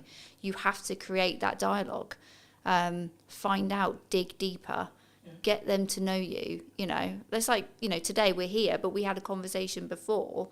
So it was great to, you know, understand what we were both thinking, have a, you know, chat around a conversation, so that you obviously felt like, oh yeah, I think Gemma would be interested on the podcast, and I obviously feel comfortable being interviewed by you. I think sometimes, I think it depends on the context, right? Like, if you're fortunate enough to get a guest who's quite high profile and they've done 100 million podcasts and they're very good at very quick rapport building, different conversation. But also, to be fair, you may not have a longer term relationship after that podcast episode. Because in most cases, they're there to film their half an hour section with you, or 45 section with you, that they're also going to use as content. And then that's it. That's the transaction. Cool, I'll come on your show, but I'm going to film it so I can cut it up for my socials. Cool, sick. But actually, potentially what we're doing is what I've now replaced networking with. Because in the nicest way possible, networking is incredibly good when you're not time poor. When you're incredibly time poor, it's not overly efficient unless you're in the very targeted specific room, and that's specifically what you really enjoy doing. Everyone thinks, well, some percentage of people think I mock networking. I did networking for nearly all of my business, and I still do now. I do it slightly differently now because I'm very focused on content delivery. But the reason why is just because I sell content delivery service. So for me, the highest return on time, energy, and resources is content delivery, because it allows me to hit every single bucket I want to hit. But also, something which I was doing when I was networking and doing content and this was I was doing them all poorly. Instead of doing one incredibly well and reap the rewards of doing those things well, I was actually trying to do all of the things really badly. So I think maybe as a takeaway, do you think people should do lots of things? Or do you think people should just focus in on, actually, I really enjoy talking to people, so I'm just going to go to networking and talk to people? I think the joy, doing something you enjoy is one part of it. So don't, you know, if you're doing something in marketing that you really feel uncomfortable and it's not your bag, find another way of doing it. And if that's outsourcing, or like if you've got a firm of people and somebody else really enjoys networking, make them the person that represents the firm out in public. Oh, just lost my thought then. So you were asking me about, should you do lots of things? Yeah. Or should you just narrowly focus on, so Alice Mosey would say, you just do content. Yeah. You just do ads, you just do networking. You pick one, and because you have either decision fatigue or optimization fatigue or etc. or performance fatigue in when you're trying to pivot from, I'm going to do content, then go do networking, then go do this, then. So yeah, my answer would be no, don't just put all your eggs in one basket, because I don't think that's efficient. And again, with my B2B buyer's hat on, they won't make a decision. They won't get to know you just through one channel. So you need to be in other places of where your prospects are going to be. You need to, because they need to hear from you directly, but also they need to hear from other people that have worked with you to kind of, you get that stronger credibility, and it's built up quicker when they can hear from a third party who might be a client or might be an advocate, to hear what it's like to work with you. And then to really kind of think, yeah, okay, this is a company I think I want to engage with a bit further. So I would always say, like, no, you can't just focus on one area and ignore everything else. But if you've got limited time, budget, resources, you've really got to go back to, well, why are you doing this? What are your goals? What are you looking to achieve? And you've got to be really critical and say, okay, I want to grow the brand. Okay, I'm going to focus on these activities. But if it comes back down to a goal, then you've got to focus, and then you've got a reason to help you make a decision. Like, decision fatigue happens when you probably don't really know what you're trying to achieve. I also think we don't give ourselves the time window. Sorry, I was alluding to it earlier. For the next 3-ish months, but just under 3 months, I've got 2 focuses. Podcast, event. That's it. Yeah. Nothing else. Everything I do is in one of those 2 buckets. Yeah. The byproduct of me doing that is I'll probably win more production work, I'll probably win more marketing work. Cool. But the main 2 content focuses is those 2 areas. Yeah. Now, after the event, when there's a bit of downtime between the event, I might add another one for 3 months. Yeah. But the thing I did potentially poorly in the past, and why my marketing didn't reap the rewards I wanted it to, was because I was constantly pivoting and adapting and changing what I was doing all the time, so I didn't commit to anything, which showed a sign to the market, if I'm really looking into it, that I didn't necessarily believe in what I was doing necessarily, but also I wasn't getting good enough at it through that 1% improvement consistently, right? So I think, to be honest, if we have another conversation in a year, I would hope that one of the channels I'm still consistently focusing on is podcast, because it's something I've committed to doing for the long term, not for the short term, because of the way I'm investing in it, because of the way I'm utilizing it, because of the way I'm testing it. It will reap the rewards in a window of time, either 6 months or 12, but I don't need it to reap the rewards now either, all right? But for those who maybe enjoyed this conversation, who want to connect with you, see some of your real content, see some of the video content you alluded to, etc., where's best for people to connect with you? Find me on LinkedIn. That's where I am in my professional self. That's my main channel. And you can also obviously go onto my website. I do have a newsletter, so I don't bombard people. I send a semi-frequent newsletter, sharing tips and advice, and explaining to people how they can work with me. Fab. And I always like to end the show by asking, if you were going to talk to yourself 10 years ago, 5 years ago or 15 years ago, what advice would you give to that, Gemma? Oh God, if we went 10 years ago, my life was totally different, and I would tell myself, be more confident and value yourself more, because I think it was like one of the other questions you sort of mentioned before about like what have I sort of like learned, and it's like I've learned that initially at the start of my freelancing journey I was massively undervaluing what I do, so it is definitely confidence and just fucking go for it. Thank you so much for the time, Gemma. Thank you. It's been good. And if you did enjoy this episode and would like to see more like it, then I'll be back next week with a brand new episode. So why not be subscribed and let me know what your thoughts are in the comment section down below. And I'll see you very, very soon. Hook.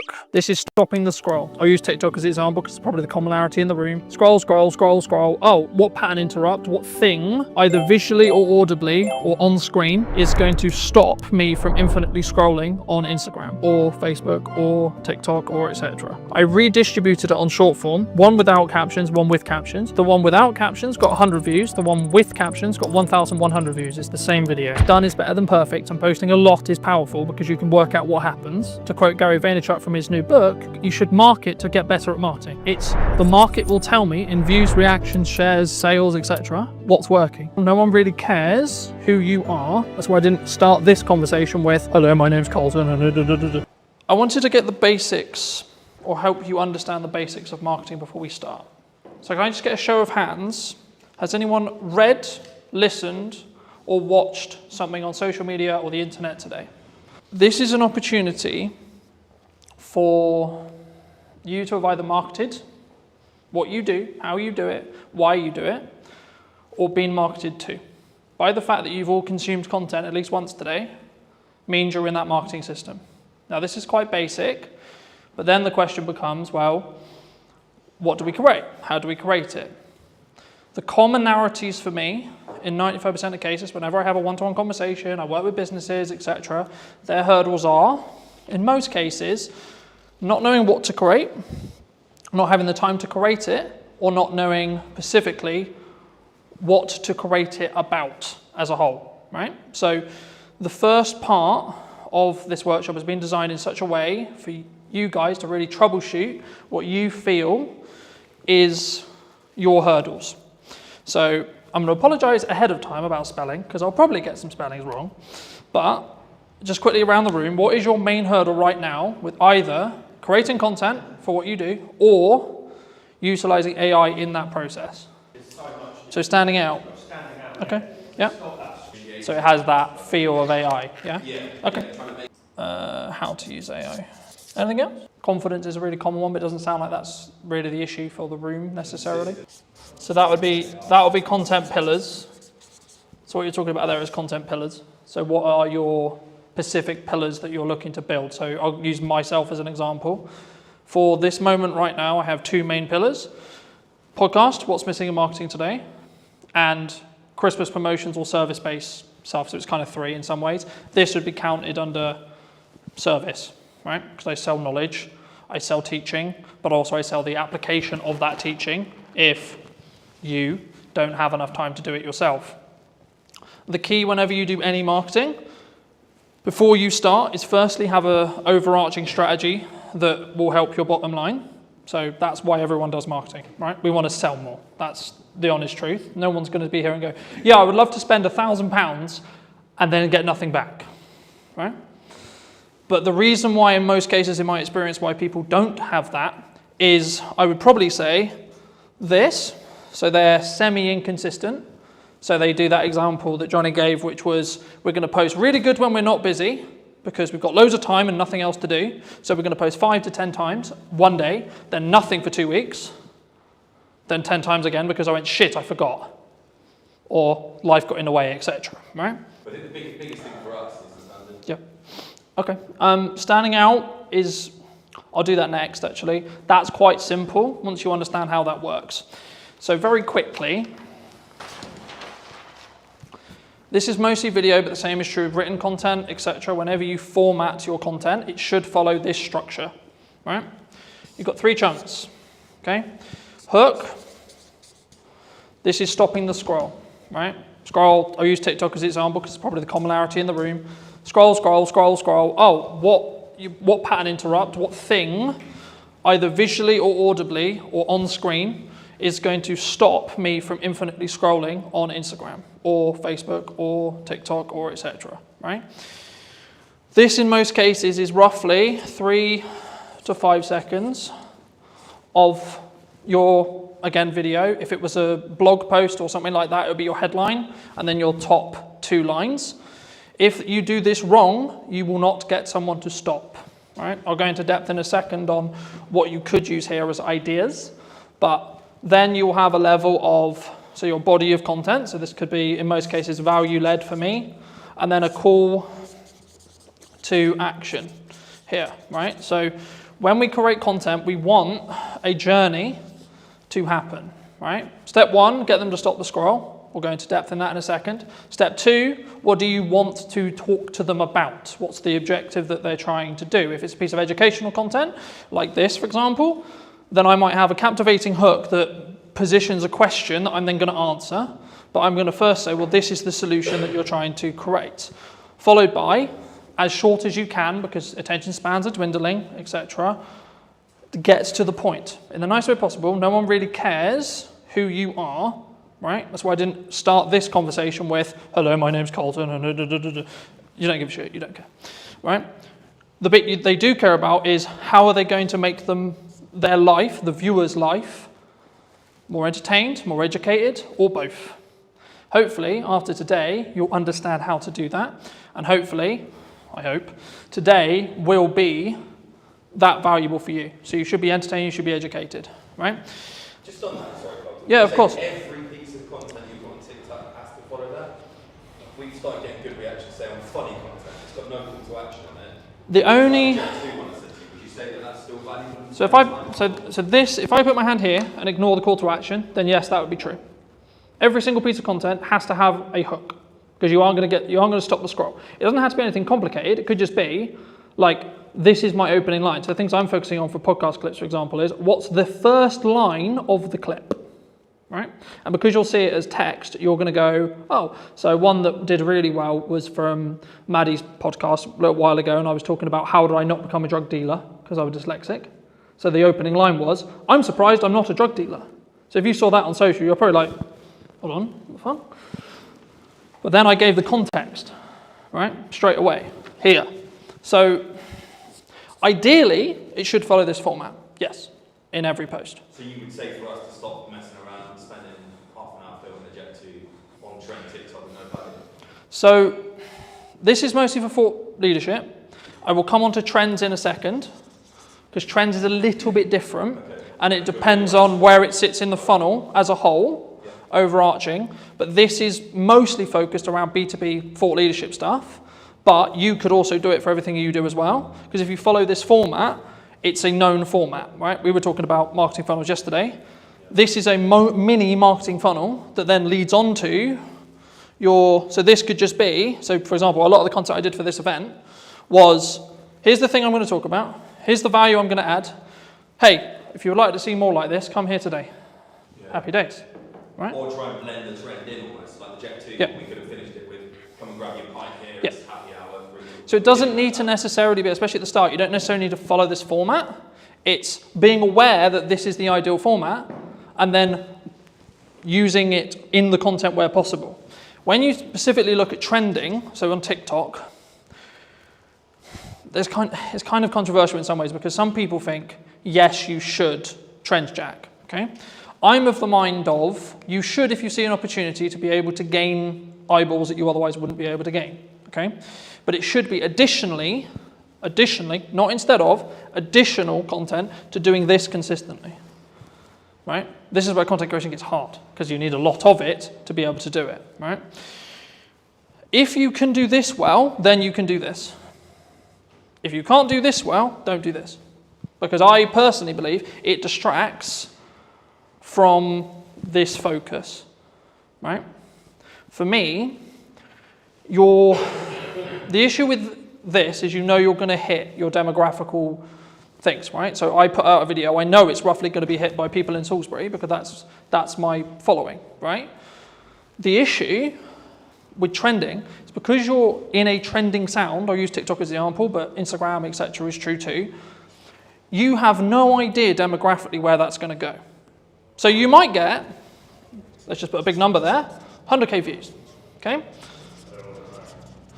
Wonderful, okay, but if we look at ROI on a business and we ROI on time, what would you rather have?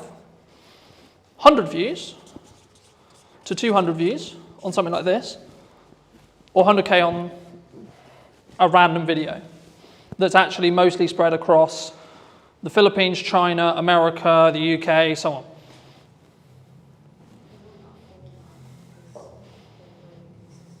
Mm-hmm. What do you think?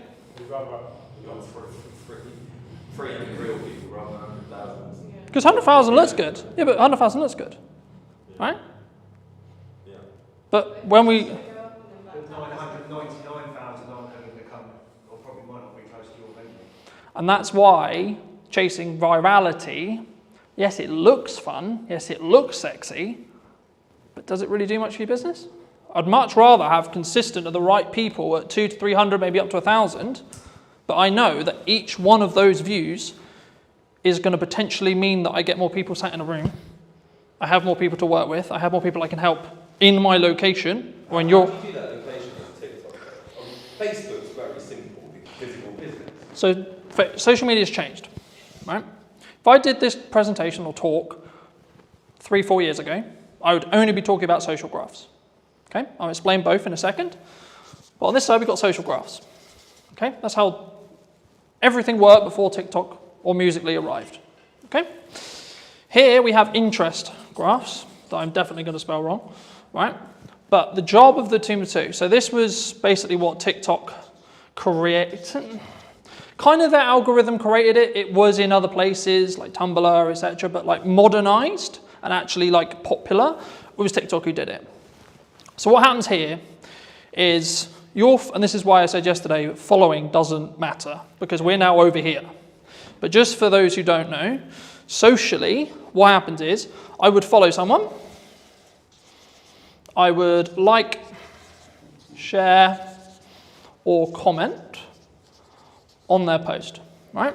This would send or say to the platform, hey, cool, this person likes and enjoyed this content. Cool. Okay, so the platform goes, we're going to show more of that to that person, right? So you followed me. Okay, cool. So that means you're telling to the platform, I like Colton's content. Can you show me more? Sick, right? Same with likes, same with shares, etc. Now, the bit where it got interesting is because when they started changing the weighting, you wanted to target different things. That constantly changes. There's no point me going into it because by the time we finish, it'll probably have changed. The main difference when TikTok launched a handful of years ago was instead of it being followers, like, shares, etc., they are kind of still important, which I'll explain in a minute, but the job here is Craig is going to open TikTok, and if he had previously never installed TikTok, it will just show him videos. And what it's trying to do is it's going to go, right, I'm going to show Craig a picture and a video of a dog. Cool. What does he do? Does he watch the video? Does he interact with the video? Does he like the video? Cool. Keep scrolling. You'll find that the more stuff you interact with, the more stuff you give watch time to, the more stuff you like, the more stuff you enjoy, you'll be shown more of it, right? So that's what an interest graph is, right? So is that what the FYP basically is on Facebook yes. and Instagram Reels? 100%. That's running that algorithm? Yes. But the main feed is still on the socials? They're moving from this to this. The only place where this is still prominent is LinkedIn. Really? So Every... the same people use the old Georgia example, right? We post on that a lot. We can get the same 30 people commenting like on that all the time. Mm-hmm. So they're still seeing it. Because that's interest-based. In an FYP of like TikTok. Because they are interacting on the posts related to that location. Right. So they're signaling the platform to say, hey, I want to know more about this location. So it's not as fully TikTok 100%. The reality of socials, well, it will probably be in this line here for the rest of time, right? The future of socials is going to probably be, there's a debate at the moment, right? In the marketing space, etc., with Meta and so on. But my prediction, and probably the prediction which I think most people would agree with, would be in 2 to 3 years, you'll have 2 feeds. One that's like this, and one that's like this. Okay? So this would be your FYP, this would be for you to discover new content. And this is where, to an extent, trending would probably go into. So if you're trend jacking, following trending music, etc. Let's say you like, I'll use the example I used with Craig, dogs, cats, motorbikes, games, pubs, pick your topic, right? This is also where a concept called community talk came from, which was a specific hashtag around a specific thing. So when TikTok launched, everyone thought, oh, it's for dancing. Can I just get a quick show of hands? Who thought TikTok was for dancing? And for kids as well. And for kids, yeah. That was the commonality, right? Everyone thought, oh, I'm going to go on TikTok and I'm going to do a... Thank God people laughed at that. But the key is that's when it was Musical.ly. So very quick history lesson. TikTok is owned by a Chinese company known as ByteDance, who used to own an app called Musical.ly, where that was what the app was for. Lip syncing, dancing, etc. They bought this. They then launched it in China, did really, really well, and it was strong from an educational point of view. And then it moved to the West, and it became interest-based. But what they didn't realize was that interest-based would work so well, right? And that's why you're seeing, in the last couple of years, Instagram Reels launched, standalone, short-form feed that scrolls forever. Facebook launched, scrolls forever, so on, right? Even LinkedIn's now doing it.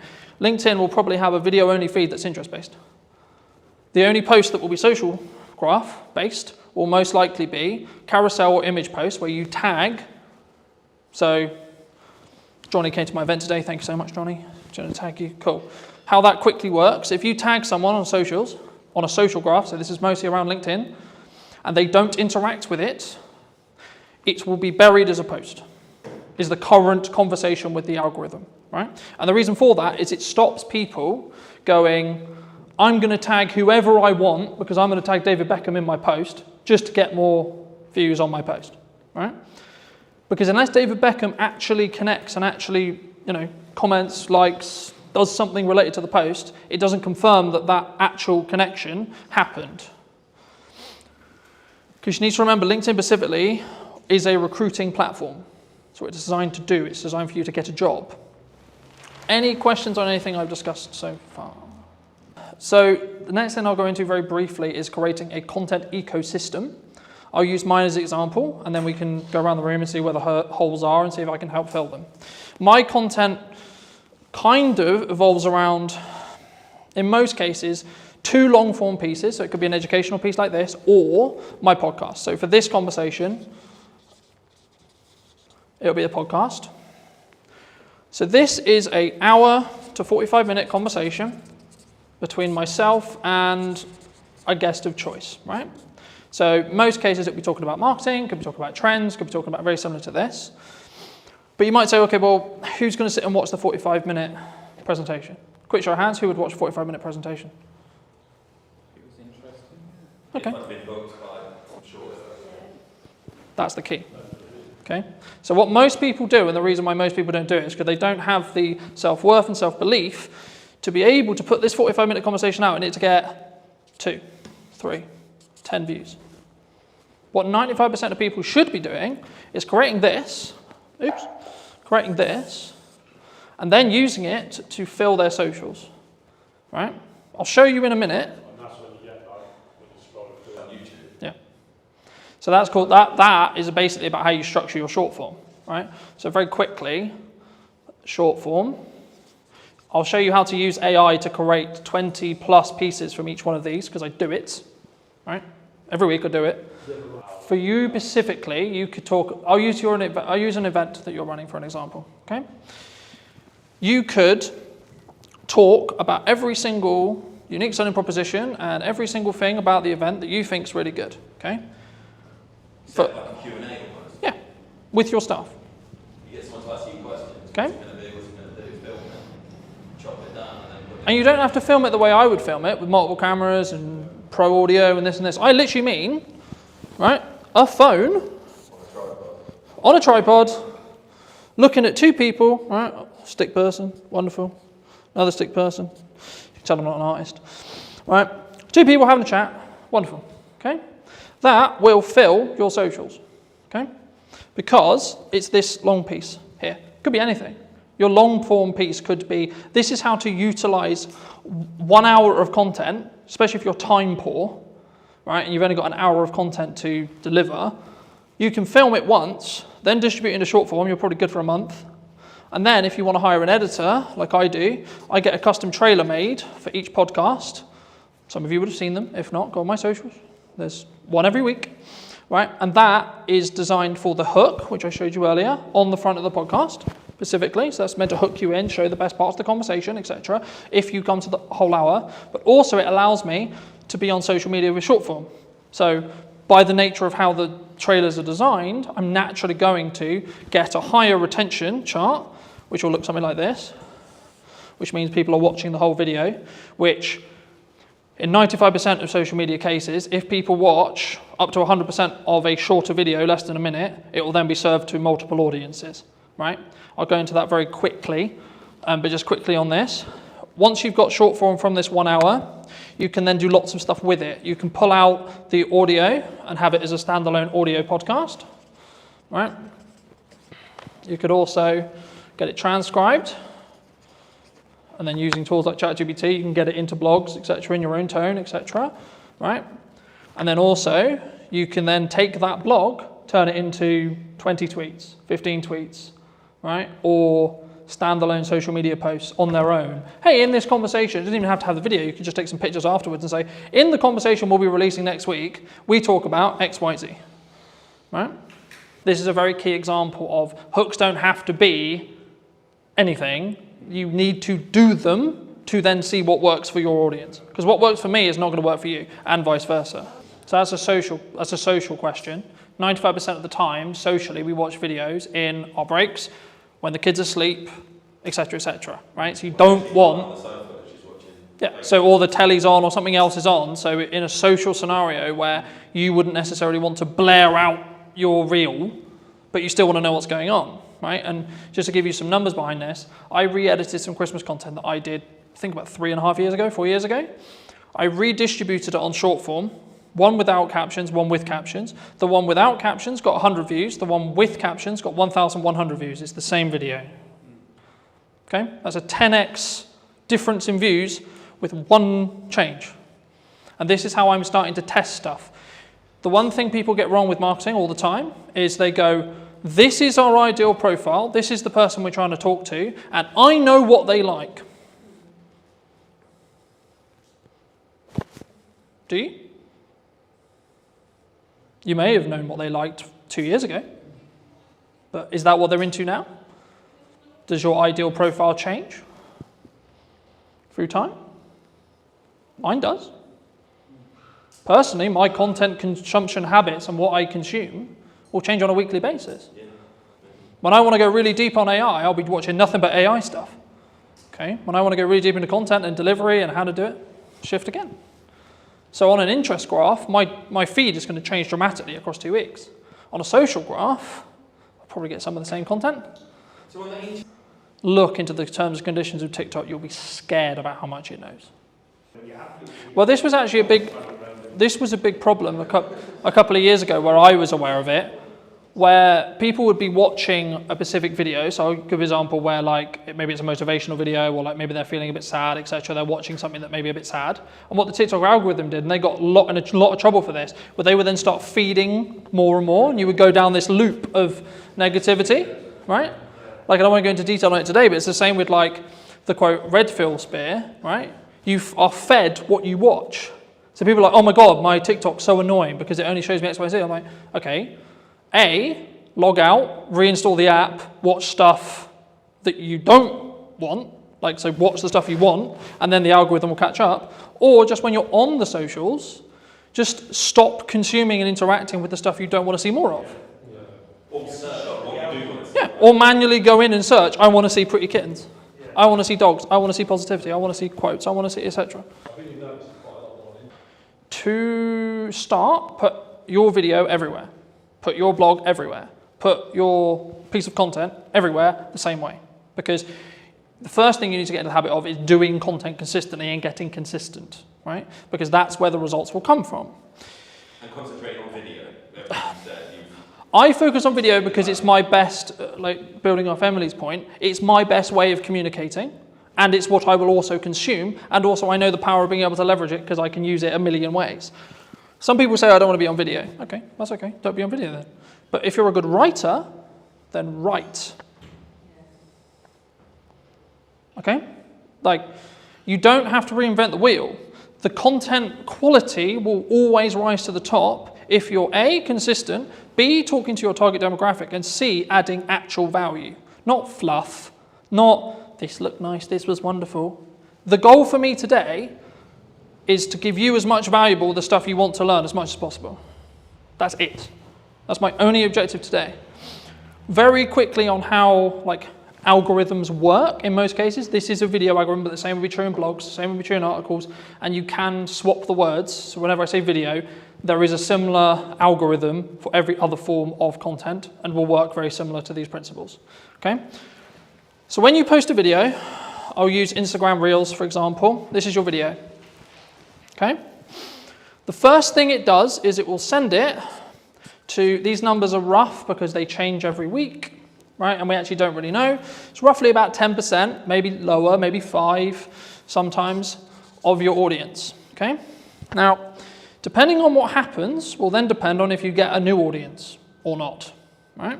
So in most cases, if, let's say this video is, I don't know, 30 seconds, okay? If someone watches up to 25 seconds of that video in this seed audience, so this is called a seed audience. The job of a seed audience is to tell the algorithm, because it doesn't know what this, all it knows is you uploaded a video. Wonderful. It can see what you said in it because it can pull the transcript, etc. It doesn't really know what the video is. It just knows you put a video out. Sick. So what it does is it sends it to the 5 to 10% of an initial audience that it believes will enjoy this piece of content from what it learned from the title, the media data, or the post, depending on what platform you're on, and then what's said in the video. And then depending on what happens with things like watch time, likes, a key one on Instagram, especially right now, if you save or share it, because this is where understanding each platform is really important. So Instagram specifically is designed for people to share videos around, share posts around, because it's a communication platform. It wants people to communicate with each other on it, not just consume content, but have content as part of the ecosystem, so that, oh, I really like this video, so I'm going to send it to Paul, right? That's what the algorithm wants me to do. So sharing/saving, coming back later. And depending on how well these combinations, and the weighting changes, that's why I'm not focusing on specific weighting, but the weighting will change. Depending on what happens will then change how much of an audience, what that audience is, and what the size of the audience is. So when things go viral, what's happening is this. So it's going, initial post, okay, cool, it did well. Sick. All right, first audience, did really well. Then there'll be a bit of a plateau, maybe for half an hour, maybe 30 minutes. Then another one. Did it do well again? If so, and so on. And eventually, it won't have a good reaction. And that's when it will stop. But if you can keep that loop, so there was a trend a little bit ago on TikTok where it would be a 2-second video with a load of text on it. Why do you think people did that? They were farming watch time. Because it's a 2-second video. So TikTok was going, is people who watch this video in that seed audience watching the whole video? Because it's 2 seconds. But to read it, you need about 15 seconds. So actually, the percentage watched on that video was close to 500%. So TikTok went, oh my God, 500%? So people are watching this video 5 times? Cool, we'll send it to loads of people. Now, they got on top of it because they realized that was the game. But for a long time, it showed a very clear example of how your seed audience can snowball your views. And it will copy the audience. Because every single algorithm wants to understand and wants... Okay, no, I'll ask you. Before I tell you, I'll ask you. What do you think the job of an algorithm is? To keep people on social media. What does every single social media platform want? Eyes on it. Mm-hmm. So they can then really target. How do they make money? So the sin, you could say, is taking people off platform. Because Instagram doesn't make money if you send them off platform. If you send them to YouTube, you're sending them to a competitor. That's why people started getting quite clever with their link in bios, because link in bio became a term which TikTok itself would suppress, because it was sending people to the website. For a marketing point, that's what we want to do, right? We want to send them to a landing page, we want to send them to a YouTube channel, we want to send them somewhere else off-site so we can potentially sell to them or retarget them or etc. or get their email so we can then email market it to them, etc. But purely from how does it perform point of view, and this is what I said at the beginning, where you need to start really delving into your content and really start working out, okay, so this one's going to be a very value-led piece, this one's going to be trend, this one's going to be for this purpose. And it can be overwhelming, but hopefully you're just going to get some ideas from today. If you can get some videos, and this is why done is better than perfect, and posting a lot is powerful because you can work out what happens.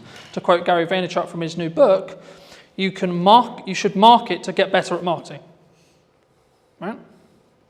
So it's not about I'm going to market because I know what I'm doing. It's the market will tell me in views, reactions, shares, sales, etc. what's working.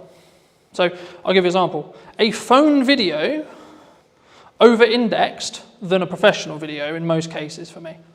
I follow the same format, hook, content, call to action, but because I story-told in the video and it felt more real, it got, I think, 4 times more views than my average. I think it's on like 1,300 now, because I told a clear story. So for those people who are like, I don't have a camera, I don't have this, I don't have that, I don't have all the kit, I can't create content, who doesn't own a phone in this room? You all own a phone, right?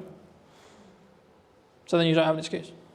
Because especially if you create it in-app, you can outperform because there'll be a small performance bonus. For example, on Instagram at the moment, they launched their own editor. It's called Edits. It gives you the ability to edit in the same way I can edit with Pro Software, and deeper analytical data on every single reel you've ever posted purely through the app that you cannot get through Instagram. So for that reason alone, you should download it, because then you can see your click-through rate, then you can see your percentage of your seed audience, and then you can tweak stuff, and you can tweak the hooks, you can tweak that first line, you can tweak your packaging. The same when it comes to your first line of your actual copy for this, because if someone misses the video and you don't have captions on it, you might be able to re-engage them by getting a captivating headline. So if you're doing multiple kinds of content, you can learn from...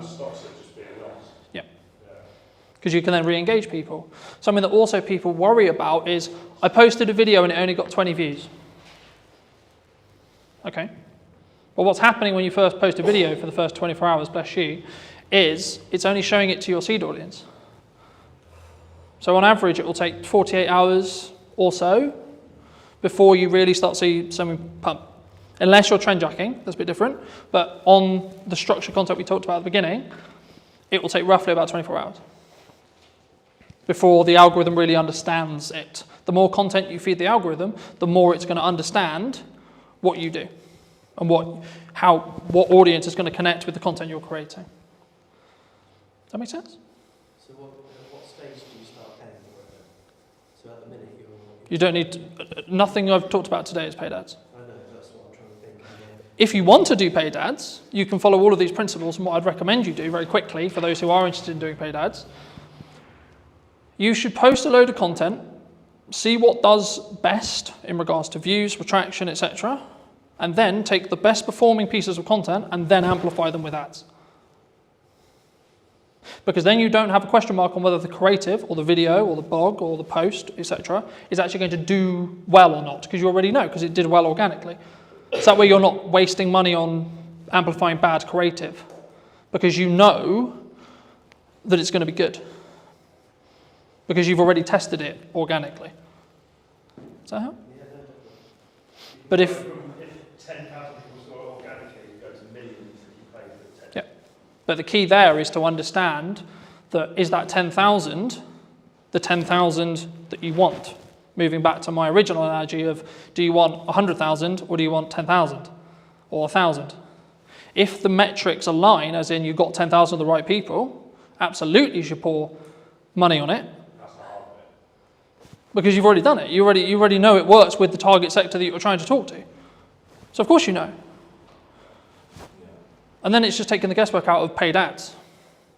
Yeah, you should tweak the copy, you should tweak the text that goes next to it, maybe add a stronger call to action on the end to be a bit more salesy if you're going to, or maybe tweak the hook slightly, or tweak the video very slightly, but you know the bulk of the content's going to work for creative because it's already worked organically. How important is something like LinkedIn for a business owner or a filmmaker? Yes, LinkedIn is essential, I think, for any business owner. I've been posting regularly there for 8 years, I think, something like that. How do they up their prices? Because they struggle to actually put that into practice. If you're paying a freelancer £300 a day, that's way more than 30 grand salary for a full-time editor. Did you reach out to the brands you were looking to do the spec ad for? Because I think some people, when they look at spec ads, there's kind of like two approaches. One is like, do it, tag them in it, or send it to them and sort of see what happens. How did you navigate that initial process of making that spec ad? Anybody looking to scale their video business needs to double down on the brand, and people want to work with the brand, not necessarily just me. Does speed really play a factor, or is it more kind of standard to think about? Did you know that 93% of you are not subscribed? So if you could please do me a favor and you're enjoying the show, then subscribing would mean the world to me, and it would allow me to grow the show and continue to get larger and larger guests and continue to bring what's missing in marketing today. Thank you ever so much for joining me, and I'll enjoy the episode. Hello, my friends. Hope you're well. Hope you're having a good day. Today I'm talking to Carl from over in Manchester. Specifically, he runs a really, I would say a upper class or like premier video production agency on the higher end. And today I really wanted to talk to him about specifically branding, but also how I think a lot of filmmakers, we're stuck in this rut of like being quite maybe lowball or midball or just working on ourselves. I mean, how does, would you say, and feel free to give any context you want, Carl. And do you think that people really struggle to sort of scale their business as a whole? Firstly, I've never been called upper class in my entire life, so that's really just thrown me off big time. We're definitely a premium offering though, so I get what you're saying there, so thank you for that. So yeah, I run a production company called Dead Pixel Films, doing video and photography for a variety of FTSE 100 clients, online brands, TV commercials, that sort of stuff. And what was your question? How do they differentiate themselves? Yeah, because I think a lot of people, they're very maybe solo space, and they're maybe worried about like how do they up their prices, because I think that's maybe the dream or the objective of a lot of filmmakers, but they struggle to actually put that into practice. Yeah, absolutely. So for context, we're a team of 5. So I'm not a solo shooter anymore. I started off shooting weddings, same as a lot of videographer journeys, I guess, shooting corporate videos, went to universities, then jumped into freelancing pretty early on. So I was a solo shooter for 4 years. I did weddings, corporates, bits of football, bits of TV, all sorts of stuff. And, I made a really good living doing that. And there was nothing wrong with that. And I loved doing it. And the wedding specifically was amazing. I was working with really happy people, and it was really, really good fun. But I eventually reached a cap where there's only so much time in the day I have. There's only so much I can charge. And I just realized I was I was at a peak, I suppose, in terms of camera operating in Manchester as a technical skill and what I could therefore charge or how I could scale that into a business. So my next step was to go from a freelance camera operator, solo shooter, to a production company owner. And that was a monstrous leap because I alienated all my clients literally overnight, because all my clients were other production company owners. And so suddenly they're like, oh, hang about, now you've gone from Cal Thompson camera operator to Dead Pixel Films, video production agency. You're now a competitor. You're not a collaborator. At least this is how it was perceived 8 years ago when I first set up the company.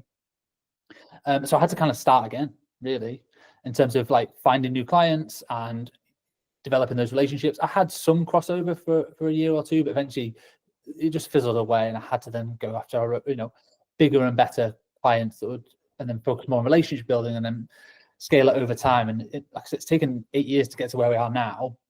There's 5 of us full time. We've got a production studio downstairs. So I'm in it's like a meeting space that we're in at the moment. And then we've got a 1,000 square foot production office, and that's where all the edits are being done. And then this downstairs is a 4,000 square foot studio space. And that's taken years to be able to have the cash flow and the regular clients to be able to build to that point, to be able to afford to have a studio. We've been in the studio 2 years now. And we use that as a bit of a marketing tool as well to generate more opportunities. It's very challenging because it's very expensive to sort of keep it going and making sure that it's not just burning through cash. But it's all part of the journey. It's really good fun. Yeah, I mean, I was going to ask you about cash, because I think as cash flow as a business owner, right? Because I think there's a massive difference, obviously, from a solo shooter who's maybe positioned themselves as an agency, or maybe the traditional, I think, from the sole videographers that I've spoke to about, they're looking to get work through other video production companies or agencies similar to yourself. Did you always have good money management skills, or because the story that I found is people normally get it wrong before they get it right? Yes. Cash is king with any business, and it's definitely applicable to video production and photography services. I've always been good with money. You have to be a business owner fundamentally, but even as a kid, I was always quite tight, I guess, with money. Didn't intend to be. I always did what I wanted to do, and I went traveling all over the world and stuff like that, and I had some great experiences in my 20s. But I've always been quite strict with money. I've never been spending it on designer clothes. I'm not really fussed about anything like that. I bought my first house when I was 27, which I was really pleased to be able to do. Me and my wife got a mortgage together. So I've always been quite good with money, and that has served me well when running a production company. It's whenever an invoice gets paid, immediately save the 20% VAT. That goes into a reserve account.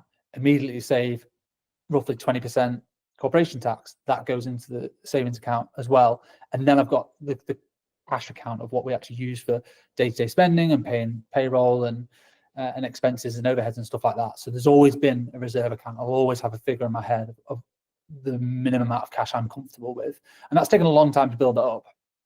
And obviously, when things like COVID come around, and that is a world-changing experience where you can't have all the cash that you've always wanted. You might have to dip into it, or you have a few quieter months. But in order to run a company, for me, to sleep well at night, I need to make sure there's months and months and months worth of cash flow sat there. And some people might disagree. They might say, well, you should be putting your money to work and making it work for you, so you're earning money in your sleep. And obviously we invest in the studio facility, we invest in our marketing and invest in our team and training and all that sort of stuff. But having a good cash buffer for me just makes me sleep much better. And it means I've got the mental capacity to pursue opportunities that I want, and don't just have to take any project that comes our way because we need a quick 500 quid. Yeah, I think, I mean, I think that does lean on to my next question, was going to be around, like, how does one attract larger brands to work with us, either consistently or as, like, maybe one-off projects in general. But just to build on what you were discussing there, I think it's very key to understand, and something that I have struggled with maybe for the last couple of years, but not this year specifically, has been understanding your numbers, but then also giving yourself a little bit more, like, cash cushion than you think you're going to need, right? Like, oh, I'm going to be fine on X amount, and then in reality, if you have just a little bit more, then something will end up happening that takes that cushion, I think, for me. But just to reiterate the question, I mean, how, for maybe someone listening to this who's maybe solo or maybe looking to scale up, how would you say they should look at maybe working with, the Red Bulls of the world or equivalent, in that respect, in regards to, like, the size and the scale of the actual brands that maybe they're looking to attract as a client?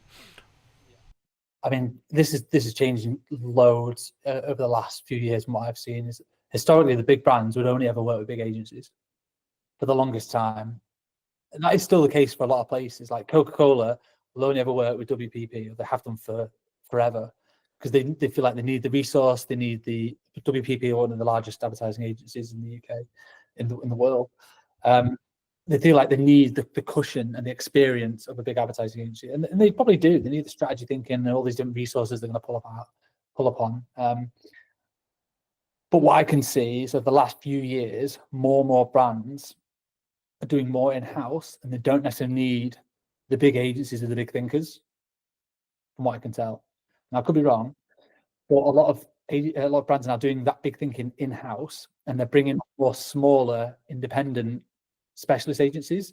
So rather than just like one overarching agency that handles everything in terms of their marketing and their branding and strategy and their content, they might have, okay, there's an SEO agency there, and there's a production agency there, and there's a web design agency there, and they manage it themselves rather than an agency managing that. And they just make sure that's all sort of aligned, which means that smaller companies have access now to bigger brands, and they're able to work. Basically, once you've got one, it's easy to get the next one, or easier. You still have to chase for it. It's more competitive for sure, but once you have a few bigger brand names under your portfolio, and the work can start speaking for itself. So we're able to attract bigger name brands because we've worked, like we had our Premier Foods Group, which is a FTSE 100 company. We did over 15 YouTube pre-roll videos for those guys back in, it was like 2021, I think. And that's for their whole suite of brands: Ambrosia, Oxo, Bisto. Anyone in the UK will have heard of these brands. They're in every shop ever. So we did loads of ads for them. And by doing work for those people, it opened up doors to more foodie brands. So then we're suddenly able to work for BBC Food. There's another project we got off the back of that. Yeah, we had to pitch for it. We went up against 27 different agencies on a public tender to win that particular project, but suddenly we got that. And then I marketed the fact that we worked with BBC Food for a 9-month content retainer on LinkedIn. That then led to one of our current biggest clients, which is Uni, and they're the pizza oven company based in Scotland. And that's because I put out one post on LinkedIn about working, like a blog post about how we work with food and break down that process. So it went from one to the next. So you can, when you look back, when you're in the thick of it, it's hard to tell what's going on. It's just like, shit, where's the next client coming from? And you just want to do the best work you can. But when you kind of step back, you go, okay, I can see how that one has led to that one, has led to that one, has led to that one. But it's been I've been self-employed for 12 years. It's 12-year experience to be able to get to this point alone. And some people are way further on than me in terms of their career, but I'm really happy that we get to work with like some world-class brands. And just by working with one does tend to lead to working with the next. So I bet your next question is, well, how do you get the first one? Because that is the challenging bit. And the way I would say doing that is work for free, which I know everyone here is going to hate. By free, I mean make a spec ad. Speculative. I don't know if you've ever done it, but you basically need to prove your skills and your services and the quality of your work off your own back. So that's how we won we started getting to super slow-mo. That's one of our core specialisms, which works with food and drink kind of content, is the 1,000 frames a second super slow-mo videos. We shot an ad for free with Whitley Neal Gin in a little corner of a studio. Me and my business partner at the time just kind of messing around, working out how does the kit work, how does the lighting work. This was years and years ago. And we put together a little 20-second montage. We partnered with a kit hire company who lent us the camera for the day. So that was very generous. All it costed was our time and the ingredients. And then we pieced that together. And we used that piece of work as a marketing asset, piece of collateral, to then go and win the next one, and then win the next one, and then win the next one. And that just snowballed. We then became the specialists in super slow-mo and food and drink, which then led us on to the next project and to the next one. So that's always my advice to anyone looking to get into it. How do you attract bigger brands? Is you can't just go to university, study a bit of film, and then go, well, now I'm just going to either have my own agency or go work for another agency, and I'm going to be balling working on these big bad projects. Like, you've got to prove it. Education, you've got to prove it with your skills and your portfolio and your work. And if you've got to just go out and do it. Yeah, no, I completely agree. And I guess the question that comes from that is, did you reach out to the brand you were looking to do the spec ad for? Because I think some people, when they look at spec ads, there's kind of like two approaches. One is like, do it, tag them in it, or send it to them and sort of see what happens. The other one is like, hey, start building that client relationship, etc., and be like, hey, we would love to work with you, or etc., but can we make one for free? Like, how did you navigate that initial process of making that spec ad? Depends how big they are. If they're massive, if they're like a high street name, if you're suddenly on a spec ad Gymshark, they've already got amazing commercials, an amazing in-house team. They don't need your spec ad. So you emailing them saying, I'm going to make this ad for free. If you want to use it. They just won't. They don't need it. So in that sense, I would just go and do it and just tag them, like, massive fan of you guys. I hope you don't take offense to this. We've made our own ad. We want to tag you in it. And if Gymshark will unlikely see that and then want to just hire you immediately, but their competitor might.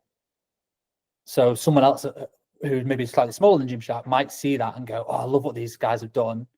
Or you can use that to market to Gymshark competitors. So you can reach out to people directly that made this little piece for fun, just showcase our skill sets. Be really honest and transparent. Don't suddenly try and pretend that Gymshark are your client. You've done it as a paid project. That's the last thing you want to do. But just be honest about what you've done and how you made it to showcase your skills. And would you be interested in that one for your brand or business? We did one for like Innocent Smoothies, massive global brand.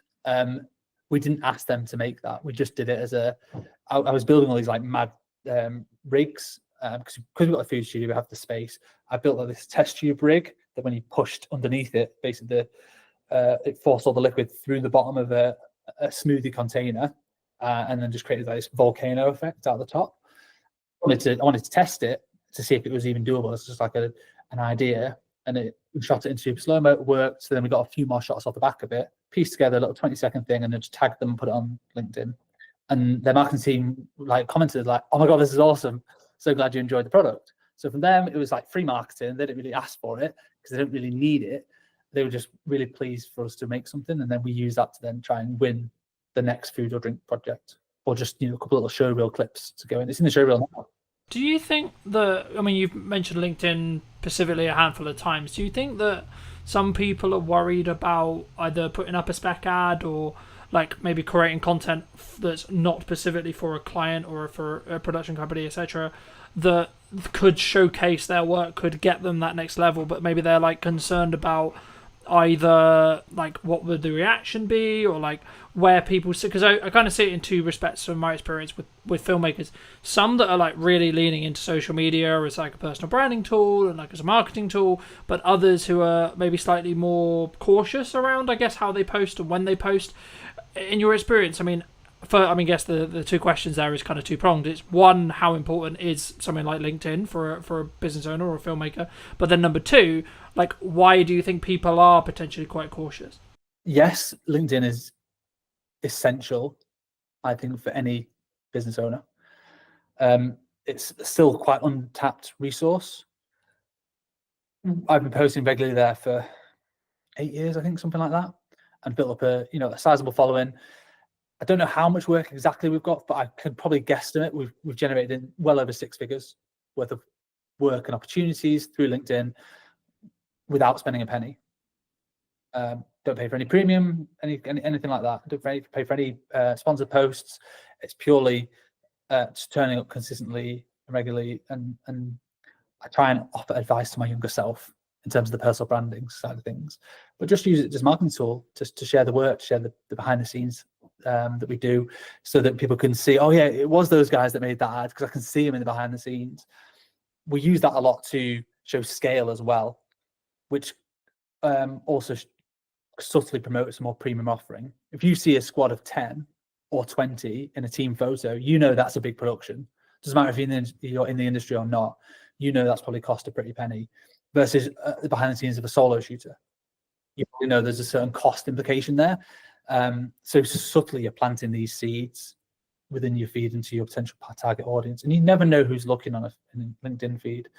And it's so different to every other platform, because when your contacts like or comment, it gets shown in their feed as well, and that's how your work can just spread and spread and spread. Literally, the behind the scenes that we did for the Innocent Smoothie spec ad got like 1,500 likes, hundreds of thousands of views.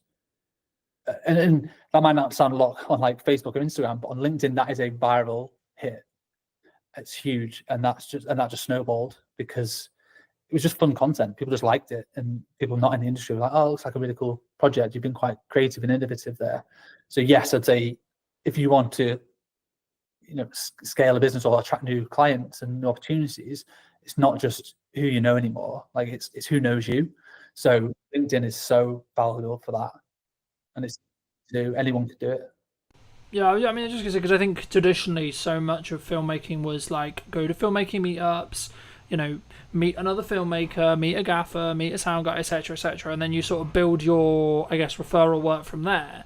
But for me personally, I've actually seen it as a builder now, where you should be doing that, absolutely, but you'll potentially get to a scale, especially as a production company, where you actually, and I guess it comes back to like who's your target client, right? So if it's another production company, then actually knowing other people is probably a better use of time. Maybe I'd be curious on your thoughts. But the key for me, if you're trying to get end clients, as we're discussing here, I think you have to put a level of best foot forward, either on LinkedIn or on socials, etc., because you need to gain the attention of the right marketing people. I mean, do you think it's solely down to like the target person you're looking to talk to? Yeah, it's 100% that. Like, who's your ideal customer? If your customer is video agencies or production companies that make high-end TV commercials, then your best job is to network with other crew members. If you're a gaffer, meet as many DOPs as possible. If you're a makeup artist, meet as many producers as possible. And you're a technician, your job is to get on set as much as possible, and you charge a day rate and you get to work on some amazing projects. That is completely different to being a production company, because you are dealing more with brand managers, marketeers who don't live and breathe that specific skill set every single day. They're thinking more wider strategy of the brand. So you need to completely change who you're networking with, completely change your messaging. So, I see filmmakers all the time like geeking out about the latest kit, and ultimately clients don't care. They don't know really what the kit is and what the difference is. They'll be able to tell the difference in the output, the final output, and the results it's given. But fundamentally, technology's got so good that I don't think people need to be geeking out about kit as much anymore. Technicians always will do. Like at my heart, I'm a DOP, and I'm a technician. I'm a camera nerd. I always have been since I was 13. So I do still love it. Doesn't mean my clients care about it. Really, they care about, okay, I need a super slow-mo shot. How do I get that? Okay, we need a £100,000 phantom camera that we have to rent for the day. And we need the skill sets to do it. You need high-speed lighting and all that sort of stuff, and a lot of power. So they care about the results of the slow-mo and what it does, not necessarily the camera. They don't care what it's called or how much it might have cost. Yeah, they care about the rental fee. But in terms of like the specs of it and stuff, they're not really fussed. You have to market to your respective customer and who that is. If producers are hiring you and you own a super slow-mo camera, then talk about the specs all day, because they probably will care.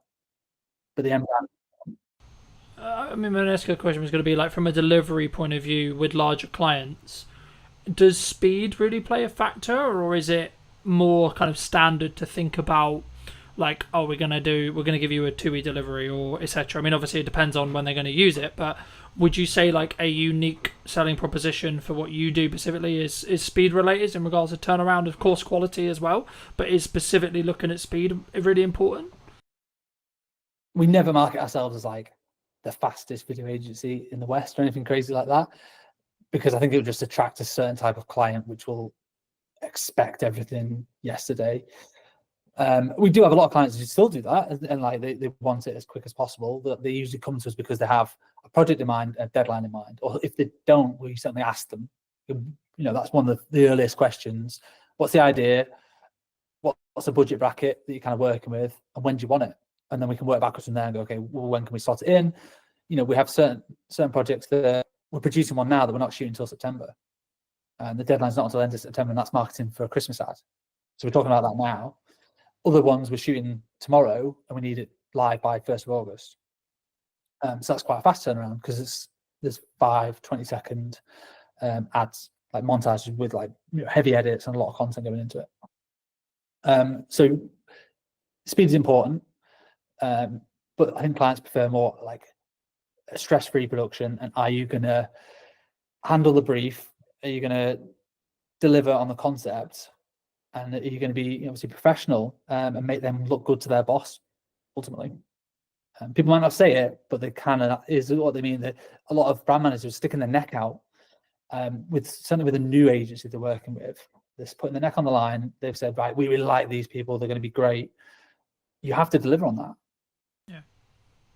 You have to. Yeah, I think the key is you have to follow through on the content or the promises that you have, like, said that you're going to do, but then over deliver on those. So I've always followed a motto for a long time, and it might be why I'm doing quote unquote okay in business, because I've always under promised and over delivered with every project that I do.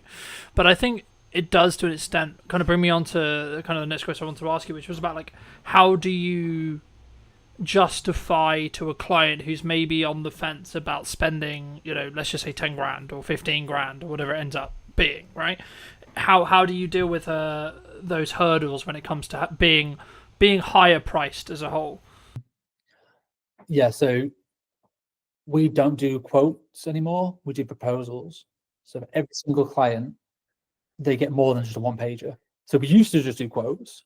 People come with a brief, amateur video. So you go, okay, put it together in a spreadsheet, put it onto a 1 or 2 page PDF with a breakdown of your pre-production and post, and this is what it's going to cost with a number at the bottom.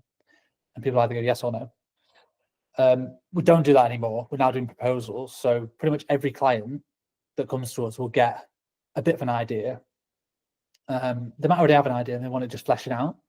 With here's a few visual references of the style that I think we can execute on based on your budget. I tend not to do this like on a whim. Like if I know they've got 20 grand, okay, I can work backwards from there and go, well, this is the kind of production that I think they might need. It's a couple of days, a couple of crew, there's production value there. I know what to spend, so I can know what the references are going to be. And we put that into 5 or 10 pages for every single client with a cost and a breakdown of this is exactly what it's going to cost you. The information that was in the original quote still goes in the proposal, but you've also got a lot of more visual references in there so that people can see you understand the vision. They're just taken from previous work or from the web.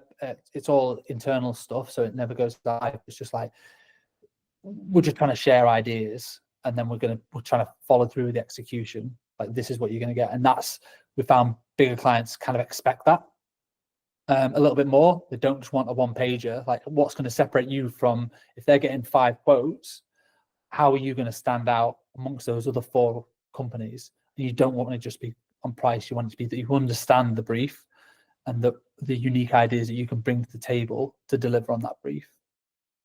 But it's free time. It's a massive gamble. We don't win all the ones we put proposals for. we lost one yesterday. You're like, oh crap, that took me a day or longer, you know, hours spread out here and there to pull that together, pull together references, come up with a bit of a script. I think we're going to nail this. I thought we'd nailed it, and then they still didn't go for it. And you're like, oh, well, not sure what we've done wrong there. That's the game we're in a little bit. Some people might disagree with that. You know, they might say, oh, you should be charged for that time. And you can be charged for creative development time, but sometimes that initial spark, we often give it away for free.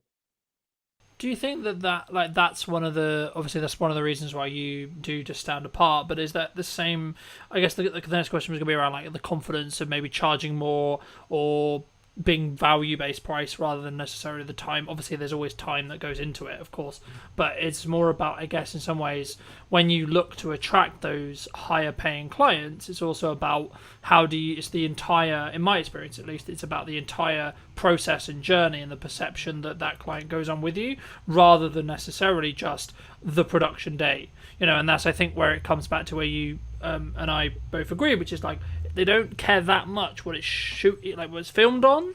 They care about what it's going to do for their business and what the return on their investment is going to be. But for you, when you started out, was there a confidence kind of hurdle for you to say like double your day rate, for example? Probably, yeah. Not really thought about it. Often we just do it. I started off charging £250 a day. So as like a corporate filmmaker, if you like. I charge a lot more than that now.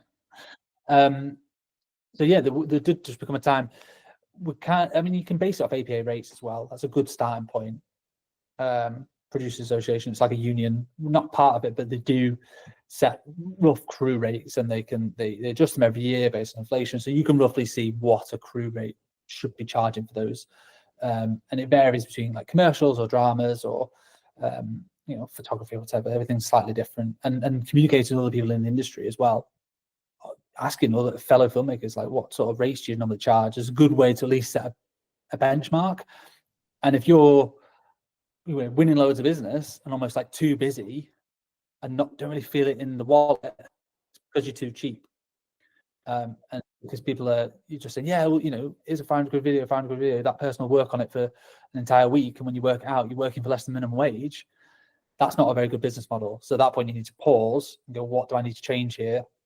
Well, I clearly need to up my rates and probably reduce the workload, and I'll still be earning the same, if not more money in the long term, because I'll have more time to focus on delivering that project to the best of my ability, and then creating marketing collateral to then help generate the next one, or more account management time to work with the clients to be able to communicate the ideas better and fairly, so that when it goes from ideation all the way through to production to post, that client feels like they've been looked after throughout the whole journey, not just been sold a dream and, oh, you're going to get your edit in 6 weeks' time and not heard from it. It's more communicating every other day.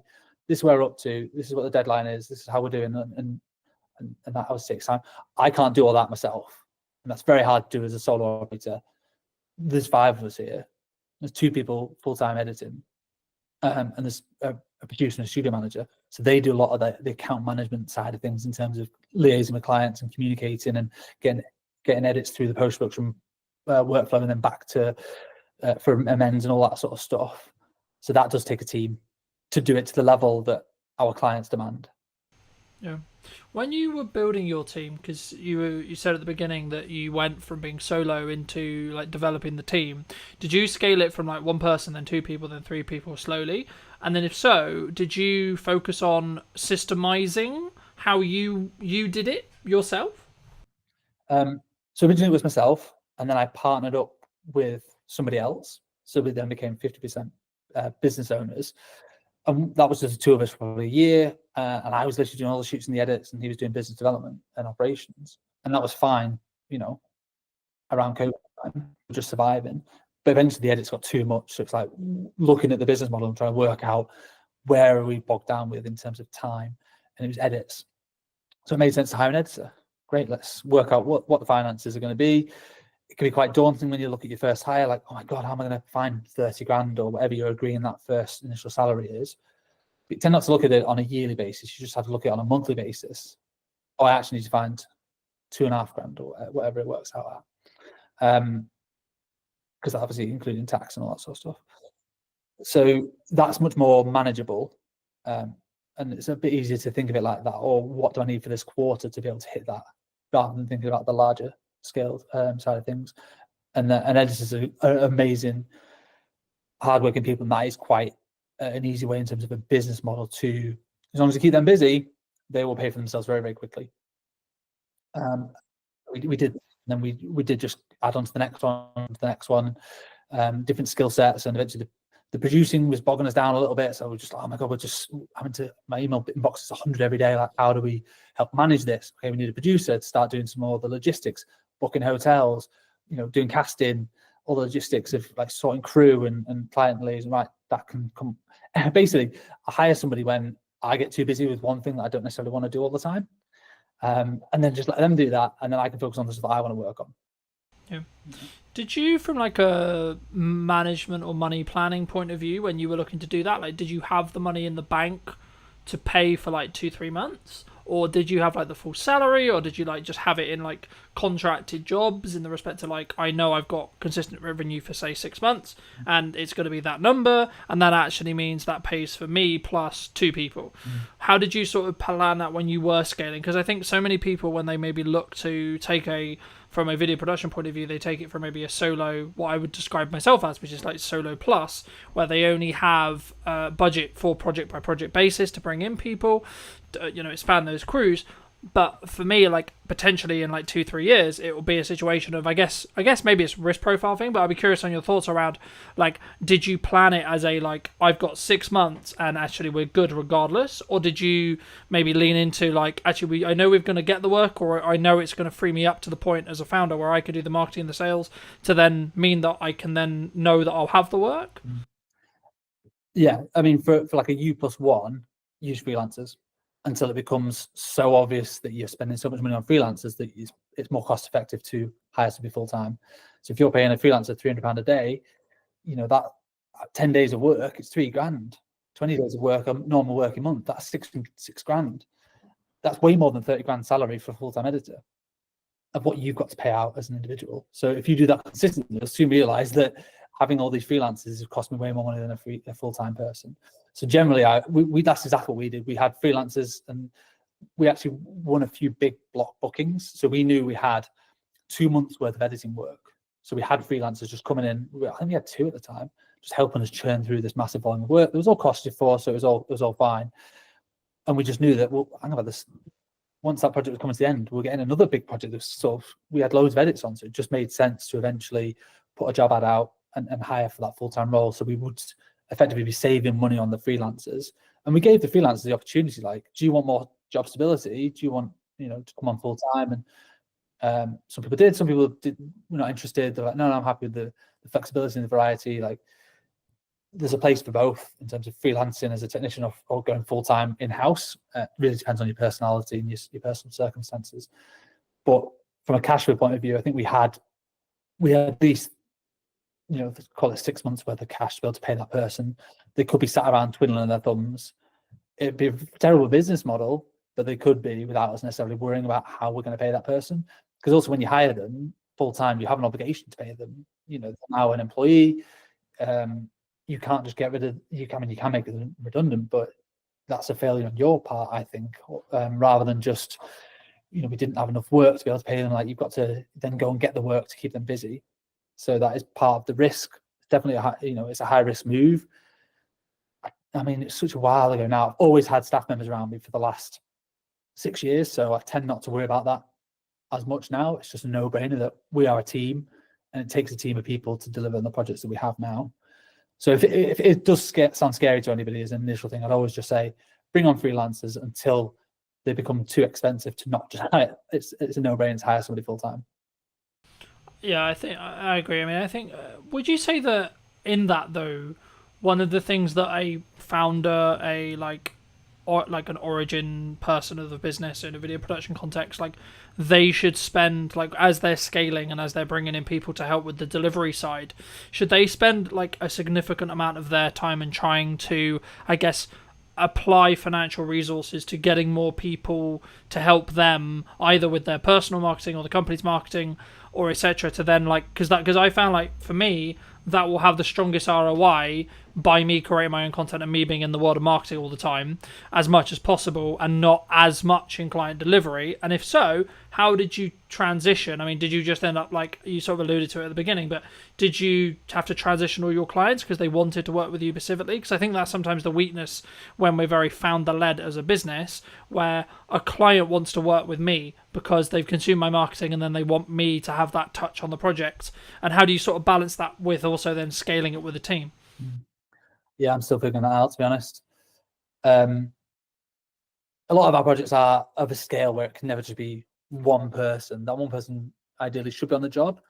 That was a big USP for the longest time, is we weren't necessarily just another production company that brought on loads and loads of freelancers. It was like, if you see us in the initial call, you're going to see us on set and we're going to hold your hand all the way through the project. And that's done really well for us for the longest time. It's helped us build relationships with the right people. It's helped deliver good work. But that is only scalable until a point. I can't be on every single job if I want to scale the business beyond where we are now. So that's probably a bit of an ego thing that I've got to figure out and navigate and work out. There are other people who can shoot. Yes, technically I'm a DOP and it makes good financial sense for me to be on the shoot, but also makes good financial sense for the wider business for me to be marketing and spending more time doing business development to bolster the scale of the productions and the bigger business and clients. As long as they are getting a good service from you as a brand, not necessarily you as a person, I don't think they'll fundamentally care that much.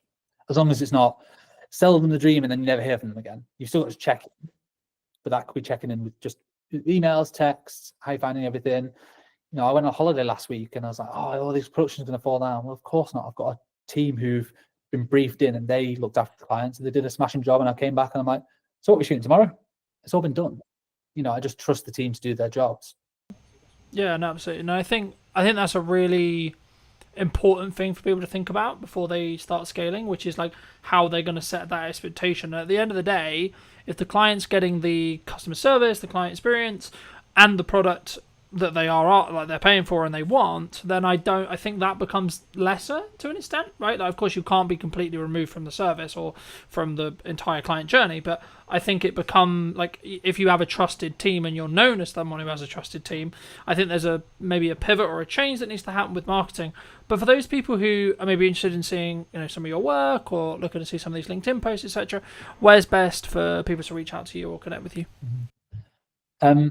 I'll come on to that in a second. I just want to echo what you said about, just build on what we talked about in terms of individuals and stuff.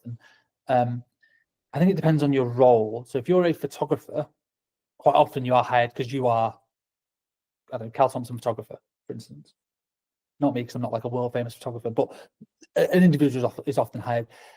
From what I can see, people don't necessarily hire. There's a couple of very good ones in the north, but photography agencies where it's a different photographer every time. They just want that individual. Whereas video production, because it's seen as a bigger scale often, and there's more people involved, clients aren't hiring just one person necessarily, unless they are just looking for a videographer.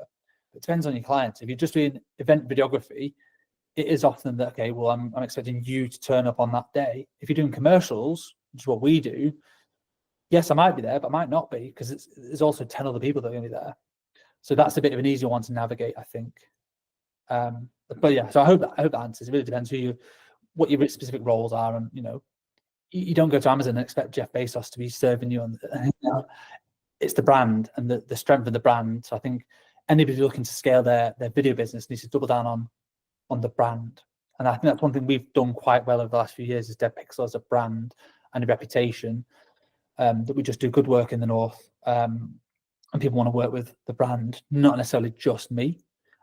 I am the face of it quite often, but I do bring in everyone else from the team, and I make sure I tag everyone else. Like, the edit was done by Kate, it was produced by Jazz, and we do some culture pieces as well as not just sharing. We go on team days out and we share that, so people feel a closeness to the whole brand, not just to me as an individual. Same with Instagram. Like, we don't just post just my headshots all the time. Like, it's obviously it's the work, and it's okay, it's been with us 2 years. It's a nice little celebration post or whatever. So strengthening the brand will only help strengthen you as a company. Yeah, no, I completely agree. And I think it's about understanding really and being very crystal clear on who you're looking to serve at the time that you're doing the marketing. And if you are looking to maybe shift into going from, say, you work with video production companies and you want to shift into end clients, as in you do a lot of the whole process and you're more perceived as a video production house or video production agency, or however you want to phrase it, then you need to be crystal clear on who that is that you're serving, but also number two, what content you need to then create, because it will be different to what you were creating in that respect. But for people who want to connect with you, where can they do that? I'm on LinkedIn, just search Cal Thompson, CAL, short for Callum, but nobody ever calls me Callum, not for like 20 years. Cal Thompson's fine, and Dead Pixel Films on Instagram. We're quite big on LinkedIn and Instagram. There are two main core channels, or deadpixelfilms.com. It's our website. Magic. And as a final thought, if you were going to talk to yourself 10 years ago, what advice would you give to that person? Yeah, I love that question. I think about that every day. Not every day, but a lot. Certainly the older I get, the more I'm like, okay, what would I say to the person 10 years before? My advice to anybody looking to suppose get into the industry is network with everybody. Be a nice person and be patient, and don't expect that just getting a degree you're suddenly going to be Christopher Nolan doing feature films. Like, it's going to take time to develop skills, not just in filmmaking, but in like people skills and management and all those other softer skills that make you a better filmmaker. Are essential to your growth. So that's what I would say to somebody sort of myself 10 years ago is take your time, be patient, and be a nice person, and just do good work, have fun. Don't take yourself too seriously as well. You know, we're not curing cancer, ultimately. We're just making videos. Appreciate the time. Thank you ever so much for coming back and joining, ladies and gents. I hope you took value from this video. Leave me your thoughts and comments down below. If you're new, want to be subscribed, and I'll see you very, very soon. Where we sit now with deepfakes and AI, etc. But before we get too much into that, I mean, what do you think's missing today? I think creativity at the moment is the key, and being really good at using the tools. What would you say to people who maybe looked at AI or looked at X, Y, Z and said, oh, it's just a trend, it will die next week? I think they're massively wrong. I don't think it's like crypto. I guess, is it a doomsday scenario before we started, where I could have, in theory, not actually invited you? I could have used Wizzy AI tech to create this Stuart. I think that's going to be a future problem, and I don't think it's as far away as even 2 years. I think we've seen with certain hacks happening out in Hong Kong, Singapore, where people are being invited onto calls with their entire board, and that call with their entire board was deepfake. Did you know that 93% of you are not subscribed? So if you could please do me a favor and you're enjoying the show, then subscribing would mean the world to me, and it would allow me to grow the show and continue to get larger and larger guests and continue to bring what's missing in marketing today. Thank you ever so much for joining me, and I'll enjoy the episode. Hello, my friends. I hope you're well. I hope you had a good day, evening, or night. Today, I'm with Stuart talking about what's missing in marketing today, of course. And also, I guess to an extent, Stuart, it's about where we sit now with deepfakes and AI, etc. But before we get too much into that, I mean, what do you think's missing today in marketing? Well, coming from Origin Secured, we're always going to say trust and verifying trust. I think one of the things we're seeing with lots of marketing agencies, lots of companies, is this model of make as much noise as you can, say whatever you want to say, no one can really prove whether it's true or not, and hope that it catches before you get caught out. And I think that's the biggest issue we see with marketing at the moment, is bringing the trust and the verifiability back into it. I mean, because we were alluding to, I guess, is it a doomsday scenario before we started, where I could have, in theory, not actually invited you. I could have used Wizzy AI tech to create this Stuart, you know, which I haven't done, by the way, for the record, anyone watching. But there is going to be a potential world in maybe 5-10 years, or maybe, you know, technology moves quickly, so it could even be as little as 2, if not 1.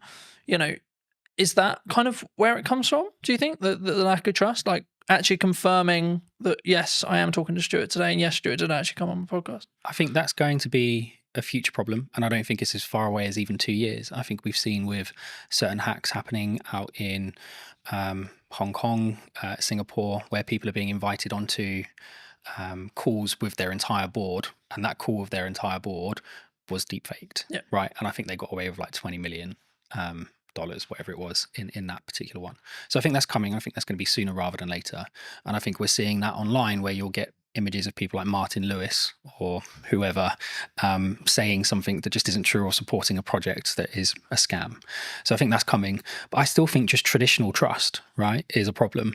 How do I verify that I've worked with the MOD as an example? How do I verify I've worked with this organization? How do I verify I've worked with this person? And I can make loads of noise and say loads of things about it. But I don't have maybe a podcast to prove that I've done it. So I think that in that sense, we have to find a way of enabling people to verify that information, but without risking all of the personal data that goes with it. I mean, I wasn't actually going to start here, but I think it's important for me to start here. Someone like me, right, who has been on the internet for, I'm going to say, shy 10 years. I might be in deep trouble when it comes to AI tech and AI training and deep fake stuff, right? Like, what can I do in your view? What, to protect yourself? Yeah, I think is very challenging. I think our product will go some way to helping that. But even still, even with kind of origin secured verification on top, all we're doing is verifying whether something is real, right? We're not necessarily proving something's fake. And I think you can argue that if it doesn't have that stamp of approval on it, or you can't verify it cryptographically, then it's highly likely to be a fake. But it still doesn't stop someone pulling their phone out on the street and recording you. That's still you. But it's going to be very, very hard to detect the difference. More, I guess as I think about it more, is it actually more down to an integrity and trust thing? Like, someone looking at it, you might look at it and say, well, I know Colin. I've known him for however long, 2 years, let's say 3 years, right? I don't think, my gut tells me that's not him, because he wouldn't come across that way. He wouldn't say it like that. He wouldn't, like, why is he involved in that? That's weird. That makes sense. Like, is that actually maybe the defense?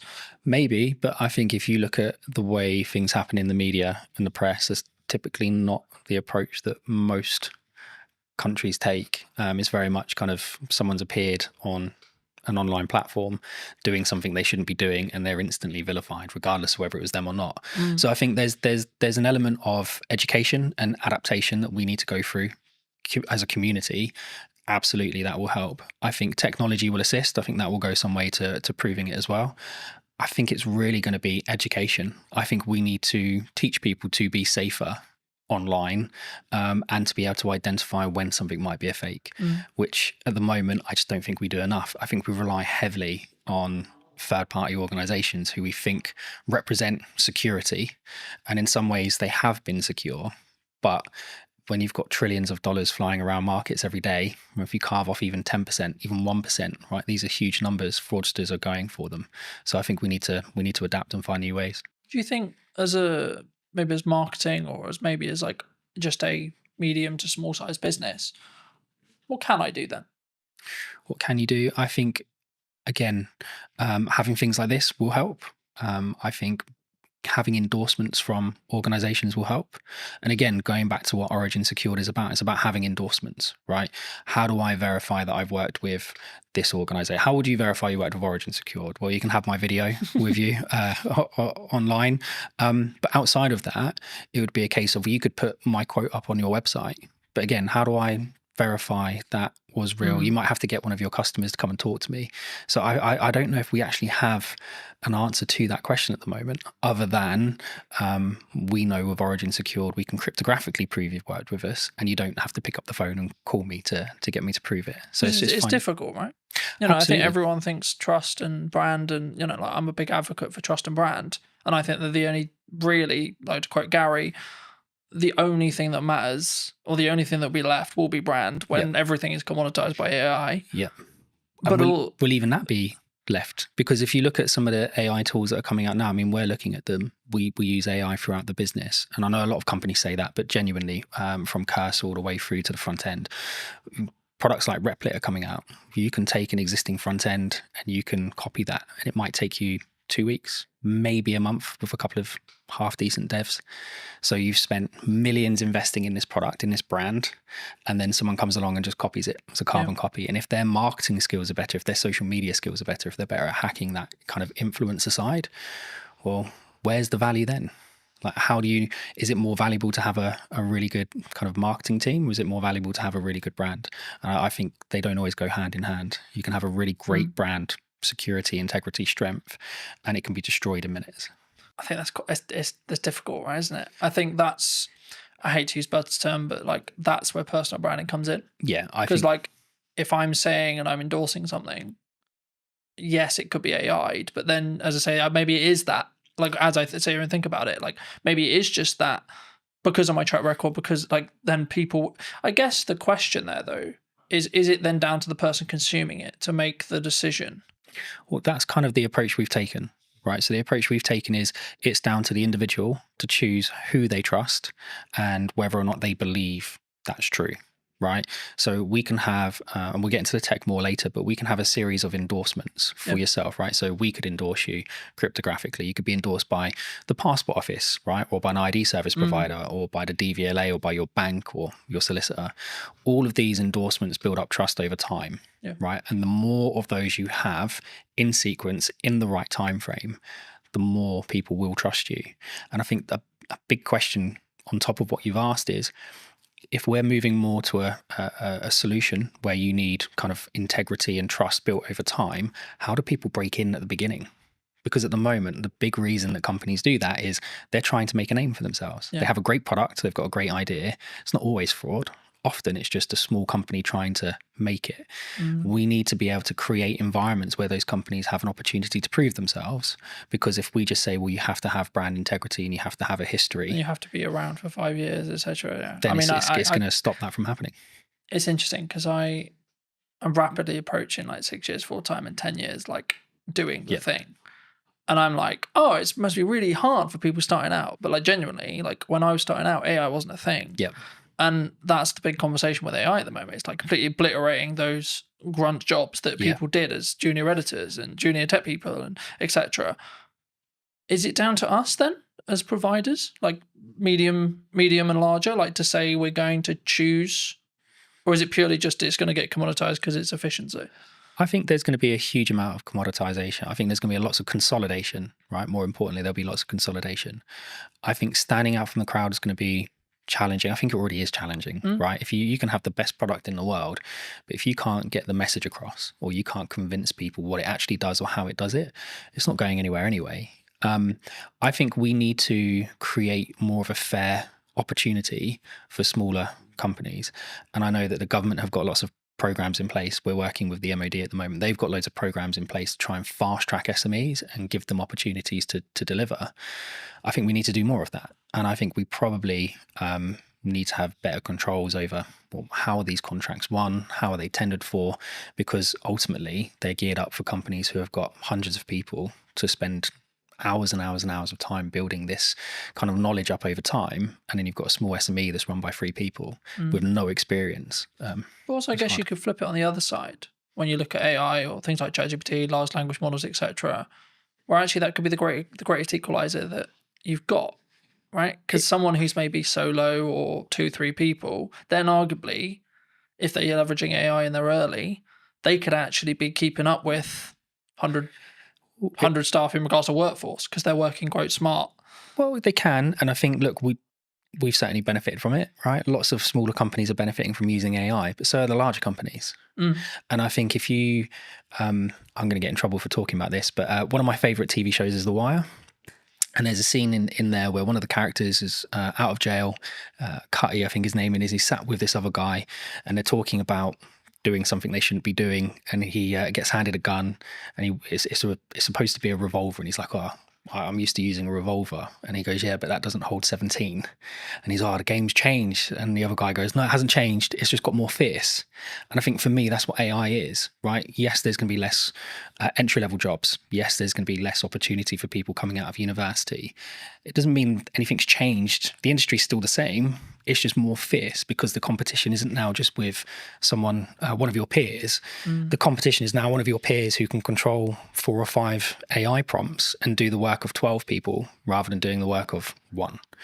And so, yes, these companies will benefit smaller ones, but I think you're in a more fierce environment because those larger companies have access to just the same technology.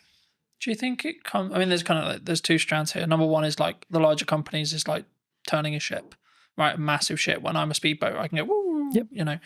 But I think the more important, I guess, question is around, number one, how agile you can be as a company, but also number 2, it's the mindset, I guess, in some ways, because I think like with the commoditization of automation, technology, etc., like we could go down the mindset of, okay, we're all going to be out of jobs. Bye-bye, farewell. Yeah. Right? Or we could go, actually, how can I utilize this as a tool? And, I was having a conversation with someone very close to me about another filmmaker the other day.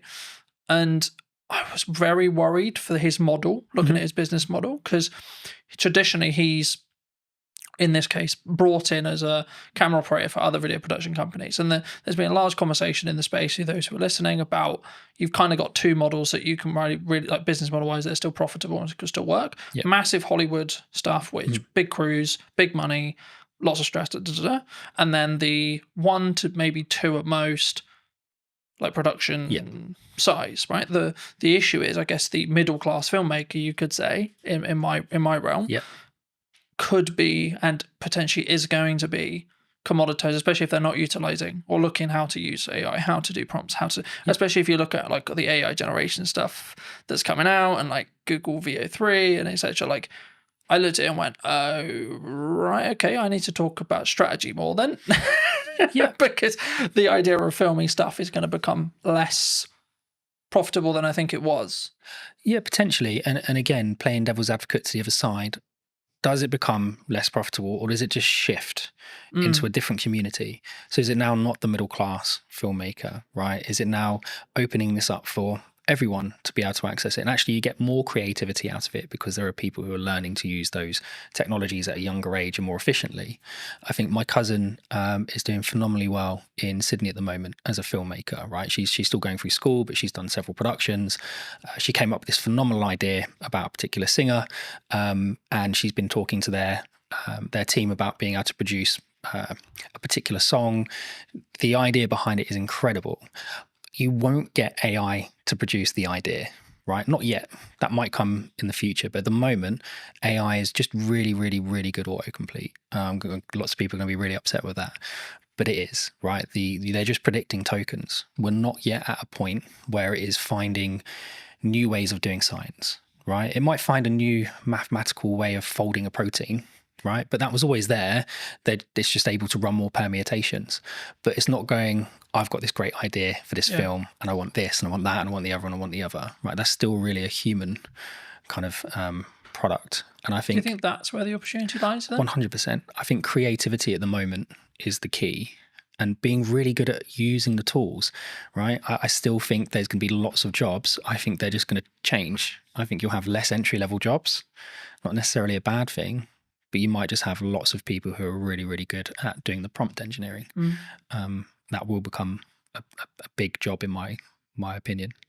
What would you say to people who maybe looked at AI or looked at X, Y, Z and said, oh, it's just a trend, it will die next week? I think they're massively wrong. I don't think it's like crypto, right? I think my co-founders and I always disagree on this, especially one Mark. He's very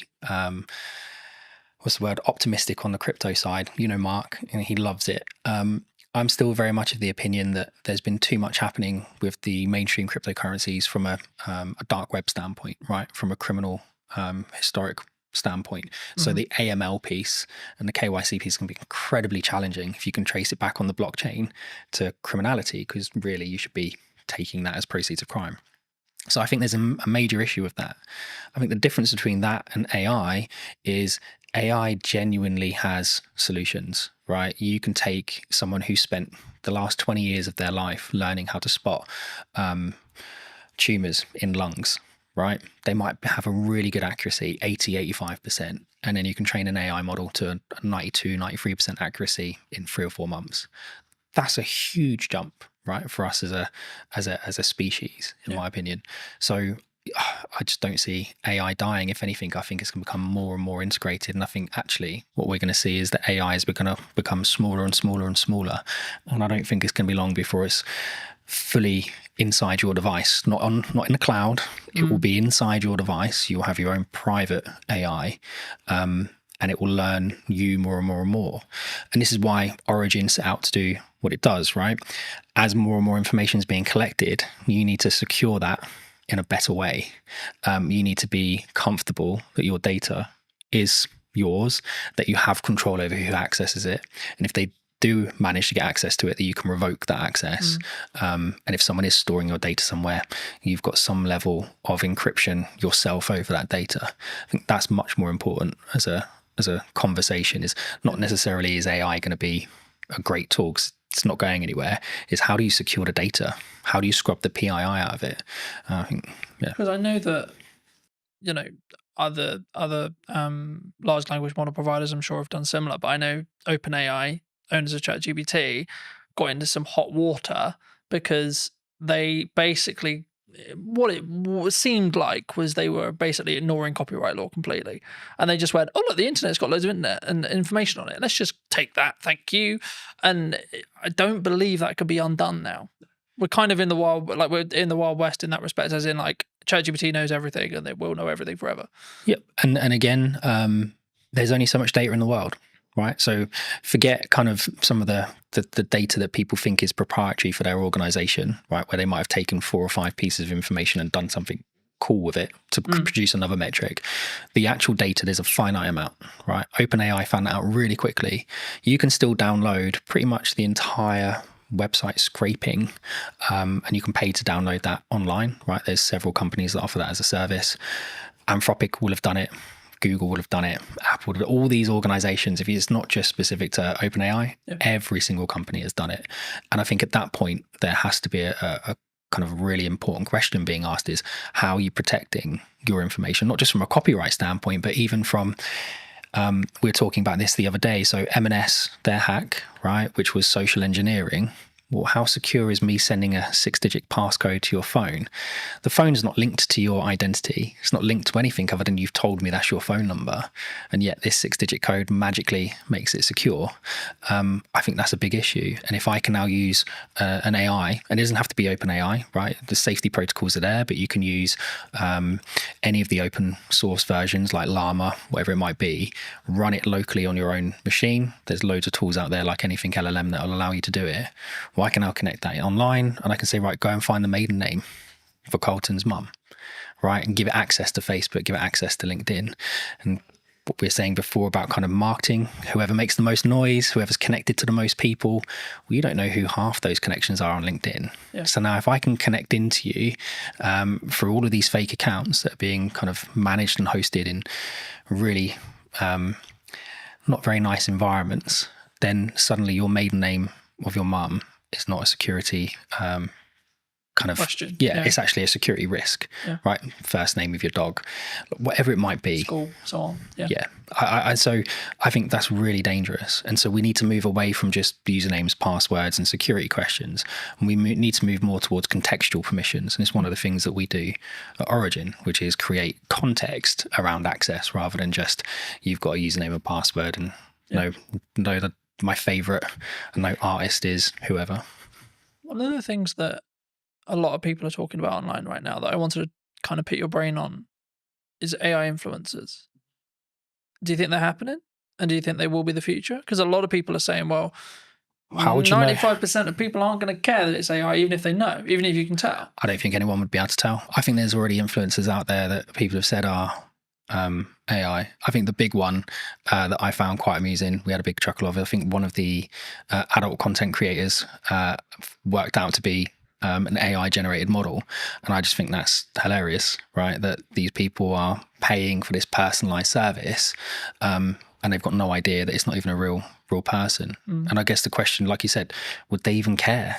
Right? The illusion is there that they're receiving that personalized service. And I think it's the same for all of us. If you had the choice between ringing up the bank and them saying, press 2 for this, describe your problem, and just go around in that never-ending loop, or would you like to talk to an online chat agent that's an AI model that you know is not real, is not a real person, but at least is conversing with you in real language in real time? Which would you choose? I think, yeah, I mean, as someone who uses AI, and we both, I'm sure, do, in depth, I think for me, I think it's about understanding what the contextual relevance that you want from it. Like for me, if I want to analyze information and data quickly, AI will be a better solution in me asking you to, so I have all this data, Stuart, can you, create this, and this from it? Well, you're going to go, no, totally a pain in the ass. But when it comes to like emotional or creative decision stuff, that's where I think human connection will still come in. And I think that's going to be the thing that people maybe need to focus on. And that's why, like, I found it really interesting since launching the podcast and it having a hybrid element. People are, I guess, if you want to go like strategically around it, like the show up rate is higher for in person than it would be online, right? And I think the same is going to be true when it comes to like in person events and stuff. And I can see kind of this two camp book, which is like people utilizing AI, good idea, but also a constant want and drive to have that human connection, online events, online in person, podcasting, online conversations, etc. And actually, from a marketing standpoint, if you don't have a podcast, I would say now is the golden age to have a podcast, because this is the kind of conversation people really want. They don't want you have a conversation with a robot necessarily. Do you think? I think there's a lot there. So if we go back to, I think in-person meetings are becoming popular again, right? We went through that stage. COVID was a nightmare, but even before that, lots of people were like, oh, it's much easier just to do it online. I was like, yeah, it is, but you don't get the same feeling, right? You can't gauge someone's reaction properly unless you're sat in a room with them. And I think there's a lot to be said about the environment, right? So the environment today, I can say something and it's not just your facial expressions, but I can feel the environment. If you say something wrong, you can feel it change. If you say something funny, you can feel it change. And I think you lose that online. I think we'll start seeing people doing more and more in-person meetings, more and more in-person conferences. I guess the question really I've been asking a lot recently is the younger generation, right? When I was kind of 12, I was out from morning till evening every day doing whatever I was doing. It's not always the right things to be doing, but I was having fun.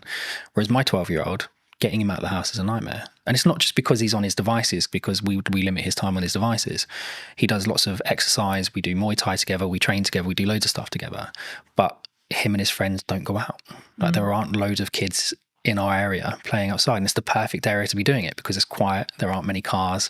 There's loads of open spaces. So I don't actually know where it's going to go, if I'm honest. I think it really comes down to this next generation and the generation after. How do they interact with each other?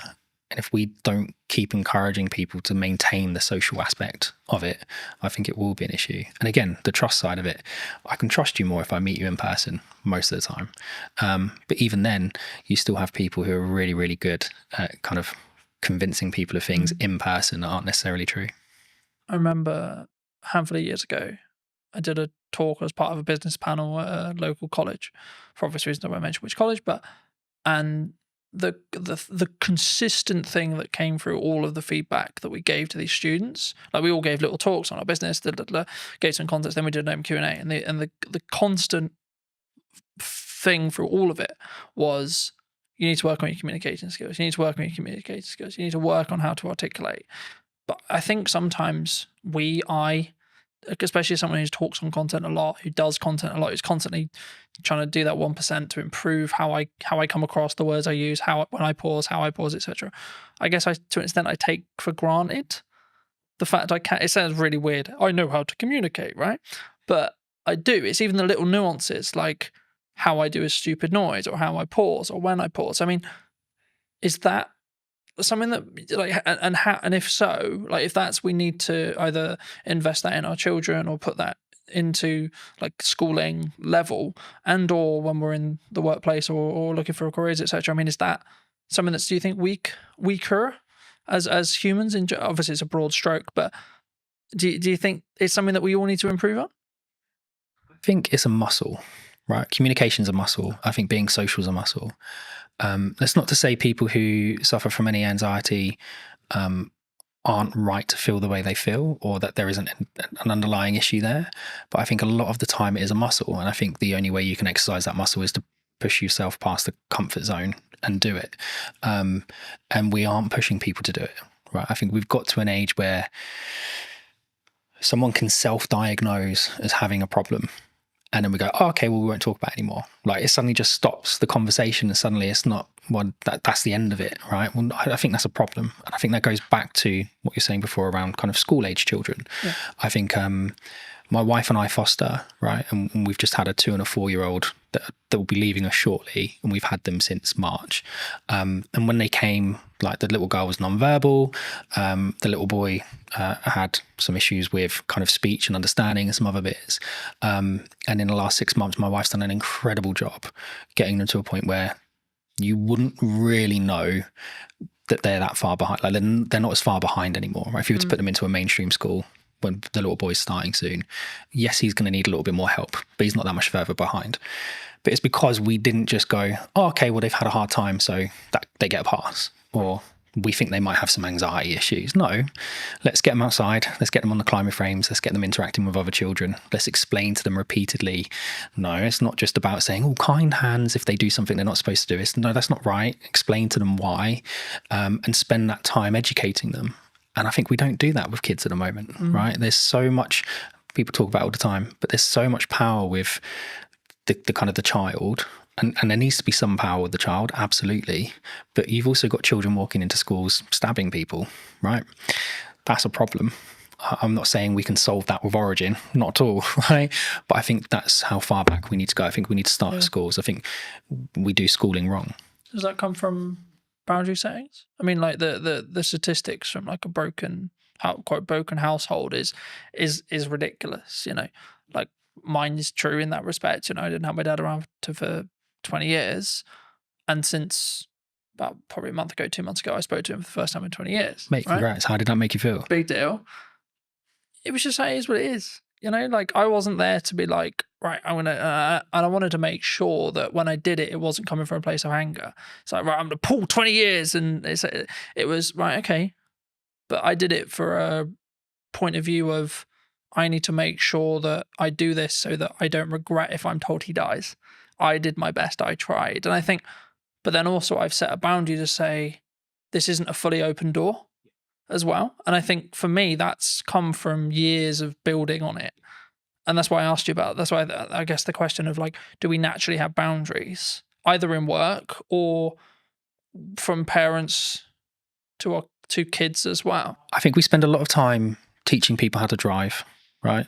Lots of time teaching people how to drive. We spend a lot of time teaching people how to communicate at work, right? You can't say that. You can't say this. You have to say it this way. You have to say it that way.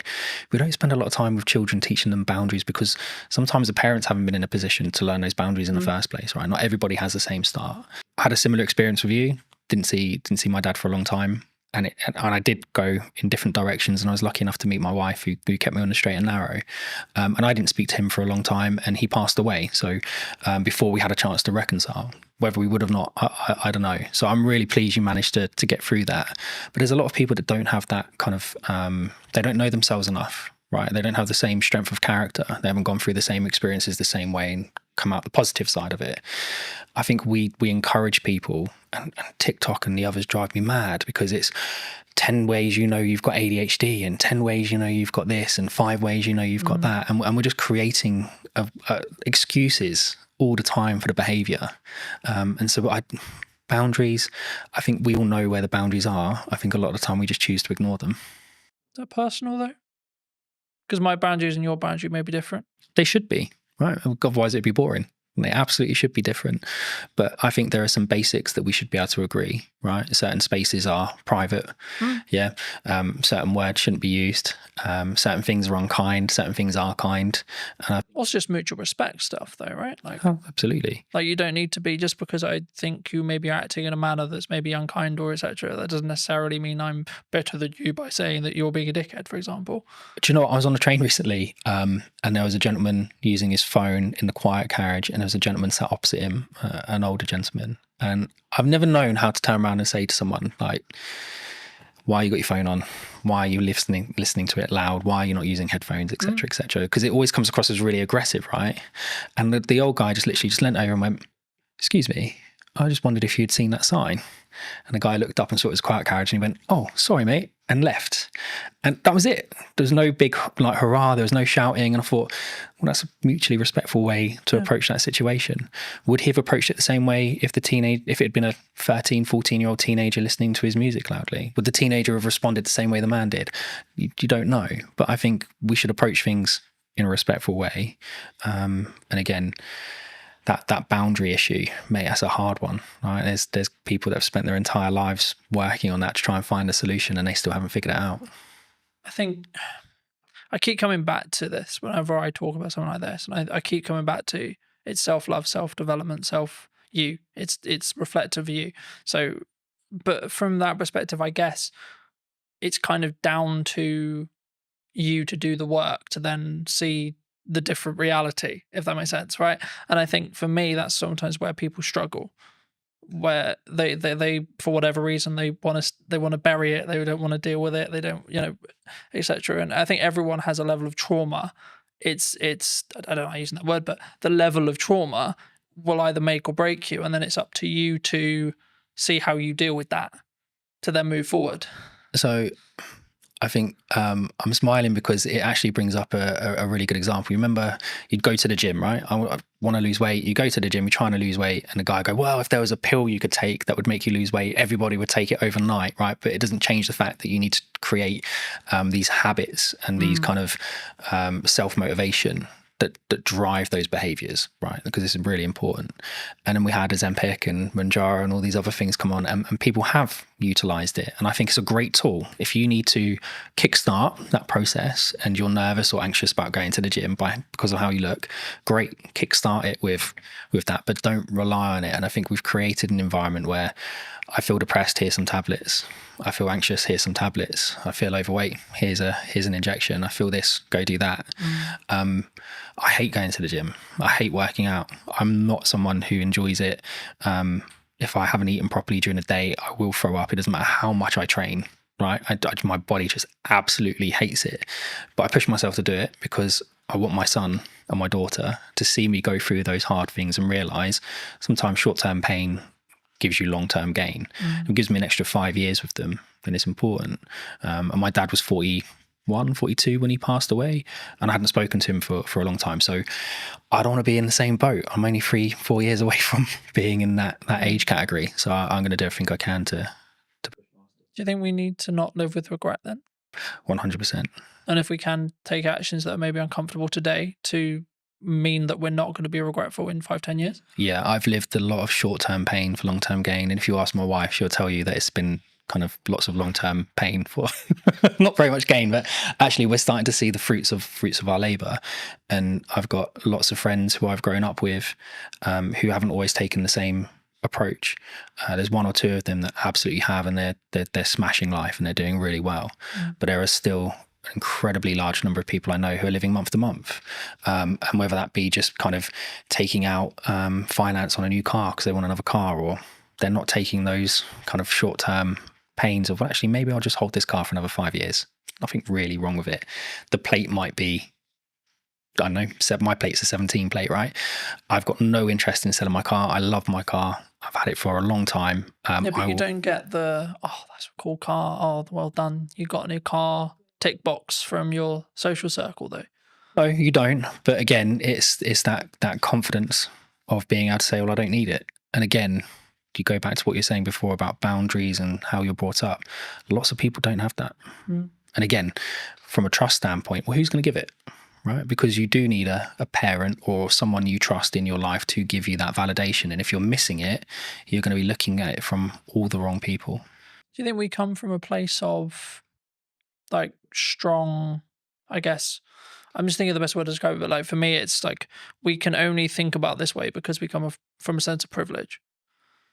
Yeah. Because I'm always aware, for example, like, and not to like dwell on what's happening in the world right now, but there's areas in the world where like children are starving. Mate, I look at what is happening in the Middle East, and it fills me with dread that we kind of won. And even then, we still have to struggle. We're in the fortunate position to have the available time, energy, and resources to sit here and have a conversation that we can put on the internet. Well, it's a genetic lottery, right? Like we just happen to be born in the UK. We just happen to be born into the families we were born into, or the environments we were born into. It doesn't mean that we haven't had to struggle, haven't had to go through interesting times. But it just we have to frame it in our aspect of when we come over, it is a privilege. We're coming in from a level of passive privilege, because in 95% of cases, yes, there's exceptions to the rule, etc., etc. Everyone has the different story, but in most cases, in the UK especially, or Western culture especially, like we haven't really need to worry about most of the essentials, either because state looks after us, and or because we come from a family that can look after us, and or we're given the tools to be able to create income that then means we can take those, have those things. It's having the opportunity, right? I think cars aren't exploding next to us. And I think when you can walk down the street and a bomb isn't going to go off, that creates a level of opportunity where you can focus on different things. You can focus on building wealth. You can focus on improving yourself and moving up the social ladder, so to speak. My upbringing, my parents, my mum, my stepdad, everything they could for us, but we still went without certain things. But my dad loved holidays, right? So we did one big family holiday every year, and he loved to travel. He loves politics. He loves history. So we would go all over the place, and we would go and actually really explore the areas we went to. We'd meet locals, we'd understand the history of the place, and that gets you out of your comfort zone, right? Because now you've got the social aspect of it, you've got the verify point, because I'm actually in the country speaking to the people at that location. And I think that kind of shapes you as an individual, whereas if you spend your entire life just seeing everything on TV, you can just turn it off. And it's not the same. So I think we absolutely are very privileged. Even if you're going through hard times, you're still not necessarily worrying about the same things other people are. But it doesn't mean your story is any less challenging. Though. And I thought that's why I've always, for as long as I can remember, I've always talked about the fact that I don't have to walk 3 miles to get 50-50 chance if I die from drinking the water that I got. You know, like I have clean drinking water, etc. And it sounds slightly ridiculous, but like also just the odds of being alive is 1 in a trillion, right? Yeah. Like, and being alive now, like, and if you look and at in this age as well, with this level of opportunity, etc., which is maybe why I can sometimes come across quite brash, because I'm like, I don't have time for people who maybe victimize themselves. Cause I'm like, you don't understand how lucky you are. I feel the same. I've look, I'm not gonna get a violin out. My life hasn't been anywhere near as hard as some people, and some of the children that we've had come into our care, their starts to life have been like horrific, really horrific, and how they are going to shape themselves and cope through life, bouncing around kind of the fostering care system, I dread to think what the outcome is going to be at the end of it, because how can you kind of fix that? But then there are a lot of people who haven't gone through those experiences quite like that, who, like you say, kind of want every excuse under the sun not to be doing something, not to be doing this, not to be doing that. Why can't I just have a pill? Why can't I just have an injection? And I think that's one of the things that AI can't do, right? AI can't solve that. That's a social issue that we need to solve together. And I don't think we're going to solve it by all being in our homes tapping away on AI. We have to be out with people, meeting people and doing it ourselves. Moving back to what you do. That was a bit of a detour. Nice detour. But digital licensing, where does that sit? We've discussed this at length. So one of the key things we wanted to solve of Origin was, how do we verify information about something without revealing the underlying data? And I think a really good social example of that is when police do stop and searches, right? I experienced it quite a lot when I was younger because of the environment I was in. My friends did as well. We'd get stopped and searched by the police lots of times. And sometimes it was okay, and sometimes it was really not a nice experience. And I think it always started with, what's your name, what's your date of birth, what's your address? And even if I give you my name, date of birth and address, how do you as a police officer verify it, right? Does he have any tattoos? Does he have any markings? Does he, I don't know, look a certain way? But you kind of become generic. Guessing, right? Lots of guesswork, right? And lots of gut feel on the police officer side. Whereas we wanted to try and find something that would, and it wasn't just for this specific reason, but it lends itself really well to it. We wanted to be able to provide technology to the environment, to the world, that kind of removed that friction. So a digital license isn't like an ID card. There isn't a centralized database of all your information in one place. That's ridiculous. If that gets breached, it's going to be horrendous. The fraud will go through the roof. What we've done is we've used kind of a decentralized approach. So we've taken some concepts from blockchain, but removed the blockchain because it's inefficient and doesn't really work for this context. But the idea behind it is, you can have an ID service provider, right? So it's a government-approved company, verify your identity and give you a cryptographic endorsement that sits on your digital license, which you can carry on your device. It could also be hosted in the cloud, but the idea behind it is you've got control of it. So now if I was to come and stop and search you, you would be able to present that credential to the police without revealing your name, your date of birth or your address, but the police would know to a degree, he lives within a 5-mile radius. There's no outstanding warrants. He's verified that is his identity because he's done it with a biometric check on his thumbprint, and we can see that biometric check that's linked to that IDSP hasn't been changed on that device. And then we can link it to other credentials. He's got a full-time job with an employer. Don't need to know who the employer is, but he's employed full-time.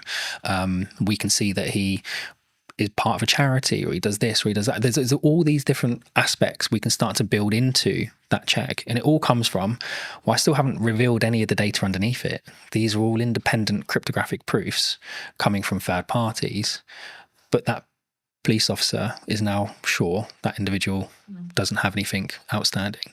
And I think that would help. I'm not saying it's going to solve the issue, but it certainly would help remove some of the friction. And if you then start to expand that out to kind of the business world, so if we're looking at things like, how do I onboard employees in a fast and efficient manner whilst maintaining their privacy? So one of the tools that we're doing for the digital cleaners license is we do the right to work checks. We do a modern slavery check by making sure that the bank account name matches the name on the ID. Real basic check, but lots of organizations don't do it, right? And that's one of the flags for modern slavery. We then can go and endorse all of your employment history, right? And again, we're not the verifiers. We're not verifying the data. We're not storing the data, right? But we're going off and having those independent third parties endorse you. Same for your certifications, your training. And I think in that environment, when you're dealing with disparate workforces where English quite often is a second language, not your primary language, these people, they kind of get left behind, right? They come along with their paperwork and they have every right to work. They have every intention of working, but it might take 5 or 6 meetings and 10 or 11 copies of their documents. Now, where's all that documentation going? They've got no idea where it's being stored, no idea who has access to it, no idea what copies are out there, but we're expecting them to just continuously do this. And if they're now working 3 jobs, we're extrapolating that 3 times over. So for us, it's about digitization, yes, but without just copying the existing paper process and doubling the problem, right? You have to do it in a different way. That would fix the problem we opened with? What, going for back? Someone like me, for example, who, let's be honest, if deepfakes become mainstream in AI, someone points an AI with that mindset, I'm screwed. Yeah, I think there's definitely a way of being able to verify something's real. But again, there's then nothing stopping someone from creating an AI deepfake and just putting their endorsement on it anyway, right? They haven't had to do the work, like the AI has done all the work. I think it will become more important for organizations and in fact probably more important for creators to be able to verify that's their work, right? I was the one that created that first. Here's my endorsement. In some ways from a, maybe not a legality point of view, but kind of a copyright plus model, I guess you could say. Yeah, absolutely. And I think one of the things we've seen with the endorsements is, and you'll get it all the time with correspondence from the BBC, right? Or for Sky News or whatever, our person on the ground. Well, that's great, but I don't know who that person is. I don't know their credentials. I don't know where they're from. I don't really know if they're from that country. I don't know what their background is. Whereas if you were able to say, here's the credential that's been lent to this article, well, now I've got, well, yeah, he's got an IDSP verified in that country that he comes from that country.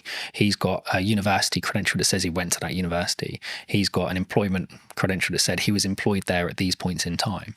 That's not to say people can't build those profiles up at a state level if they really wanted to go to that level, but it becomes much harder to do, right? The threshold for access to fraud becomes really, really high, because when we're actually taking these interactions and monitoring them, we create an encrypted hash of the interaction, and that gets stored on what we call event chains. So not blockchain databases, but the event chain is a point in time. And so you can't go back in time and put something on the event chain in the past. It has to be done in time. It's temporal. And so in order for someone to perform a high degree of fraud, it's going to take them 5, 6, 7, 8 years to build that profile up. And they will have to do it in multiple chains simultaneously. And they're just not going to be able to do that. And I guess it comes back to that point, which is like, it sounds horrible whenever you say it, but like you're making it less likely that you're the one who gets targeted, because the burden of likelihood that your stuff gets stolen, etc., is so much higher than Barry, than Sally, than James, so on, you know. And that's, I hate to say it because it's like, oh, go and steal their car, not mine. because mine's a pain in the arse to steal, for example. There is that, but again, from our standpoint, I mean, we want to give it to universities for free. Right? We want to give it to schools for free. You have the Online Safety Act that's happening at the moment, and I think you've probably seen some degree of access to adult content reduced. But it's seen VPN usage go through the roof, right? Because we know how people are accessing it, just going around the issue. And I think they had, was it Keir Starmer's driver's license got leaked online, and people using that and a picture of him to be able to skirt around the sides of it. That's the same tech, by the way, we were talking about at the beginning that some of the retailers are now choosing to use to verify their staff, right? It's not with an IDSP, it's just a localized check that looks right. I guess this was a big conversation like a handful of years ago, and I've covered it in the social media show and etc. But like, there was this big conversation, and lots of jurisdictions across the world have said, below 16, you're not on social media. And that seems to be the future, because it's like we're now like half the world has basically got that. How do you verify you're under 16? Exactly. Right. And again, with Origin, it's one of the things we were saying, if we give it away to students for free, you can have a cluster of credentials, right? And so from our standpoint, it's about enabling the verification of a credential to create context. And contextual permissions is something that we've kind of started to patent from using our tech. So the idea behind it is I can access a system. I don't need a username and password, but I need a credential from an IDSP. I need a credential from my employer. I need a credential for someone linked to that system. I need a credential maybe from a school or a university. All of those credentials must confirm specific assertions about myself, right? I'm under 16. I'm a UK citizen. I go to a particular school in a particular area. That means we're putting the control of the people that need it, schools, etc. But we're not then enabling people who have bad intentions to come along and manipulate that system, because they would have to manipulate it in 5, 6, 7 areas at the exact same time. So now, if you want to access the internet, well, you could have your Origin handle with all of the credentials on it, and we would know straight away how old you are. Right. And parents mostly can be trusted. So your parent could create a credential for you. But if that doesn't match your school's credential, well, then that's going to create an issue. So you don't have the permission to access that service or that particular piece of content. And that for us is really important. Context is much more important than just, well, we think you might be over 18 because you clicked the button. Yeah. Yeah. For those people who've enjoyed this conversation, who maybe want to see more of the content, delve into a little bit in more depth that what you and the team are doing, where can people reach out? They can reach out to us directly, so they can come to us via the website, or they can reach out to us on social media or LinkedIn. I think we're starting to put more video content out there. So going back to what you were saying before, about kind of verifying trust, how do you prove it in the marketing world? Well, for us, it starts with video, right? And yes, there are deep fakes out there, but from our standpoint, I mean, we're able to verify our technology in our videos with our technology, right, which is important. We're certainly seeing kind of proof of concepts with the MOD gain lots of traction. We're talking to OFDIA, the Office for Digital Identity and Attributes, about shaping kind of how the UK consults on digital identity. And I think all of those aspects are important. So it's not just about us. I think people should be looking at digital identity as a whole in a much more holistic way, and reach out to us, reach out to the IDSPs, reach out to everyone. I think it's something that people need to understand more, is that digital ID is more than just here's my JPEG of my passport and driver's license. But yeah, reach out to us on social media or online. Just before we wrap up, I mean, obviously you have worked with us in the past and you've done some video content. I mean, now the other side of it, maybe a year on, how was that experience? What was the things you maybe learnt from? Except, like, how was it as a whole? Like, not putting words in your mouth, but I'm actually curious, because obviously we haven't touched base since actually doing it last year.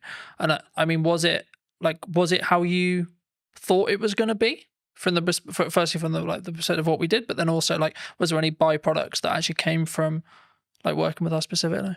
I think we realized really quickly that video was the best way. Yeah, 100%. And I think working with you guys and working with Lucas for the day, it kind of got into our minds a different way of thinking about things. And we were just on the cusp of really understanding how to talk about our product and how to talk about our technology.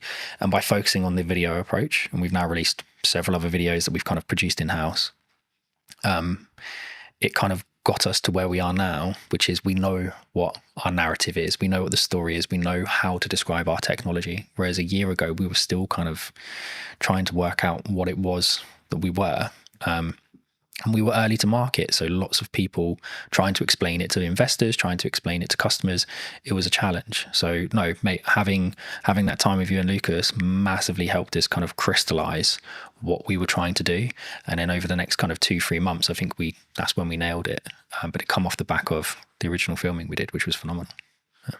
What would you say to people who are maybe looking at what's going on in the economy or etc., and maybe on the fence about maybe utilizing marketing right now, or like, because the traditional kind of known thing is like when things get hard, you cut marketing. Yep. Honestly, I'm probably not the best person to answer it, but I'll answer it as best as I can. I think you absolutely have to have a presence, right? You have to. Unfortunately, at the moment, it's about noise.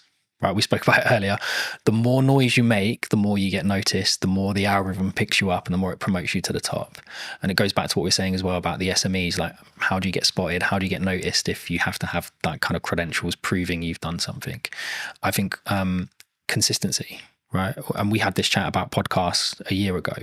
I think it's something like most podcasts end after 11 episodes, something along those lines, right? So 11 weeks, 11 months, whatever it is, that's the kind of podcast limit. People go, oh, it's not growing, right? You have to push past it. And it's the same with the marketing. Yes, some people are really fortunate and they do growth hacking and all of a sudden they're a viral sensation overnight, but that's not the norm. And I think the only way you can build your message is consistency. You have to be in person at events. You have to be putting stuff online. You have to be writing articles. You have to be talking about it. You have to be meeting new people and spreading the word. So I don't think marketing just stops with video. I think it's something much more holistic, and it's something that you have to consistently do every day. And we have a great marketing team, so Hannah does that for us, and she's excellent at it. If you were going to wind the clock back to speak to Stuart 10 years ago, 15 years ago, what advice would you give that Stuart? It would probably be trust your gut.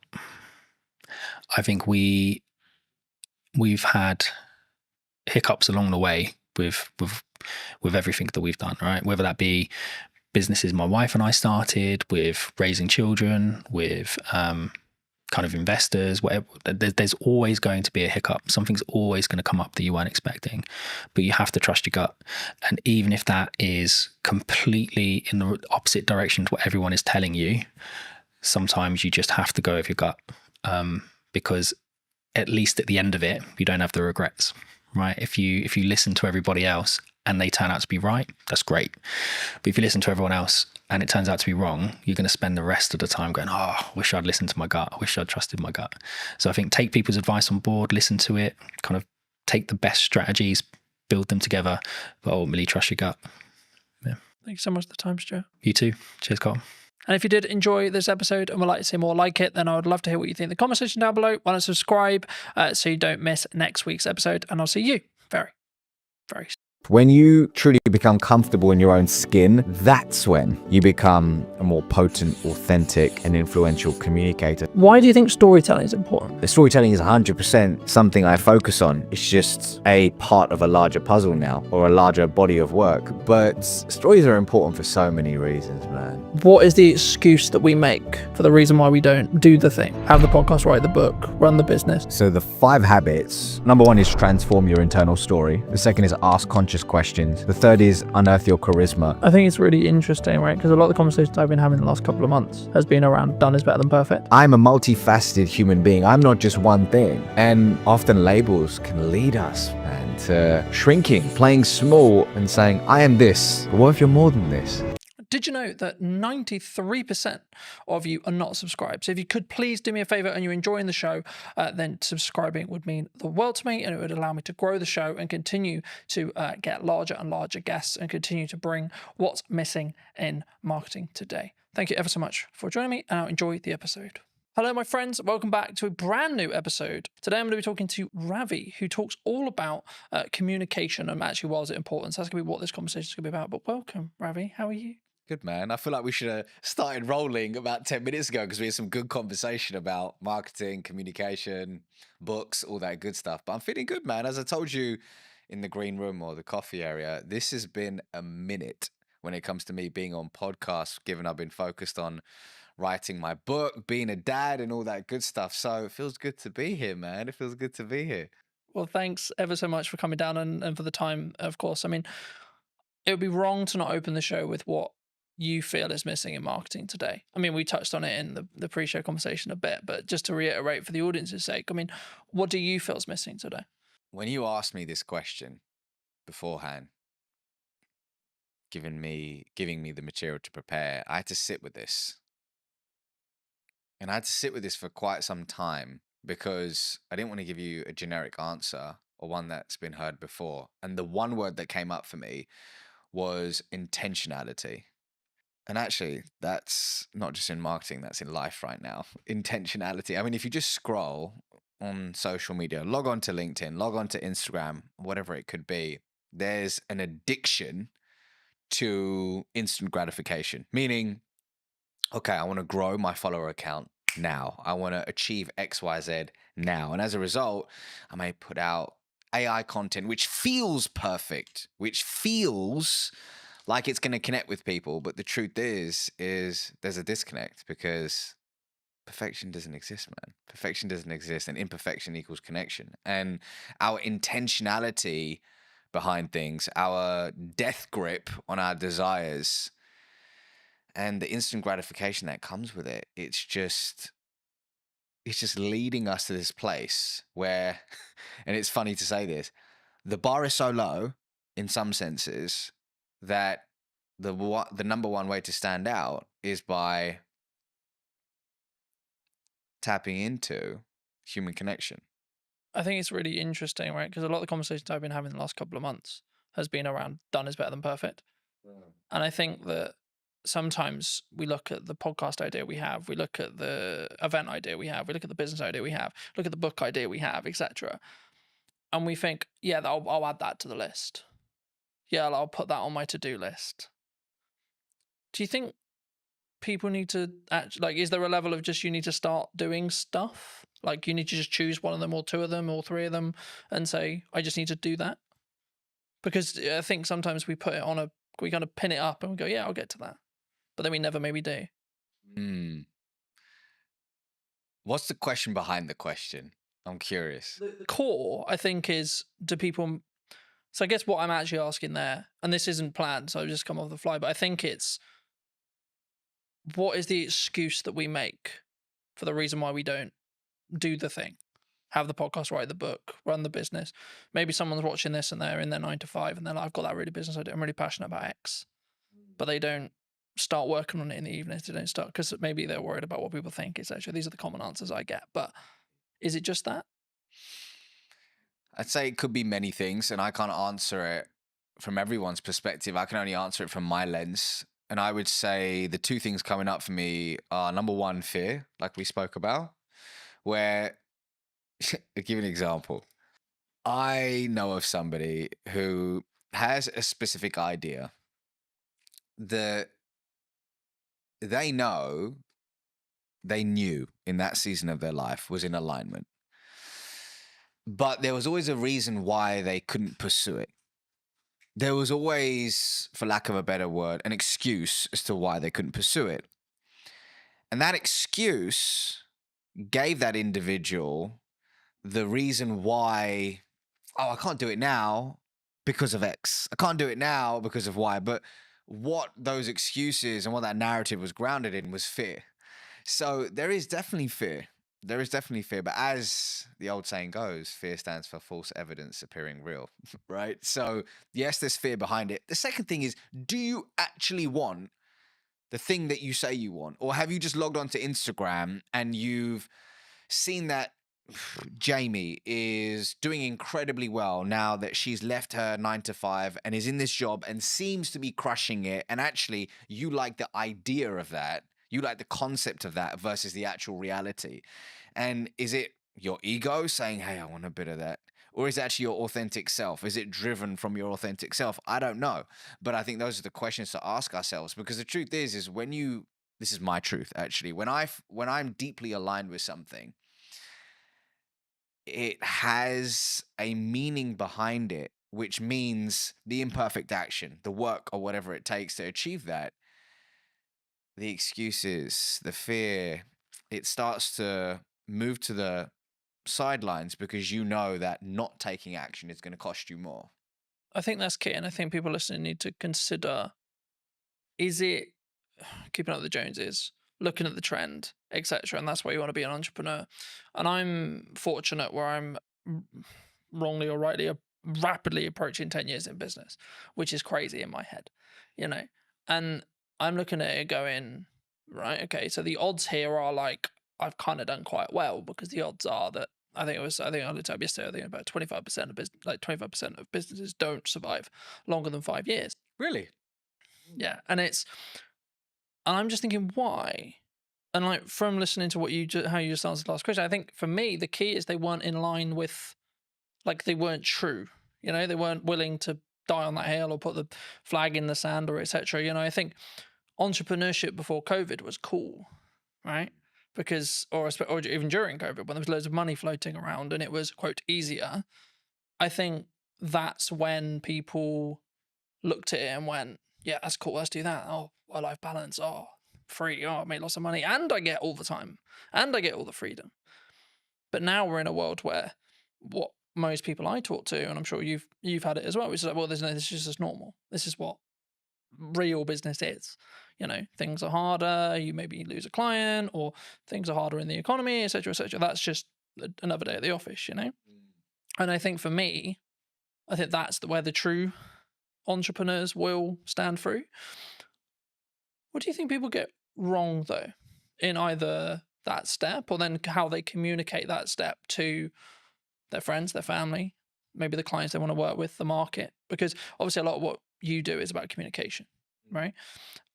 And that's why I want to focus on that, because it is your unique skill of expertise and etc. But I also think it's the most underrated one, because it's like, well, there's not much to it, Colin. You just have a conversation, right? Well, before I answer that, to back it up for a second, you know what was cool when I was growing up was everybody wanted to be an investment banker. Everybody, you know, there was like, everybody would watch the movie Wall Street, Gordon Gekko, Greed is Good, and they were like, okay. And the movie American Psycho, Patrick Bateman, they're like, okay, I want to be an investment banker. And it's so funny how entrepreneurship is now the thing. Like, I think about my daughter, she's nearly 3. I think at 10, she's probably gonna, a YouTuber won't even be a thing then. I don't know what will be the thing, but it's crazy to think how these things move in seasons and how whatever is flavor of the month, people gravitate towards. The question is it in alignment with you and your goals in this season of your life? You know, Ravi now with 2 kids under 3, married, is very different to Ravi in his 20s. Very different. But in answer to your question, so actually to back it up, is the question, what do people get wrong about communication in business, or have I missed or misunderstood that? What do you think people get wrong when they communicate what they're looking for, either in a personal relationship, let's start there, and then maybe then going into a business relationship, and how we show up and how we communicate? When you say what you're looking for, meaning how they communicate their desires to the external world, I think, actually scrap that. I believe that often we forget to look within before we communicate our desires to the external world. And I think it's important to, in today's noisy world, just find solitude, regulate your nervous system, and find neutrality so you can really figure out, hey, what is alignment for me? Is the thing that I say I want actually the thing that I truly want? Or is there a path that is more aligned to me in this season of my life? I think that internal communication is super important and really tapping into your unique genius. I believe everybody has a zone of genius. Everybody has a zone of genius. But so much of the time, when we look externally, we say, oh, Colin's doing this thing. Colin's pushing out content 24/7. That looks so dope. That looks so cool. Maybe I should do that. But actually, your zone of genius may not be being in front of the camera. Maybe your zone of genius is writing. And you should go all in on writing. Yet, what looks good is Carlton on video. So you disown your genius and you move towards a path of misalignment. But hey, sometimes we need to have the disconnect to allow for the reconnect, right? And that's a part of the journey. So I think, once again, actually scrap that. I believe that looking inward is a step that is often missed in today's world when it comes to thinking about our desires in business and personally. I think that's really important for people to consider, but also like it made me think of where I was at the early part of my 20s, and now I'm in my later half of my 20s, right? And I think the definition of the word success when I was 20 was very different to what it is now.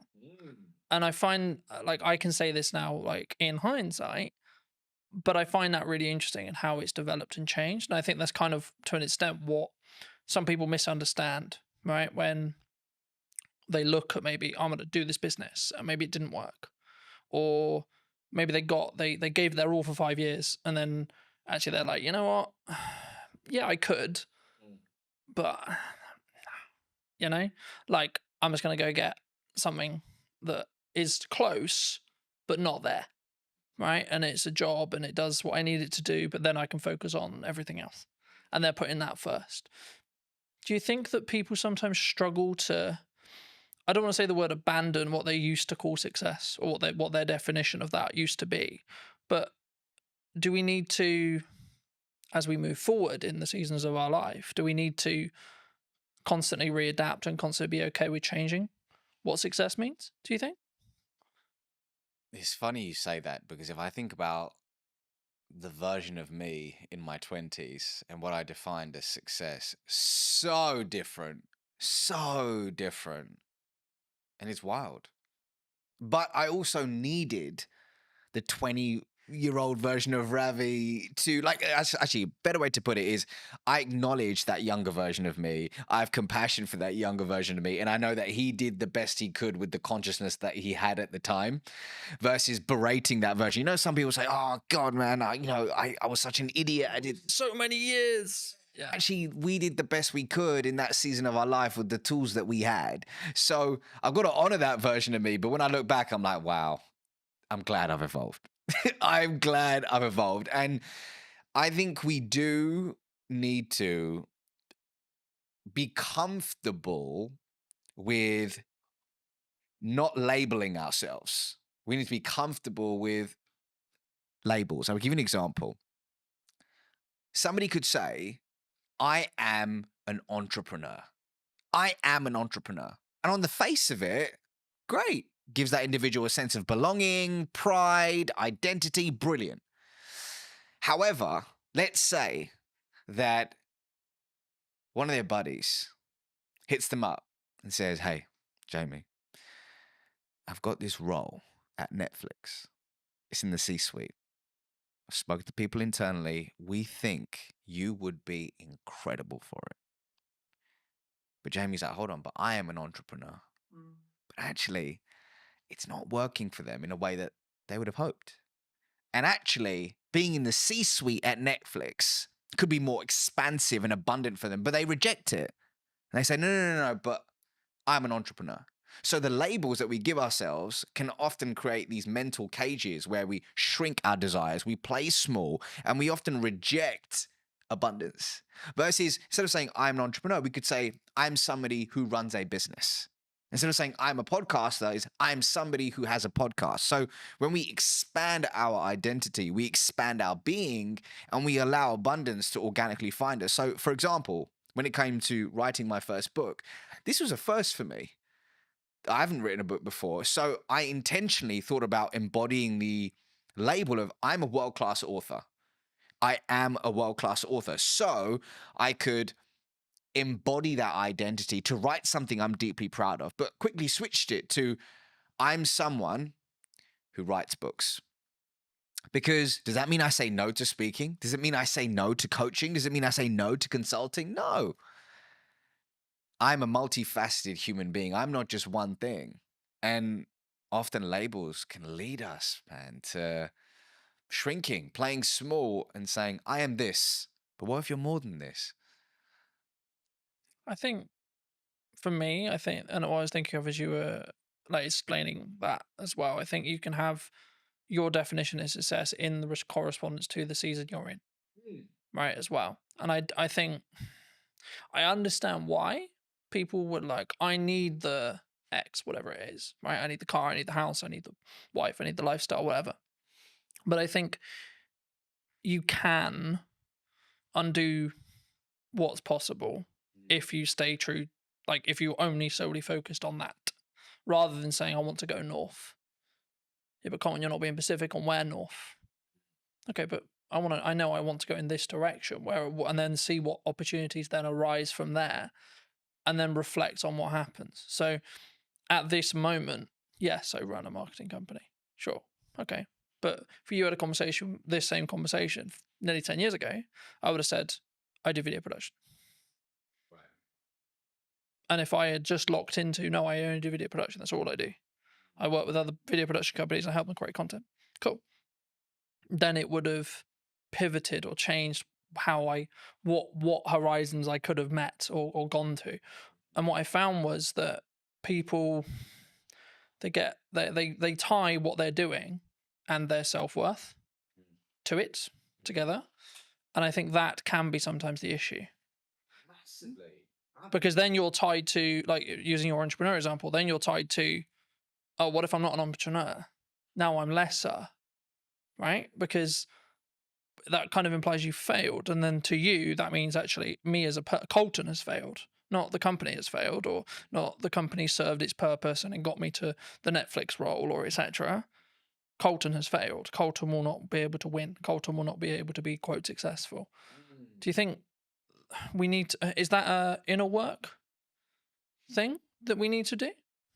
If someone is listening to this and going, shit, that's me. They've tied what they are to them and their own kind of self-belief, self-worth, self-love. Two things are coming up for me. Firstly, picking up on something you said earlier.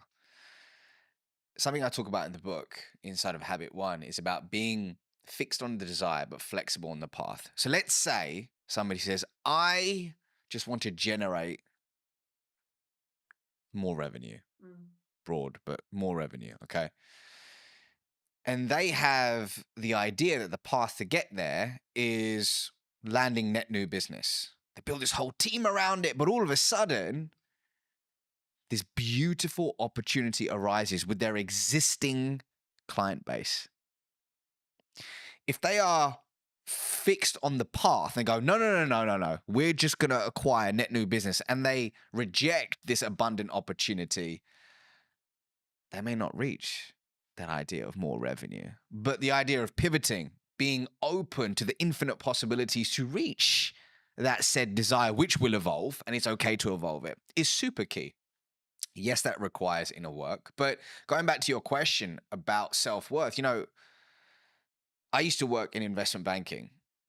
And one of the reasons why it took me a long time to hand in my resignation notice back in August 2016 is when I left that world, was I had pinned so much of my identity and self-worth to I am an investment banker. I'm somebody who works in an investment bank. So much pride, status came from that, which stroked my ego, and it was beautiful until it wasn't.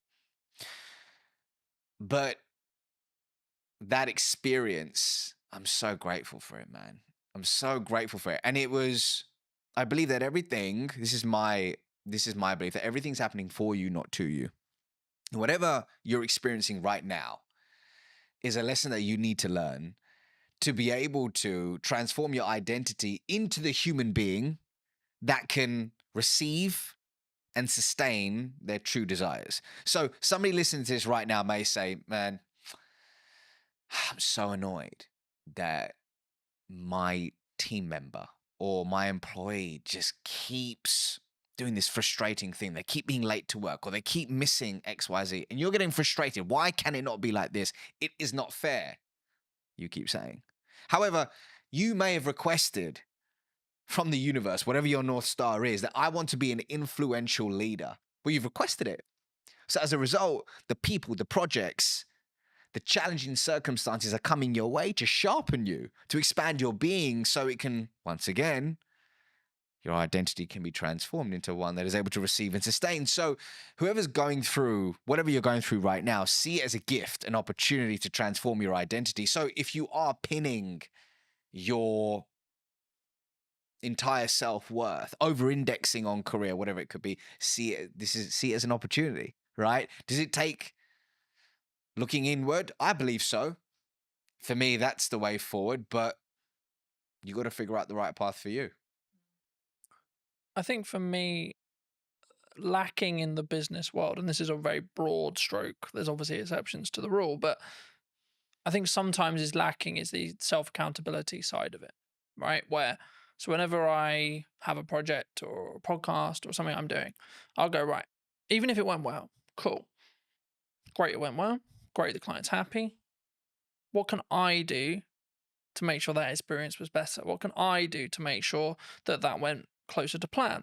Where was the issues? And there may not be a lot, but even if I get one thing, that will allow me to then build on it and so on. And this really comes into effect when you have something maybe that didn't go well, or maybe you unfortunately passed ways from clients or etc., which I think, from my perspective anyway, is part of if you're growing, right? If you're adapting and you're changing what you're doing, the clients that you and a client come together and you both want to go north at some point, okay? Then a period of time passes and they may want to then go east because you may have got them to that point. And at that point, of course, you're going to part ways. But I think in business, we sometimes struggle to think about, oh no, I have to have this client because they were my first client, or we idolize that person that we're working with, or the organization we're working for, etc. Especially when you look at like my dream client list when you start out, etc. But the reason why I think it links here is because it's then how you show up. It's then how you communicate. It's then how you communicate, A, in marketing, but then B, when you're having the follow-on sales conversations or continued client care conversations. Actually, do you think we need to take more accountability for that? As in the client needs to, some themselves, but also us as a provider. Accountability for what exactly? You mean that? What we've done. Because I think it's very easy to go, oh, it's your fault. When something goes wrong, it's your fault. So just so I understand the question, is it when you're in a client-customer relationship, something goes wrong, how does one react to it? Yeah, or it could be just in general, like when you do, I'll give you another example. When you have an idea marketing-wise, and you go, right, I'm going to give my all to this marketing idea, and it doesn't quite go as well as you planned, for example. Oh, this should be this. And the reason why I never use numbers here is because they're all subjective to you. But, oh, we can keep pushing, we can do this, we can do that, etc. And I think, for me, you have to sometimes tie the result from what you're looking to achieve in respect to the amount of effort, because sometimes that result is lagged by 3-6 months. So everything I've understood in business is I do stuff now for the growth I want to see next year, or the growth I want to see in 3 months or 6 months. And just to frame it back into the question, when you look for the relationships that you want to create and have, either in business or personally, I think they're very similar. Do you look personally, or would you recommend people look personally at looking for people who can take self-accountability when things go wrong? Is the crux. So just so I'm receiving that question, it's in business, when you're finding strategic relationships, is accountability an important is thing it an that you look important for? element, do you think, moving forward? I'll give you an example. Inside of my business, something happened in the past 4 or 5 days, and there was a mistake made. And I spoke to a team member about it, saying, can you help me understand what happened with XYZ? Now, they could have got defensive. They could have deflected, and they could have completely disowned the part that they had to play in that situation. But you know what this individual said? They said, I'm really sorry about this mistake. I truly own it. And here's what I'm going to do to ensure it doesn't happen again. And they provided a solution. Now, here's why I'm telling you this. That was the most beautiful response, which told me the story about the following story about this individual, that they have a character of intention. And it told me that moving forward, I can deeply trust them. And something I talk about in this book is that when it comes to trust, one way to establish it is through the 3 C's: connection, character, competence. In this imperfect moment, which is a gift, I got the opportunity to learn something about this individual that would have never happened if everything had gone perfectly. I learned that they're self-accountable, and I learned that they're open to owning their mistakes. And they showed up with a character of integrity. It was brilliant. Simultaneously, I had another challenge, or gift, shall I say, in the business that happened about 2 weeks ago with a third party. That didn't occur, which told me a different story about the individual in question. It told me a different story about that company. And it really has left a sour taste in my mouth. And I probably won't be partnering with them in a different season of my life once this project in question is over. So it's everything, man. Accountability in that sense is everything, because it leads to trust. And I don't know about you, but I don't have a meaningful relationship in my life that isn't built on trust. Yeah. I think, I think for me, of course, everyone's really happy when it goes well, right? But the reason I wanted to go there is because of what happens when it goes wrong. Yeah. And I think what someone does, what a person does, what you do, will tell you a lot about A, the person, or B, where they hold that relationship, right, with you, if it's someone else. And I think that's why I always look at, okay, let's look at what I could have done better, but then let's maybe look at where the other elements, because everything is a two-way dance, right? But I think in some ways, whenever we bridge that across in business as a whole or in personal, maybe we don't necessarily go into each relationship when it's a new business relationship or a new partnership, etc., without the, I don't want to use the word baggage, but the residue maybe from previous relationships. I mean, do you think that people don't give themselves the time to reset sometimes? Like when it comes to either like you had a long-term relationship with a client and maybe you've got some other clients, but in that sector that you don't step back and say, okay, well, kind of building off that accountability question, you think sometimes we need to take that time to step away? Can you give me an example? Yeah. So let's say, for example, I worked with a client for a year. Okay. And for whatever reason, our relationship has ended. And I could, and again, it's kind of a level of privilege, of course, that can come from it, because if you're in the position where you can step back, it means you've got enough financial resource to survive, at least for a period of time. So there's nuance to the rule, of course, but if you can do that, do you think you'll show up better for the new clients in your next season, or the new business, or the new opportunities, or the new content when you can kind of step back? Because I think I talk a lot about self-accountability, but it comes from a place of I can give myself that space to say, okay, this is where I went wrong. And maybe if it's because I'm trying to mend a relationship with a client, perhaps, or maybe it's actually a relationship has ended, or a new one is about to begin, and I want to look back and see how I don't. Maybe the issues were, okay, how can we set up this relationship so it's more likely to be successful by learning from the past? The definition of reactive behavior, in accordance to the spiritual wisdom of Kabbalah, is engaging in any behavior that is grounded, and I'm paraphrasing, in fear, lack, or scarcity. So if we are operating consistently from a place of fear, lack, scarcity, we're engaging in reactive behavior. And I think, rather, I believe, a lot of our day to day, especially when we're flying through our day on autopilot, meeting to meeting, doing X, Y, Z, we can unknowingly slip into reactive behavior. We can unknowingly and unconsciously end up having unconscious conversations and we don't leave this space to look within. So in your example, let's say if somebody has lost a client and they haven't really sat back and said, okay, let's look at the facts here and what part did I have to play in that, and truly owning it, then they're going to make the same mistake over and over again. And they won't have the opportunity to transform their identity into the person they need to become to achieve said desire.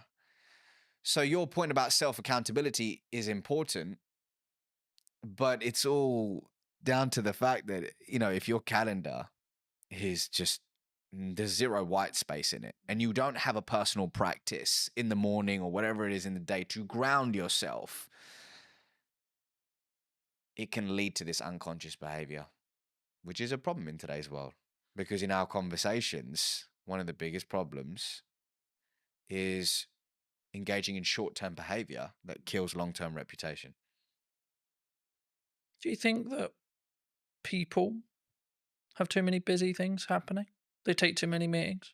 They take too many opportunities. They don't know how to say no. I can't speak for everyone. I can speak for the clients that I've worked with. I can speak for the people in my world and through my lens and expertise. And what I can see in today's world is the addiction to being busy is real. And often work can be a form of escapism to run away from something we're experiencing, something we're feeling, or whatever it could be. However, I believe we've confused being busy with being productive. I believe that often the inability to say no isn't just, I just love working on several things at once. I just love just chasing all these different things. But what's behind it? Is it your inner people pleaser who's struggling to say no? Is it a story that you're telling yourself of I'm not enough, which is triggering, which is a launch pad for these behaviors? What's interesting is I heard a quote a little while ago, which is, stop setting yourself on fire to keep others warm. And in a different season of my life, that's what I did. I consistently set myself on fire to keep others warm. And what I mean by that is saying yes to people, projects, and opportunities that were misaligned with who I truly was and my desires, and then saying no to myself, which is a recipe for disaster. The question is, why does somebody struggle to say no? And when an opportunity does come up to say no, how can you do it with warmth? And I'm happy to give you an example of something that I had to do recently to actually say no with warmth. But actually, some people want to say no, but they feel guilty afterwards. What are they going to think of me? They don't want to be not liked. Am I missing out on this? But there is a way to say no with warmth. Do you think that psychologically? Do you think we're naturally more likely to say yes because of that? We want people to like me. I'm going to say yes to you because I want you to like me. If somebody is struggling to say no, on the face of it, people give advice that like, okay, well, what is it costing you by saying yes to this? Okay, here's what we're gonna do. We're gonna focus on you figuring out what's aligned with you, so you can start saying yes to the right things and no to things which are misaligned. That's great. I mean, an exercise which Dr. Zoe Chance of Yale University does with a lot of her students, she's a senior lecturer over there, is she gets them to say no. She said this on my podcast many years ago. She goes, I get people to say no for 24 hours to everything, as long as it doesn't result in a divorce or anything crazy, right? But get them to say no to everything so they can start flexing that muscle, which is brilliant. And that's great on the face of it, looking at all those things. And then there's going slightly deeper is, okay, but why do I struggle to say no? What is the story that I'm telling myself? Is it true? How long have I told myself this story? How do I reframe this story? How do I find positive evidence to start stacking evidence for the new story I want to tell myself? How do I reinforce that story? And is that work that messy inner work that often people don't want to do. But for me, when you commit to a journey of introspection, that's when the beautiful things happen. And that's when organically becoming no doesn't necessarily make it easier, but it feels aligned. And you start wanting to do the inner work because you know the fruits that come with it. I think for me, it's a mindset, right? I see it as something that I've tried to do is like, I have a certain window of time, let's say 3 months, and I'm only allowed to say yes to one, maybe two things at maximum during that window. So is this really worth those two shots? Yes or no? You know, and I think it's not like something you can like if it's a job offer, etc. And like look and go, okay, is that going to help? Am I the right fit for the client? And sometimes I'll go, I don't actually know. That's when you explore more, you have more conversations, etc. But the key for me is making sure that whenever you do work with a client, or whether you do a body of work, write a book, run a podcast, etc., that it sticks into what you were starting to talk about at the beginning of today's episode, which was, is it authentic? Is it connected? And it's kind of I hate using it because it's kind of become a buzzword now, right? Being authentic on social and being authentic in content, but only you know whether you are. And something I did want to talk to you about, and I know it's maybe something you're maybe trying to move away from, and I would love to hear if that is something you're moving away from, potentially why, but like, why do you think storytelling is important? Well, actually, storytelling is the fourth habit in my book. So the 5 habits are, number 1 is transform your internal story. The second is ask conscious questions. The third is unearth your charisma. The fourth is tell stories that inspire change. And then the fifth is become the trusted guide. So to hit on your point, storytelling is 100% something I focus on. It's just a part of a larger puzzle now, or a larger body of work. But stories are important for so many reasons, man. But let's take it back to the work of Zoe Chance for a second, Dr. Zoe Chance. So in her body of work, she highlights that human beings all have a gator, an alligator, and a judge within. Now, behavioral economists will liken this to system 1 and system 2. And what she says is the gator is the fast, instinctive, and unconscious part of us, where our emotions live, that drives 95% of our decisions on a daily basis. The judge, like a judge in court, is slower, more deliberate. It requires conscious effort to make rational decisions. So the judge, or rather the gator, is automatic. The judge requires conscious effort, and the gator is more dominant. Interestingly, the gator is the first responder in Zoe's eyes. The gator is the first responder. And what it's doing a lot of the time is actually filtering what information we should pay attention to. And it's rationalizing, or rather, the judge is rationalizing the preferences of the gator. Here's why I'm telling you this, is that a lot of the time we lead with facts, we lead with figures, and we lead with data. And it's not about not using them, it's about understanding the context and when to lead with them. But for me, what we need to think about is how can we prioritize the needs of the gator so that we can then appeal to the judge. And one of the most potent ways somebody can do that is through impactful storytelling. But the $1 million question is how do you tell a good story? So from a lot of the work that I've done, whether it's training teams at Oracle NetSuite, T-Mobile, Sherwin-Williams, they all want to know, how do I tell a good story that inspires prospects, customers, and people to take action? And through my work, came up with a checklist. I call it the Acorn checklist of what really a good story in a business setting needs to have. There's several things. There's hundreds of things that it could have. But if I just had to pick 5, it would be these things. So A of the Acorn checklist is actively interrupting somebody's trail of thought. So that's through an effective hook at the start of the story. C is your story should contain a story. contain a story arc. And the story arc that I traditionally teach is the 4 C's: context, conflict, change, conclusion. And we can talk more about that in a second. O stands for organically adding business value. Does your story organically add business value? Because this isn't this one time at Bandcamp and you're telling a story and it spirals off to Pluto and it adds no business value. It needs relevance. It needs relevance. And then R stands for, does your story revive a two-way dialogue? Not just talking at somebody, but does it spark a two-way conversation? And then N, which is very important, does your story naturally, noticeably make the main character the hero, not you?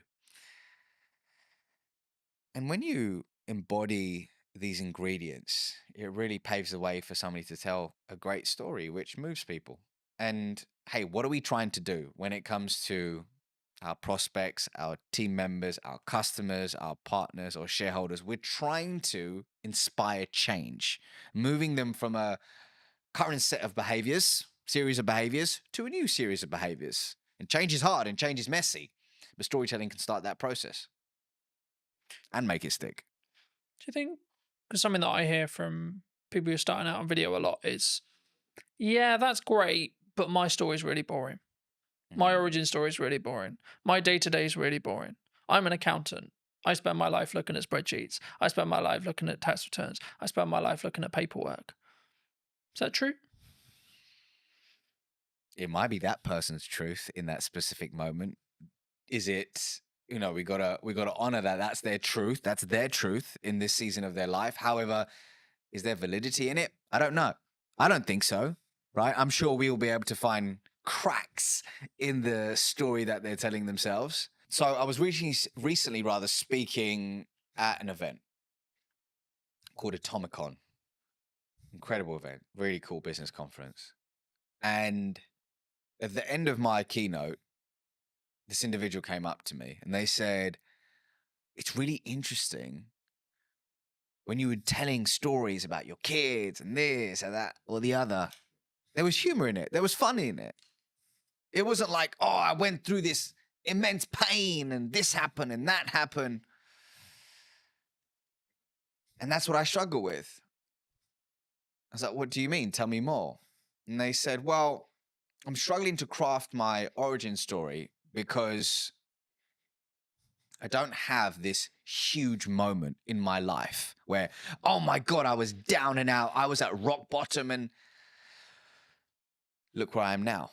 And for me, that's a recipe for disaster because it can leave you in analysis paralysis and forgetting that often the beauty is in the imperfect moments, the relatable small moments. When I came out on stage that day, I told a story about my daughter and how she was mimicking breathwork that I was doing in some season of my life. And as a result, it made me realize that how I do whatever I do in my life, she's going to mimic it. And my job isn't to tell her what to do, it's to show her who to be. That was the crux of it.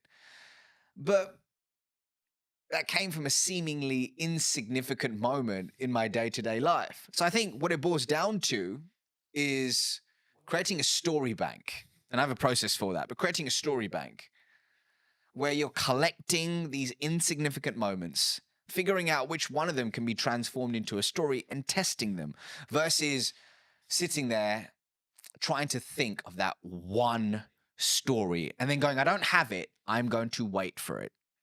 And then just doing nothing. So everybody has a story to tell. The question is, do you have an intentional, going back to our question at the beginning, do you have an intentional approach to finding them, identifying them, and then delivering them in low stakes scenarios to test and tweak and iterate for high stakes scenarios? It's a real process. And I think it's something that you'll adapt as well. Like as you move through the seasons, right? Like you might not talk about the current season or the season you just come out of, but you potentially will talk about maybe season 1, season 2, season 3, etc. And I think for me that allows you to tweak and adapt and show that you're a non-finished article as well. Building off that, like my level of success at 20 was very different to now and will be very different in 10 years. And I think that's the constant thing. And the thing that kind of goes through the core of that is what's my improvement today? What's the 1% thing I can do? What's maybe the thing I heard from you today, or the thing I picked up whilst watching something, or the key takeaway from the book I just read, or etc. And I think sometimes we don't give ourselves that time. That's why I asked you about the kind of the busy schedule thing. And something that I've tried to do is book less, like put more barriers in the way of those meetings, put more barriers in the way of guests coming on the show or etc. And then have more of a filter of who comes on, why, who am I having a conversation with, why, how can I be present in content, what content am I doing? And the reason why I do that is because then I can be more present and more focused on, and doing less work means I'm more present in the work I'm doing. And it means actually I'll be more transformational, so to speak, to that client, to that customer, to that guest, etc. I hope, I believe, anyway, in that respect. But for those who've really enjoyed this conversation, where's best to reach out to you? Where can they get the book? That kind of thing. Yeah, so if you click the link in the description, I'm sure you'll put it in the description, but you can pre-order my book now, which is available on November 4th, and it's called Relationship Currency. And really what it's about at the core is teaching people in any conversation how to build trust, cultivate authentic relationships, and master the art of communication along the way. So, hey, if this conversation has aligned to you, then pre-order a copy and I'll see you on the other side. But otherwise, I'm on LinkedIn, YouTube, Instagram, TikTok, all the places, just at the Ravi Rajani, and you can find me there. Magic. Thank you so much for coming on. And if you were going to talk to either yourself 5-10 years ago, or someone who's your junior, what advice would you give them? About life, about communication, because I could take this so many places. Wherever you want. Let's stick to communication. And I would say the following. I would say you can listen to podcasts like this. You can watch videos. You can absorb books, courses, and all that good stuff. But if you truly want to be able to communicate with influence and with intention, it doesn't begin with that. It first begins with a journey of introspection. And for some people, that can mean seeing a therapist. For some people, that could mean journaling, seeing a coach, or speaking with a friend where you can speak freely and remove the mask. But here's my truth. When you truly become comfortable in your own skin, that's when you become a more potent, authentic, and influential communicator. So start within, and then look at all the cool stuff, such as the podcasts and the books. But hey, if you can't look within first, there's no hack, gimmick, or trick that will save you. Thank you so much for the time, ladies and gents. I hope you took value from this episode, and thank you for coming and spending the time with us today. And I will see you very, very soon. If you did enjoy this conversation and would like to hear what's missing in marketing, probably tomorrow or today, then be sure to be subscribed. I'd love to hear what you think in the comment section down below. And I'll see you very, very soon.